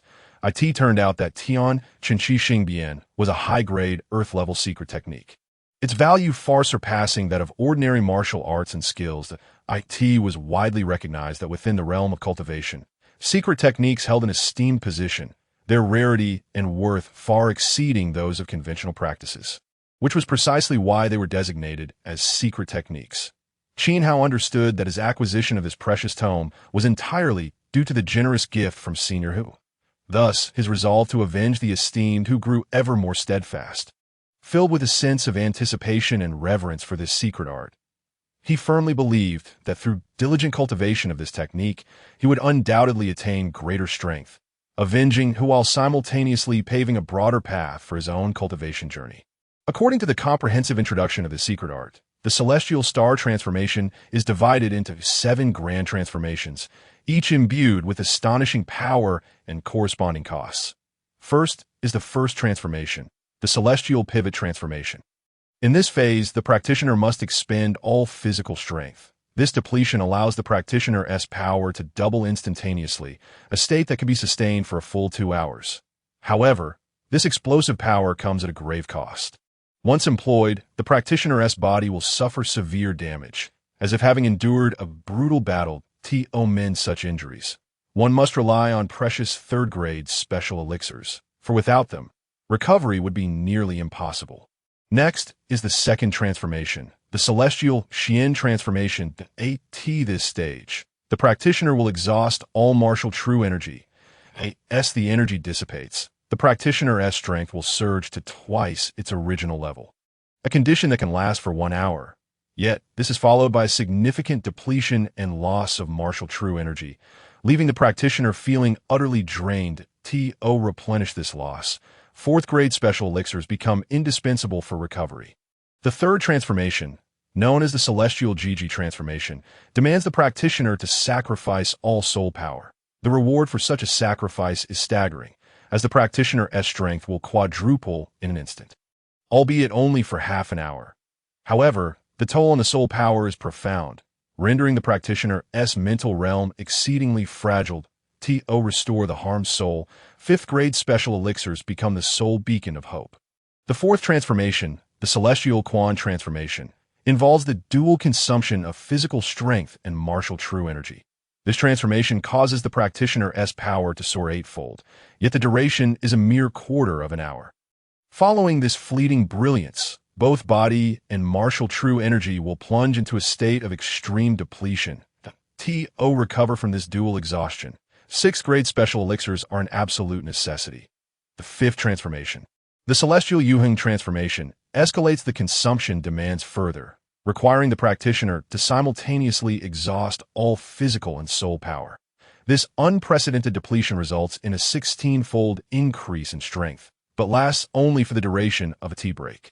Subsequently, both body and soul will succumb to profound exhaustion. To avert this dual crisis of depletion, 7th-grade special elixirs become the practitioner's only salvation. The sixth transformation, the celestial Kaiyan transformation, entails the dual consumption of martial true energy and soul power. This transformation allows the practitioner's strength to inflate 32 times, yet lasts merely for the time it takes to burn a stick of incense. Behind this brief splendor lies the severe depletion of martial true energy and soul power. To remedy this exhaustion, 8th-grade special elixirs become a coveted treasure for the practitioner. Finally, there is the 7th transformation, the celestial Yaoguang transformation. In this transformation, the practitioner will expend all physical strength, martial true energy, and soul power. This unprecedentedly vast expenditure allows the practitioner's strength to surge to 98 times, yet the duration is limited to merely 10 breaths. Following this ephemeral moment, the practitioner's entire power will be utterly drained, as though the very essence of life has been siphoned away. To rectify this comprehensive depletion, imperial-grade special elixirs become the practitioner's only glimmer of hope and redemption. While this technique is immensely powerful, its side effects are equally daunting. Once employed, one must depend on special elixirs to restore the damaged body and soul. Moreover, as the levels of transformation escalate, the required quality of the elixirs also increases, undoubtedly amplifying the burden and risks for the practitioner. Nevertheless, for those who yearn for power and pursue the ultimate in cultivation, this technique remains irresistibly alluring.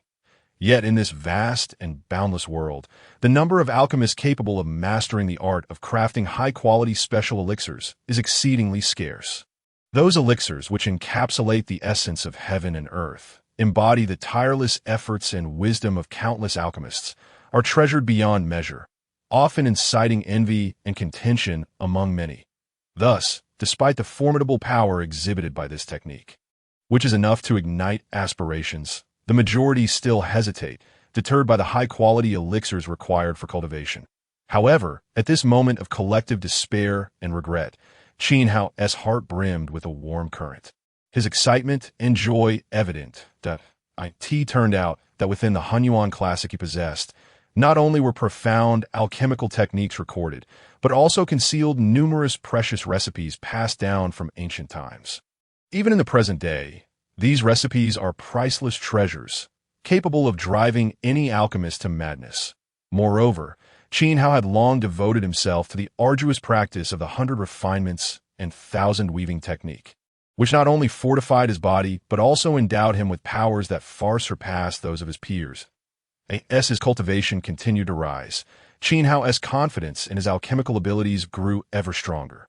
He firmly believed that, given sufficient time and resources, he would undoubtedly be capable of crafting elixirs that transcended his own realm, and perhaps even create entirely unprecedented new elixirs. Thus, when Qin Hao first encountered the demands and effects of this secret technique, an indescribable impulse surged within him that he understood that this secret art represented a tremendous opportunity and challenge for him. Should he succeed in cultivating it, his strength would experience a qualitative leap. Consequently, Qin Hao silently vowed to overcome all obstacles to master this secret technique. However, the first transformation of this secret art required Qin Hao to first concoct a third-grade special elixir as a foundation. For Qin Hao in his current state, this was undoubtedly a formidable challenge. After all, with his present cultivation level, he could at most produce second-grade elixirs. Yet, rather than succumb to discouragement, Qin Hao's resolve to elevate himself only grew stronger. He understood that only by continuously enhancing his cultivation could he hope to progress further along the path of alchemy. Thus, Qin Hao began to prepare, determining to raise his cultivation to the warrior realm. After all, with his current warrior level, he was already capable of concocting a variety of second-grade elixirs. If he could elevate his cultivation to the warrior realm, then crafting third-grade elixirs would no longer be an unattainable dream. With this determination, Qin Hao respectfully collected the remains of the skeleton, ensuring it was properly laid to rest. He exited the cave and sought a picturesque location with pristine waters and lush mountains, carefully burying the remains. Once this was accomplished, Qin Hao darted back to the side of the black-scaled horse like an arrow released from a bow, mounting the steed and racing towards the imperial capital at lightning speed. There he would find all the resources and opportunities necessary to elevate his cultivation and concoct elixirs. Chapter 28. Arrival at the imperial capital, riding his magnificent black-scaled horse. Qin Hao endured countless trials of wind, frost, rain, and snow, unrelenting in his efforts. After more than 30 days and nights of arduous travel, he finally arrived at a crucial fork in the road. He slightly tilted his head to the left, where a vast and boundless mountain range, the Tianyuan mountain range, unfolded before him. This mountain range is renowned within the Tianyuan Empire, its majestic scenery breathtaking. The mountains formed a circular structure, resembling a colossal dragon coiled upon the earth. Exuding an imposing and dignified aura, at the center stood a towering peak, high and mighty, shrouded in a heavy mist that cloaked it in an air of mystery and solemnity, concealing the secrets and dangers within.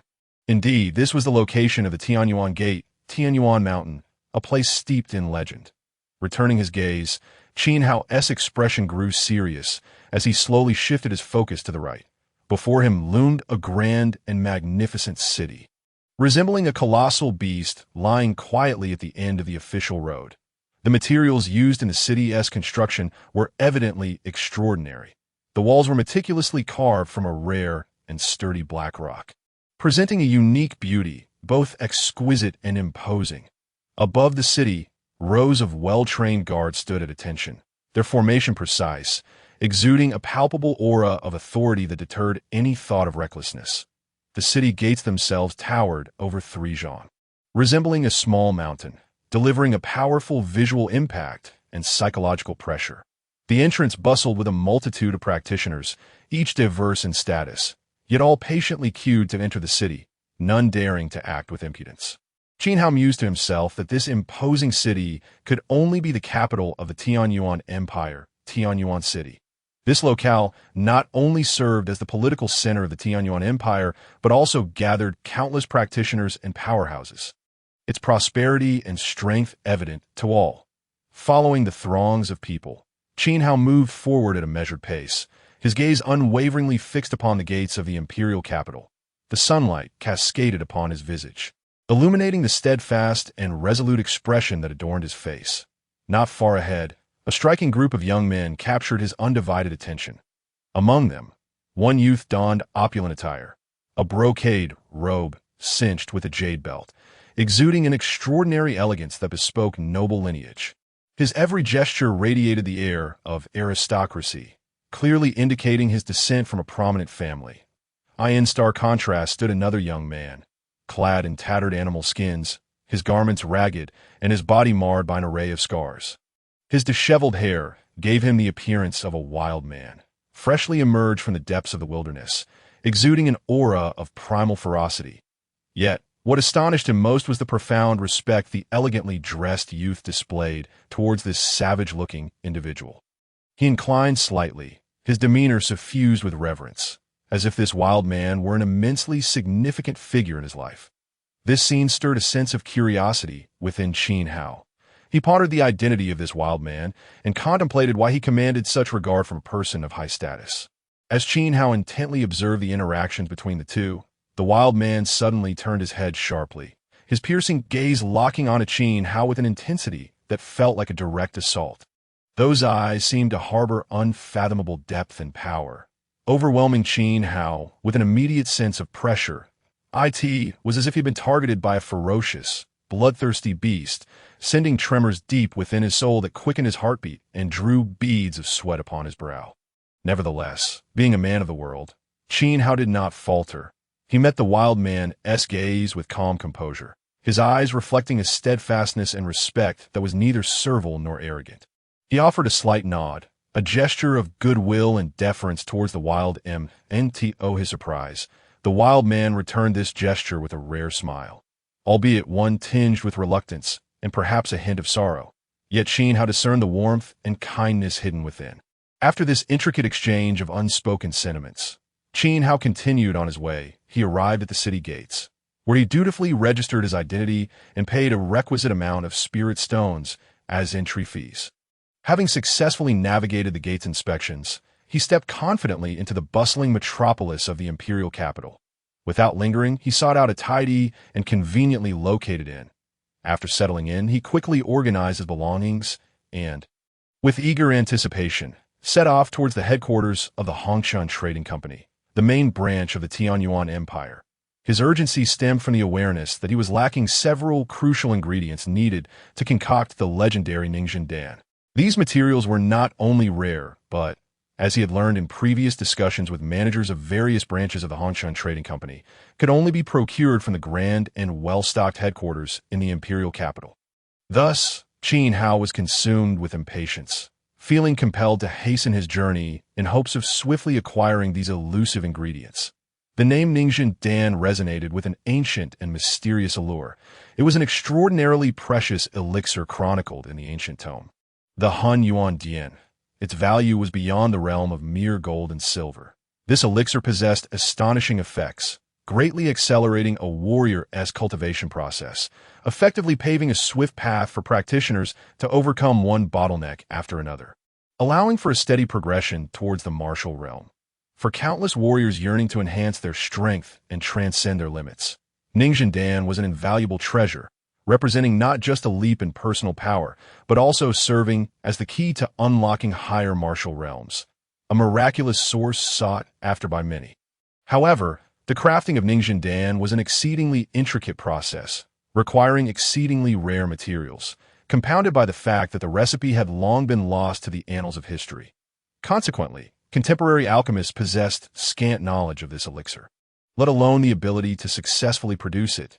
Thus, Ningxin Dan gradually became a legendary treasure, known only to a select few who had witnessed its power or heard its tales. Yet, it was this very mystery and rarity that amplified its value, rendering it a coveted artifact in the hearts of countless warriors, forever out of reach. In a world where the strong reigned supreme and the weak were preyed upon, how many sacrificed everything in pursuit of greater power?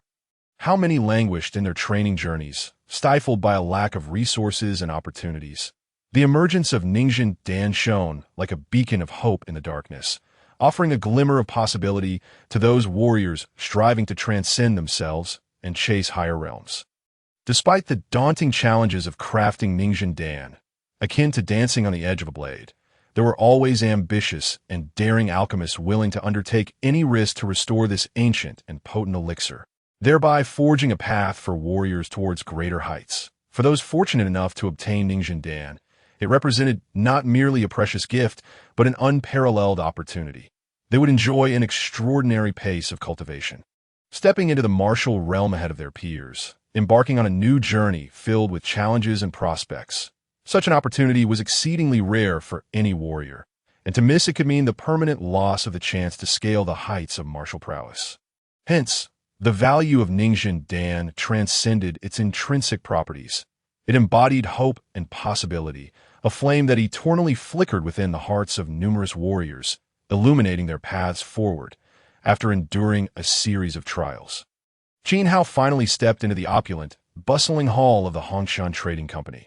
With unwavering determination, he focused on acquiring the essential materials needed for the crafting of Ningxin Dan, willingly parting with a staggering sum of 10,000 mid-grade spirit stones, an astronomical figure for many. Yet for Qin Hao, it was a necessary investment in his quest for self-improvement. Upon completing the transaction, he felt a mix of relief and financial strain, fully aware that such an expenditure was not insignificant. Just as he gathered his thoughts and prepared to depart, savoring a moment of tranquility, a demure maid donned in an elegant gown approached him quietly, her steps light and her voice gentle as a spring breeze.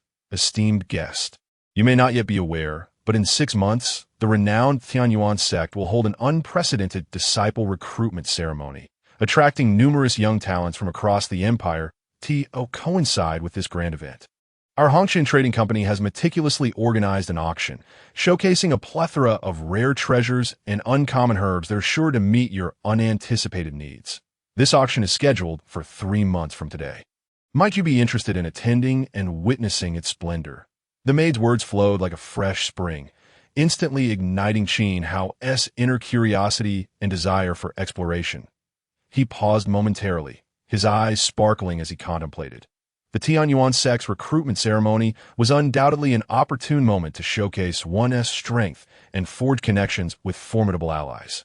While the auction might yield unexpected treasures, with his thought in mind, he nodded gently, a subtle smile gracing his lips, indicating his keen interest in the forthcoming auction. Seeing this, the maid beamed a radiant smile, as though spring had arrived prematurely, swiftly producing a finely crafted token adorned with intricate carvings and presenting it respectfully to Qin Hao. The token emanated a faint spiritual glow, suggesting it possessed some mysterious power. After examining the token closely, Qin Hao carefully tucked it into his garment, filled with anticipation for the impending auction. Following this, Qin Hao bid farewell to the maid and exited the Hongshan Trading Company, his steps imbued with a sense of relief and urgency as he made his way back to the inn where he was staying. Upon returning to the modest yet cozy room, he immediately set to work, taking 2 full hours to arrange multiple concealment formations, ensuring that his alchemical process would remain undisturbed by the outside world. Once all preparations were complete, Qin Hao sat cross-legged within the tranquil space he had crafted, closed his eyes, and regulated his breathing, striving to restore his mind to a state of serenity as he wholeheartedly immersed himself in the profound study of the techniques required for crafting Ningxin Dan. Though Qin Hao had amassed considerable experience in the crafting of second-grade elixirs and was intimately familiar with the recipe and procedures for Ningxin Dan, he understood that the elixir's value lay in the rarity of its materials and the formidable challenges inherent in its creation. Any oversight could lead to complete failure. Therefore, he devoted an entire hour meticulously reviewing every detail, ensuring that nothing was amiss. Only when Qin Hao was certain that he had committed all the key points of memory did he slowly open his eyes. Taking a deep breath as he retrieved the alchemical furnace and the hard-earned medicinal herbs from his storage ring, preparing to embark on this crucial journey of alchemy. Chapter 29. Fulfilling one's wishes. A quarter of an hour quietly slipped away. And after this intense yet expectant wait, Qin Hao's heart ignited like a blazing fire, for he had witnessed the successful formulation of the Ningxin pill, achieving his long-cherished desire. The furnace brimmed with 9 pills, each radiating an alluring luster, as if whispering the extraordinary powers they contained. Gazing at this hard-won achievement, Qin Hao's exhilaration surged like tumultuous waves, crashing against his heart, rendering him almost speechless in his joy. With a graceful sweep of his hand, reminiscent of a master alchemist, he carefully stored each pill into a delicate jade vial. He then swiftly seated himself in a cross-legged position, closed his eyes, and adjusted his breathing and mental state, striving to attain the pinnacle of his cultivation. As his breaths gradually steadied, his aura became increasingly composed, as if he were merging with the spiritual essence of the universe around him. Subsequently, he gently flipped his palm, and a Ningxin pill appeared in his hand as if conjured by magic. Without hesitation, he swallowed it, and as it descended his throat, it instantly dissolved into a warm current that flowed throughout his body. Almost immediately, Qin Hao felt his cultivation technique operating with unprecedented swiftness, akin to a tempest, wildly drawing in the surrounding martial true energy with a speed that was nothing short of lightning fast. Awash with this unparalleled cultivation speed, Qin Hao's heart brimmed with excitement and anticipation. Without any delay, he entered a state of seclusion, wholly dedicating himself to his practice. Time flew by like a fleeting shadow, and in the blink of an eye, 2 months had passed. Throughout this prolonged period of cultivation, Qin Hao faced countless challenges and trials, ultimately fulfilling his aspirations and successfully advancing to the realm of a genuine junior warrior.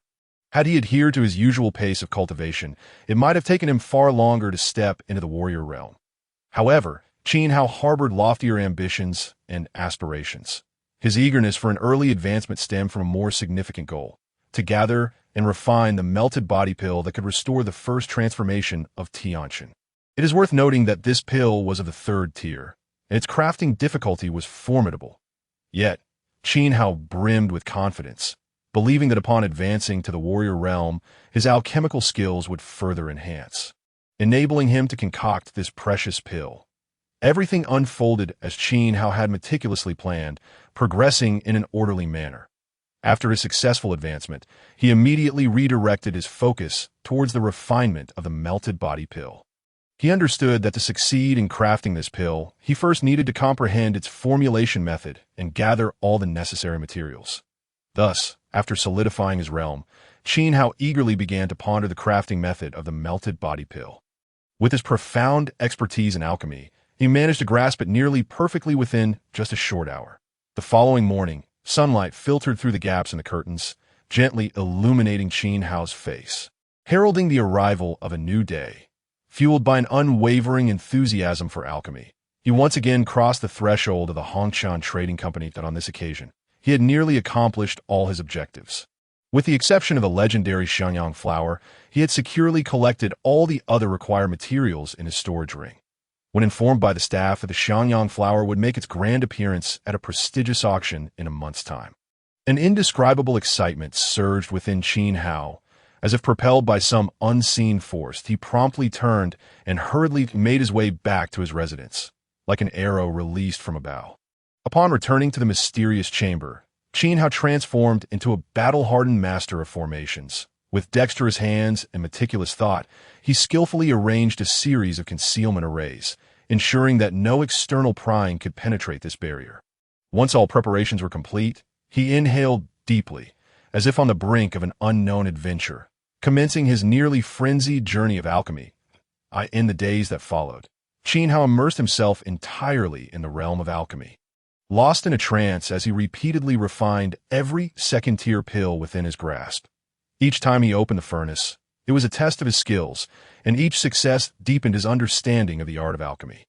His hands danced between the flames and the herbs, embodying the grace of a performance, with each stir and each refinement revealing his relentless pursuit of alchemical mastery. Finally, upon reaching the pinnacle of his ability in crafting second-tier pills, Qin Hao, filled with a sense of accomplishment akin to attending a grand feast, made his way to the alchemical pavilion in the city. There he showcased his meticulously refined pills, which were of superior quality, radiating a smooth luster and emanating a subtle fragrance that drew crowds eager to purchase.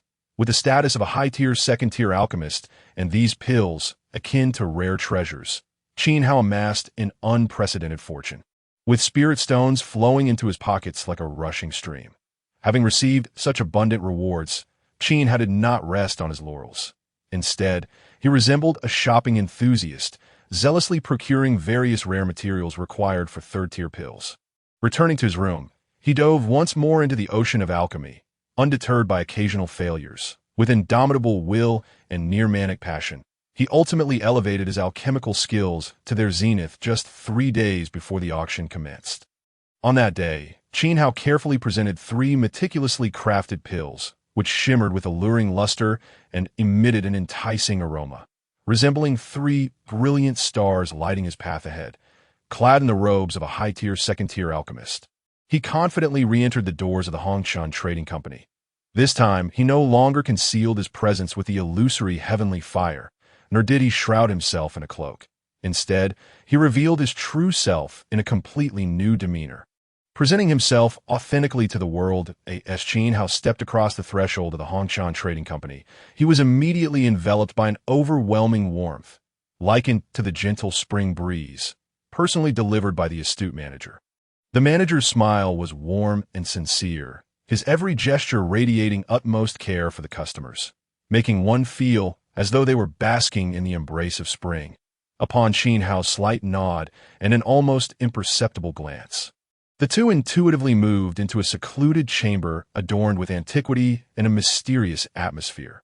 Inside the chamber, the flickering candlelight cast shadows while a faint fragrance permeated the air, rendering the space even more tranquil and solemn. As soon as the manager took his seat, he spoke candidly, his voice resonating with a blend of respect and enthusiasm. "May I inquire, esteemed master, what special requirements bring you here today? Whatever your command. Our Hongshan Trading Company shall exert every effort to fulfill your wishes."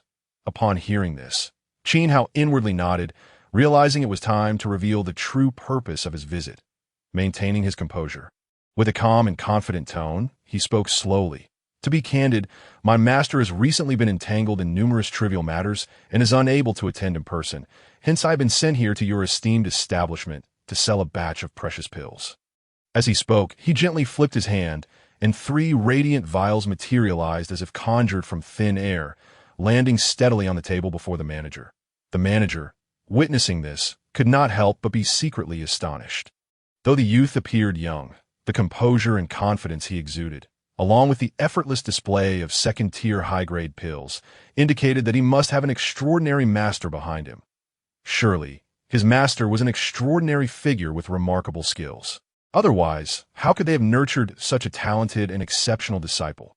However, the manager, being a veteran in the business, maintained his composure and, in a serious tone, said, "Please wait a moment. Esteemed master, I will summon someone to verify the pills. Rest assured, if they are of superior quality, our Hongshan Trading Company will not disappoint you." With that, he stood and hurriedly left the chamber. In but a short while, the manager returned, a broad smile upon his face. Bowing respectfully to Qin Hao and speaking with an undertone of flattery and admiration. "May I ask, esteemed master, who is your revered mentor? Such a remarkable disciple as yourself must surely have an extraordinary teacher." Qin Hao, upon hearing this, raised an eyebrow and feigned displeasure as he retorted, "What? Must I disclose my identity to conduct business with the Hongshan Trading Company? As alchemists, we value tranquility and freedom. Does your esteemed establishment intend to probe into our identities?" The manager, hearing this, quickly waved his hands in explanation. "You misunderstand, esteemed sir. It is simply that your pills are of such outstanding quality, a rarity in my lifetime, that I am filled with admiration and wish to make your acquaintance." How about this? 3 days from now, our company happens to be hosting a grand auction. Originally, the items for auction were already prepared in advance, but today, on my own accord, I wish to include all 3 of your pills in the auction. Typically, we take a 10% commission on auctioned items, but out of my profound respect for you and your master, I have decided to waive the fee entirely as a small token of esteem from the Hongshan Trading Company. Upon hearing this, Qin Hao's heart swelled with joy. Knowing that his objective had been accomplished, he inclined his head slightly, a barely discernible smile gracing his lips as he spoke. That is indeed splendid. My gratitude extends to you, esteemed supervisor. I firmly believe that today's encounter marks merely the beginning, and in the future, we shall undoubtedly collaborate once more. Should the opportunity arise, I shall certainly recommend you to my esteemed master. Qin Hao's words were initially uttered out of polite formality. However, to his surprise, upon hearing this, the supervisor promptly retrieved a token from his possession. The token bore an intricately carved character representing commerce, which he respectfully presented to Qin Hao while elaborating. This token is the advanced membership insignia of our Hongshan Trading Company. With this token in your possession, you shall enjoy numerous privileges and conveniences we offer. As for the specific services and discounts available, you will naturally comprehend them upon usage. Might I inquire, esteemed sir, if you have any other requests? Rest assured, we shall strive to fulfill any needs within our capacity. Taking the token, Qin Hao contemplated thoughtfully.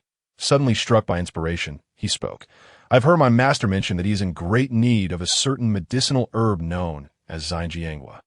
If you could assist in procuring this material, it would be most fortuitous. Upon hearing this, the supervisor furrowed his brow slightly, falling into a brief reverie, before responding. Indeed, Zhangjiangua is exceedingly precious, yet our Hongshan Trading Company is not entirely incapable of acquiring it. However, it is unfortunate that we currently possess only 5 blooms of Zhangjiangua. One of these is already slated for auction in 3 days, a matter arranged long ago, which I cannot alter. The remaining 4 were intended for one of our esteemed patrons. Here's what I propose. I shall sell you 1 bloom, and leave 1 bloom for that patron, which should be acceptable. Regrettably, I cannot part with more than that. Upon hearing this, Qin Hao swiftly completed the transaction, while also requesting the supervisor to reserve a bloom or 2 for him should more Zhangjiangua become available in the future. With the deal finalized, Qin Hao returned to his quarters, his heart brimming with joy as he resumed his dedicated study of the refining method for the legendary Rongshan Dan Chapter 30. The acquisition of mysterious beast hide after investing 2 hours. Qin Hao immersed himself in intricate deductions, meticulously verifying every detail until he was assured of their accuracy, at which point he finally exhaled in relief. He gradually inhaled a deep breath, adjusting his mental state, and then, adopting an almost reverent demeanor, he carefully retrieved an ancient and enigmatic alchemical furnace from beside him, preparing to commence the formal process of crafting the fabled Rongshan Dan during the heating phase. Qin Hao exhibited an exceptional level of diligence, meticulously regulating the flame to ensure the internal temperature of the furnace was precisely optimal. Following this was the quenching process. Each flicker of flame appeared to be under his command. Executed with flawless precision in the refinement stage, he adeptly harnessed his profound pharmacological knowledge and keen perception to extract the essence of various herbs, leaving no trace of waste, the gathering of spiritual energy. A critical step in alchemical preparation, saw Qin Hao wholly focused as he directed the ethereal energies of heaven and earth to converge within the furnace, merging with the herbal essences during the condensing phase. He could sense the elixir gradually taking shape within the furnace, a profoundly ineffable experience. Ultimately, as round and lustrous Rongshan dawn, exuding a faint luminescence, sprang forth from the furnace, Qin Hao's face radiated an unmistakable joy. He carefully stored these 9 precious Rongshan dawn in an exquisite jade vial, placing it within a dedicated compartment of his Chaos Sky ring designed for safeguarding valuable items, ensuring their security and purity. While securing the elixirs, Qin Hao did not neglect the herb seeds he had meticulously selected days prior from the Dan Pavilion and Hongshan Trading Company, with a sense of curiosity and anticipation. He examined each seed's growth status, his delight.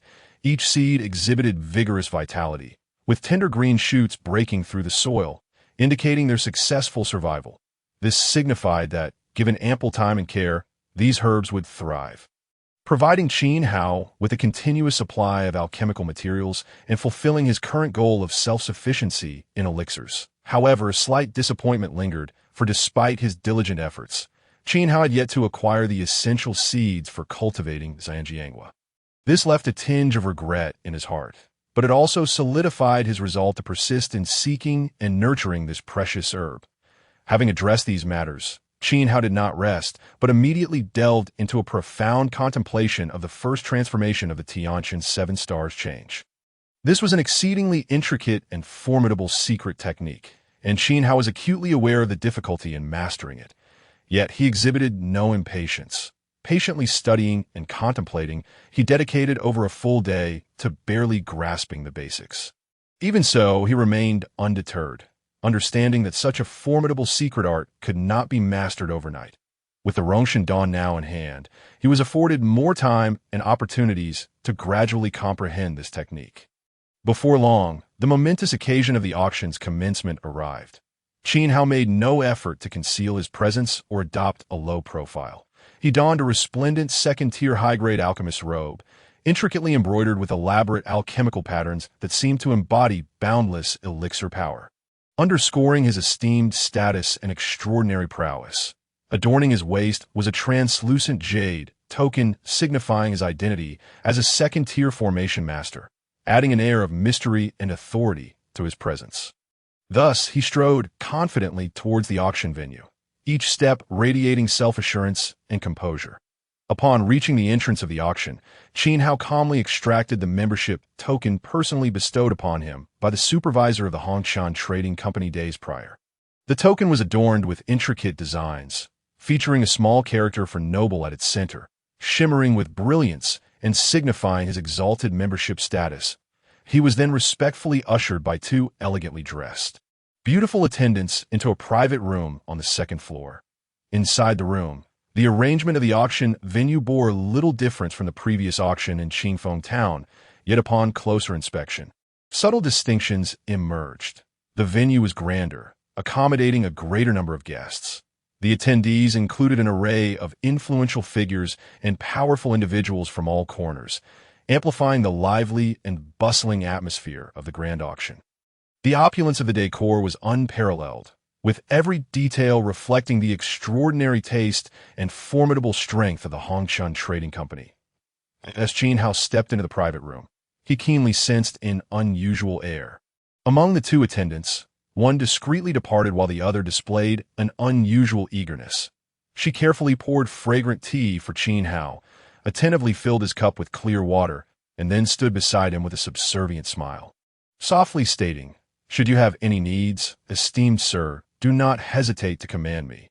Whatever is within my capacity, I shall do my utmost to ensure you have an enjoyable and unforgettable evening." Upon hearing this, Qin Hao understood immediately.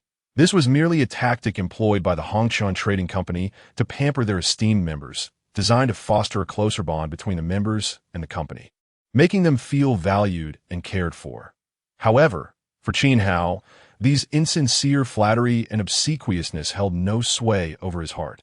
With a gentle wave of his hand, he signaled the attendant to withdraw. "No need for your services. You may leave," he stated with a calm voice, yet his tone carried an undeniable authority. The attendant's face fell, disappointment washing over her. She was acutely aware of her duty to employ every means to please these distinguished guests, hoping to win their favor and recognition. However, she still harbored a glimmer of hope, yearning for the attention of this prominent figure, wishing to be favored as a cherished companion. This would not only elevate her status within the company, but also liberate her from the whims of others, sparing her from a fate of being manipulated and bullied. Moreover, this particular guest was not only of illustrious status, but remarkably young, having already achieved such astonishing power and standing. She initially believed this was her golden opportunity. If she could seize it, her destiny would be irrevocably altered. Yet, reality often proved harsher than expectation. Qin Hao exhibited no interest in her, not even sparing her a second glance. This left the attendant filled with disappointment and helplessness as she exited the room, her face a mask of dismay. Qin Hao sat leisurely in the distinguished guest section of the auction, savoring the tea in his hands, the fragrant steam rising gently, mirroring the tranquility of his mind. His gaze occasionally roamed over the expansive and exquisitely decorated venue, a hint of anticipation flickering within as he awaited the formal commencement of the auction.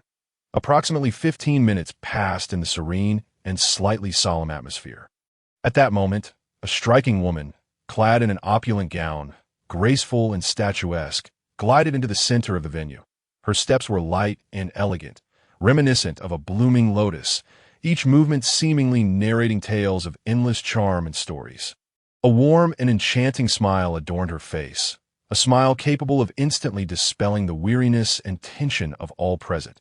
Welcome, esteemed guests, to the carefully curated auction hosted by Hongchun Trading Company. Her voice rang clear and melodious, akin to a celestial melody, capturing the attention of all. That I am honored to serve as the host for this auction and shall endeavor to present you with an unforgettable bidding experience. The rules of the auction are surely well known to all esteemed guests present, so I shall refrain from reiterating them and instead delve directly into the matter at hand.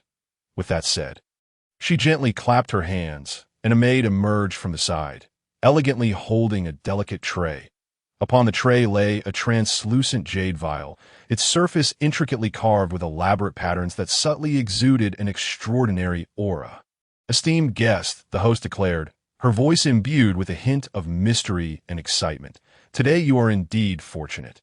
This newly added auction item is a rare third-grade elixir. Known as Hui Guang Dan, this elixir possesses remarkable healing properties, capable of swiftly restoring the injuries of martial practitioners, and even those below the martial realm will find its effects nothing short of miraculous, a true treasure for healing. Therefore, the starting bid for Hui Guangdan is set at 10,000 mid-grade spirit stones, with each increment no less than 500 mid-grade spirit stones. The bidding commences now. Initially, when the elixir was presented, it did not garner much attention, for the auction was replete with rare treasures, and the attendees were no strangers to such wonders. However, as the host elaborated on its astonishing effects, the crowd was visibly stirred, casting fervent gazes and eagerly raising their bids, causing the price to soar until it ultimately reached an astonishing 48,500 mid-grade spirit stones. Seated in the VIP section, Qin Hao observed the proceedings, deep in contemplation. This Hui Guangdan was one of the few he had entrusted to the auction's supervisor just days prior. While Qin Hao's wealth was considerable, in this world where strength reigns supreme and spirit stones hold paramount importance, who would ever deem their riches sufficient? A faint smile graced his lips as he silently congratulated himself on his shrewd decision. As the auction progressed, item after item took the stage, some fetching high prices and eliciting cheers from the crowd, while others regrettably went unsold, departing in disappointment. Yet despite the few items that failed to sell, they were but a minor fraction compared to the overall success of the auction. An hour later, the elegantly attired host carefully presented a slightly worn and frayed piece of beast hide, her face alight with barely concealed excitement. With a slight tremor in her voice, she announced, "Esteemed guests, allow me to introduce this extraordinary item, a piece of beast hide of unknown origin, according to our seasoned appraisers.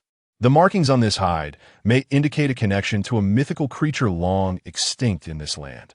Even more intriguing is the intricate and mysterious patterns etched upon it. After extensive research and comparison by several experts, we have astonishingly discovered that these patterns may very well represent an ancient map leading to a place of extraordinary fortune. Regrettably, what I hold is merely a fragment of this vast map, and the remaining portions are likely scattered far and wide, lost to time. However, should any esteemed guest be fortunate enough to gather the complete map, they may very well unveil the enigmatic veil of destiny and embark on a path to unparalleled glory and power. Given the rarity and potential of this item, we have set the starting bid at 10,000 mid-grade spirit stones, with increments of no less than 500 mid-grade spirit stones." Upon hearing this, the attendees exchanged glances of disdain and skepticism. Although the fragment concealed the promise of a coveted fortune, it was merely a single piece, and the likelihood of ever assembling the complete map seemed as improbable as finding a needle in a haystack. Thus, a collective silence fell upon the crowd, with not a single soul willing to bid, as they resigned themselves to the belief that this item was destined to go unsold. The host, witnessing this, felt a tinge of disappointment. Despite her best efforts to create an engaging atmosphere and ignite enthusiasm, the outcome remained less than satisfactory. The beast hide had graced the auction stage multiple times, each time ending in failure. Just as she prepared to announce the next item in an attempt to redirect attention, a clear and resolute voice resonated from a private room on the second floor. 10,500 mid-grade spirit stones. The bidder was none other than Qin Hao, seated in the second floor chamber. The moment his gaze fell upon the beast hide, memories of a similar piece he had obtained from Li Jinnan's storage bag in Qingfeng town surged to the forefront of his mind. Quickly retrieving that piece from his Chaos Sky ring, he meticulously compared and confirmed that the two hides indeed originated from the same source. Suppressing his excitement, Qin Hao patiently awaited the opportune moment to place his bid. And when he deemed the time ripe, he acted decisively as Qin Hao had anticipated. Following his bid, the auction hall fell into a brief silence, with no one willing to raise their offer. Seizing the moment, the host swiftly and emphatically declared 10,500 mid-grade spirit stones sold. After successfully acquiring the fragment of beast hide, Qin Hao did not rush to leave. Instead, he remained seated in his chamber, continuing to observe the unfolding auction.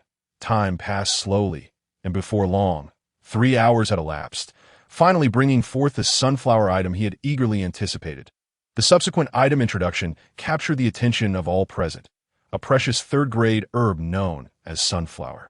The auctioneer's voice brimmed with barely contained excitement as he explained, although this sunflower belongs to the category of third-grade herbs, it is indispensable in the alchemical processes of many fourth and even fifth-grade elixirs.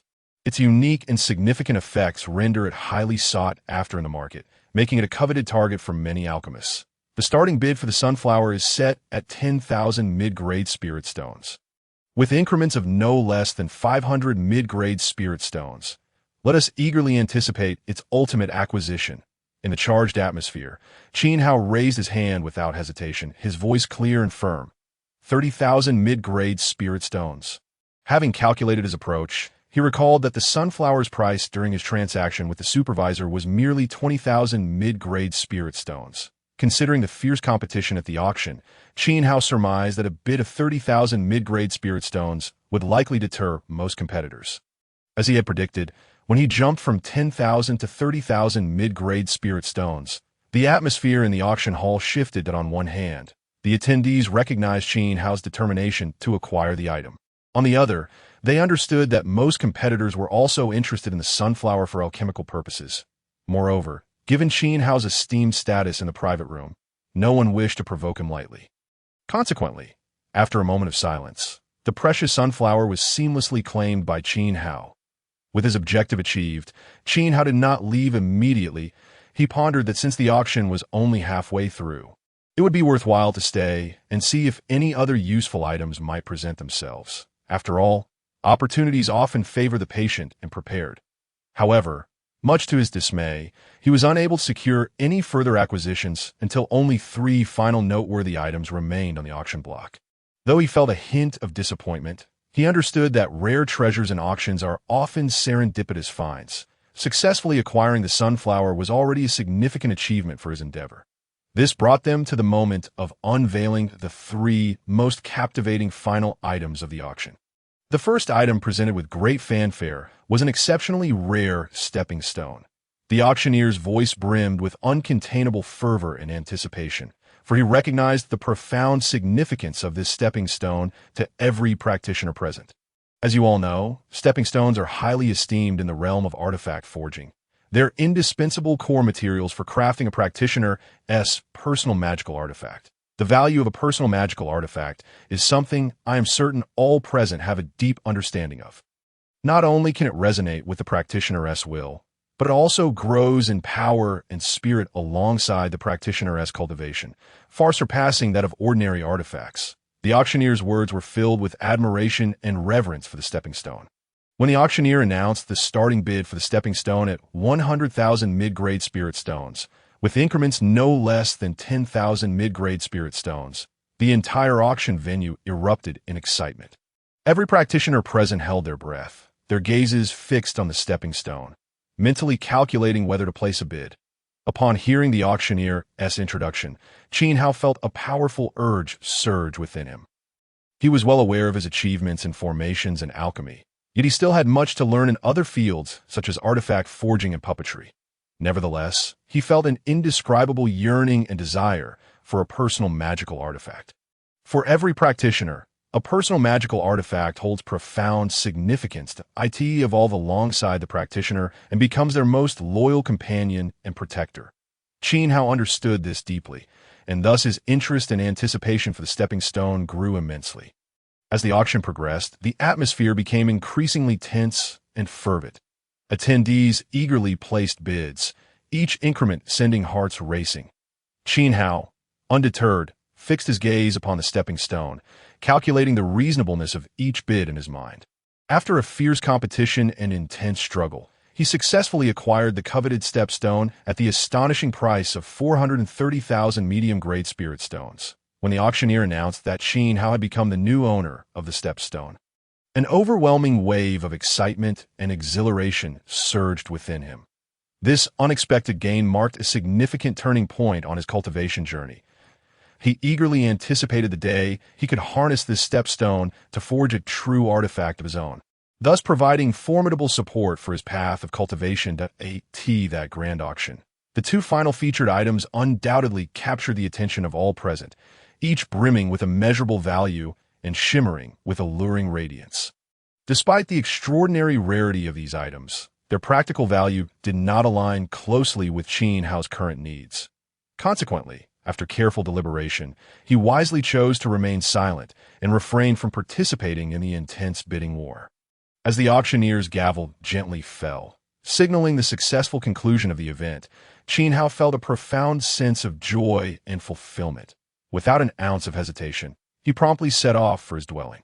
The moment he stepped into his room, he swiftly unleashed his unique secret technique, perfectly concealing the ambient energy within, as if the entire space were enveloped by an invisible barrier, isolating him from the outside world. With anticipation swelling in his heart, Qin Hao then retrieved the two fragments of beast hide that had long occupied his thoughts. These pieces, imbued with an ancient texture and emitting a faint glow, seemed to harbor some mysterious power. He delicately placed them in his palm, his gaze intense, meticulously examining every detail in an attempt to uncover the hidden secrets within. However, regardless of how he racked his brain or delved into deep contemplation, the fragments remained as elusive as a lighthouse shrouded in mist, leaving him unable to grasp their true essence. Ultimately, with a resigned shake of his head and a bittersweet smile, he reverently stored the enigmatic beast hide fragments within his chaos sky ring, hoping that one day he could unravel their mysteries. After a brief respite, Qin Hao once again retrieved a magical plant, the sunflower, emanating a soft glow from his chaos sky ring. This sunflower had grown exceptionally lush, its petals layered like golden clouds, gleaming brilliantly in the sunlight. As he meticulously observed the flower, he was suddenly astonished to discover 5 translucent seeds, radiating a vibrant essence of life, hidden within its core. This unexpected revelation filled Qin Hao with uncontainable joy and excitement. After a considerable time, Qin Hao gradually calmed his exhilarated heart, carefully plucking the precious seeds and planting them within his chaos sky ring. He knew that these seeds contained the quintessence of the sunflower's life force, destined to bloom into even more resplendent flowers in the future. Subsequently, Qin Hao took out a pill furnace, deciding to utilize the sunflower to concoct a precious melting body elixir. With deft skill, he controlled the flames and meticulously added the flower petals into the furnace one by one. However, due to the previous removal of the seeds from the flower's core, the quantity of elixirs produced was noticeably diminished, yielding only 5. Nevertheless, Qin Hao regarded these elixirs as treasures, handling them with utmost care, placing them into an exquisite jade vial before securely storing them in his chaos sky ring. At last, Qin Hao slowly extracted a stepstone that radiated a gentle glow from his Chaos Sky Ring. This stepstone was remarkably solid, its surface adorned with mysterious patterns. Seemingly encapsulating a formidable power, he fixed his gaze intently upon this stepstone, sitting quietly as he fell into deep contemplation. At this moment, there remained a full 3 months until the Tianyuan sect would commence the recruitment of disciples. Qin Hao's cultivation level had already stabilized to meet the requirements for enrollment. Thus, he did not feel an urgent need to hasten his advancement. Nevertheless, he understood that enhancing his strength was of paramount importance. One of the pathways to such enhancement lay in forging a powerful artifact of his own. For Qin Hao, this young warrior, firmly grasping a third-tier artifact known as the Qishao sword, the blade shone like a brilliant star, exhibiting an indescribably formidable power congruent with his current martial realm. No matter the challenge he faced, the Qishao sword effortlessly aided him, as if custom-crafted to support his steady progress on the path of cultivation. However, despite Qin Hao's commendable proficiency in the art of formations, achieving a respectable third-tier level capable of deploying awe-inspiring complex formations, his understanding and practice in the realm of artifact forging remained relatively superficial, yet to touch upon the profound and mysterious domain. The task of forging a personal artifact, a formidable challenge even for many high-ranking cultivators, was rendered even more arduous for him, requiring not only innate talent, but also the accumulation of time and countless practical experiences. Fully aware of this, Qin Hao realized that relying solely on his own efforts to forge a deeply resonant artifact within a short span of time was nothing short of a fanciful dream. Unless he could receive guidance or assistance from a master craftsman, this path would be long and fraught with difficulty. It was this understanding that sparked in Qin Hao the thought. Perhaps it was time to journey to the headquarters of the Tianyuan Empire's Array Alliance, a place that gathered numerous top talents in both formations and artifact forging, where he might discover a solution. The next day, as the first rays of sunlight pierced through the clouds to blanket the earth, Qin Hao, fully prepared, departed from the inn where he had been staying. With a lithe form, he sped toward the direction of the Array Alliance, like an arrow released from its BOW, in a mere quarter of an hour. He arrived at the grand edifice of the Array Alliance. Before the entrance of the Alliance, 2 guards clad in black armor, wielding long swords, stood like statues, their expressions solemn and their gazes sharp, as if capable of perceiving the thoughts of others. Qin Hao approached slowly, stopping in his tracks, offering a polite smile and a slight nod to signal his benign intentions. One of the guards, upon noticing, stepped forward and in a deep, commanding voice inquired, "May I ask your esteemed name? What brings you here?" In response, Qin Hao calmly retrieved a jade token intricately carved with complex patterns from his bosom and presented it to the guard. The guard accepted the token, scrutinizing it carefully before returning it with a hint of respect on his face, performing a formal bow as he said, "Young Master Qin, please enter."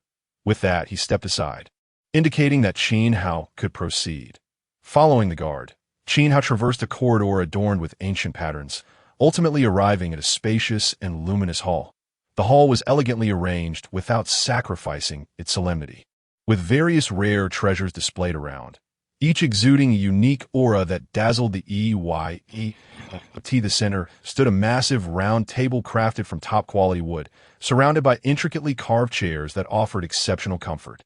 The guard led Qin Hao to one of the chairs, inviting him to sit, before politely withdrawing and stating, "Young Master Qin, please wait a moment while I inform the Alliance leader." With that, he turned and departed swiftly, leaving Qin Hao to quietly await in the hall steeped in historical significance. Seated, Qin Hao gradually surveyed his surroundings, his heart filled with admiration for the Array Alliance's profound heritage and extraordinary grandeur. He understood that as a prestigious organization revered throughout the Tianyuan Empire and the entire cultivation world, the Array Alliance not only boasted countless masters of formations, but also possessed formidable individuals with remarkable achievements in artifact forging. Contemplating the potential turning point this visit could bring to his path of forging, Qin Hao's heart brimmed with anticipation and hope. A quarter of an hour later, while Qin Hao was immersed in his thoughts, he suddenly sensed a powerful aura approaching. He looked up to see a strikingly handsome middle-aged man walking toward him. Qin Hao felt a slight shock within, for from the very first glance at this man, he perceived an unfathomable depth of power. This sensation made it clear to him that the individual before him was no ordinary person. The middle-aged man was exceptionally attractive, clad in a pristine white robe that was impeccably neat, devoid of any wrinkles. His hair cascaded over his shoulders like a waterfall, exuding an air of carefree elegance. Most notably, his eyes resembled brilliant stars, deep and bright, now fixed intently upon Qin Hao. Moments later, the man raised his voice, clearly articulating, "I am Ouyang Hua, the leader of the Tianyuan Empire's Array Alliance. You must be Qin Hao. I have heard tales of a remarkably talented young prodigy who recently joined our alliance. Barely 15 years old, yet already a second-tier formation master. Truly impressive. I am even more astonished to learn that your soul power has reached the third tier. The alliance is indeed fortunate to have a genius like you among us. This is certainly cause for celebration." Upon hearing this, Qin Hao respectfully clasped his hands in salute to Ouyang Hua, humbly replying, "Senior, you flatter me. In truth, I have come today with a matter for which I seek your esteemed assistance, and I hope you might extend a helping hand." Upon hearing Qin Hao's words, Ouyang Hua let out a hearty laugh, waving his hand dismissively as he said, "Qin Hao, there is no need for formality. Feel free to speak openly. We are all comrades here, so pleasantries are unnecessary." Following this, Qin Hao proceeded to elaborate on his desire to forge a personal magic treasure, detailing his intentions to Ouyang Hua. After listening intently, Ouyang Hua fell into a contemplative silence, as if he were organizing his thoughts or weighing the pros and cons of the matter. After a brief interval, Ouyang Hua finally spoke.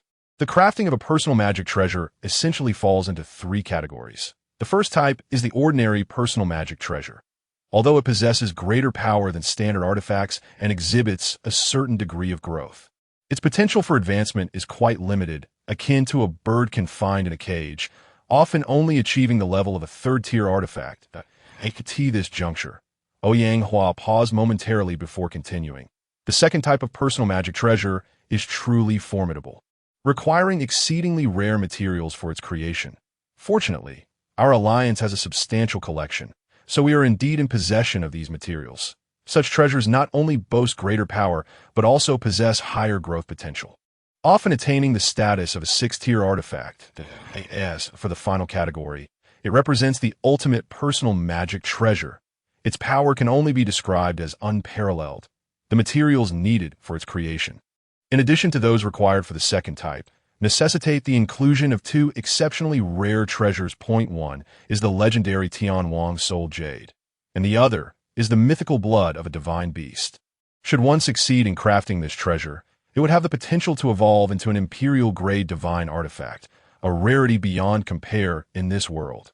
As he spoke, Ouyang Hua's expression betrayed a yearning, as if he could already envision the majestic radiance of such an artifact. However, within mere moments, Ouyang Hua regained his composure, a gentle smile re-emerging on his face as his gaze turned intensely focused on Qin Hao, as if patiently awaiting a crucial decision from him. Observing this, Qin Hao pondered briefly before asking, "Might I inquire, Senior Ouyang, just how precious is the Tianhuang Soul Jade? Could you kindly elaborate on its significance?" Upon hearing Qin Hao's curious and eager inquiry, Ouyang Hua nodded slightly and replied, "The Tianhuang Soul Jade is an exceedingly rare violet crystal. It possesses extraordinary effects on the cultivation of soul power, greatly enhancing the growth of the practitioner's soul.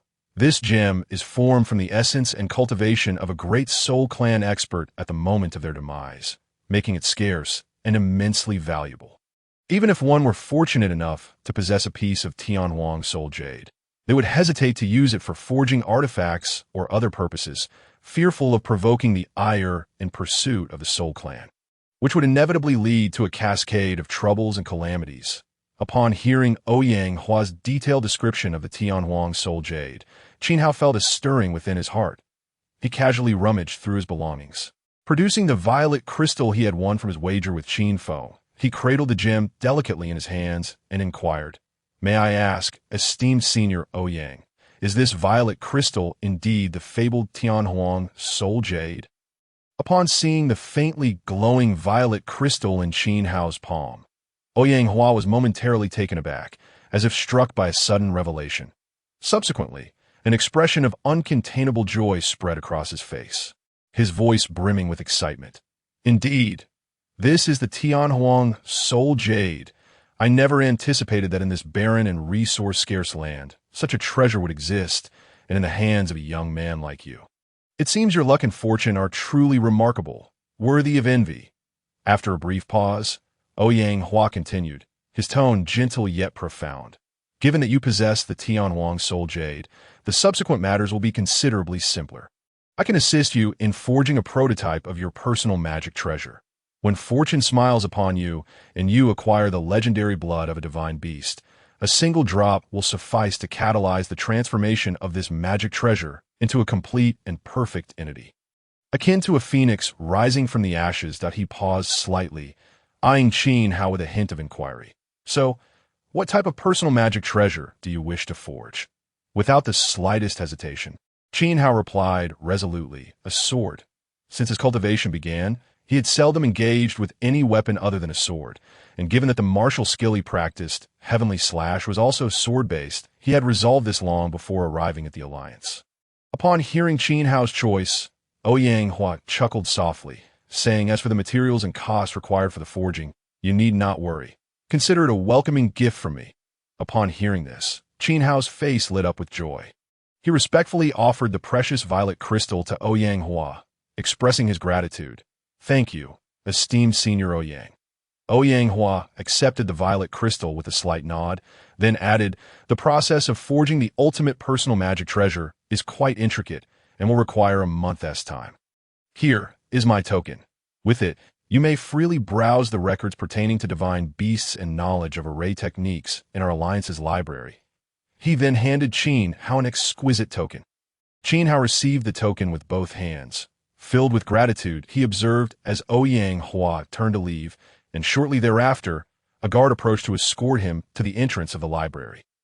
The library was nothing short of a magnificent palace, its vastness comparable to a standard basketball court.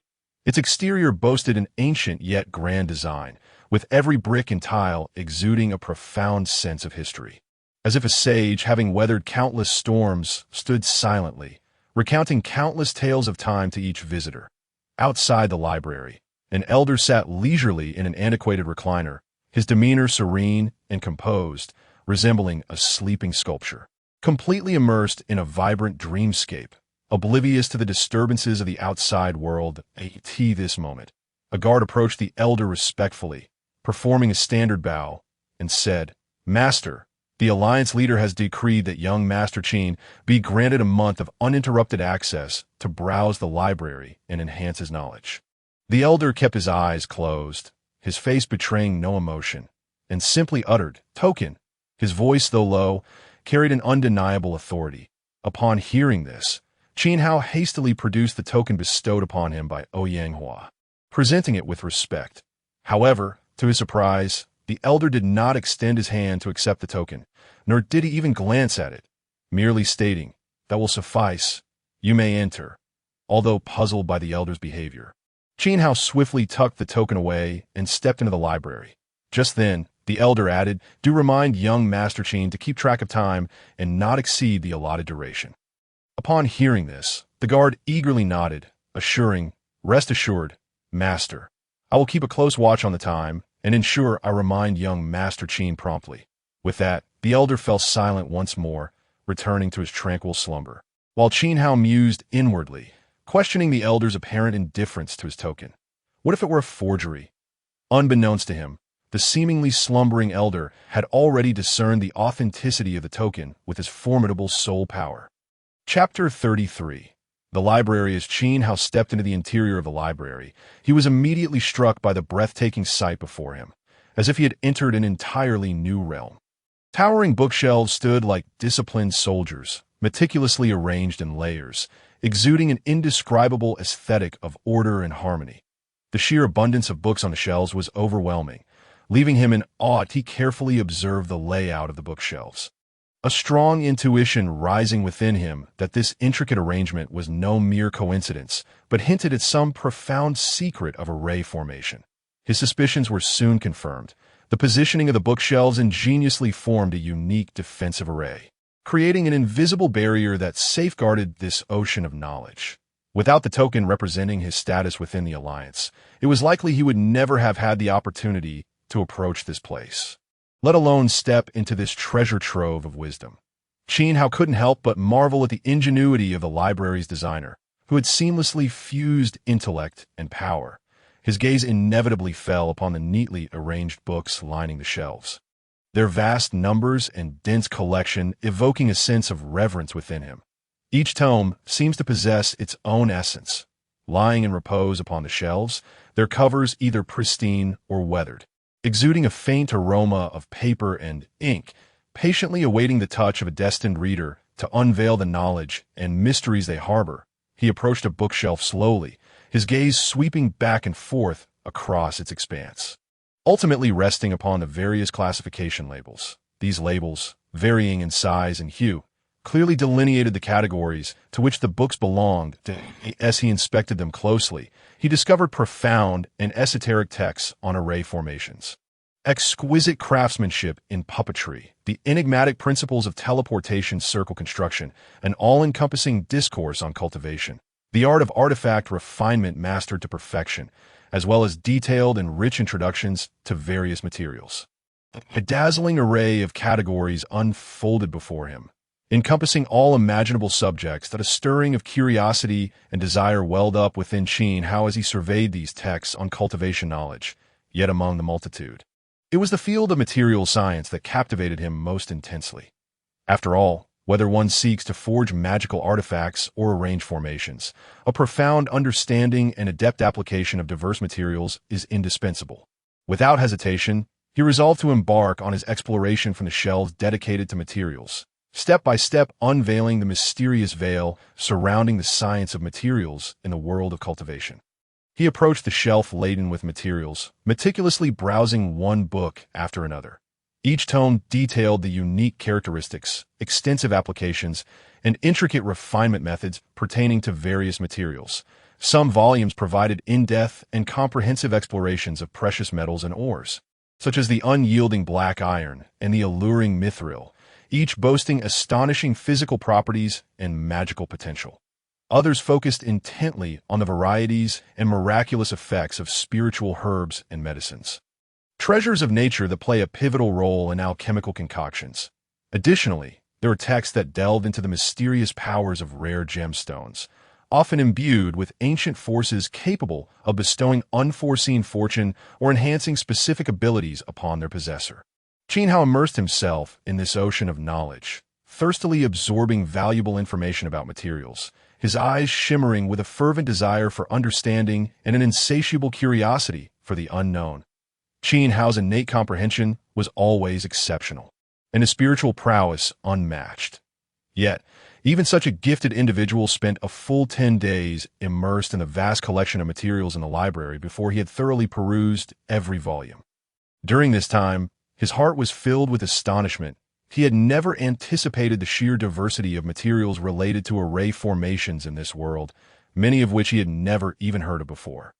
Some were peculiar and strange, while others contained astonishing powers, broadening Qin Hao's horizons immensely. Particularly, when he encountered descriptions of the materials for his destined artifact, the mention of the rare essence of divine beasts left him somewhat bewildered.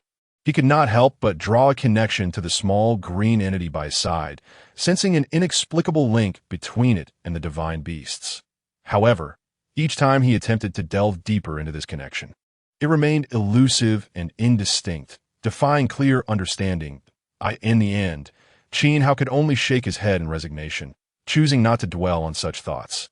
After all, his time within the library was finite, and countless other tomes and knowledge awaited his eager pursuit.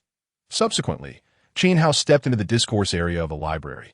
The knowledge he cultivated from the primordial classic encompassed detailed accounts of array formations, puppetry, and artifact refinement, readily available for reference. However, he understood that the pursuit of knowledge knows no bounds, and he yearned to acquire more insights related to these subjects that were either scarcely covered or not explored in depth within the primordial classic. Thus, he cast his gaze toward this area of discourse, Although the number of books here was not vast, each contained unique insights and precious information. Qin Hao lost himself in the sea of books, meticulously turning each page, fearful of missing any detail. 5 days swiftly passed, and through sheer willpower and focus, he managed to thoroughly savor every book in this discourse area. Having completed his studies in the discourse section, Qin Hao did not pause, but proceeded directly to the teleportation array section of the library. This area housed a wealth of texts regarding the construction, application, and principles of teleportation arrays, undoubtedly a fresh reservoir of knowledge for Qin Hao. He once more immersed himself in the ocean of learning, engrossed in each volume, as if the entire world had faded away, leaving only him and these invaluable tomes. Thus, an entire month slipped by unnoticed. It was only when a guard gently reminded him that Qin Hao came to, filled with an insatiable thirst for knowledge and a reluctance to leave the library, he cast a lingering glance at the book in his hand, yet ultimately returned it to its rightful place, departing slowly from this sanctuary of wisdom and mystery. The guard guided Qin Hao to the entrance of a grand artifact refinement chamber. The guard stood still, his demeanor exceedingly respectful, stating with utmost precision, "Young Master Qin, the esteemed leader has commanded you to wait here." With that, he gracefully turned, his movements fluid and elegant, like a gentle breeze passing by, leaving no trace behind. Upon hearing this, Qin Hao immediately composed himself, standing with the utmost reverence at the doorway of the refinement chamber, patiently awaiting his summons. Time passed slowly, as if the entire world had come to a standstill, leaving only the anticipation in his heart to pulse quietly. Thus, Qin Hao stood steadfast for 3 full days and nights, never straying even a step, his resilience and dedication profoundly moving. Finally, after this protracted wait, he heard a deep and resonant voice, akin to the tolling of a great bell, reverberating through his ears. "Qin lad, enter." The voice was imbued with authority and power, unmistakably belonging to the leader. Ouyang Hua, a surge of joy filled Qin Hao's heart as he promptly stepped forward, unhesitatingly entering the artifact refinement room. Upon crossing the threshold, he was met with an overwhelming wave of heat, as if a torrential tide sought to engulf him. Yet, Qin Hao showed no signs of retreat. He swiftly summoned his treasured artifact, the bamboo green flame, forming a solid protective barrier before him. As the barrier solidified, the previously overwhelming pressure receded like a retreating tide, and Qin Hao felt a sudden clarity, as if the surrounding temperature had significantly dropped. He silently rejoiced, grateful for the protection of the bamboo green flame that allowed him to remain unharmed within the refinement chamber. With utmost caution, Qin Hao carefully advanced, step by step, toward Ouyang Hua's position, each movement deliberate to avoid disturbing the master craftsman. At long last, after a protracted journey, he successfully reached Ouyang Hua's side, prepared to embrace the challenges and opportunities that lay ahead. Ouyang Hua's hands moved with remarkable speed, ethereal light emanating from his fingertips as he intricately engraved a complex rune. As time elapsed, the rune became increasingly vivid, exuding an aura of mystery and power. Simultaneously, Ouyang Hua addressed Qin Hao. "Once the rune is completed, you will need to offer a drop of your essence blood to establish ownership. Only then will this artifact truly become the embryonic form of your destined treasure." Qin Hao nodded, his heart brimming with anticipation and excitement, that he understood that this artifact would serve as a crucial ally on his path of cultivation, potentially altering the course of his destiny. Ouyang Hua continued, "I never expected the quality of your heavenly desolation soul jade to be so exceptional. Merely forging the embryonic form of this artifact has consumed a substantial amount of rare auxiliary materials, treasures of considerable worth." Qin Hao, taken aback, realized that he had previously underestimated the value of the heavenly desolation soul jade, now recognizing its true significance. Ouyang Hua elaborated, "Yet this is fortuitous, for the high quality of the heavenly desolation soul jade endows this artifact's embryo with immense potential. Merely as it stands, it can already ascend to the 7th-tier artifact level. Should you one day infuse it with the essence blood of a divine beast, it will undoubtedly become a top-tier artifact of your destiny." As he spoke, a proud expression graced Ouyang Hua's face. This artifact shall be the pinnacle of my life's work. I hope it brings you great fortune." Qin Hao expressed his gratitude. "Thank you, esteemed elder, for your kindness and assistance. I shall treasure this artifact with utmost care." Ouyang Hua smiled and nodded, then resumed his meticulous engraving, each stroke infused with boundless power, as if he sought to merge the entire world into his creation. Seconds turned into minutes, and soon beads of sweat adorned Ouyang Hua's brow, yet his gaze remained unwavering and focused. After a full 3 hours as the final rune was inscribed, Ouyang Hua bellowed, "Recognize your master." His voice resonated like thunder, stirring the very air. Qin Hao, fully prepared, released a drop of essence blood from his brow, allowing it to descend directly onto the rune. The moment Qin Hao's blood touched the rune, the intricate symbols began to illuminate one by one, radiating waves of mysterious light, akin to twinkling stars in the night sky, beautiful and enigmatic. As the halo spread, the entire room was illuminated, as if one had entered a fantastical realm. With but a single breath, all 9 runes glowed brightly before intertwining, forming a more intricate sigil. This symbol emanated a powerful aura, instilling an irresistible sense of majesty. In that fleeting moment when the complex runes coalesced, Qin Hao felt a subtle connection between himself and the sword before him, as if a part of his very being extended forth, merging with the blade. An exhilarating surge welled up within him. He understood that, from this moment onward, this sword would become an integral part of his life, accompanying him through countless battles and adventures. Chapter 34. The sword's name. Tianyuan with utmost care. Qin Hao grasped the sword-shaped embryo. Fearful that a moment's negligence might lead to its ruin, he scrutinized the weapon, his heart brimming with curiosity and anticipation. The blade measured 3 feet and 3 inches in length, 2 fingers in width, its entire body crystalline and pure, radiating a spectrum of colors. Though merely an embryo, Qin Hao could keenly sense the immense power contained within this destined artifact. He gently caressed the blade, feeling its icy coolness, as if he could glimpse the boundless strength it harbored. Mysterious runes adorned the sword's surface, flickering with a faint luminescence, as though whispering secrets untold. Qin Hao recognized that these runes were the essence of the artifact, bestowing it with formidable power and unique abilities. Taking a deep breath, Qin Hao endeavored to infuse his spiritual energy into the sword embryo. Yet upon contact, an invisible force repelled his energy, causing him to furrow his brow. Realizing that activating this treasure would not be a simple task, nevertheless, he persisted, continuously adjusting his energy output, hoping to discover the breakthrough he sought. After numerous attempts, Qin Hao finally unearthed a method to merge his spiritual essence with the power residing within the sword embryo. A powerful force surged within him, as if he had forged a connection with the artifact. As time passed, this bond grew increasingly intimate, allowing him to sense the energy flowing within the sword.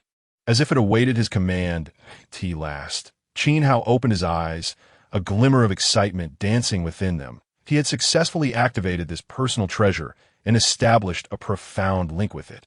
Now he could manipulate the sword freely, unleashing its true might. Just as he immersed himself in this newfound connection, the voice of Ouyang Hua broke through his reverie. "Bestow a name." Qin Hao returned to the present, tenderly stroking the sword in his hands. As if caressing a precious work of art, he felt the blade's chill and sharpness, an inexplicable sense of familiarity washing over him. He murmured softly, "This sword was born in the Tianyuan Empire. Henceforth, it shall be called Tianyuan's sword."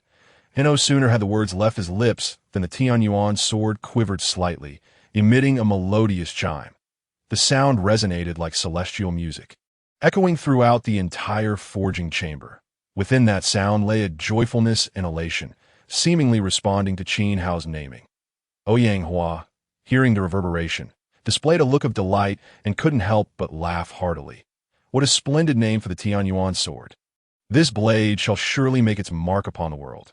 Subsequently, with a thought, Qin Hao summoned the Tianyuan sword into his body. He felt its powerful aura resonating within him, a harmonious connection forming. He understood that only through continuous nurturing could the Tianyuan sword unleash its full potential. Next, Qin Hao and Ouyang Hua exited the forging chamber together. Upon reaching the threshold, Qin Hao turned to Ouyang Hua. Bowing deeply, with sincerity, he expressed, "Thank you, esteemed mentor. Your kindness today is something I cannot repay. Should you ever require my assistance in the future, please do not hesitate to ask. I shall do my utmost to alleviate your burdens."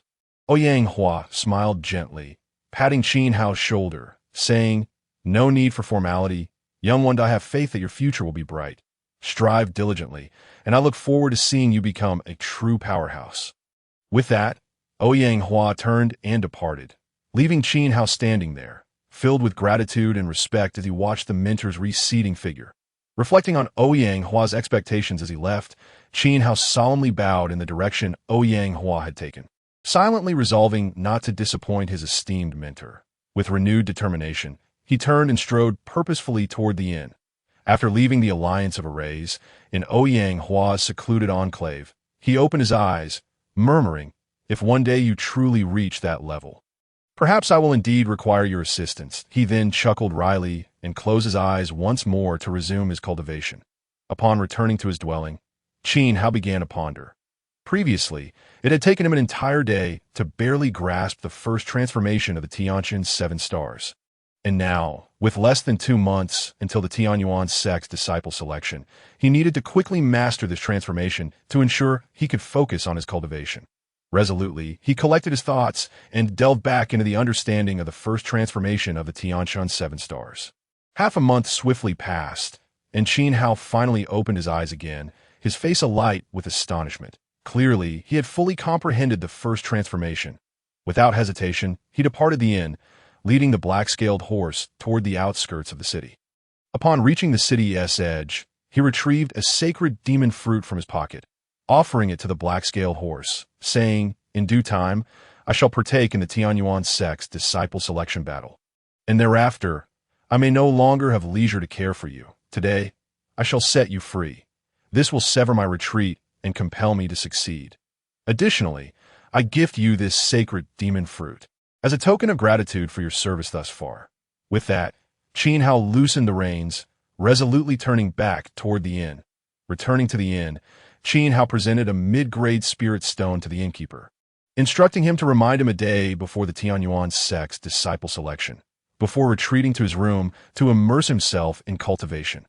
Initially intending to practice until the selection began, Qin Hao was interrupted after only 3 days by a sudden commotion. Shao Qing had awakened. Perhaps it was due to the earlier offering of the sacred demon fruit that Shao Qing had sensed its essence. Qin Hao surmised he soon became acutely aware of Shao Qing's urgent desire for the fruit. Originally, he had planned to retrieve another sacred demon fruit to give to Shao Qing, but suddenly, an idea sparked in his mind that he attempted to let Shao Qing enter the Chaos Sky Ring. And with a thought, Shao Qing was transported into the inner space of the ring. Astonishingly, it succeeded. Typically, storage spaces cannot accommodate living beings. However, recalling that Shao Qing had once been a massive egg kept within the Chaos Sky Ring, Qin Hao had taken a chance and succeeded with ease. Once inside the Chaos Sky Ring, Qin Hao carefully sensed Shao Qing, finding no abnormalities, which set his heart at ease. That he then instructed Shao Qing that it could freely consume the sacred demon fruits within the ring, but it must plant the seeds, and he delineated the boundaries of its movement. Subsequently, Qin Hao exited the Chaos Sky Ring. Upon emerging, Qin Hao's heart surged with overwhelming joy. Not only could the Chaos Sky Ring cultivate spirit herbs, but it could also house living beings. This was truly a wondrous treasure.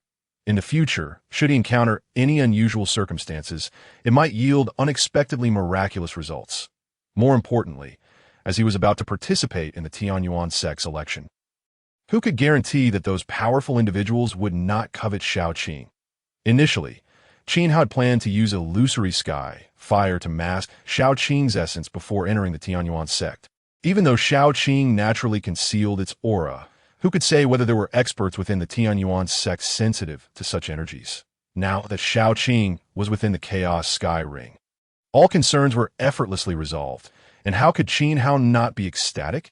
It took him a full quarter of an hour to calm his emotions before once again immersing himself in cultivation. Awaiting the day of the Tianyuan sect's disciple selection. Chapter 35. The selection begins while Qin Hao was lost in the depths of his cultivation. He was abruptly disturbed by a rapid knocking at the door. Slowly withdrawing from his meditative state, he opened the door to find the innkeeper bowing respectfully, saying, "Sir, tomorrow marks the day of the Tianyuan sect's disciple selection. You must not miss it." Acknowledging this with a slight nod, Qin Hao returned to his room, plunging into deep contemplation. This moment, Qin Hao had reached the initial stage of a warrior. In the past, he had possessed the strength to contend with those at the intermediate stage of a warrior. Since participating in the Tianyuan sect selection, his progress in cultivation, mastery of secret techniques, and possession of his destined artifact had become impressively complete.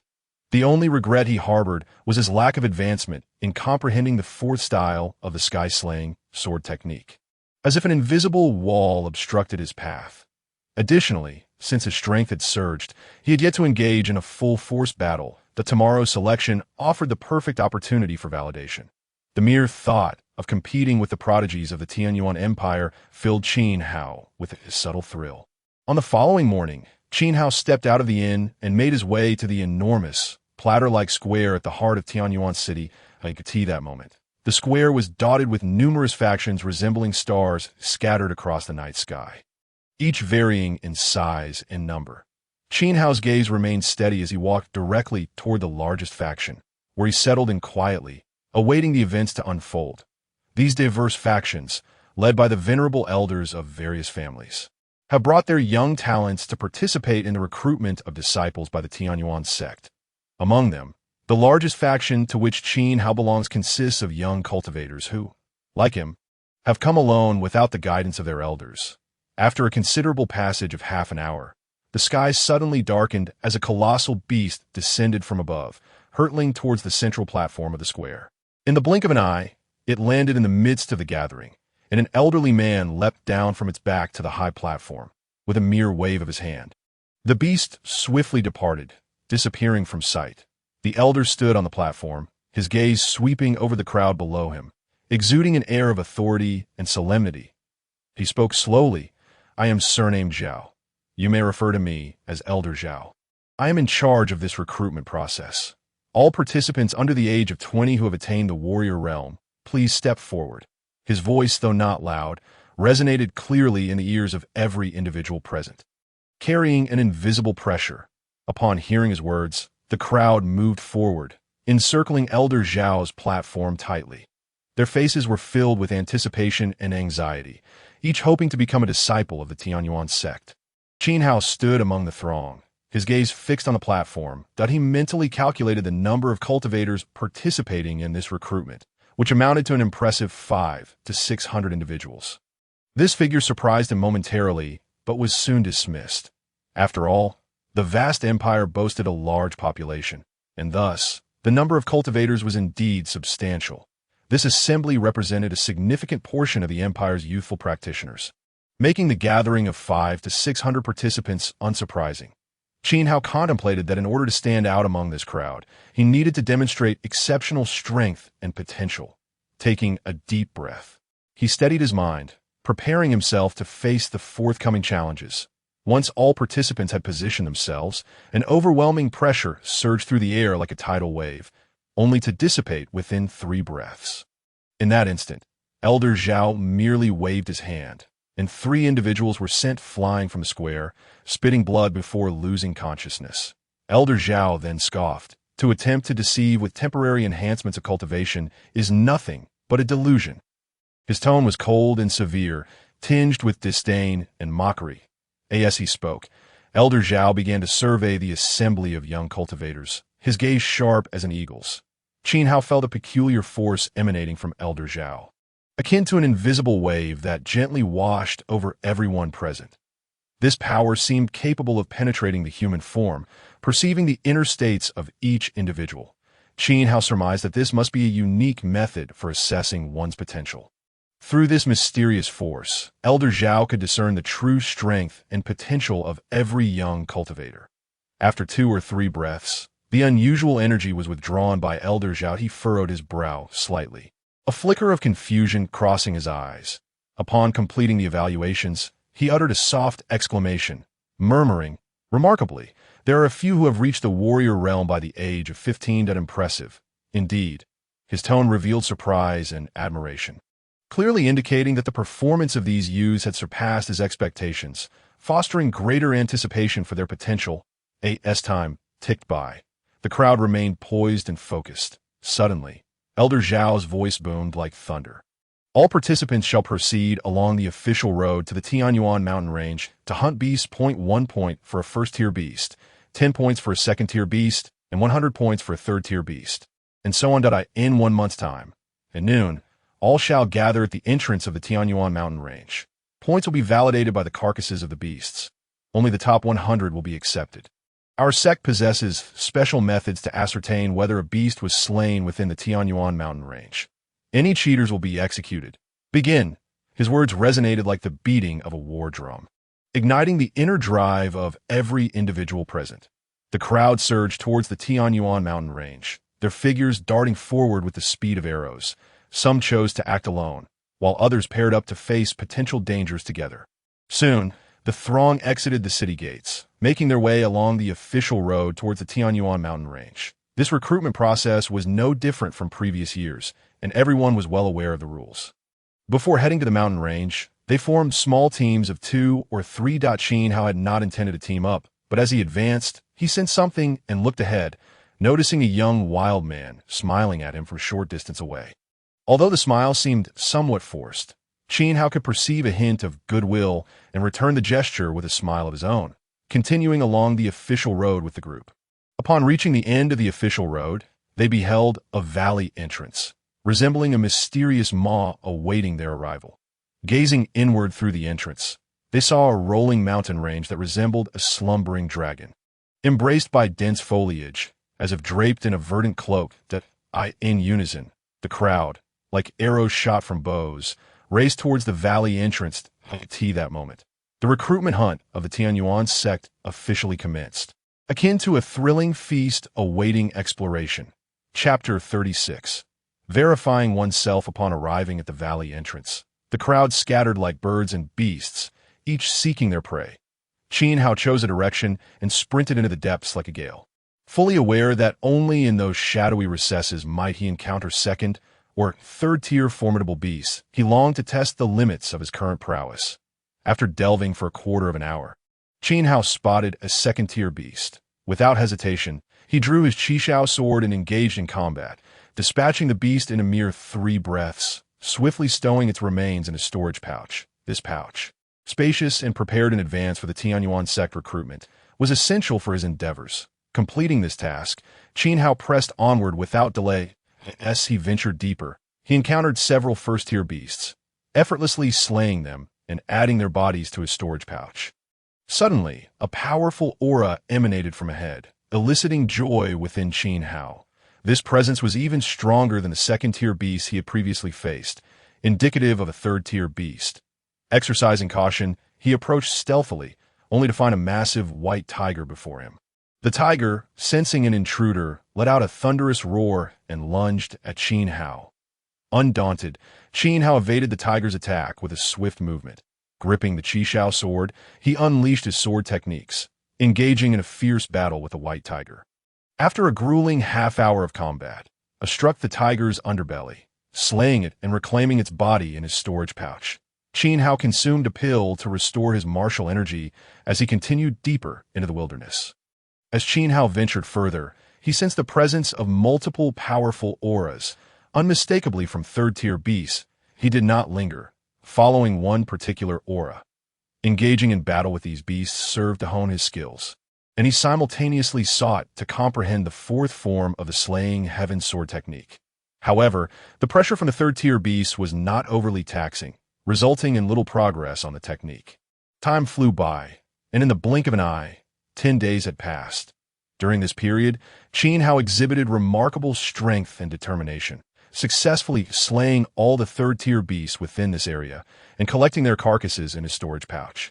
Though he sustained injuries occasionally, his formidable physique and the aid of numerous medicinal pills allowed for swift recovery. However, just as he prepared to depart this region and delve deeper, an unforeseen event occurred. Suddenly, a colossal and formidable beast appeared before Qin Hao. Its body was as black as iron, impenetrably hard, and it loomed like a small mountain. Its head was adorned with strange patterns, exuding an air of mystery and the uncanny. Qin Hao's heart raced as he recognized this as a fourth-tier beast, the Iron Pattern Lion. This beast was renowned for its immense strength and ferocity, posing a significant challenge to even the most adept cultivators. Qin Hao sheathed the Qishao sword and summoned his innate treasure, the Tianyuan sword. He donned his gale boots, channeling all of his martial energy to its maximum. With his left hand executing the Breaking Wind Fist and his right hand wielding the Tianyuan sword, he unleashed the full power of the Slaying Heaven sword technique, while simultaneously activating the first transformation of the Tianshan 7 stars. His footwork, enhanced by the illusionary steps, reached its zenith. Despite Qin Hao's exhaustive efforts, he found himself at a disadvantage. The Iron Pattern Lion's strength and defense thwarted his every attempt. Furthermore, the beast's offensive capabilities were extraordinarily potent, compelling Qin Hao to evade its assaults, relying solely on the agility of his gale boots and illusionary steps to narrowly escape. However, despite this, Qin Hao persevered. After a quarter of an hour of exerting his martial energy to its utmost, he sensed a slight stagnation in his vital force, a clear indication that his energy was nearing depletion. Yet, Qin Hao remained unperturbed, swiftly retrieving a medicinal pill to consume, recovering while still engaged in combat. The battle raged fiercely. Although Qin Hao was continuously suppressed, he endured tenaciously. After half an hour, he suddenly experienced a moment of enlightenment. With a swift stroke of the Tianyuan sword, ripples appeared in the surrounding space. Overcome with joy, Qin Hao realized that after nearly an hour of life-or-death struggle, he had finally grasped the fundamentals of the fourth move of the heavenly slashing sword technique, the Void Split Slash. Though it was merely an entry-level understanding, Qin Hao was acutely aware that having mastered the basics provided him with a direction for further refinement. The battle continued for over an hour. Yet Qin Hao found himself unable to contend with the Iron Pattern Lion.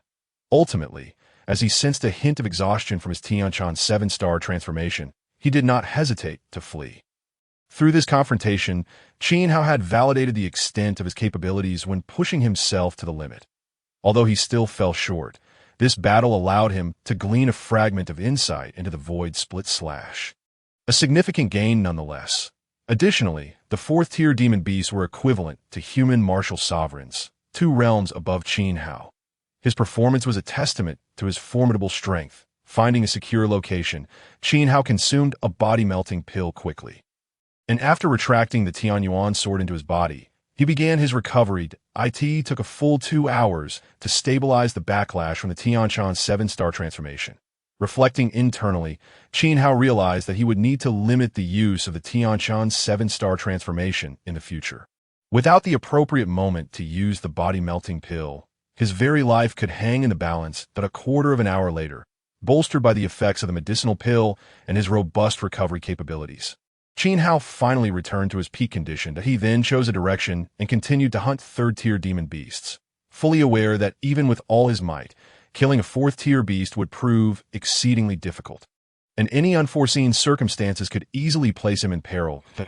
As Qin Hao traversed the forest, he deliberately targeted third-tier demon beasts, employing the Void Split Slash with each strike. After successfully slaying several beasts, he swiftly departed. Honing his skill with the technique, 5 days passed, and Qin Hao had successfully hunted numerous third-tier demon beasts. Yet he did not pause, pressing further into the wilderness. Suddenly, 5 figures appeared ahead. Blocking his path, one of the youths bore a striking resemblance to Su Kan, his gaze fixed on Qin Hao, emanating an icy malice. "You are the one who killed my cousin." The youth's voice dripped with an undeniable chill. His eyes, piercing like blades directed at Qin Hao, a jolt surged through Qin Hao's heart as he realized that this furious youth was, in fact, Su Kan's cousin. He steadied his gaze upon the youth, striving to keep his tone composed. "Is your cousin named Su Kan?" Upon hearing Qin Hao's confirmation, the youth's expression darkened, as if shadows enveloped him, and a palpable murderous intent radiated from him. Clenching his teeth, every word seemed to be forced through gritted jaws. "You shall die." Seeing this, Qin Hao furrowed his brow, his tone shifting to one of seriousness. "This is the Tianyuan sect's recruitment hunting ground. Are you not afraid of their wrath for wantonly taking lives here? He attempted to invoke the rules of the Tianyuan sect to intimidate the youth. However, the youth merely scoffed, a dismissive smirk gracing his lips as he laughed heartily. The Tianyuan sect, they only value points and will not concern themselves with our petty grievances. Prepare to die. With that, he signaled the 4 individuals behind him to launch a fierce assault on Qin Hao. In that moment, understanding dawned on Qin Hao. It became clear that killing within this realm was tacitly accepted by the Tianyuan sect as a form of trial. Only through such life-and-death struggles could true strength be discerned. With this realization, a steely resolve glimmered in Qin Hao's eyes as he gripped his Qi Shao sword tightly, casting aside any hesitation or fear. As the 5 assailants surged forth like a tide, Qin Hao moved like the wind. His sword light flashing like lightning, and an intense battle erupted in the expanse of the wilderness. An hour later, gazing at the 5 fallen corpses, Qin Hao coldly remarked, "With such meager strength, you dared to threaten my life." Before collecting their storage bags and continuing his search for prey. Chapter 37. The brutality. 5 more days elapsed, and Qin Hao had hunted a multitude of demon beasts. He meticulously organized the storage bags of the 5 who had ambushed him previously, placing all the demon beast corpses into his own storage bag while categorizing other spirit stones and miscellaneous items into his Chaos Heaven ring. After assessing his gains, Qin Hao resolved to return. Having delved sufficiently deep into the wilderness, with less than 10 days remaining until the final date. Choosing a different route from his initial entry, he made his way toward the valley entrance. Hunting as he returned. 3 days later, he heard the sounds of combat. Upon investigating, he witnessed 2 teams engaged in a fierce struggle. Realizing that these individuals, aware of the impending deadline, sought to augment their gains by preying on fellow participants. Qin Hao understood that slaying a participant would yield far swifter rewards than hunting demon beasts. Thus, in these final days, cultivators began to turn against one another. After observing for a while, Qin Hao saw that the clash between the 2 teams was nearing its conclusion. He turned to leave, preparing to continue his return journey. However, scarcely a quarter of an hour had passed when the earlier hunting team appeared before him, a group of 4, though their energies were somewhat unstable. Clearly drained from their previous skirmish, they were emboldened by their numbers and sought to prey on Qin Hao. As the 4 advanced, Qin Hao felt a sense of resignation. He had wished to avoid conflict, yet they seemed to perceive him as an easy target. Resolute, a murderous glint flashed his eyes as he swiftly dispatched them all in mere moments. Afterward, he collected their storage bags, organizing them as he continued his journey back. Throughout the return trip, the atmosphere was rife with hostility. Ambushes awaited him at nearly every turn. No longer inclined to show mercy, Qin Hao eliminated all assailants and seized their storage bags. 5 days later, he finally beheld the valley entrance ahead, where a wild man stood guard, surrounded by numerous corpses. Uncertain of the situation, he observed from a distance. After a full day, Qin Hao discerned the circumstances. Any returning cultivator was required to surrender half of their demon beast corpses to the wild man, or face death at his hands, their spoils plundered. Watching and waiting, Qin Hao noted several formidable cultivators among the crowd, each capable of matching the wild man blow for blow, perhaps recognizing a kindred spirit. The wild man did not hinder them, allowing them to pass unhindered. As time progressed, only half an hour remained, and the remaining cultivators, seemingly in agreement, surged toward the valley entrance. Qin Hao, seizing the opportunity, joined the throng. Racing toward the exit, whether due to the wild man having acquired sufficient demon beast corpses or his desire to avoid inciting collective wrath, he made no move to obstruct the departing participants. However, when it came time for Qin Hao to pass, the wild man suddenly blocked his path, excitement evident on his face. "Come, let's have a match. We shall wager half of your demon beast corpses." Observing the wild man's fervor, Qin Hao recognized him as a battle enthusiast. Reluctantly, he replied, "One move to determine the victor." The wild man erupted in joy upon hearing this, shouting, "Excellent!" With a roar, his body swelled. Muscles rippling, veins bulging, and his face flushed with vigor, he swung his massive fists, charged with formidable force, directly at Qin Hao. Unfazed by the sudden onslaught, Qin Hao summoned his martial energy, channeling it with full intensity. His wind-breaking fist reached its pinnacle, with glimmers of wind swirling around his fist as it collided violently with the wild man's in that instant. A powerful gust erupted from the point of their contact, sending dust and debris swirling through the air. Yet, neither Qin Hao nor the wild man was blown away. They remained steadfast, unmoving. After a moment, the wild man relented, releasing his fist and regarding Qin Hao with newfound respect. He then removed a storage bag from his waist and tossed it to Qin Hao. Without further words, he turned and strode toward the assembly point outside the valley. Qin Hao accepted the storage bag, opening it to reveal a bounty of demon beast corpses. A faint smile crossed his lips as he transferred the contents into his own storage bag, adjusted his attire, and similarly made his way toward the assembly point. Upon arrival, he was greeted by a gathering of approximately 200 individuals. Among these individuals, many bore scars, evidently sustained during the hunting expedition. As time inexorably passed, the brutal hunt finally drew to a close amidst the anticipation of the crowd. The sun blazed fiercely, marking the zenith of noon. Elder Zhao gradually opened his eyes, his voice resonating clearly through the air. The time is up. Those who have not arrived on time shall be deemed to have forfeited.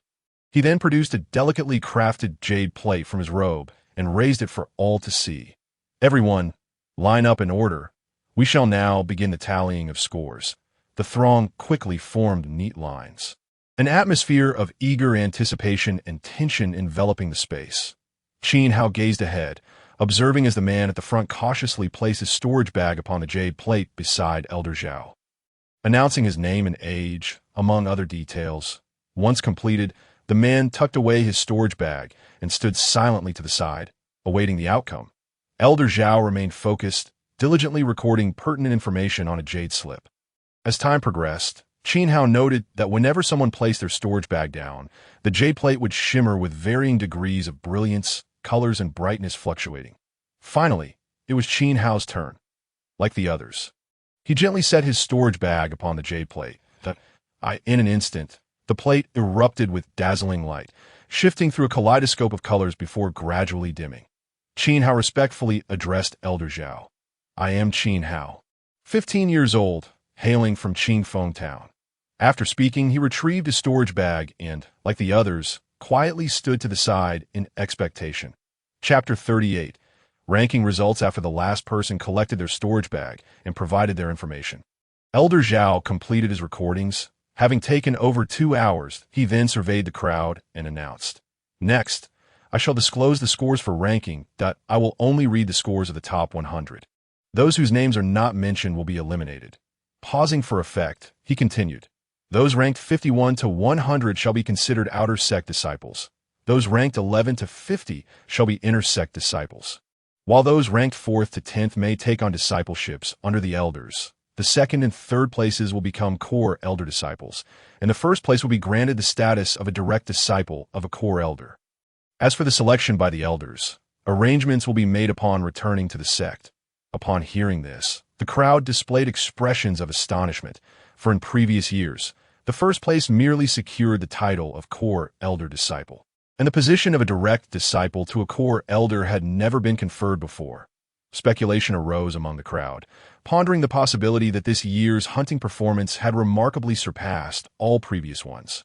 Amidst the excited and anxious waiting, the results were announced one by one, and nearly half of the participants turned away with expressions of regret upon hearing the score of the 100th place, as they were acutely aware of their scores being significantly inferior. The 100th place, Zhao Kai with 1,200 points, 99th place. Wang Zhong with 1,350 points, 98th place. 3rd place, Zhang Hai with 13,250 points. 2nd place, Li De with 17,690 points. 1st place, Qin Hao with 45,870 points. When Elder Zhao announced the scores of the top 3, gasps of disbelief echoed through the crowd, especially upon hearing Qin Hao's score, which elicited expressions of incredulity from all present. Elder Zhao regarded the crowd with a calm demeanor. Those ranked among the top 100, along with alchemists, formation masters, and artifact masters, are to remain. All others may disperse a quarter of an hour later. Only the top 100 and the 3 alchemists and 2 formation masters remained. Elder Zhao smiled at the gathered 105 individuals. I did not anticipate such outstanding performances this time. It surpasses any previous occasion. Especially the talented individuals ranked highly. Their scores are significantly elevated compared to past hunts. Truly, it is a great fortune for our Tianyuan sect. Having said this, Elder Zhao took out a short flute, infusing it with his martial spirit, and a melodious tune wafted into the distance. Shortly thereafter, the colossal beast seen earlier in the square, accompanied by 10 enormous creatures, descended behind Elder Zhao. He then leapt onto the back of the largest beast and addressed the crowd. The 3 alchemists and the 2 formation masters. Come forward. The rest of you shall mount 1 beast for every 10 individuals and return to the sect. Upon hearing this, the crowd promptly selected their beasts and took their seats without delay. Once everyone was settled, Elder Zhao waved his hand, and the giant beast he rode took flight, leading the 10 other beasts swiftly towards the direction of Tianyuan's sect. As Qin Hao sat atop the beast, feeling the fierce wind rushing past and the speed akin to lightning, he silently marveled at the esteemed status of alchemists and formation masters within Tianyuan's sect. Otherwise, Elder Zhao would not have allowed the 5 to share the same mount. Half an hour later, they arrived at a vast square, where numerous steps led upward, and on either side of each step stood a young disciple clad in robes adorned with a uniform mountain pattern. At the top of the steps lay a platform featuring 3 chairs, flanked by 5 middle-aged individuals on either side, and 3 elderly men positioned behind the chairs. Once Elder Zhao had arranged everyone to stand properly, he turned to the new disciples and explained, "Those 3 chairs are reserved for the sect master and the 2 vice-sect masters. Typically, the sect master and vice-sect masters do not partake in such events. But we must adhere to the formalities. Behind those 3 chairs stand our 3 core elders. The one on the left is Elder Li, our second elder. The middle one is Elder Wang, our grand elder, and the one on the right is Elder Lu, our third elder." Upon finishing, Elder Zhao's expression reflected admiration, clearly indicating that these individuals were formidable figures within the sect. After steadying himself, Elder Zhao continued, "The 10 individuals on either side are ordinary elders within the sect, fulfilling various roles such as outer sect elders, inner sect elders, and law enforcement elders." He then noted, "As for those standing below, they are some of our disciples. Our sect's emblem is a mountain symbol. Outer sect disciples wear black, inner sect disciples are clad in silver, and core disciples don golden robes. Elders, core elder disciples, and disciples of the sect master are all considered core disciples." After Elder Zhao completed his introduction, a jade slip flew from his hand towards the 3 core elders, and he respectfully stated, "The results have all been recorded in this slip. I kindly request the 3 core elders to review them." As the 3 core elders examined the slip, expressions of surprise crossed their faces, soon replaced by faint smiles. Moments later, Elder Wang, the grand elder, remarked, "It is indeed a great fortune for our Tianyuan sect to receive such talented individuals this time." He then waved his hand, signaling an end to further discussion. Elder Zhao then inquired of the crowd, "Among the outer sect disciples ranked by scores, are there any alchemists, formation masters, or practitioners of other special professions?" Noticing no movement from the crowd, he nodded towards an elder on the steps, who then led the 50 outer sect disciples away. Once they departed, Elder Zhao asked, "Among the inner sect disciples ranked by scores, are there any alchemists, formation masters, or practitioners of other special professions?" This time, one person stepped forward, revealing his alchemist S-robe, clearly indicating he was a mid-tier second-grade alchemist. Elder Zhao gestured for him to join the previous 5. And then he bowed to another elder on the steps, who subsequently led the inner sect disciples away. Elder Zhao then turned to the disciples ranked 4th through 10th. "Are any of you alchemists, formation masters, or practitioners of other professions?" Observing no response, he added, "The elders within the sect will choose you to become their disciples. Once you become disciples of an elder, you will be considered core disciples." Soon, 7 elders appeared, each selecting 1 disciple before departing with them. Finally, only 3 individuals remained before Elder Zhao. At this moment, Qin Hao realized that the wild man, Zhang Hai, was the 3rd-place contender. Had Zhang Hai not fought against him and lost those coveted points, he might very well have claimed 2nd place. Elder Zhao then addressed Zhang Hai and Li De Do either of you possess the status of an alchemist, formation master, or any other profession? Upon receiving no response, Elder Zhao bowed respectfully to the three core elders, who then beckoned the two to join them. The pair stepped forward respectfully, ascending the steps to stand before the core elders, with Li De standing beside Elder Lu and Zhang Hai beside Elder Li. Chapter 39. Direct disciples. As the only remaining individual, Qin Hao observed a warm smile bloom on Elder Zhao's face, a smile that spoke volumes. Noticing this, Qin Hao promptly bowed respectfully to Elder Zhao, humbly stating, "Disciple Qin Hao, a high-tier second-grade alchemist." As he spoke, he carefully retrieved his alchemist's robe from within his garment and presented it to Elder Zhao with both hands. Elder Zhao merely cast a brief glance at the robe, confirming its authenticity, but soon thereafter, an expression of incredulity and shock overtook his features. Seeing this reaction, Qin Hao pondered to himself. Elder Zhao's astonishment seemed to align with his expectations. Therefore, he continued to elaborate. In addition to being a high-tier second-grade alchemist, I also possess a modicum of knowledge in the path of formations, identifying myself as a second-grade formation master. Upon concluding his words, he unfastened an identity jade pendant of a formation master from his waist and respectfully presented it to Elder Zhao. After receiving the pendant, Elder Zhao examined it meticulously, confirming its authenticity multiple times. In his expression transformed from shock to one of deep reverence, he inclined his head slightly towards Qin Hao, then turned to bow to the three esteemed core elders behind him, his voice tinged with solemnity. This matter is of great significance and requires the deliberation of the three core elders. The formidable strength of the three core elders was unfathomable, and they had certainly taken note of Qin Hao's various displays. Although they remained ensnared by astonishment, Elder Zhao's words gradually roused them from their stupor. The Grand Elder scrutinized Qin Hao's information once more, disbelief etched upon his features. It is truly inconceivable that a mere 15-year-old youth possesses not only exceptional strength, but also the dual identities of a pill master and a formation master, both attaining the second rank. This is simply astonishing. As the Grand Elder spoke, he seemed poised to continue, but at that moment he suddenly bowed towards the three chairs in the center of the hall. Observing this, the crowd quickly realized the significance and followed suit, paying their respects to the three chairs. Subsequently, their gazes converged upon the three figures seated there. At that moment, three elderly men were seated, appearing venerable, yet exuding an aura of vigor and an imposing, unassailable presence. The elder on the left appeared somewhat frail, clad in a black robe, with youthful features amidst his white hair, resembling a celestial being descended to earth, evoking a sense of warmth and an irresistible urge to approach. The elder on the right was slightly portly, garbed in a golden robe, his face adorned with a smile as he regarded the assembly, his small eyes glinting with shrewdness, instantly revealing his cunning nature. The elder seated in the center, however, commanded the most attention.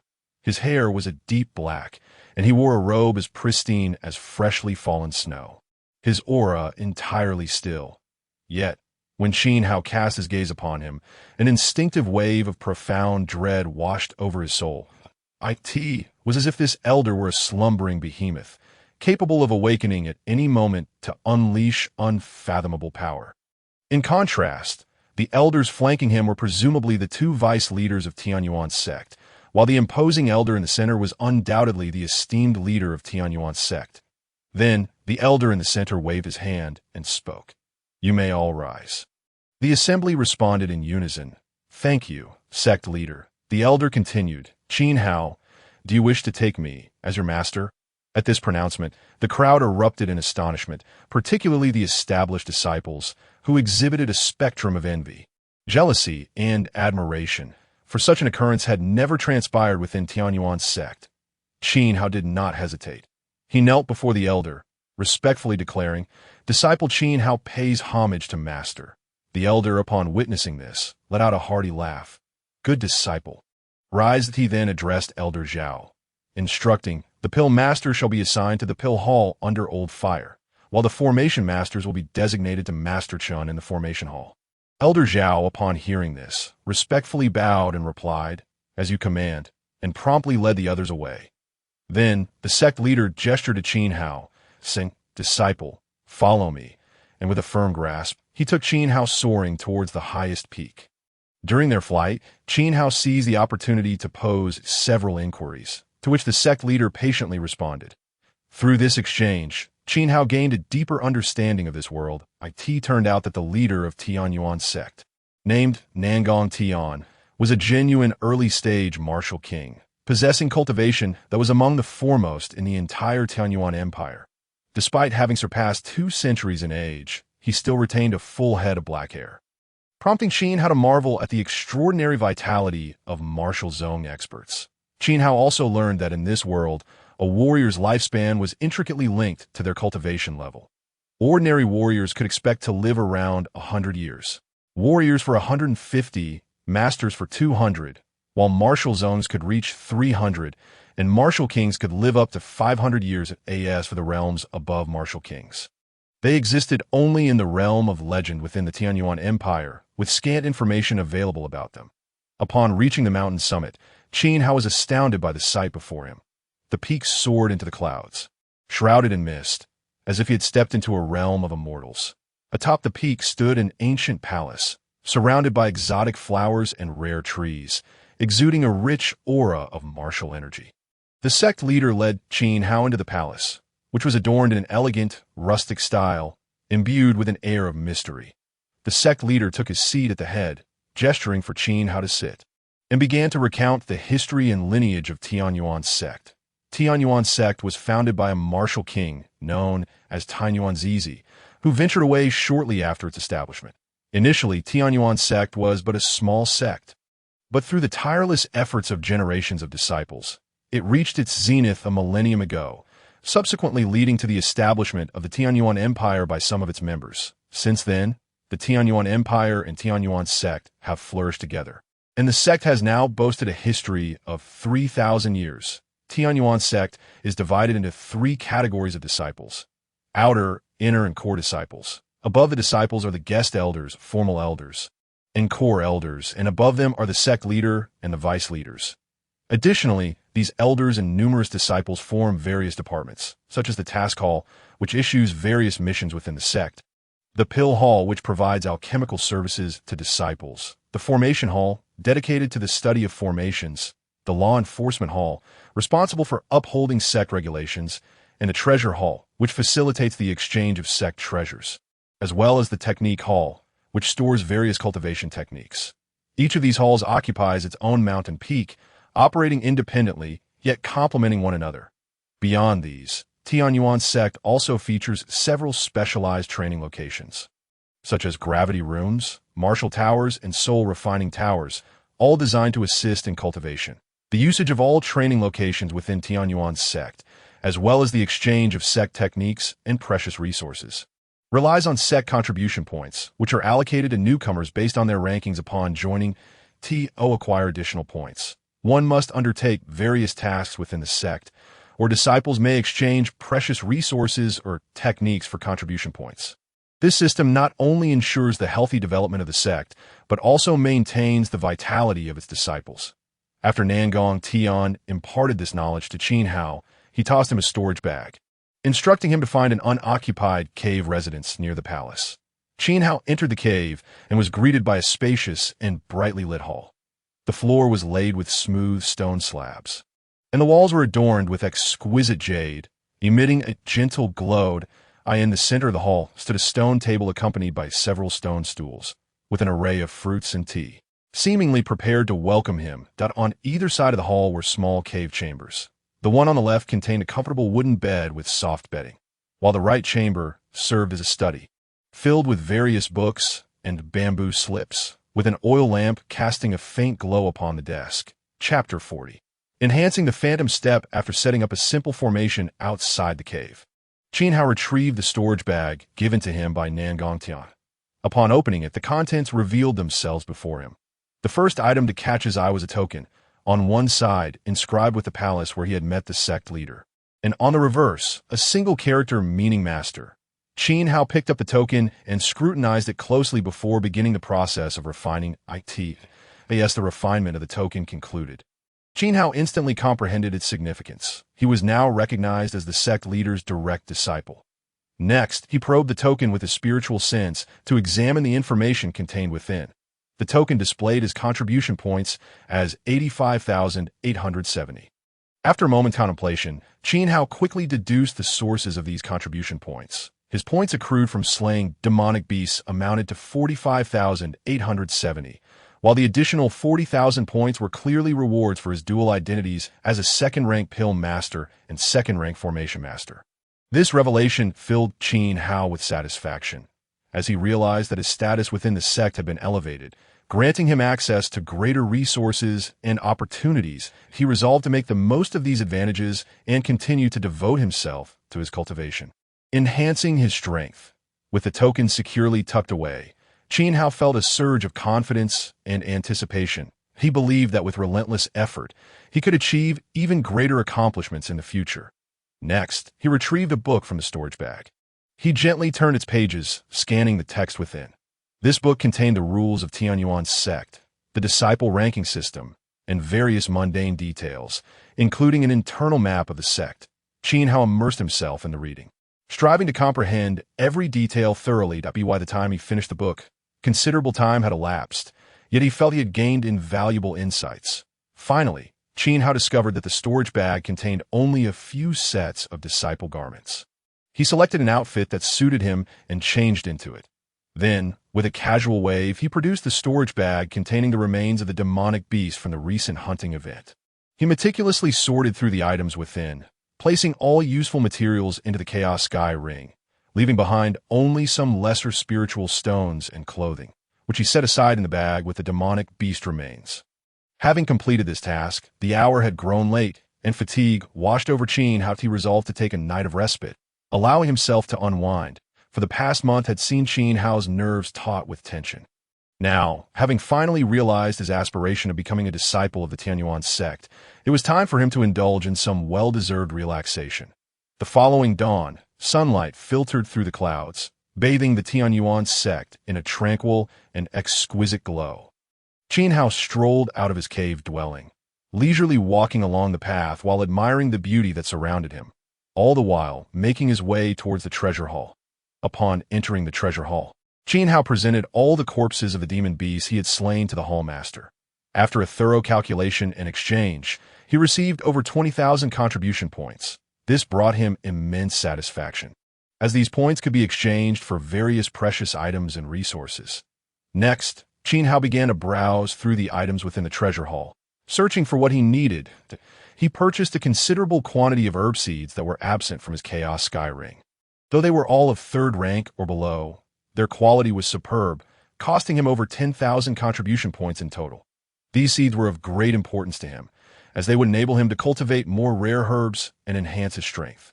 Subsequently, Qin Hao departed from the treasure hall and returned to his cave. He meticulously planted all the seeds within his Chaos Sky Ring, eagerly anticipating their vigorous growth. Then, he approached Shaoqing, only to find it still in slumber, as if its sleep were a unique form of cultivation. Beside Shaoqing, he noticed 2 more sacred demon fruit trees, one of which had already borne fruit, exuding an enticing fragrance. Finally, Qin Hao inspected the growth of the herbs he had previously planted.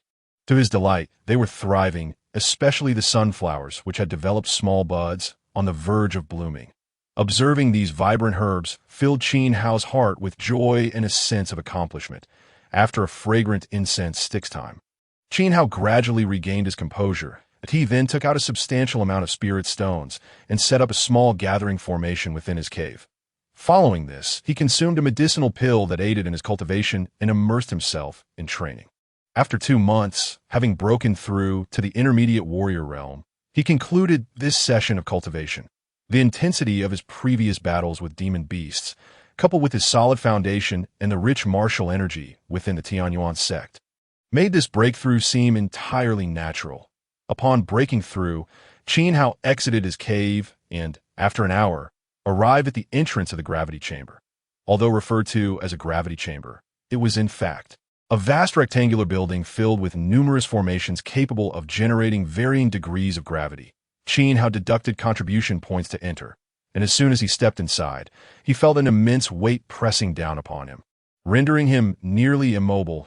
He understood that this was the place where disciples of the Tianyuan sect could enhance their physical bodies and hone their skills, activating the 100 Refinements, 1,000 Satin technique.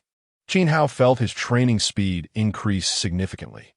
Thus, he practiced the technique while simultaneously unleashing his Breaking Wind Fist, Slashing Heaven Sword technique, and Phantom Step, using the gravity to strengthen his physical prowess and reaction time. As time passed, he gradually adapted to this environment and began to challenge higher gravity zones.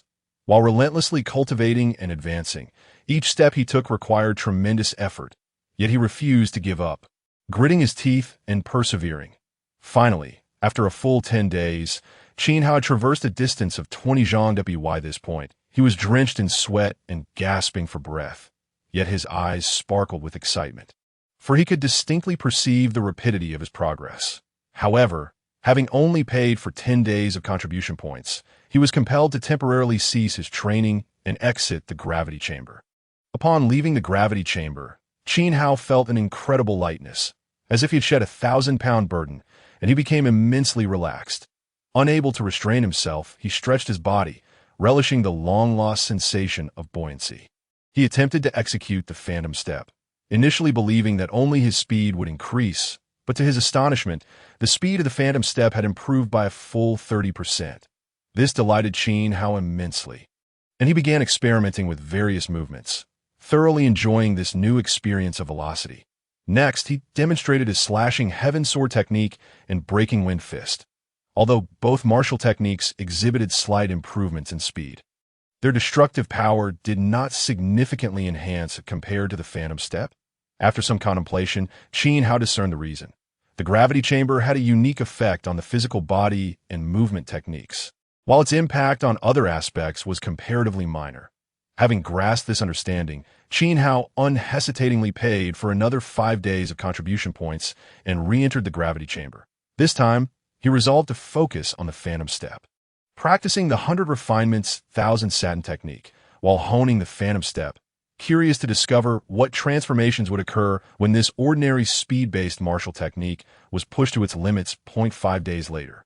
Qin Hao sensed that his spiritual power, physical strength, and martial energy had all seen substantial enhancement. Notably, the Phantom Step speed had increased by another 10%. Now, compared to its initial state, the Phantom Step had improved by more than 40%. However, this latest enhancement was not as pronounced as the first. Yet even so, Qin Hao was thoroughly satisfied. Once the time had elapsed, he exited the gravity chamber and made his way towards the martial arts building.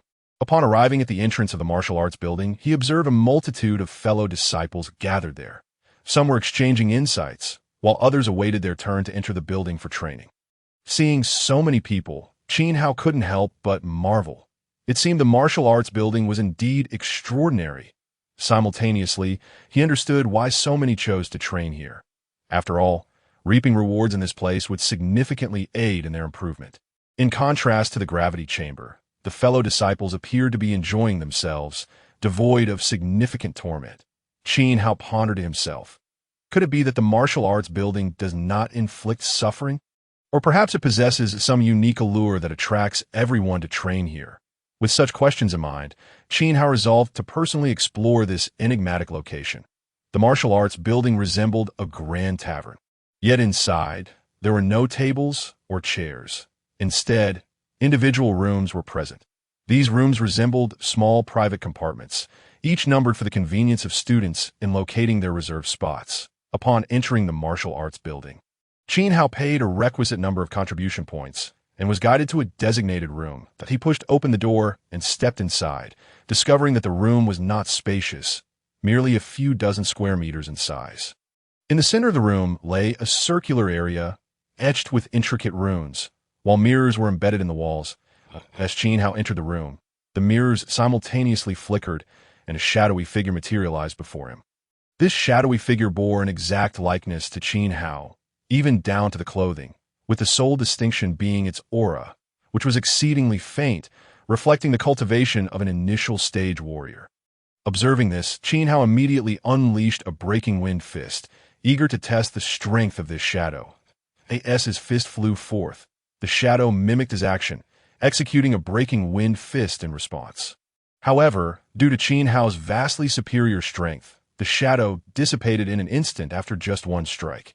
After about the time it takes to burn an incense stick, a second shadow emerged. This time, its aura had noticeably strengthened, reaching the intermediate warrior stage. Qin Hao's heart stirred.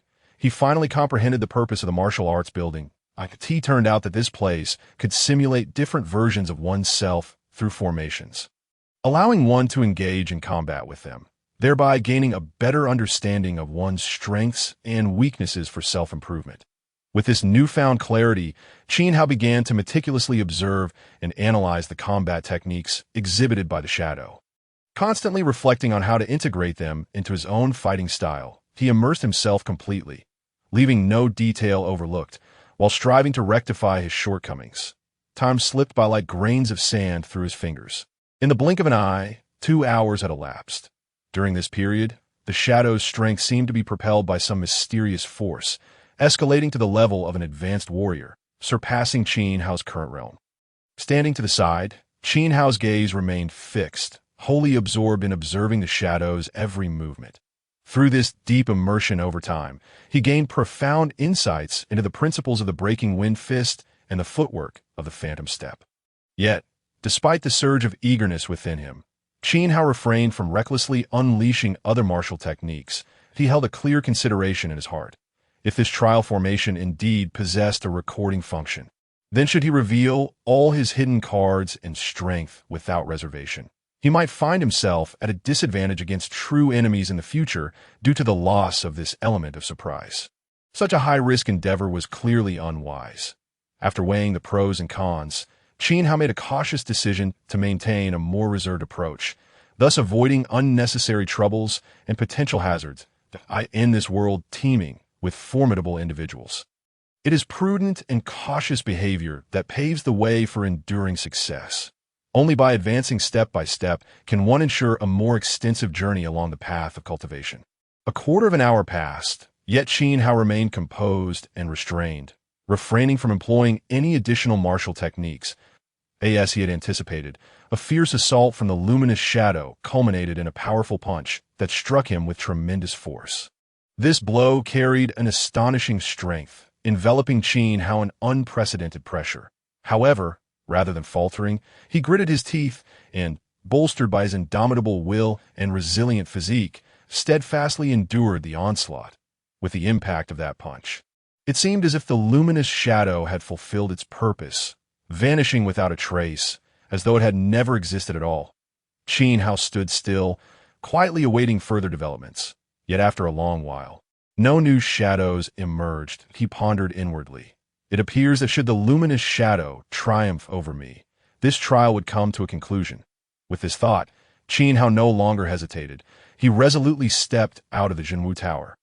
His strides were steady and powerful, exuding an air of unhurried confidence and determination. Soon, he returned to his secluded abode. Within the confines of his dwelling, Qin Hao could distinctly perceive the significant enhancement of his abilities achieved through half a month's training in the gravity chamber in the Jinwu Tower. Whether it was the strength of his physique, his mastery over spiritual energy, or the fortitude of his soul, all had undergone a qualitative leap. He was acutely aware that such progress was hard-won, the result of his relentless efforts and perseverance. Once he had adjusted his mindset, Qin Hao seated himself on the meditation cushion, quietly assimilating the gains of this period while immersing himself once more in his cultivation. He understood that the path of cultivation was long and arduous. Only through continuous accumulation and breakthroughs could he establish a foothold in the realm of cultivation and emerge as a powerhouse. Time elapsed imperceptibly, and before he knew it, a fortnight had slipped by on this day. Qin Hao departed from his cave dwelling once again, making his way toward the soul-refining tower. After an hour's journey, he arrived before the imposing tower structure. This building boasted 7 levels, each exceeding 10 feet in height, presenting a truly magnificent sight. Upon reaching the tower's entrance, Qin Hao retrieved his identity token and deducted 5,000 contribution points to exchange for a jade tablet, granting him entry into the soul-refining tower. Gazing at the jade tablet in his hand, he could not help but marvel inwardly. No wonder so few individuals practiced within the Soul Refining Tower. The cost was exorbitant. He recalled his previous experiences in the Gravity Chamber and the Martial Arts Tower, where he only needed to spend 100 contribution points daily for the Gravity Chamber, while a single entry into the Martial Arts Tower required 1,000 contribution points. In contrast, the price of the Soul Refining Tower was astronomical, demanding a staggering 5,000 contribution points for a single session. Such an exorbitant fee undoubtedly constituted a significant expenditure for ordinary intersect disciples, rendering only a select few capable of bearing the cost. Chapter 42. A year with the Jade Tablet for the Soul Refining Tower in hand. Qin Hao entered the premises and soon discovered a recess perfectly suited for the tablet. After a brief pause, he placed the Jade Tablet into the slot and felt himself transported into a peculiar space. Almost immediately, he found himself bound tightly, rendered entirely immobile, as searing flames enveloped him, gradually scorching his body. The excruciating sensation of burning compelled Qin Hao to emit a cry of agony. The scene was hauntingly vivid. Qin Hao's complexion paled dramatically, beads of sweat rolling down his forehead as his body trembled uncontrollably. He could even distinctly smell the acrid scent of charred flesh, as if he were genuinely being consumed by the flames. Summoning all his strength, Qin Hao gritted his teeth, striving to remain conscious. He understood that this was a test of his soul and willpower. If he could not endure this modicum of suffering, he would not be worthy of becoming strong after completing all his tasks. Qin Hao fell into deep contemplation. He had been at Tianyuan Gate for a year and felt a strong desire to return to his family in Qingfeng Town. Thus, he exited the refining chamber and made his way towards the task hall. Chapter 43. Journey together. Upon arriving at the task hall, Qin Hao was greeted by a wall densely populated with various tasks. Each task was accompanied by detailed descriptions and requirements, making them easily comprehensible. However, Qin Hao did not linger long. Instead, he proceeded directly to the elder in charge. He presented his identification token and succinctly stated his purpose. The elder nodded slightly and handed him a jade slip. Upon receiving the slip, Qin Hao discovered it contained all the task information related to the 10,000 mountains. Qin Hao meticulously examined the tasks and ultimately selected one titled Collecting Purple Gold Sand. This particular task not only required venturing deep into the 10,000 mountains, but also had a lengthy duration. However, it offered a generous amount of contribution points. More importantly, successfully gathering a sufficient quantity of purple gold sand would significantly aid him in his future refining endeavors. It is worth noting that purple gold sand is an extraordinarily precious material for weapon refinement, that a small addition of purple gold sand during the refining process could greatly enhance the hardness and lethality of the weapons. Thus, it became an indispensable material for crafting high-tier magical treasures. For Qin Hao, this task was both a challenge and a rare opportunity. Having accepted the task, Qin Hao had just exited the task hall when his expression suddenly changed as he sensed a formidable aura. He swiftly turned around, only to see a massive fist hurtling toward his back. Without hesitation, Qin Hao pivoted and retaliated with a punch aimed directly at the incoming fist. Boom! A thunderous sound resonated as their fists collided mid-air, producing a deafening roar. The surrounding air seemed to tear apart, creating invisible shockwaves. Both Qin Hao and his assailant staggered back a few steps, astonishment etched on their faces. They exchanged a glance, and then smiles broke out on both their faces. The assailant exclaimed, "Senior Brother Qin, I never expected that after a year, your strength has improved so much. Truly impressive." To Qin Hao's surprise, the individual was none other than the wild youth, Zhang Hai. Ever since Zhang Hai became a disciple under the second elder, they had not seen each other. Their reunion was filled with excitement. Qin Hao chuckled. "Haha, Junior Brother Zhang, you two have made considerable progress. However, as a disciple of the sect master, I must diligently train and not bring dishonor to my master." Zhang Hai nodded in understanding. In this world, strength reigns supreme, and those who excel are revered, regardless of age. If one possesses formidable power, they deserve respect. Looking at Zhang Hai in astonishment, Qin Hao asked, "Junior Brother Zhang, what brings you here?" Zhang Hai replied with a smile, "Senior Brother Qin, I am preparing to venture out for a period of training to enhance my strength in anticipation of the 100 Sects War in 2 years." Upon hearing this, Qin Hao furrowed his brows in confusion and inquired, "What is the 100 Sects War?" He had never encountered this term before. Noticing Qin Hao's unfamiliarity with the topic, Zhang Hai patiently explained. The 100 Sects War is a grand event organized by all the sects in the Western Wilderness. Each sect can select 3 talented disciples under the age of 20 from their ranks to participate. It is said that those who rank highly in this competition will not only receive substantial rewards, but also have a chance to enter a special secret realm to seek treasures.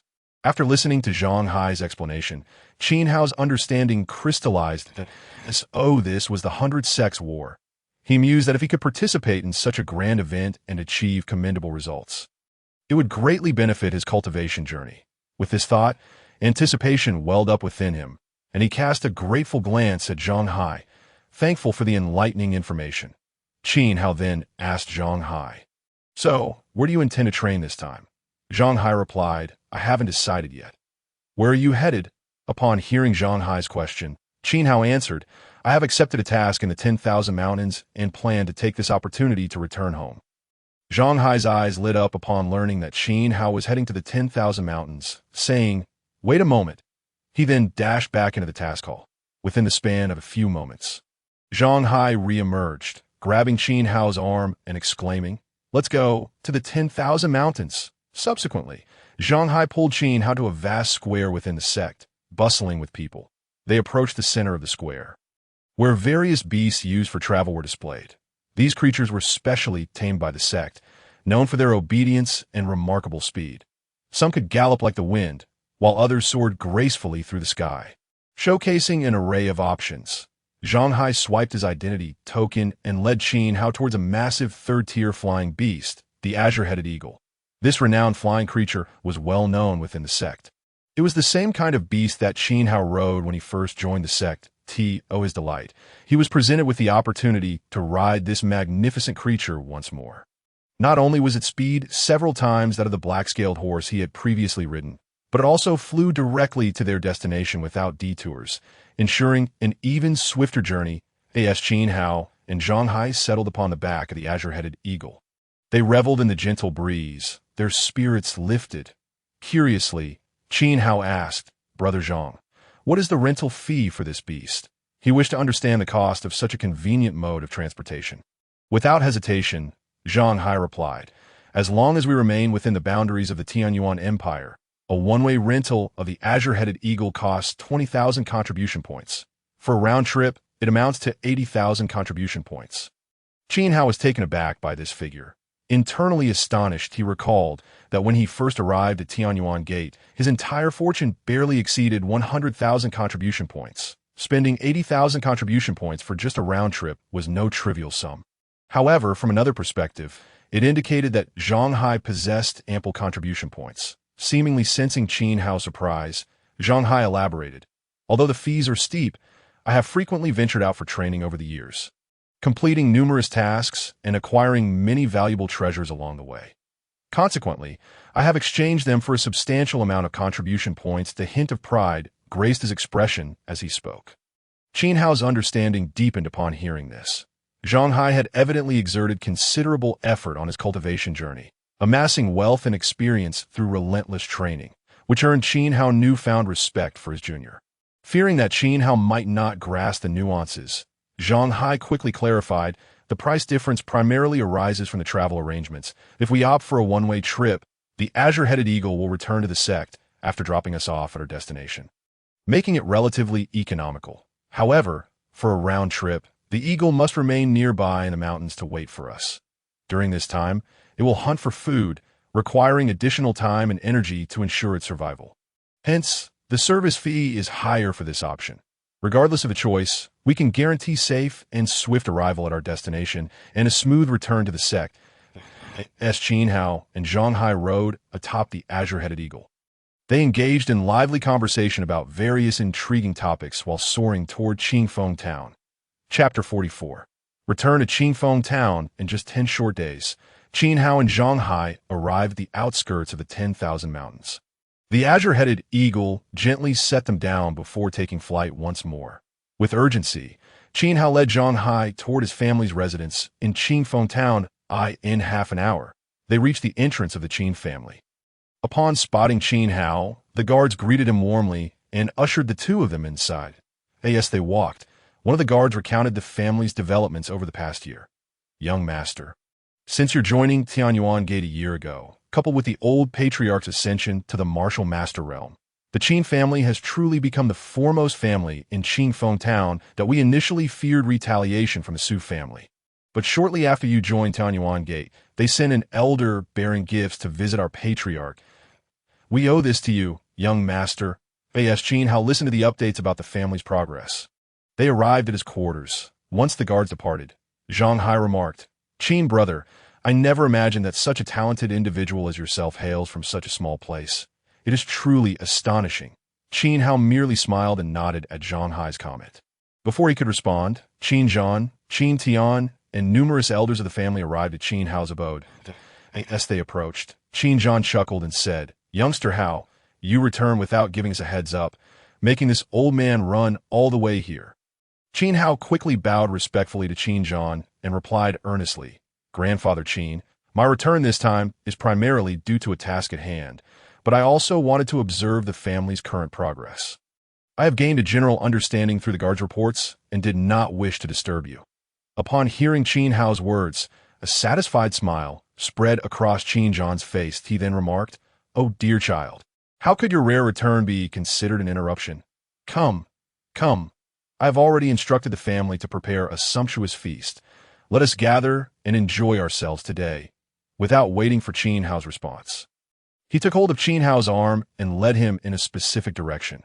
Qin Hao, feeling somewhat helpless, glanced back at Zhang Hai, shrugged his shoulders, and said, All right then, let's go together. Before long, the group arrived at the family's reception hall. Inside the hall stood an exquisitely crafted round table, laden with a variety of delectable dishes and fine wines.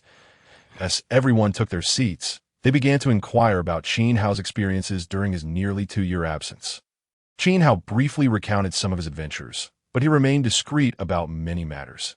After all, some occurrences were far too extraordinary, and revealing them could potentially lead to unnecessary complications. The gathering was filled with joyful conversations and the delightful savoring of food and drink.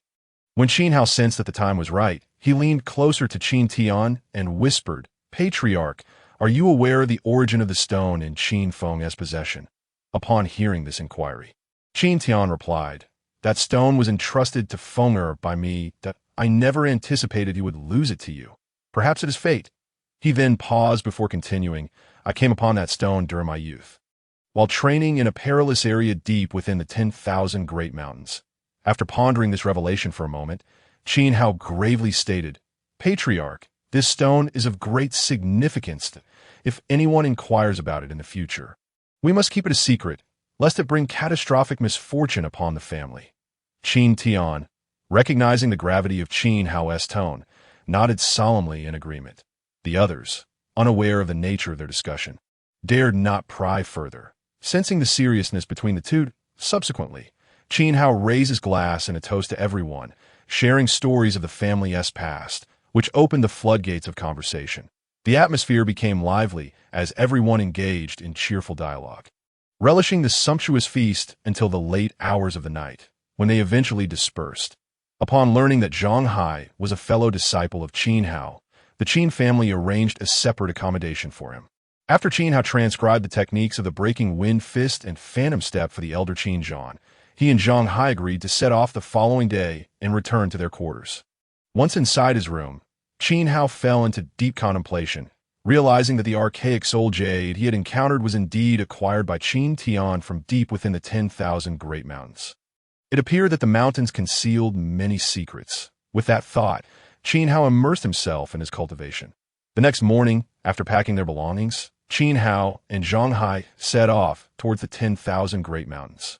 They swiftly reached the outskirts and continued to delve deeper without hesitation, determined to explore a specific direction. Along the way, they encountered numerous demonic beasts, all of which they effortlessly dispatched. As they ventured further, they noticed the martial energy in the atmosphere thickening, with the levels of demonic beasts increasing from the initial first and second rank to now encountering second and even third rank beasts. However, both were now at the late stage of martial warriors, easily capable of slaying third-ranked beasts, so they pressed on without concern. After 3 hours, a massive fourth-ranked demonic beast appeared not far ahead, exuding a powerful aura that sent a shiver down their spines. Zhang Hai, with a serious expression, looked at the beast and turned to Qin Hao, saying, "Qin brother, perhaps we should circumvent this creature. Its power is far beyond our capabilities." However, a glimmer of excitement flickered in Qin Hao's eyes as he sheathed his Qishao sword and summoned the Tianyuan sword with a thought, declaring, "Since fate has brought us to this encounter, we cannot retreat. I am eager to discover just how formidable this fourth-rank beast truly is." Without hesitation, he activated the Phantom Step and darted towards the beast with a ghostly swiftness. Zhang Hai barely had time to react before Qin Hao had already charged ahead. He could only shake his head in resignation, silently praying for Qin Hao's safety. The fourth-rank beast, initially expecting the two weak cultivators to flee in terror, was taken aback by their audacity to attack. The IT let out a furious roar, its rage permeating the air. Qin Hao swung the Tianyuan's sword, unleashing a torrent of fierce sword energy towards the beast. The creature nimbly dodged his strikes and retaliated with astonishing speed. The battle quickly escalated into a fierce clash, with neither side gaining the upper hand. Qin Hao remained vigilant, activating the 7 Stars transformation. Employing all his skills, the fight raged on for an hour. Although he maintained an advantage due to the Phantom Step, slaying the fourth-rank beast proved to be a formidable challenge, just as both were locked in combat. Qin Hao suddenly shouted, "Zhang brother, now is our chance. Rush in." Upon hearing this, Zhang Hai wasted no time, circumventing the battle and sprinting deeper into the mountains. After a brief moment, seizing a fleeting opportunity, Qin Hao followed suit, darting past the beast in pursuit of Zhang Hai. Chapter 45. The True Spirit Lake. After Zhang Hai evaded the fourth-rank beast, he refrained from venturing too far, seeking a concealed spot to mask his presence as he awaited Qin Hao. Upon spotting him approach, he was about to speak when Qin Hao interjected, "Let us find a hidden place to recuperate." The two then took a moment to locate a secluded cave where they could hide. Qin Hao retrieved a recovery pill and began to restore his energy. Zhang Hai, burdened with many questions for Qin Hao, chose to remain silent, respecting his companion's need for recovery. An hour later, Qin Hao had fully regained his strength. He briefly organized his thoughts and explained to Zhang Hai that his cultivation method was rather unique, which accounted for his earlier condition. Zhang Hai understood that Qin Hao was withholding certain details, but he refrained from pressing further that moment. Zhang Hai suddenly recalled something and curiously asked, "Qin brother, I just saw a sword emerge from your body. Could it be the legendary life-bound treasure?" Qin Hao nodded, tacitly affirming the truth of his inquiry. That a flicker of envy crossed Zhang Hai's eyes as he murmured, "How I envy you. If only I could possess a life-bound treasure as well." Hearing this, Qin Hao smiled faintly, retrieving a stone from his storage bag and offering it to Zhang Hai, saying, "This is a great stone, a material for crafting life-bound treasures. Consider it a gift." This great stone was the very one Qin Hao had acquired at an auction. And now that he possessed his own life-bound treasure, he no longer held it in high regard. Zhang Hai was taken aback by the gift, wishing to decline, but upon seeing Qin Hao's nonchalant demeanor, he realized that Qin Hao did not mind parting with it. Understanding that since Qin Hao had already obtained a life-bound treasure, he could not refuse. Gratefully accepting the stone, Zhang Hai expressed his heartfelt thanks, promising to find an opportunity to repay this kindness in the future. After exploring the cave without any discoveries, the two emerged and proceeded with heightened caution, given the earlier encounter with the fourth-rank beast. It was evident that deeper within, the beast would be at least of third or fourth rank, possibly even fifth rank. Thus, they meticulously scouted ahead, entering each cave they discovered, for purple gold sand was often found beneath rocky formations. And these caves primarily consisted of stone, increasing the likelihood of such a fine point. 5 days later, the duo entered a cave filled with numerous winding paths. After conferring, they decided to split up to explore and agreed to meet at the entrance once they had completed their respective explorations. Each chose a different tunnel to delve into. As Qin Hao advanced deeper, he felt the cave descending gradually. Before long, he encountered a fork in the path, attentively sensing the martial energy emanating from each passage. He selected the one with the most potent energy. Fortunately, thanks to his training in the 100 refinements and 1,000 weaves technique, his spiritual force was exceptionally robust, allowing him to discern the subtle differences in the martial energy at each entrance.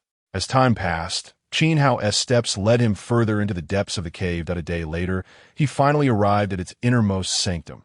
Upon witnessing the scene before him, a profound sense of awe surged within him. The cavern was extraordinarily vast, resembling a colossal underground world. At the cave's entrance lay a clear, transparent circular lake. The water shimmered with glimmers of light, exuding a rich martial energy that emanated a mysterious yet powerful aura. Qin Hao widened his eyes, scrutinizing everything around him. Suddenly, he noticed a pure white lotus blooming in the center of the lake, resembling a snow lotus in full bloom. The lotus bore 9 translucent seeds, each glimmering faintly. Qin Hao's heart stirred as he realized that the water was not ordinary, but rather condensed from abundant martial energy. This revelation filled him with curiosity and anticipation. However, he remained oblivious to the significance of the lotus and its seeds. After much contemplation, Qin Hao decided to take a risk. He leapt into the lake, swimming towards the lotus. The lake's waters were chillingly frigid, yet Qin Hao paid it no heed. His sole focus was to explore this enchanting realm. As he approached the lotus, he gingerly used the jade knife in his hand to excavate it entirely. He then placed the lotus into the Chaos Sky Ring, hoping to uncover more of its secrets. After completing this task, Qin Hao exhaled in relief, aware that he had acquired something invaluable, yet simultaneously cognizant of the myriad unknowns still awaiting his exploration. Having accomplished this, Qin Hao swam towards the shore, feeling unburdened. However, as soon as he set foot on land and had no time to react, his expression suddenly changed dramatically. He realized that the vitality of the lotus within the Chaos Sky Ring was gradually waning, slowly withering away. In an instant, he understood the cause, his heart tightening. He gritted his teeth, summoned his innate treasure, and poured forth his martial true energy, swiftly cutting along the lakeside.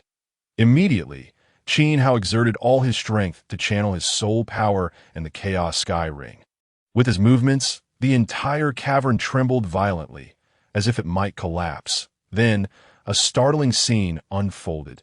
The entire lake vanished without a trace. When Qin Hao saw the lake re-emerge within the Chaos Sky Ring, with the lotus revitalized in its depths, he finally sighed in relief, wiping the sweat from his brow and letting out a long breath.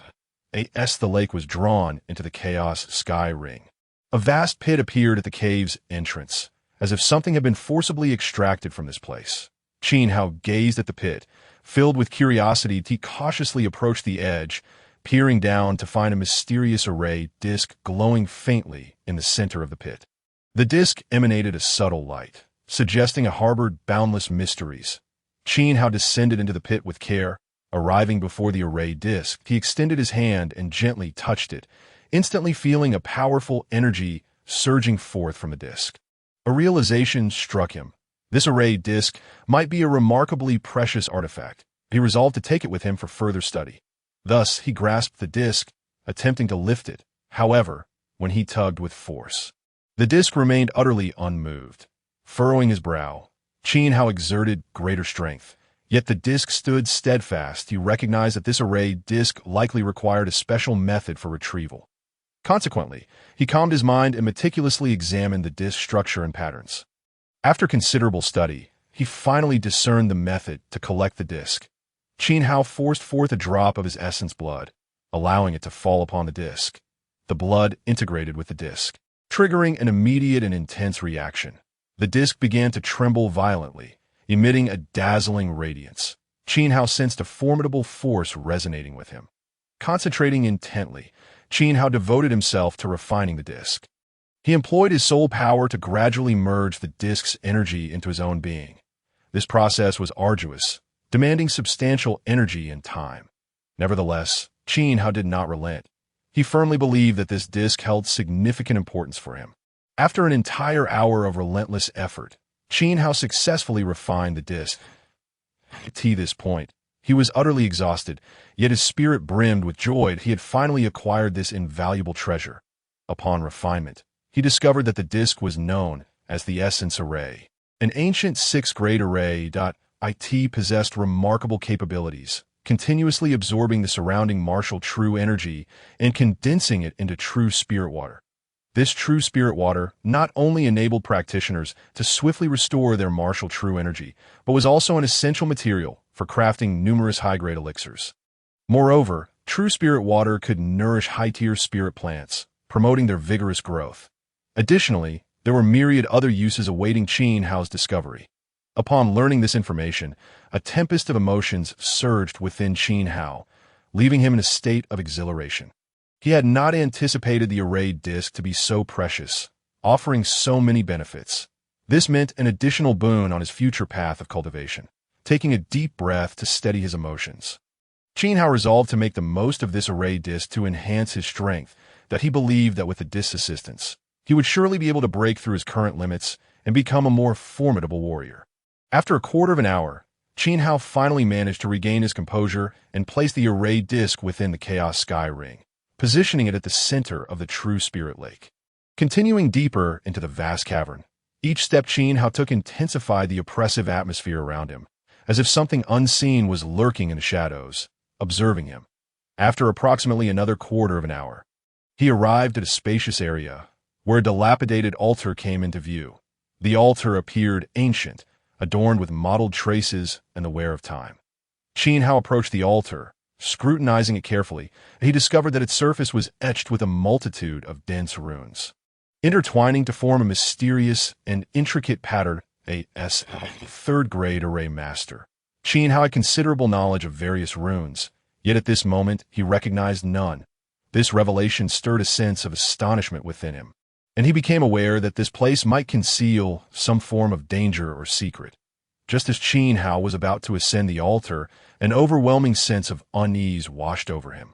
This feeling struck without warning, akin to an instinctual alert. He halted, gazing at the altar, pondering inwardly. What secrets does this altar conceal? Why do I feel such profound disquiet? After careful consideration, Qin Hao decided to temporarily abandon his exploration of the altar and turn to leave the cavern. He understood that sometimes caution was the wiser choice, especially when faced with unknown perils. After a brief period, Qin Hao finally returned to the first fork in the path of the cave's entrance. As he emerged from the cave, he immediately spotted Zhang Hai standing there, awaiting his return. Upon seeing Qin Hao, Zhang Hai's face broke into a smile as he exclaimed, "Brother Qin, you truly have remarkable fortune. I discovered some purple gold sand in one of the caves." With that, Zhang Hai tossed a storage bag to Qin Hao. Upon receiving the storage bag and inspecting its contents, Qin Hao exclaimed in astonishment, "Brother Zhang, there is so much purple gold sand here." Zhang Hai replied nonchalantly, "I only kept enough to fulfill our sex mission. The rest is for you. After all, I'm not well versed in weapon crafting. While you, as an array master, might find these purple gold sands useful in the future." Qin Hao understood that Zhang Hai's generosity stemmed from a desire to repay the favor of the tiered stone he had previously gifted him. Without hesitation, he accepted the storage bag and expressed his gratitude to Zhang Hai. Subsequently, the two made their way toward the outskirts of the 10,000 Great Mountains, headed for the location where the Qing-Tu Eagle had previously descended. Their journey took a full 2 days. At last, the two arrived at the periphery of the 10,000 Great Mountains. Zhang Hai calmly retrieved a short flute from his robe and began to infuse it with martial true energy. In an instant, a clear, melodious, and enchanting tune resonated throughout the forest. After about the time it takes for a stick of incense to burn, a colossal Qing-Tu Eagle swooped down like a bolt of lightning, landing gracefully beside them. Without a moment's hesitation, the two nimbly leapt onto the eagle's broad back. Immediately, the Qing-Tu Eagle unfurled its expansive wings and soared swiftly towards the Tianyuan sect. Time flew by, and 10 days passed in the blink of an EYE.AT last. The Qing-Tu Eagle descended gently onto the plaza of the Tianyuan sect. The two adeptly dismounted and promptly strode forward.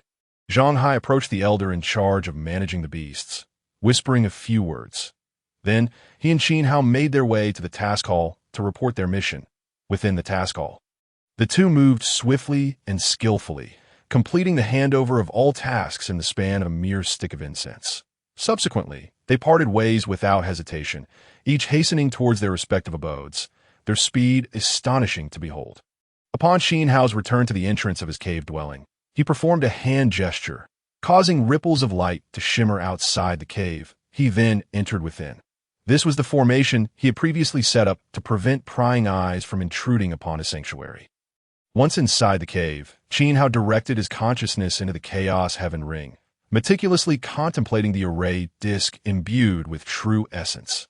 Although he had completely refined it, he spent a full hour pondering the runes inscribed upon the disk. Yet he gleaned nothing substantial. With a resigned shake of his head, his gaze shifted towards the mysterious lotus at the center of the lake.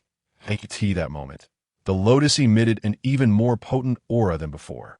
While Xin Hao did not recognize this object, he was certain that both the lotus and its seeds were extraordinary treasures of heaven and earth, potentially invaluable in the future. After withdrawing his consciousness from the Chaos Heaven Ring, Xin Hao could not help but recall the enigmatic altar, particularly the instinctual sense of danger it had evoked within him, leaving his heart unsettled for a prolonged period. After much contemplation, he decided not to dwell on it any longer, steadied his mind, and sank into his cultivation. Chapter 47. Reunion with the Master a month later. A warning sounded outside Xin Hao's cave, prompting him to exit his meditation. Upon stepping out, he was greeted by a disciple who cupped his hands in respect, saying, "Qin Shidi, the sect master has requested your presence." Xin Hao, not daring to refuse, nodded and followed the disciple towards the grand hall. Upon arriving at the hall's entrance, the disciple gestured for Qin Hao to enter, stating, "Qin Shidi, please proceed. The sect master awaits you inside," before turning to leave. Adjusting his attire, Qin Hao stepped into the grand hall. Upon entering, Qin Hao exhibited no hesitation, immediately advancing towards the esteemed figure of Nangong Tian seated at the head of the hall. He bowed deeply, his tone laced with reverence. Disciple Qin Hao pays homage to Master. His voice echoed throughout the hall, imbued with an air of solemnity. Nangong Tian slightly turned his head, his gaze shifting from the teacup in his hand to Qin Hao. A gentle smile graced his lips, akin to a spring breeze, bringing immense comfort. He then waved his hand slowly, signaling Qin Hao to rise. Nangong Tian's eyes sparkled with a brightness akin to a beacon. Scrutinizing Qin Hao as if seeking to see through him, a glimmer of surprise danced in his eyes, reflecting genuine admiration. What an unexpected delight! In just over a year, you have ascended to the late stage of the warrior realm. Such a pace of progress is truly remarkable that it seems you will soon achieve a breakthrough into the martial master realm. The youth today is indeed formidable. Faced with Nangong Tian's sincere and fervent praise, Qin Hao maintained his humility. He bowed his head slightly, clasping his hands together, and replied, "I owe my progress to the abundant cultivation resources provided by our sect, which have afforded me ample opportunities to enhance myself. Additionally, the numerous supportive facilities, such as the library and the trial grounds, have immensely benefited me. My achievements today are inseparable from the sect's nurturing and your guidance, Master." Hearing Qin Hao's heartfelt and modest words, Nangong Tian's expression brightened with even greater satisfaction. He nodded slightly, his eyes shimmering with appreciation. Then, Nangong Tian continued, "Ordinarily, upon reaching the martial master realm, one may choose their own path, and with your talents, it is likely you wish to leave the Tianyuan Empire. However, upon hearing Nangong Tian's words, Qin Hao sensed a shift in circumstances and awaited further elaboration. Nangong Tian's expression turned serious as he gazed at Qin Hao. In less than 2 years, the 100 Sects War will commence. This battle holds immense significance for our Tianyuan sect and is of utmost importance. Therefore, I hope you can represent our sect in this conflict. Of course, before officially determining the representatives, an internal competition will be held within the sect to select 3 outstanding candidates. Given your strength, I believe you will have no issues." Seeing no objection from Qin Hao, Nangong Tian continued, "The rankings in 100 Sects War directly influence the resource allocation among the various sections. Historically, our Tianyuan sect has ranked quite low, placing us at a disadvantage in resource acquisition.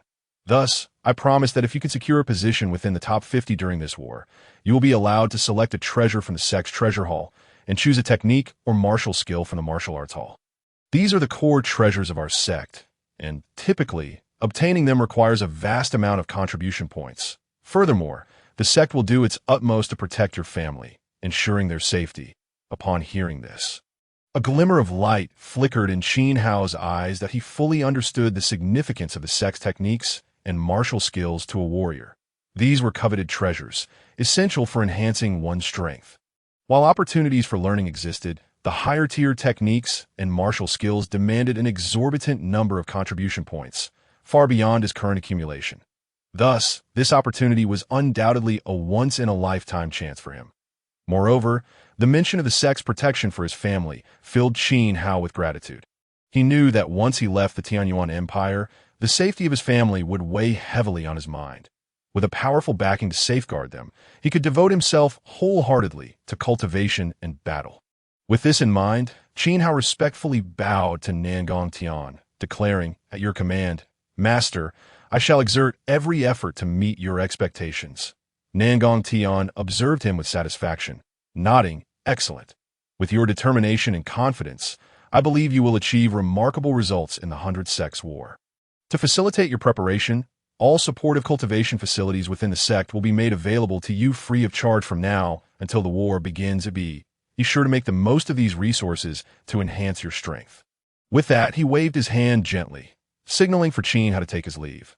After exiting the Grand Hall, a spectral figure appeared beside Nangong Tian, remarking, "Sect Master, do you think the conditions you offered this young man are excessively generous?" Moreover, whether he can achieve good results remains uncertain, despite his evident talent. In response, Nangong Tian murmured, "Our Tianyuan sect's previous rankings have been too low, resulting in diminished influence within the entire Western Wilderness region. The actions of other sects towards us have also increased. If this continues, the Tianyuan sect will inevitably face dire straits. Thus, we must strive for an excellent ranking this time." He paused before adding, "I hope this young man can achieve commendable results." As Qin Hao slowly returned to his tranquil and mysterious cave dwelling, he settled into a comfortable position upon entering and began to contemplate his current circumstances. Now, having reached the late stage of the warrior realm, he had achieved a modest level of success within the sect, with the impending sect competition and the even more intense 100 Sects War on the horizon. Qin Hao calculated that, with his current strength, securing a spot in the 100 Sects War should not pose significant challenges. However, as his thoughts drifted towards the distant Western Wilderness, where sects proliferated and talents abounded, Qin Hao could not help but furrow his brow. He understood that if he wished to stand out in the 100 Sects War and attain a noteworthy position, his strength was still far from sufficient. This realization instilled within him an unprecedented sense of urgency.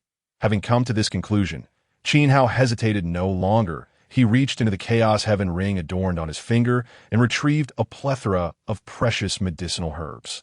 Their vibrant colors and enticing aromas filled the air, each plant brimming with astonishing spiritual energy. Next, he carefully extracted a cauldron from the ring and placed it gently upon the stone table before him. With all preparations complete, Qin Hao took a deep breath and began the alchemical process. This time, he aimed to concoct a medicinal pill known as the speed-condensing pill, while merely a third-tier pill. Its significance in martial cultivation was paramount. The unique effect of the speed-condensing pill lay in its ability to accelerate the refinement speed of martial true energy. For a warrior, advancing to the martial master realm required the true energy within their body to be refined throughout every meridian, integrating the true energy with the body to form a cohesive whole. This is also why martial master realm experts can fast without food and manipulate martial true energy with greater ease. Qin Hao was acutely aware of this, which was why he chose to concoct the speed-condensing pill. Hoping to leverage its power to elevate his martial prowess to new heights, he placed all the materials into the cauldron and then employed his fire manipulation techniques to regulate the temperature and intensity of the bamboo green flame. As time passed, the pill gradually took shape. Wiping the sweat from his brow, he felt a sense of relief wash over him. Finally, success! Qin Hao gazed at the speed-condensing pill in his hand, a satisfied smile gracing his face. Suddenly, Qin Hao gathered all the medicinal pills into a jade bottle. Once he had perfected his condition, he took out a condensing speed pill and swallowed it as he activated his cultivation technique. He could distinctly feel the acceleration of his refining speed surpassing that of before, without any residual effects. Thus, Qin Hao immersed himself in his training. 4 months later, Qin Hao successfully broke through to the initial stage of a martial master. The sect election for participants in the grand competition of the 100 sects officially began, and Qin Hao appeared early at the martial arts arena of the sect, given that most of the disciples from the previous session had already left the sect. Even those serving as elders had surpassed the age of 20. Consequently, all participants in this competition were disciples who had entered the sect alongside Qin Hao. As expected, Qin Hao effortlessly claimed the first position in the sect, earning a spot in the 100 sect competition. Zhang Hai secured the second place, while Li De finished fourth, and the third place was taken by a late-stage warrior named Wang Lei. This outcome was evidently beyond everyone's expectation. After the sect announced that Qin Hao, Zhang Hai, and Wang Lei would represent Tianyuan sect in the 100 sects competition, the crowd gradually dispersed. Chapter 48. Journey to Wulong City in the days that followed. Qin Hao, Zhang Hai, and Wang Lei devoted themselves wholeheartedly to intense cultivation. They seized every opportunity to enhance their strength, often appearing in the dedicated training areas within the sect. The results of such rigorous training were remarkable, with their cultivation speeds accelerating significantly. In just a year's time, Qin Hao successfully broke through to the peak of the intermediate stage of a martial master, now merely a step away from the late stage. Zhang Hai and Wang Lei were not to be outdone, reaching the initial stage of martial master. As time passed, the day of the 100 sects competition drew closer, with only half a year remaining. During this period, the three of them dared not show any signs of slackness, maintaining their diligent training to continuously elevate their strength in preparation for the impending challenge. This moment, Qin Hao found himself in the gravity chamber. With only one more foot remaining to the final 99, he exerted every ounce of his strength to perform the 100 refinements and 1,000 satin technique, taking a significant step forward in the last stretch. At that instant, a torrent of immense pressure surged toward him like a tidal wave. Yet, Qin Hao did not panic. Instead, he remained calm and composed, diligently operating his secret technique while gradually acclimating to the overwhelming pressure. Thus, a fortnight quietly passed. When the pressure here no longer impeded Qin Hao's movements, he was finally able to exit the gravity chamber with ease. Upon leaving, he swiftly returned to his cave, dwelling, and began to fully operate the Xianyuan scripture. As Qin Hao had anticipated, within merely the span of a tea break, he successfully broke through to the late stage of martial master. After his breakthrough, Qin Hao consumed several medicinal pills and activated his cultivation technique to stabilize his realm.